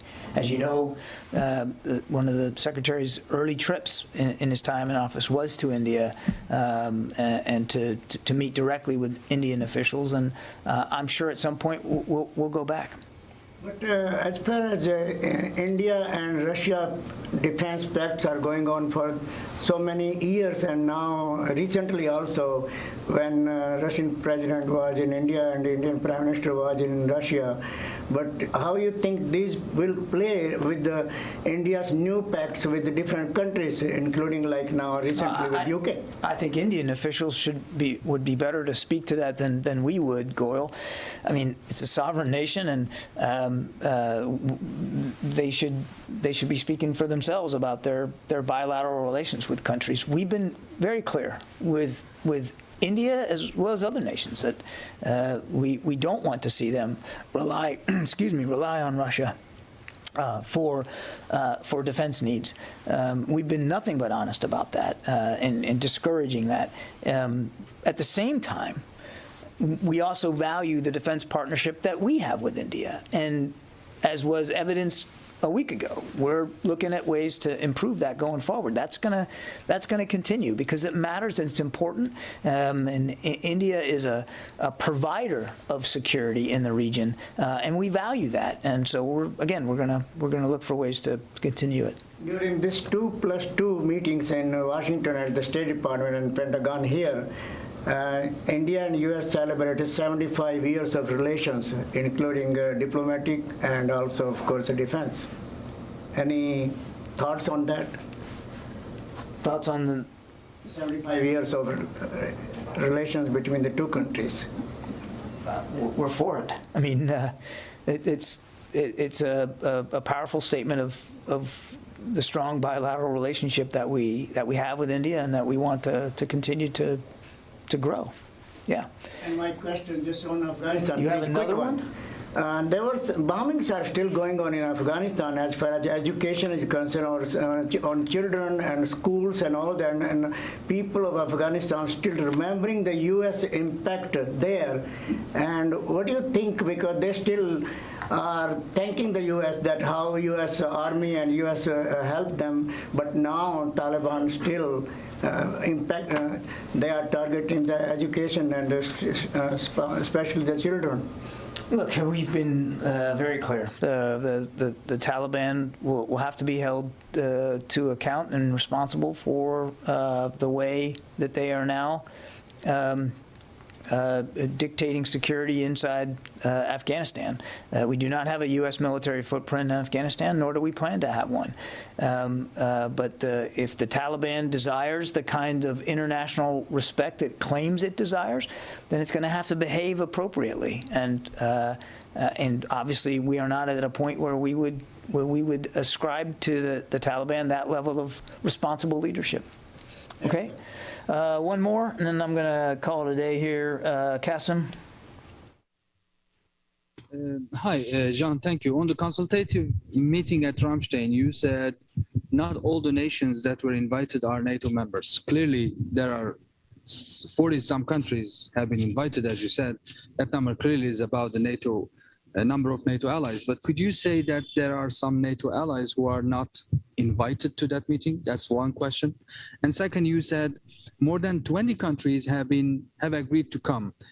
Are all these countries are NATO members? Has any NATO member turned down the invitation so far? I'm not going to speak for other nations, Kasim. We have invited, again, more than 40 nations. More than 20 of them have accepted, and there are RSVPs that we still expect to be coming in. I mean, we just announced this yesterday. So you got to give us a little slack. You got to give us a little time. But having more than 20 already agree on relatively short notice, I think is a powerful statement of the convening power of the United States and the importance that not only we, but these other nations place on Ukraine's defense needs going forward. And we look forward to having a great discussion on Tuesday in Ramstein. Okay. Thanks, everybody.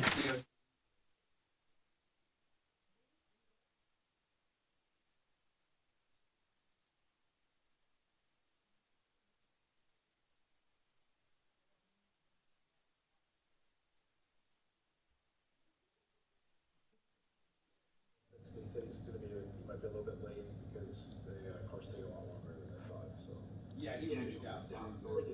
Yep. I told him as well. So.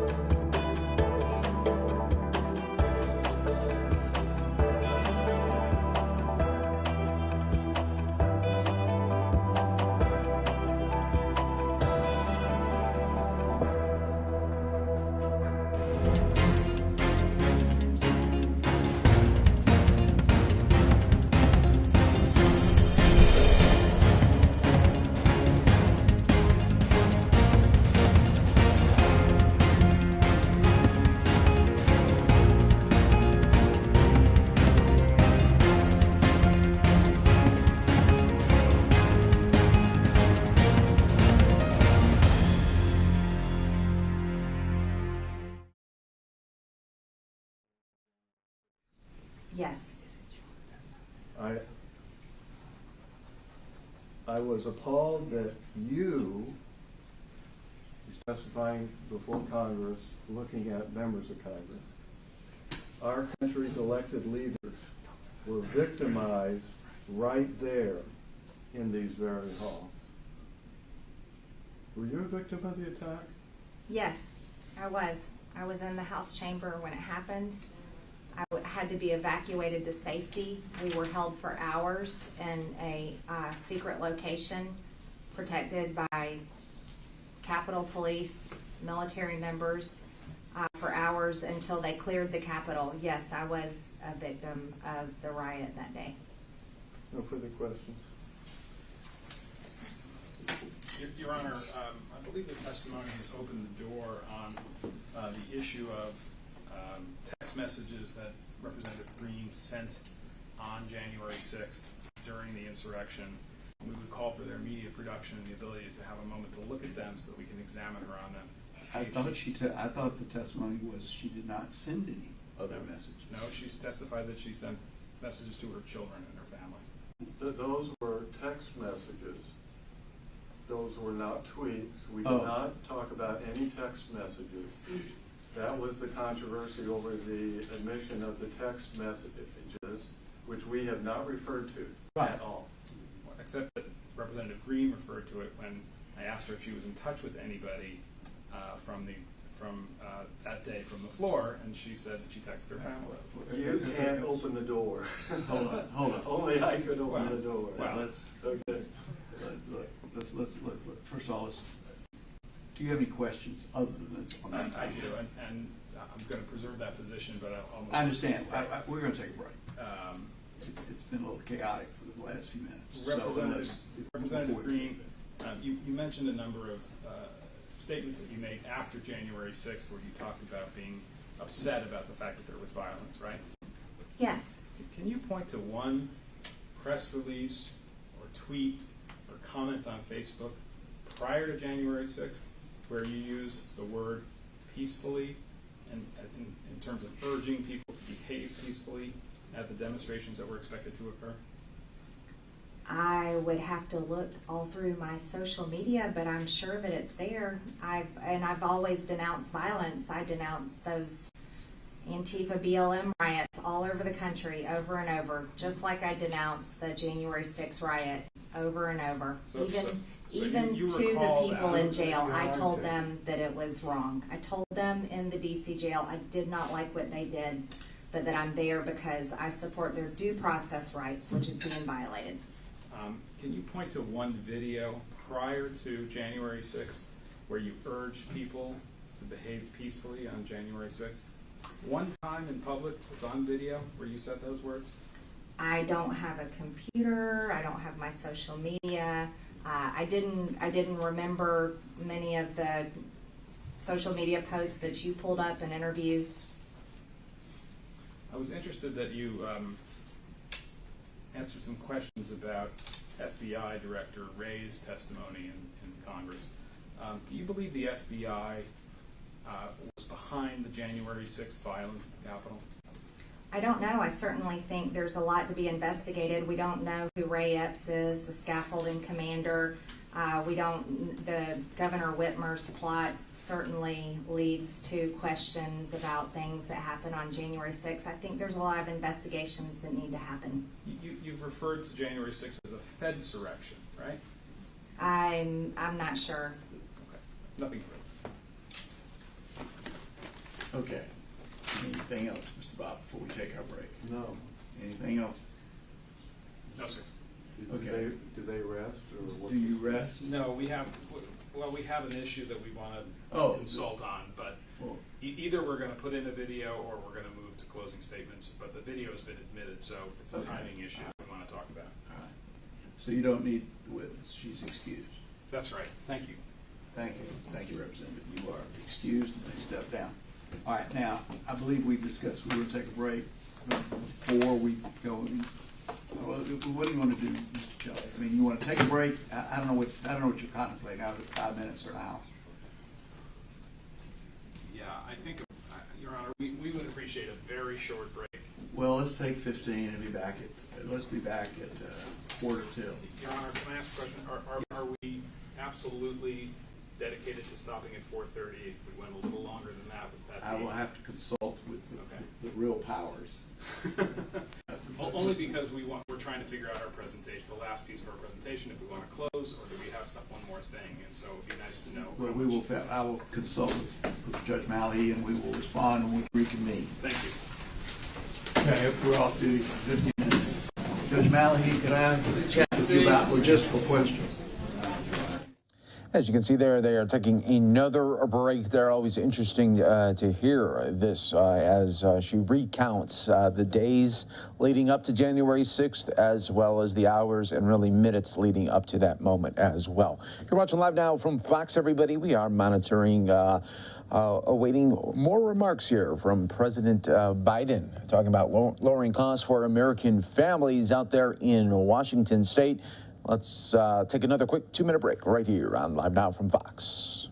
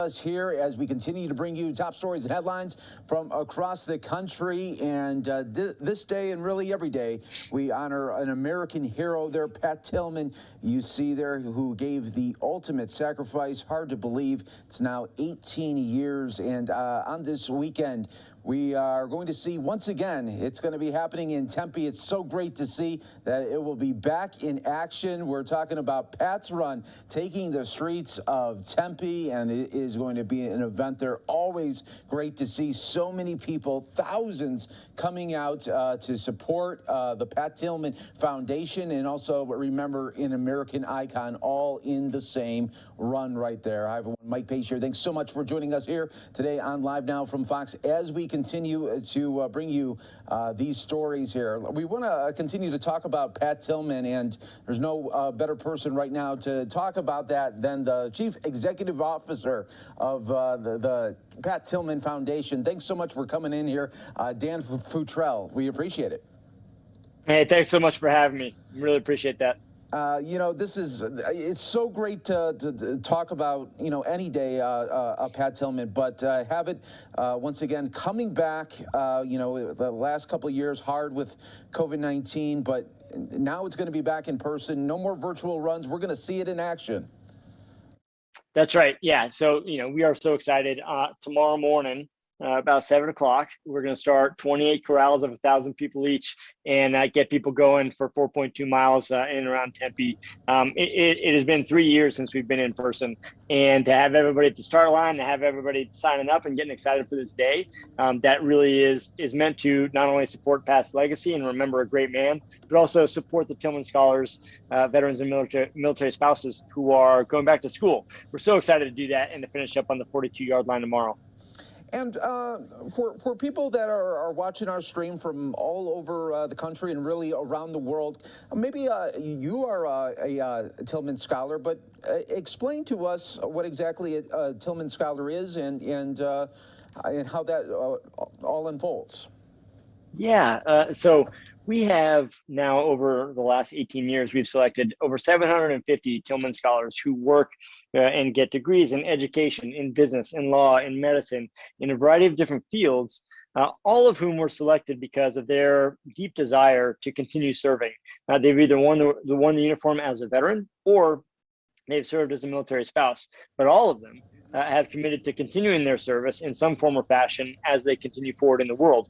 We're looking for people really who, no matter what amazing things they've done before, and we have Navy SEALs, we've got a Medal of Honor recipient, we've got people who were, the first women to be on female engagement teams in Afghanistan. We have scholars who've done amazing things in their career, but we're looking for people who believe deep down that the biggest impact that they're going to have in their life hasn't happened yet. And that really, it goes back to Pat.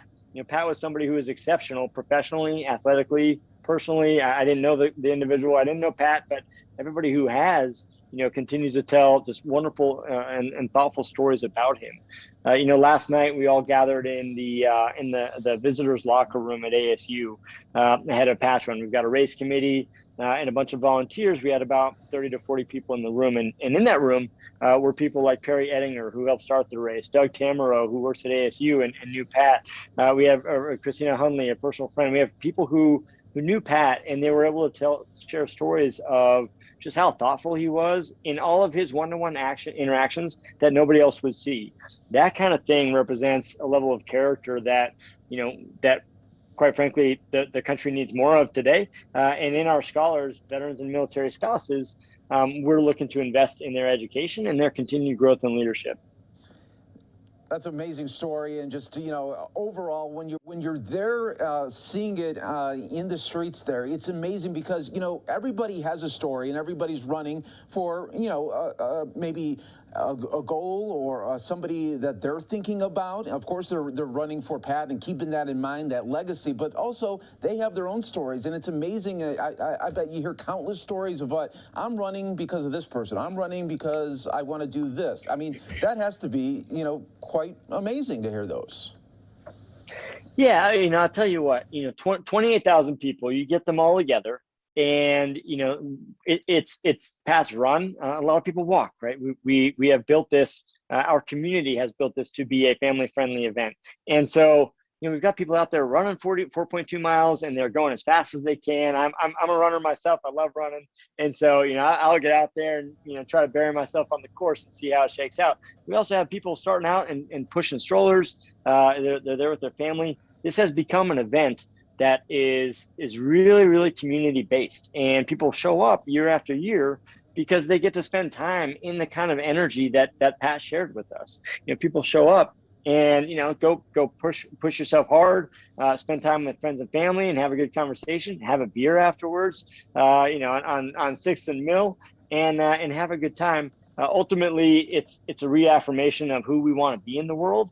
And it's so gratifying to see people continuing to come back. I'll tell you what, as a Tillman scholar myself, I served 5 years in the military and then went to grad school for 2 years. We are able to offer scholarships. I was supported because people show up on Saturday. We give out over $1.5 million every year to 60 veterans and military spouses so that they can go back to school, either getting a bachelor's or a graduate degree or some other degree.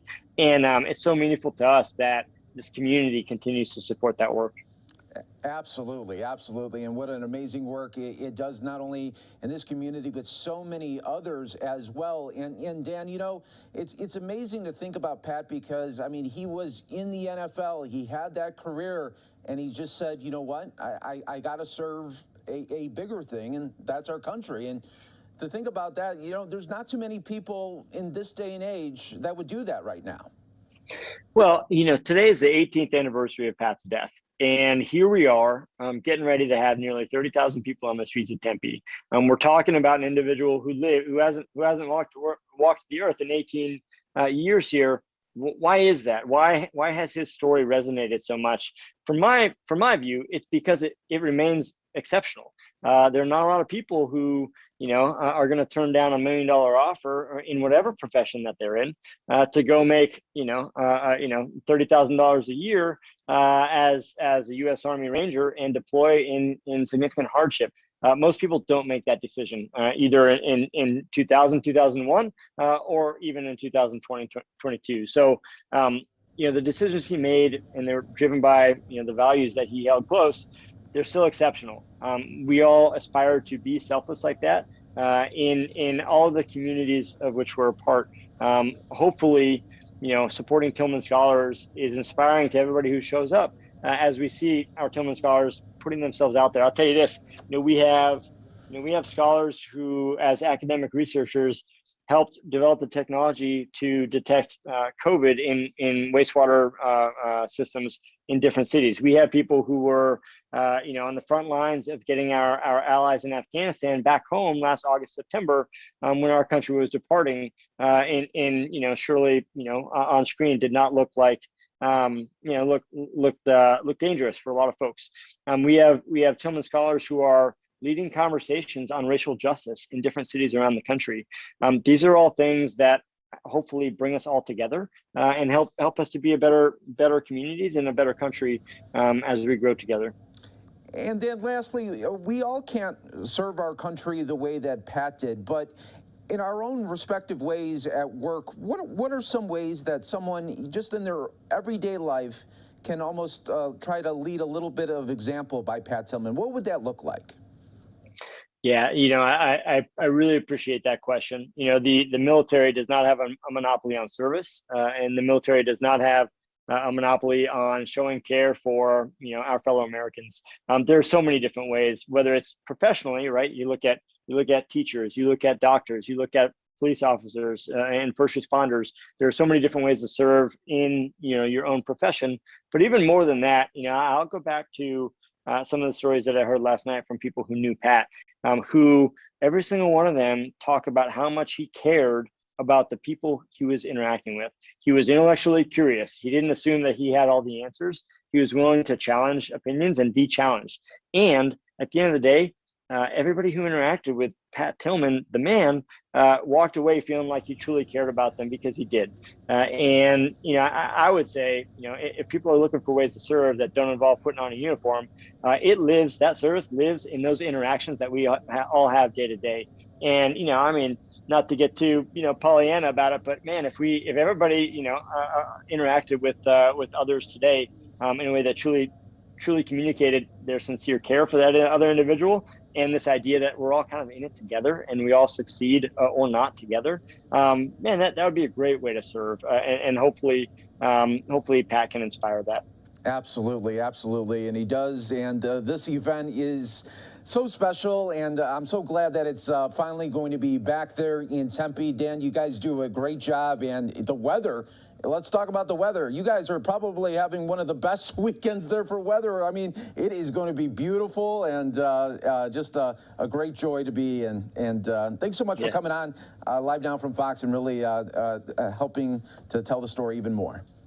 Hey, thanks so much. We really appreciate it. If there are any folks out there watching this who haven't signed up and they really want to be there tomorrow, go to Sun Devil Stadium today until 6 p.m. We're still signing people up, so there's still an opportunity. Or if folks want to volunteer tomorrow, we'd be happy to have you here and joining us. Thank you so much for this time. Yeah, no problem. You have a good one, and go out there and support and enjoy the weekend all together. Dan, we appreciate it right here on Live Now from Fox, everyone. We're going to take another quick 2-minute break. Stay right here with us. More coverage from around the country here on Live Now from Fox.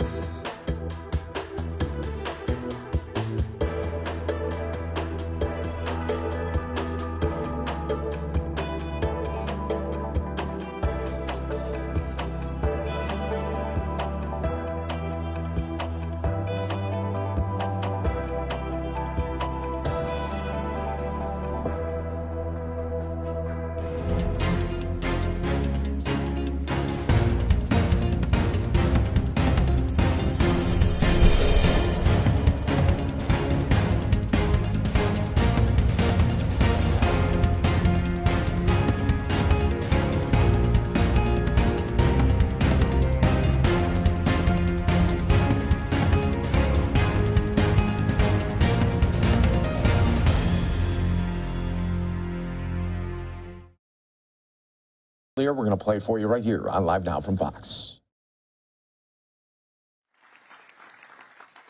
Mr. T. Willard Fair from the Urban League of Greater Miami is with us here today. Thank you. Our next Commissioner of Education in Florida, Senator Manny Diaz, is here.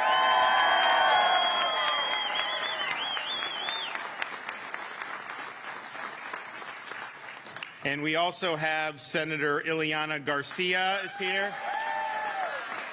Is Anna Maria here? Okay. Anna Maria, are you here? Where is she here?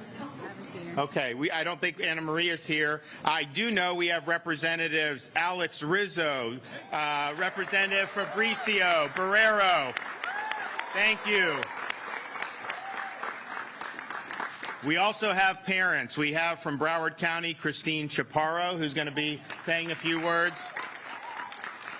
Allie Legg from Hillsborough County is going to say a few words. We also have Keisha King from Duval County. Where is she at? Going to say a few words. We're here today because we believe in education, not indoctrination.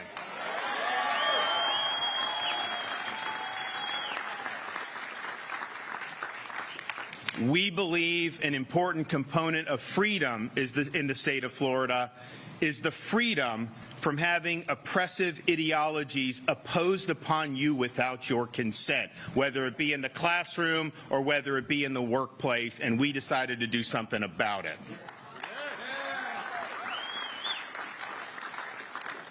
So the bill that we'll be signing here today provides substantive protections for both students and parents to ensure that the education they're receiving in Florida is consistent with the standards of the state of Florida. And those standards do not allow pernicious ideologies like critical race theory to be taught in our K through 12 schools.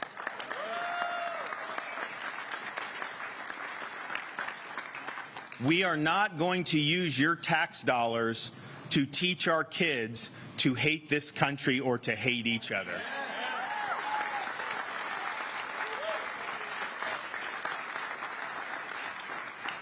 We believe that every single student matters, every single student counts. We are not going to categorize you based on your race. We are not going to tell some kindergartner that they're an oppressor based on their race and what may have happened 100 or 200 years ago. And we're not going to tell other kids that they're oppressed based on their race. Don't let anybody tell you that you can't succeed in this state. Everybody can succeed.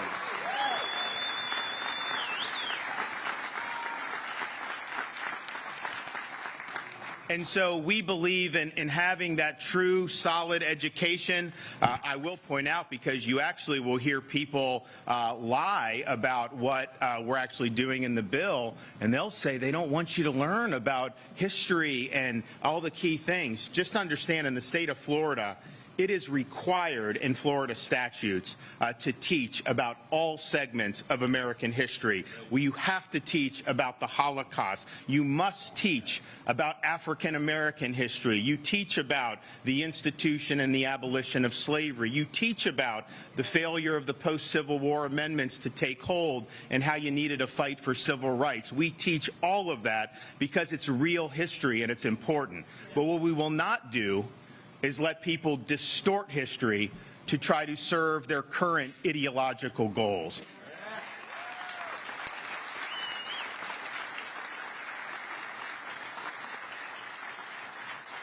And we see this in examples like the New York Times' 1619 Project, where they teach that the American Revolution was fought to defend slavery, when in reality, you can read the pamphlets, you can look at the Boston Tea Party, you can see what they were upset about because they told us. They wrote it down, and they wrote a Declaration of Independence to fuel their fight for freedom. And so we have to be accurate, and we cannot allow ideologues to try to distort what has happened in this country's history. And so we will absolutely teach all aspects of history that are true. We will study, in particular, the contributions of both women and Hispanics to Florida and to the United States.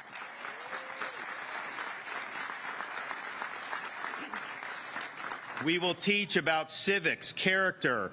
We will also have mental health education. This is all very, very important, and we are really on the cutting edge. But what we will not allow is to be taught that members of one race, color, national origin, or sex are somehow morally superior.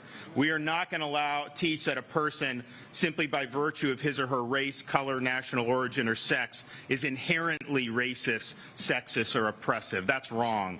We are going to make sure a person's moral character or status as either privileged or oppressed is necessarily determined by his or her race, color, national origin, or sex. That is not allowed. That is wrong, and we are not going to teach that. We're also not going to teach that virtues such as merit, excellence, hard work, fairness, neutrality, objectivity, and colorblindness are somehow racist or sexist. They are not. Everybody can succeed. Everybody works hard. Everybody deserves fairness. And so we're going to stand by that.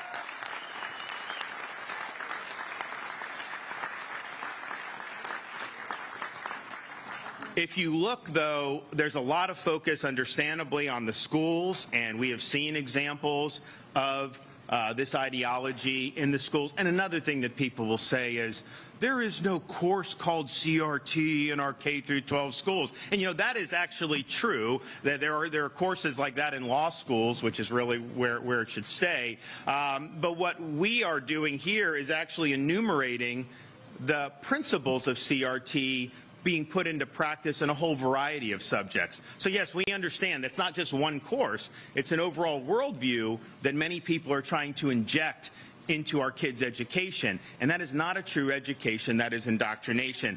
So it's a significant issue, and parents are going to be able to have recourse if the school districts are not following Florida standards.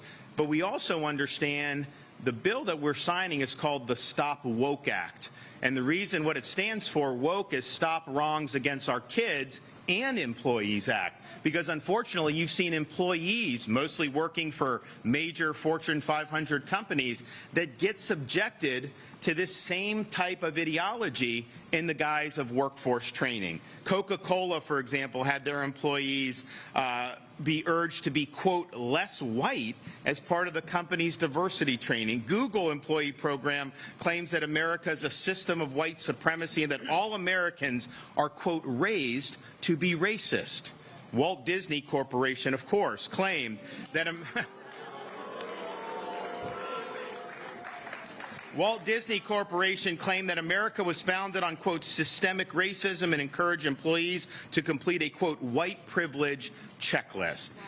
Under this law, that is a violation of your civil rights.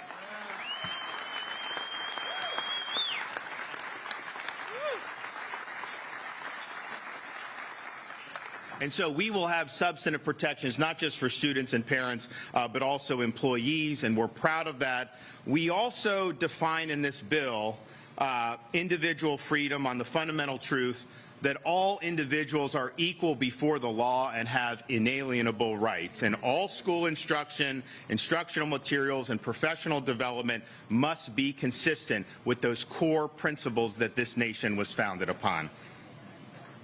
Now, as a contrast to critical race theory, this bill requires the Department of Education in the state of Florida to develop a Stories of Inspiration curriculum to inspire students with stories from American history that embody the principles of freedom. You know, it was interesting. I think Senator Garcia showed someone, some partisan group was sending out flyers saying that because she voted for this, she didn't want people to learn about George Washington. And I'm thinking to myself, like, first of all, that's not in here, but if our kids learn nothing but George Washington's character, they could do a lot worse for an education. I mean, I'm just telling you. But we will have the stories of founding fathers like George Washington. You will see people like Frederick Douglass and see his journey, which is really a remarkable journey. You will see stories of people that stormed the beaches of Normandy to defend this country from Nazi tyranny. You will find stories of people who fought for this country against communism, both in the Soviet Union and, unfortunately, just 90 miles off our coast in communist Cuba.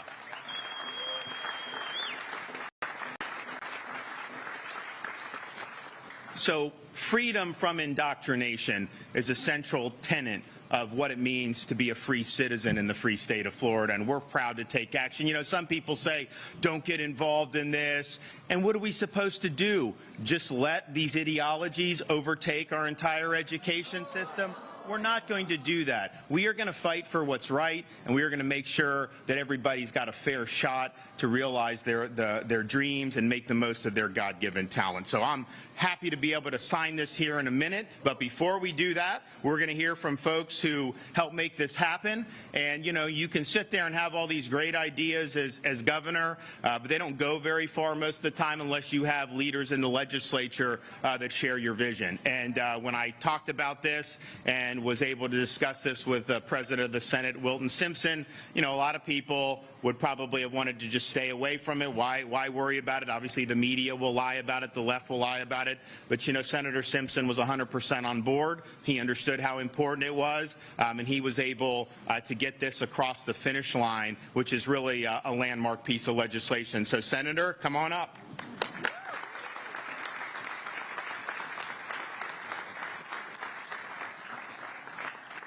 Thank you, Governor. And obviously, the governor's done a great job of explaining this bill.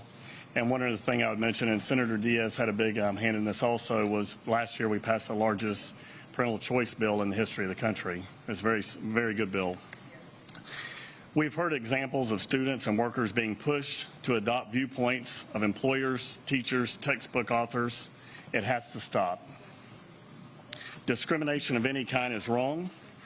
People are not inherently racist, sexist, or oppressive. One race is not superior to any other race. All people are created equal, and no school or workplace should force workers, students, to believe otherwise.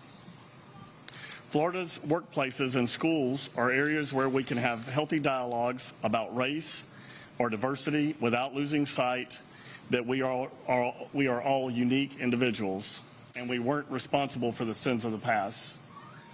Florida students should be able to learn about factual history facts in an environment that recognizes all individuals are created equal before the law and have unalienable rights.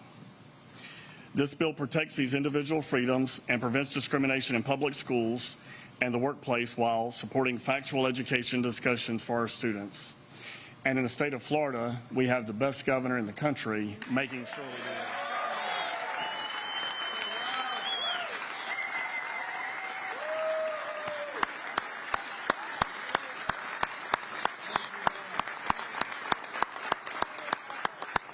And I just want to say thank you for your leadership, Governor, all in the backdrop of a worldwide pandemic, and everybody should feel good about living in the free state of Florida. Thank you.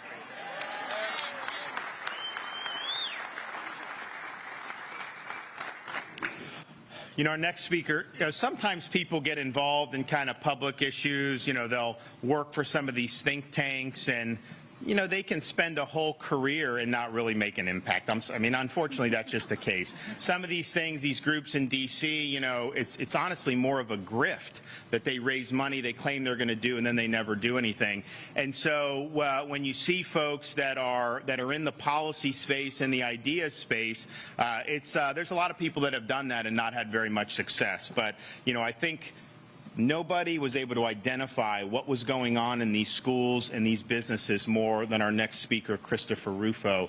And he went headstrong into it, and he was able to raise awareness across the country about what was going on. And this, I think, this woke ideology, to me, it's cultural Marxism. I mean, if you look what they're doing, they're tearing down statues of Thomas Jefferson and Lincoln and taking George Washington's name off schools.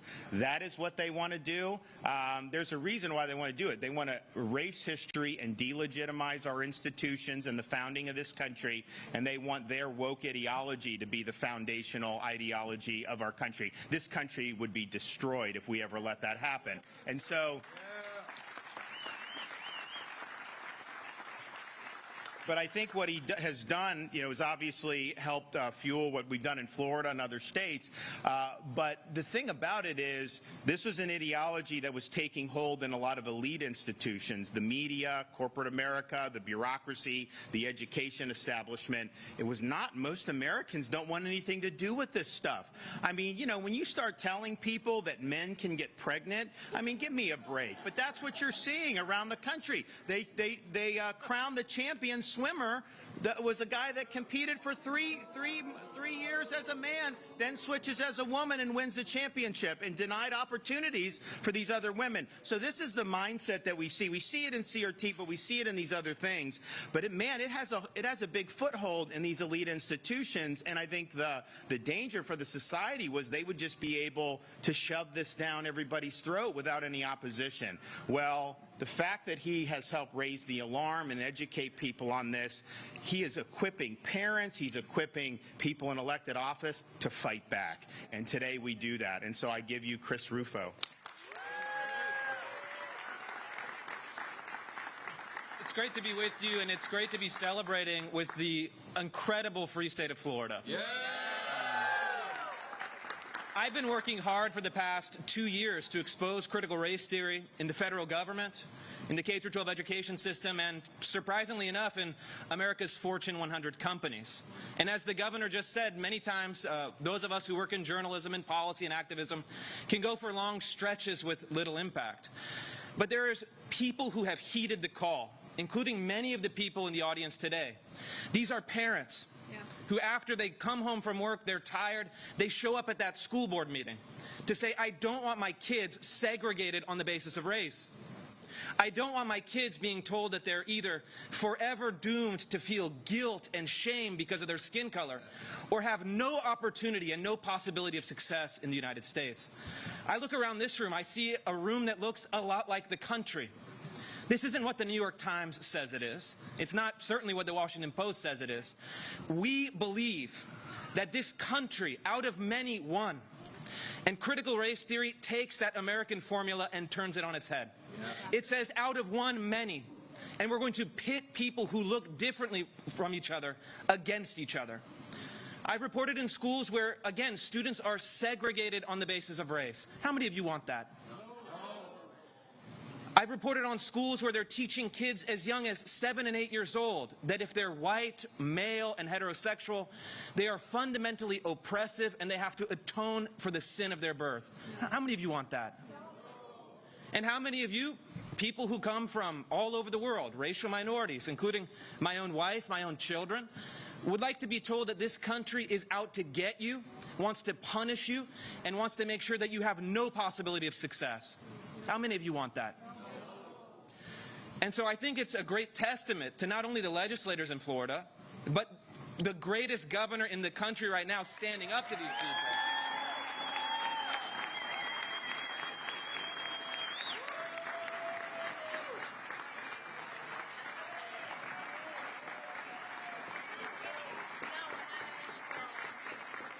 He stood up to the lies. He stood up to the ideologues. He stood up to some of the big corporations because he's on your side and he's not going to back down.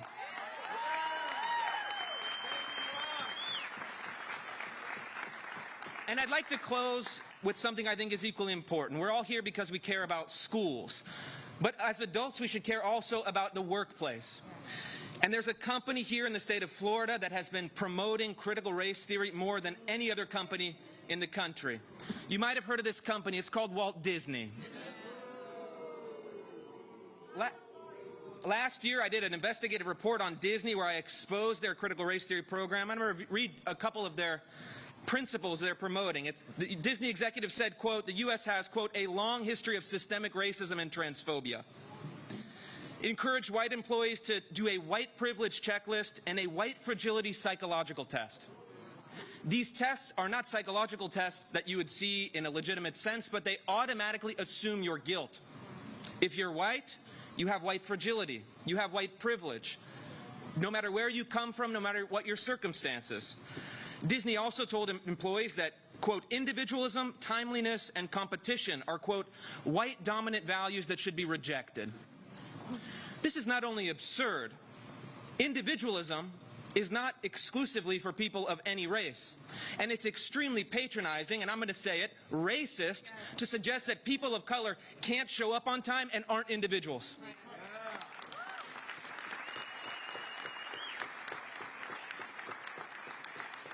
In some of their materials, they also promoted that, and this is going to be hard to believe, but it's true, I have it on my website for the media that wants to fact check this, that white babies, quote, discriminate against other races and become full-blown racists by age 4. And in closing, Disney tells its employees to reject the principle of equality, which means equal treatment, and embrace the principle of equity, which means equal outcomes. Now, how many of you had families escape from communist countries? How does equity and equal outcomes turn out in reality? It turns out into a nightmare, poverty, starvation, gulags, and killing of innocent people. We're in the very initial stages down a very dark path, and thankfully the legislators of Florida had said, not in this state, not in this country.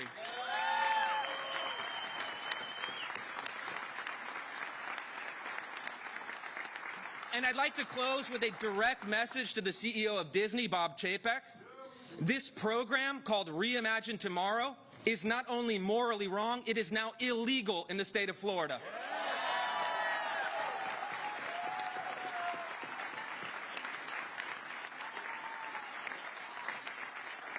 And so we're going to give you the weekend to make some adjustments to immediately abolish this program, because on Monday, if this is still part of Disney's Human Resources program, there will be consequences. God bless Florida, God bless Governor Ron DeSantis, and God bless all of you.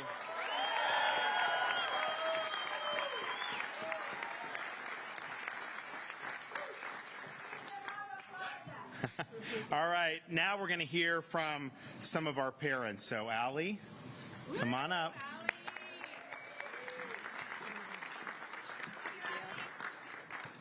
Good afternoon, everyone. First, I would like to extend my gratitude to our governor for continuously showing the people of Florida what a true statesman looks like. Yeah.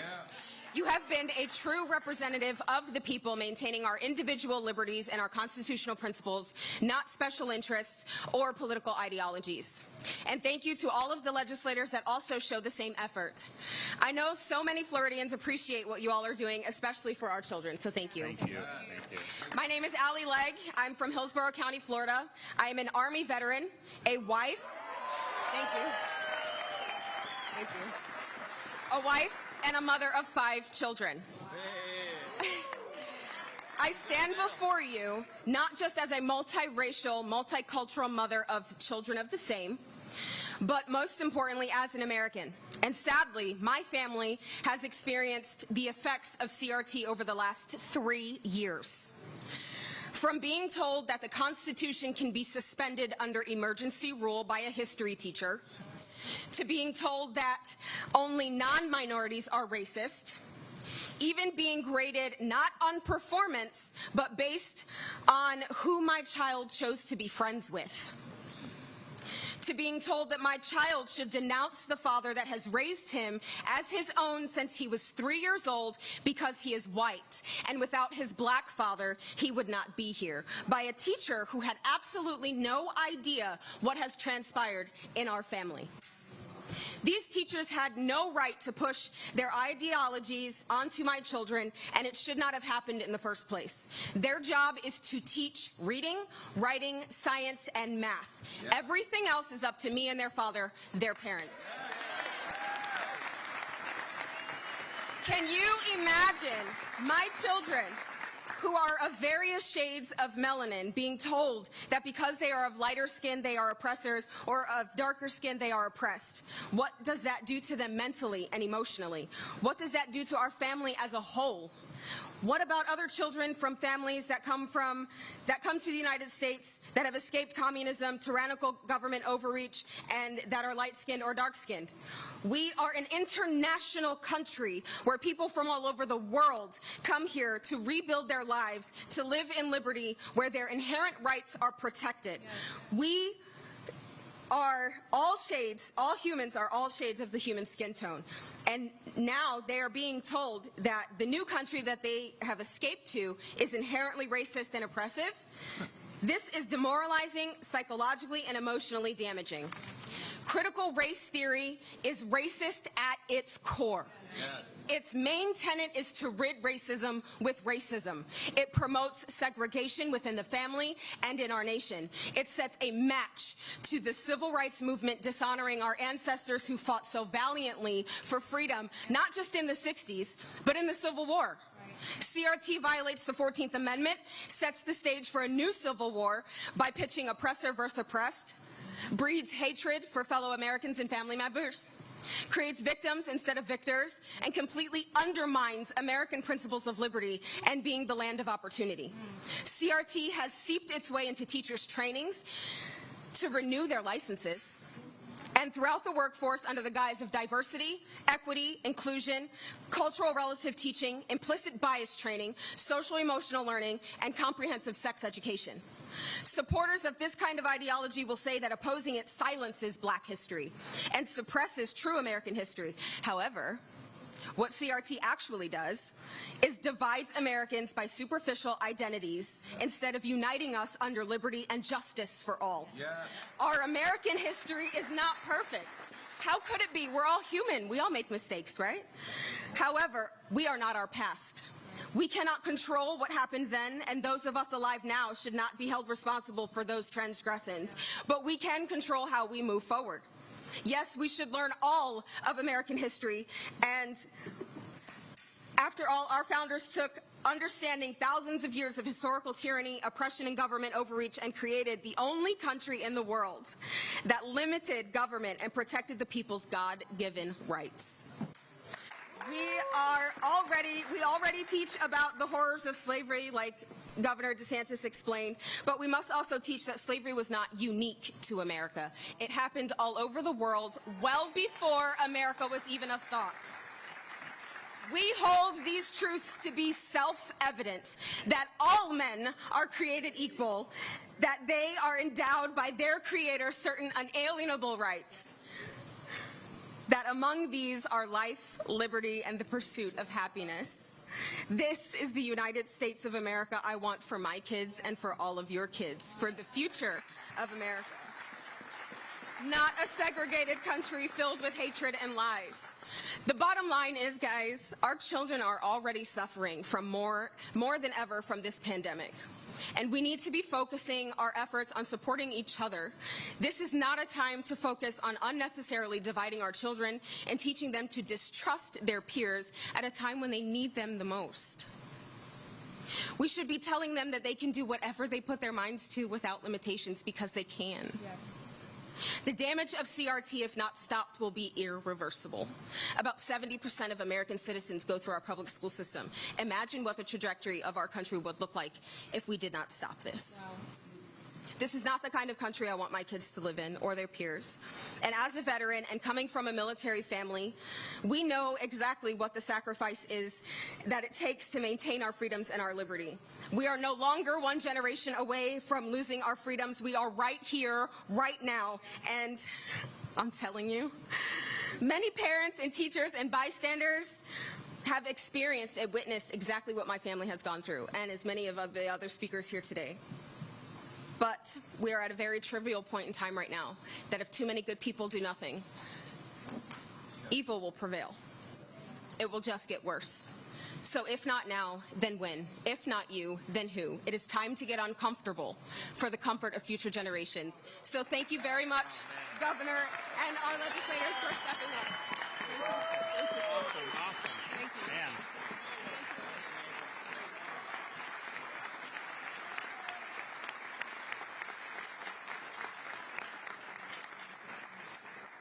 You know she's running for school board in Hillsborough County.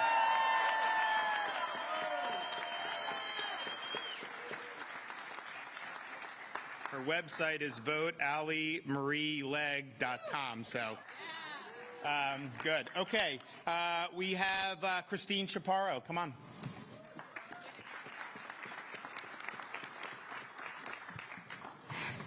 Hi, everyone. Thank you, Governor DeSantis and your team, for the opportunity to speak today. As a Broward County mom of 3, soon to be 4, I have always been involved in my children's education. My oldest 2 are currently in a great public school in Broward County. For 6 years, my husband and I have volunteered. I have been the room mom, on the PTA board, and involved in SAC. I myself went through K-12 education in Broward County, a public school. With that being said, this will be my kids' final year. They will be in a private school next year because although our school is great, the district is not, and there's only so much that a great school can insulate from that. In the beginning of the school year, my 5th grader came home with benchmark assessment workbooks as his ELA curriculum. That's English Language Arts. First one had excerpts from an author who students were encouraged to research. The passages were not great quality to show developing writers, so it piqued my interest to look a little bit more. Well, I looked him up, and he co-authored an anti-racism book with Ibram Kendi. So I was like, oh, I get it. The next one he came home with was titled The U.S. Constitution, Then and Now. One page mentioned a movement to make Washington, D.C. a state, but left out why it's not. A passage explains that a strong central government was argued for when creating the U.S. Constitution because the states had a lot of power to govern themselves, which was a perspective, but not really the basis for the Constitution's creation. Another passage was labeled Vocabulary Practice Text, was titled Know Your Voting Rights. The first paragraph reads, after Stacey Abrams lost Georgia's election for governor in 2018, she stepped up her fight for fair elections. Propaganda. It goes on to say events that occurred during the election convinced her that the vote had been suppressed, influencing the results. Suppressed is the vocabulary word. Third paragraph reads, she points out that problems like these, which seem like errors or disorganization, are just ways to suppress votes. Abrams is the first black woman to run as a U.S. Democrat candidate for governor. She's keenly aware of obstacles facing voters of color. Another vocabulary practice text talks about racism and a Black Lives Matter protest. Another workbook, the third one he came home with, is the economic development of cities. It mentions racism and discrimination and bias at least 8 times as the cause of our economic development of cities. Now, some may argue that these examples aren't that bad, but when you pull together the series of workbooks as an English language arts curriculum, it's not civics, it's not social studies, this is English language arts. These passages are selected and compiled. It's obvious that the goal is to teach children to view history in our country through one lens.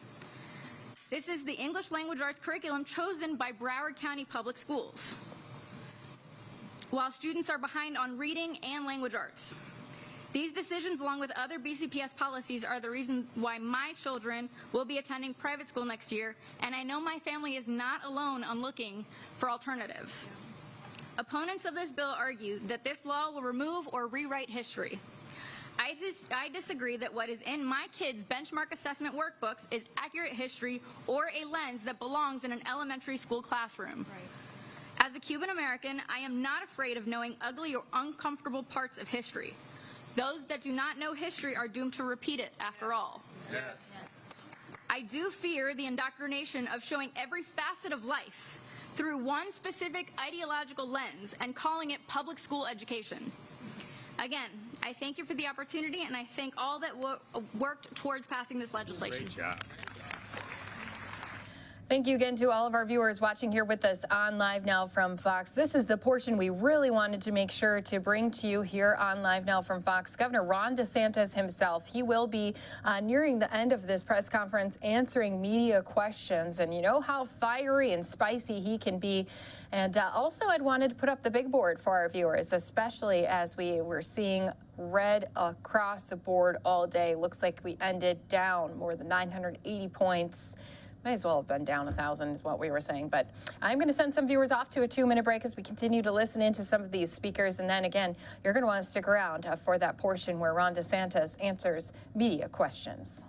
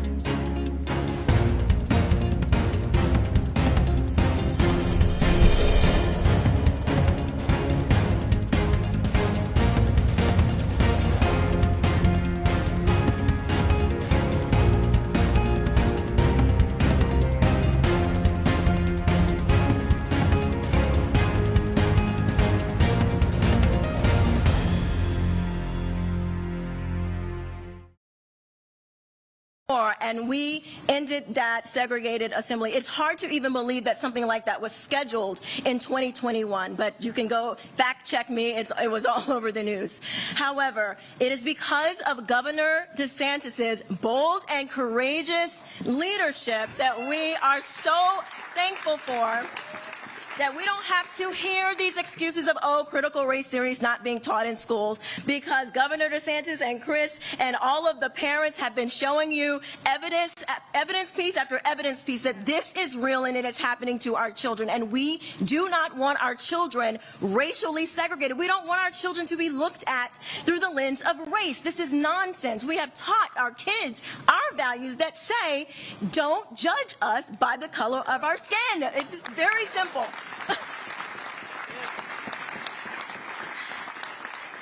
So I am just so very grateful that critical race theory will now be outlawed in schools and also in corporations. We don't want to hear about your be less white. We don't want to hear about any of these other things going on involving critical race theory. I'm so grateful to stand alongside such a great governor in this remarkable time in history. I thank you so, so very much, Governor DeSantis. It is always a pleasure. God bless you and God bless Florida. You did good. Okay, our Lieutenant Governor.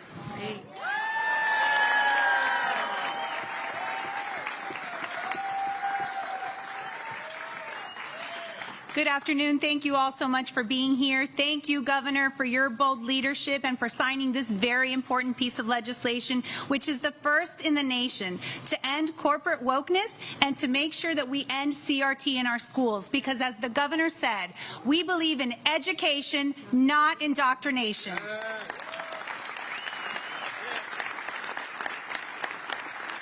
And And a lot of people that have spoken before me have talked about CRT, the pervasive evil that it is, what it means. They've talked about how it is Marxist inspired. And I will tell you, at its core, CRT tells a story that for more than 240 years, America has been a symbol of hatred, prejudice, and bigotry, teaching our children to hate their country. And that, for me, is something that I cannot stand idly by. We must fight back, and that's why we have a great governor that's willing to take on these issues.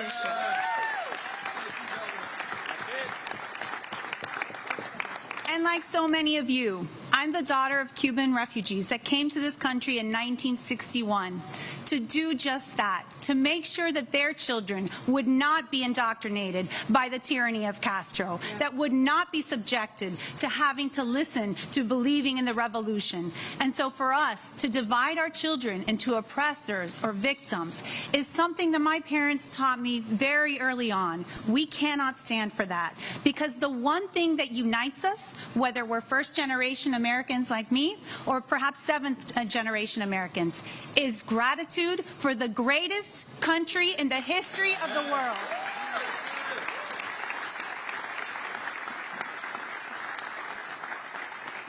So thankfully, we have a leader like our great governor. We have leaders like President Simpson and others that are standing here with us today that made sure that social justice warriors and corporate activists and all the wokeness that's going on in our schools, in our universities, in our companies, that they will be met with the force of someone that has an incredible fortitude, bravery, and conviction.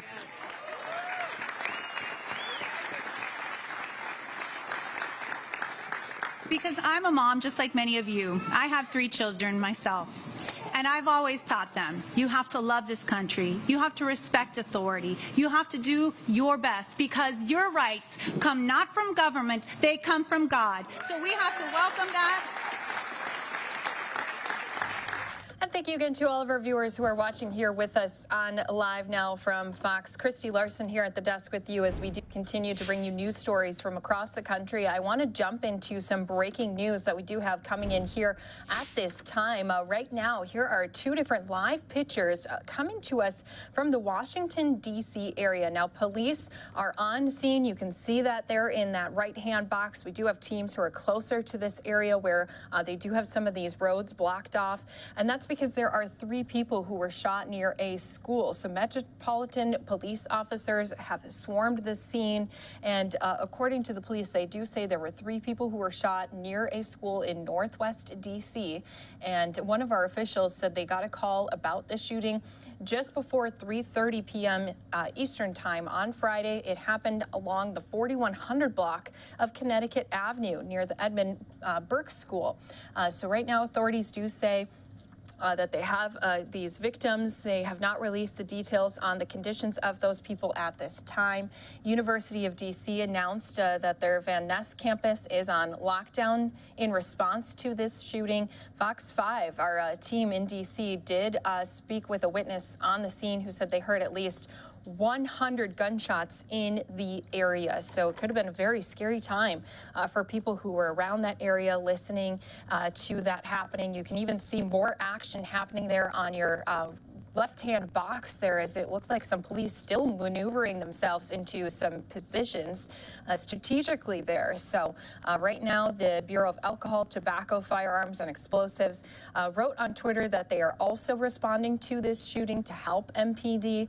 So right now, they are also just one of those many who are out there on scene. This is some breaking news we're bringing to you right here live, raw, unfiltered. Do want to remind our viewers, viewer discretion always advised when we're on these breaking news live events. You never know what may happen.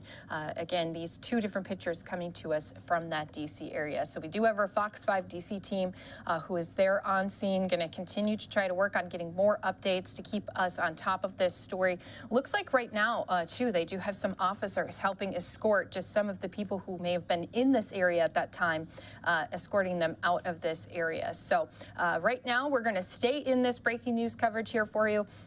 at least continue to keep our eyes on it, especially if we do hear more updates. That's something we're going to be working on getting to you here throughout the rest of the day. Looks like these police who are escorting these individuals along the sidewalk also have their guns still pointed and drawn in that direction from where they were just originally coming. So unknown at this time. Do we still have someone who is a suspect? Do we have multiple suspects? Are they concerned about them possibly still having more rounds of shooting happening in this area? You can see the response, all of those red and blue lights there in that right-hand box, and some very tense timing for all of those individuals who are here on scene. Let's go ahead and listen in to see if we can't hear any of the sound from there down on the ground.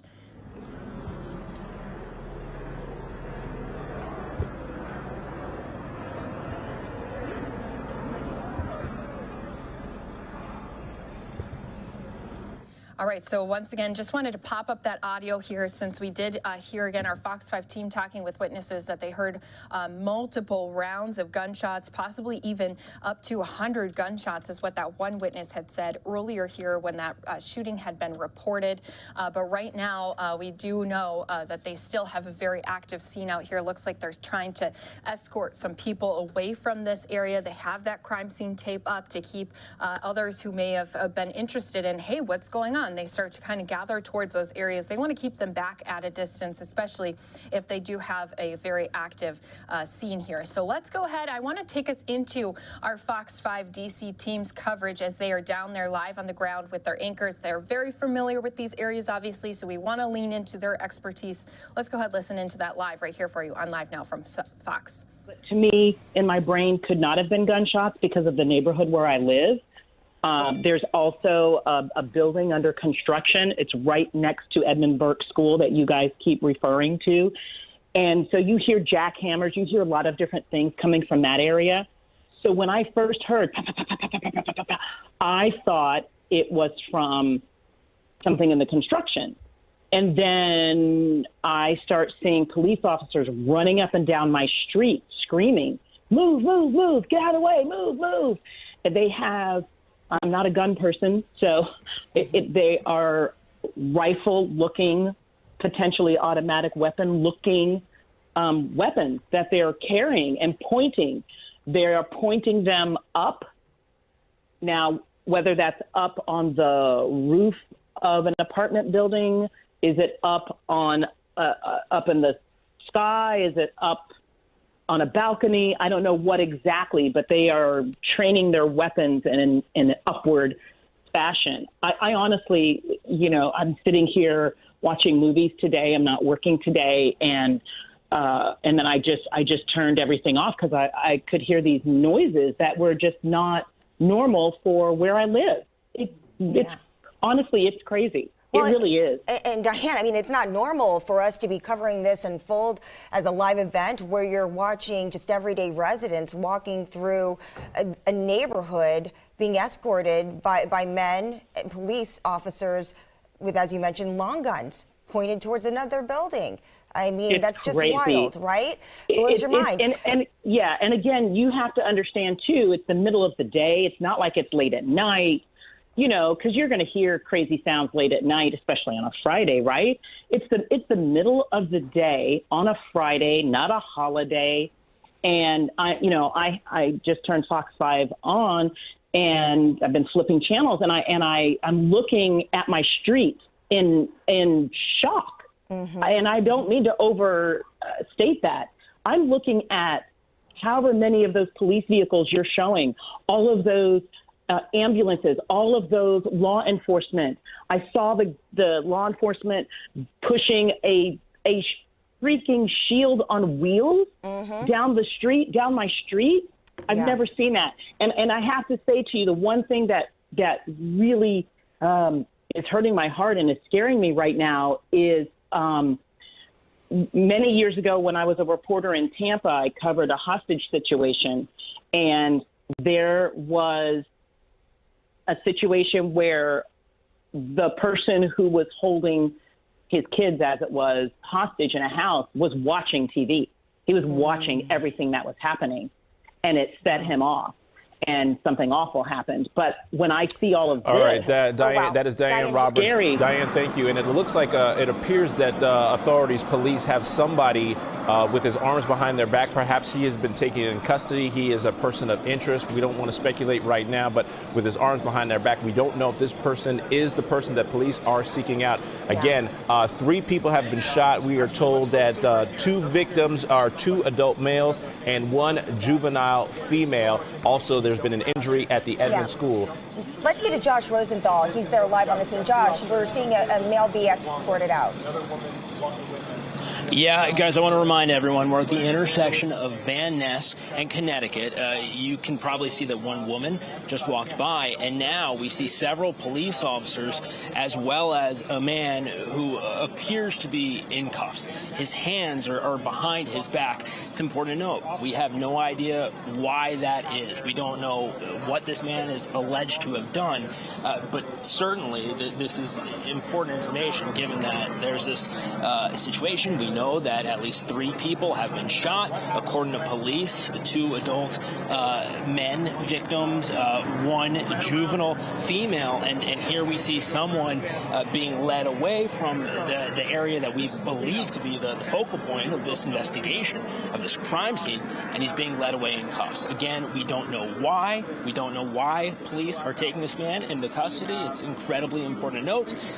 But that's what we're seeing right now. About 5-10 minutes ago, we saw quite a few people, I'd say about a dozen people, who appeared to be escorted from the area of that apartment building across the street and down towards where we're standing now at Van Ness and Connecticut. They were not brought just out to where the public is, where we are behind this crime scene tape. They were taken a little deeper into that area along with police. Back to the apartment building, which may be the focal point of this investigation, according to some of what we've heard from witnesses here on scene, as well as some of the activity that we've seen police officers. It is relatively calm again. You can see several police officers there, some with long guns, standing behind an SUV there. But at the moment, we're not seeing some of that action that we had seen previously.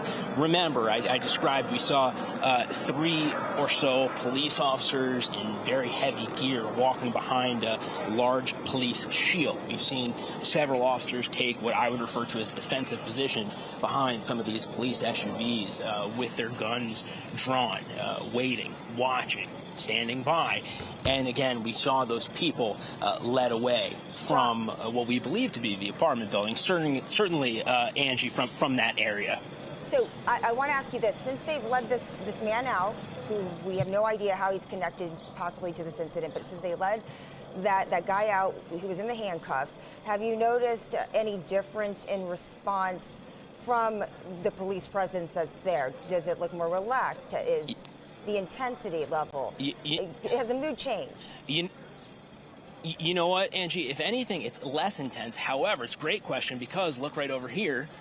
You can see there's a large group of MPD officers, helmets on, and it appears as though they're having some sort of a briefing. We have not seen this, so we don't know where these officers are presumably about to be sent, but clearly they're preparing for something. Otherwise, it's been a relatively static scene. I say relatively because obviously it's never too calm with all this going on, but in the past 10, 15, 20 minutes, we have not seen the great deal of movement and people running to and from and the additional police vehicles being brought in that we had seen a little bit earlier in the past hour or so, Angie. And Josh, I want to ask you, as we saw those people who were being escorted by police with the long guns, that was about maybe a little over 5 minutes ago, were you able to speak to any of those folks? We weren't, Rob. Actually, it appeared as though they were coming towards us, like maybe even to be led under the police tape and more or less released. However, they kind of hung a left and they walked in the direction of where you're looking now, kind of past where those officers are, up a little further up Connecticut. So we were not given the opportunity to ask them where they're coming from exactly, what they had seen. But clearly, if you remember, this is important to note, they were being escorted by officers with long guns that appear to be pointed up towards this building, where we have seen a lot of activity. They're being escorted, and clearly the officers were doing everything they could to make sure that those people were kept safe, and clearly they weren't just walking them down in this direction. They were standing guard, Rob. Yeah, dozens of police we can see there. We also know that the fire department is on hand, and we've seen a lot of information coming on social media. Even D.C. Mayor Muriel Bowser tweeted about 10 minutes ago that she is asking people to shelter in place. She's also asking if anybody in the area has any information regarding this incident to call their tip line, which is 202-727-9099, and you can also text at 50411 if you have any information that can help police out regarding this incident, where again 3 people have been shot. We've been told it's 2 adult males, 1 young juvenile female. There was also an incident where we spoke to a parent of a student at Edmond School where her daughter had to help out a child who was cut from all the glass that was broken from one of the shootings, because from the shots that rang out there in that area. We're hearing multiple shots, if not hundreds of shots, that multiple witnesses have described them hearing. Just an amazing situation there, a crazy situation. But as Josh pointed out, things appear to be changing. Perhaps the person that was taken into custody could be the suspect, but we don't know that for sure. We are continuing to follow that.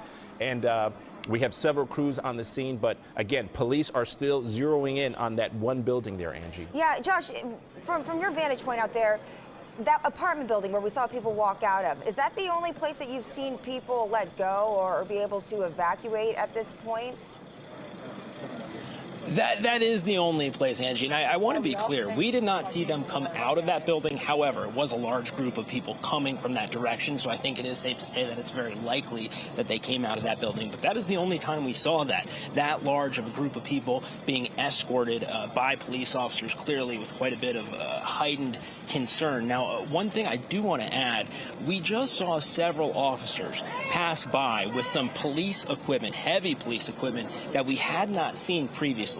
I am by no means an expert on the techniques and the tools that police use. However, one of those officers was carrying something that appeared to me, again, not an expert, to be the type of thing that you might use to force an entry, perhaps through a door or something along those lines. Doesn't mean they're using it. Perhaps they were putting it back, but it's the first time that we saw that type of equipment, and given that much of this ordeal has surrounded this apartment building, I do think it's worth noting, and I wanted to pass that along to you guys. Yeah, it seems like that this is a big group effort right here. We're hearing that the ATF also on the ground assisting Metropolitan Police, along with the Secret Service, confirming that they are joining in on this. Have you noticed anything else as far as the different agencies that are there on the ground to give you any indication if this is just more than a shooting that they are investigating? Well, I have seen quite a few different police vehicles. Just from my vantage point, for instance, I'm standing right next to an MPD SUV, and I can see several Secret Service SUVs up the way as well. Also some larger MPD vans, DC police vans. Otherwise, we have seen several people who may live in this neighborhood. Because let's not forget, I mean, this is the intersection of Van Ness and Connecticut. It is a beautiful Friday afternoon. There are lots of people out and about. I just saw a woman walking up in that area.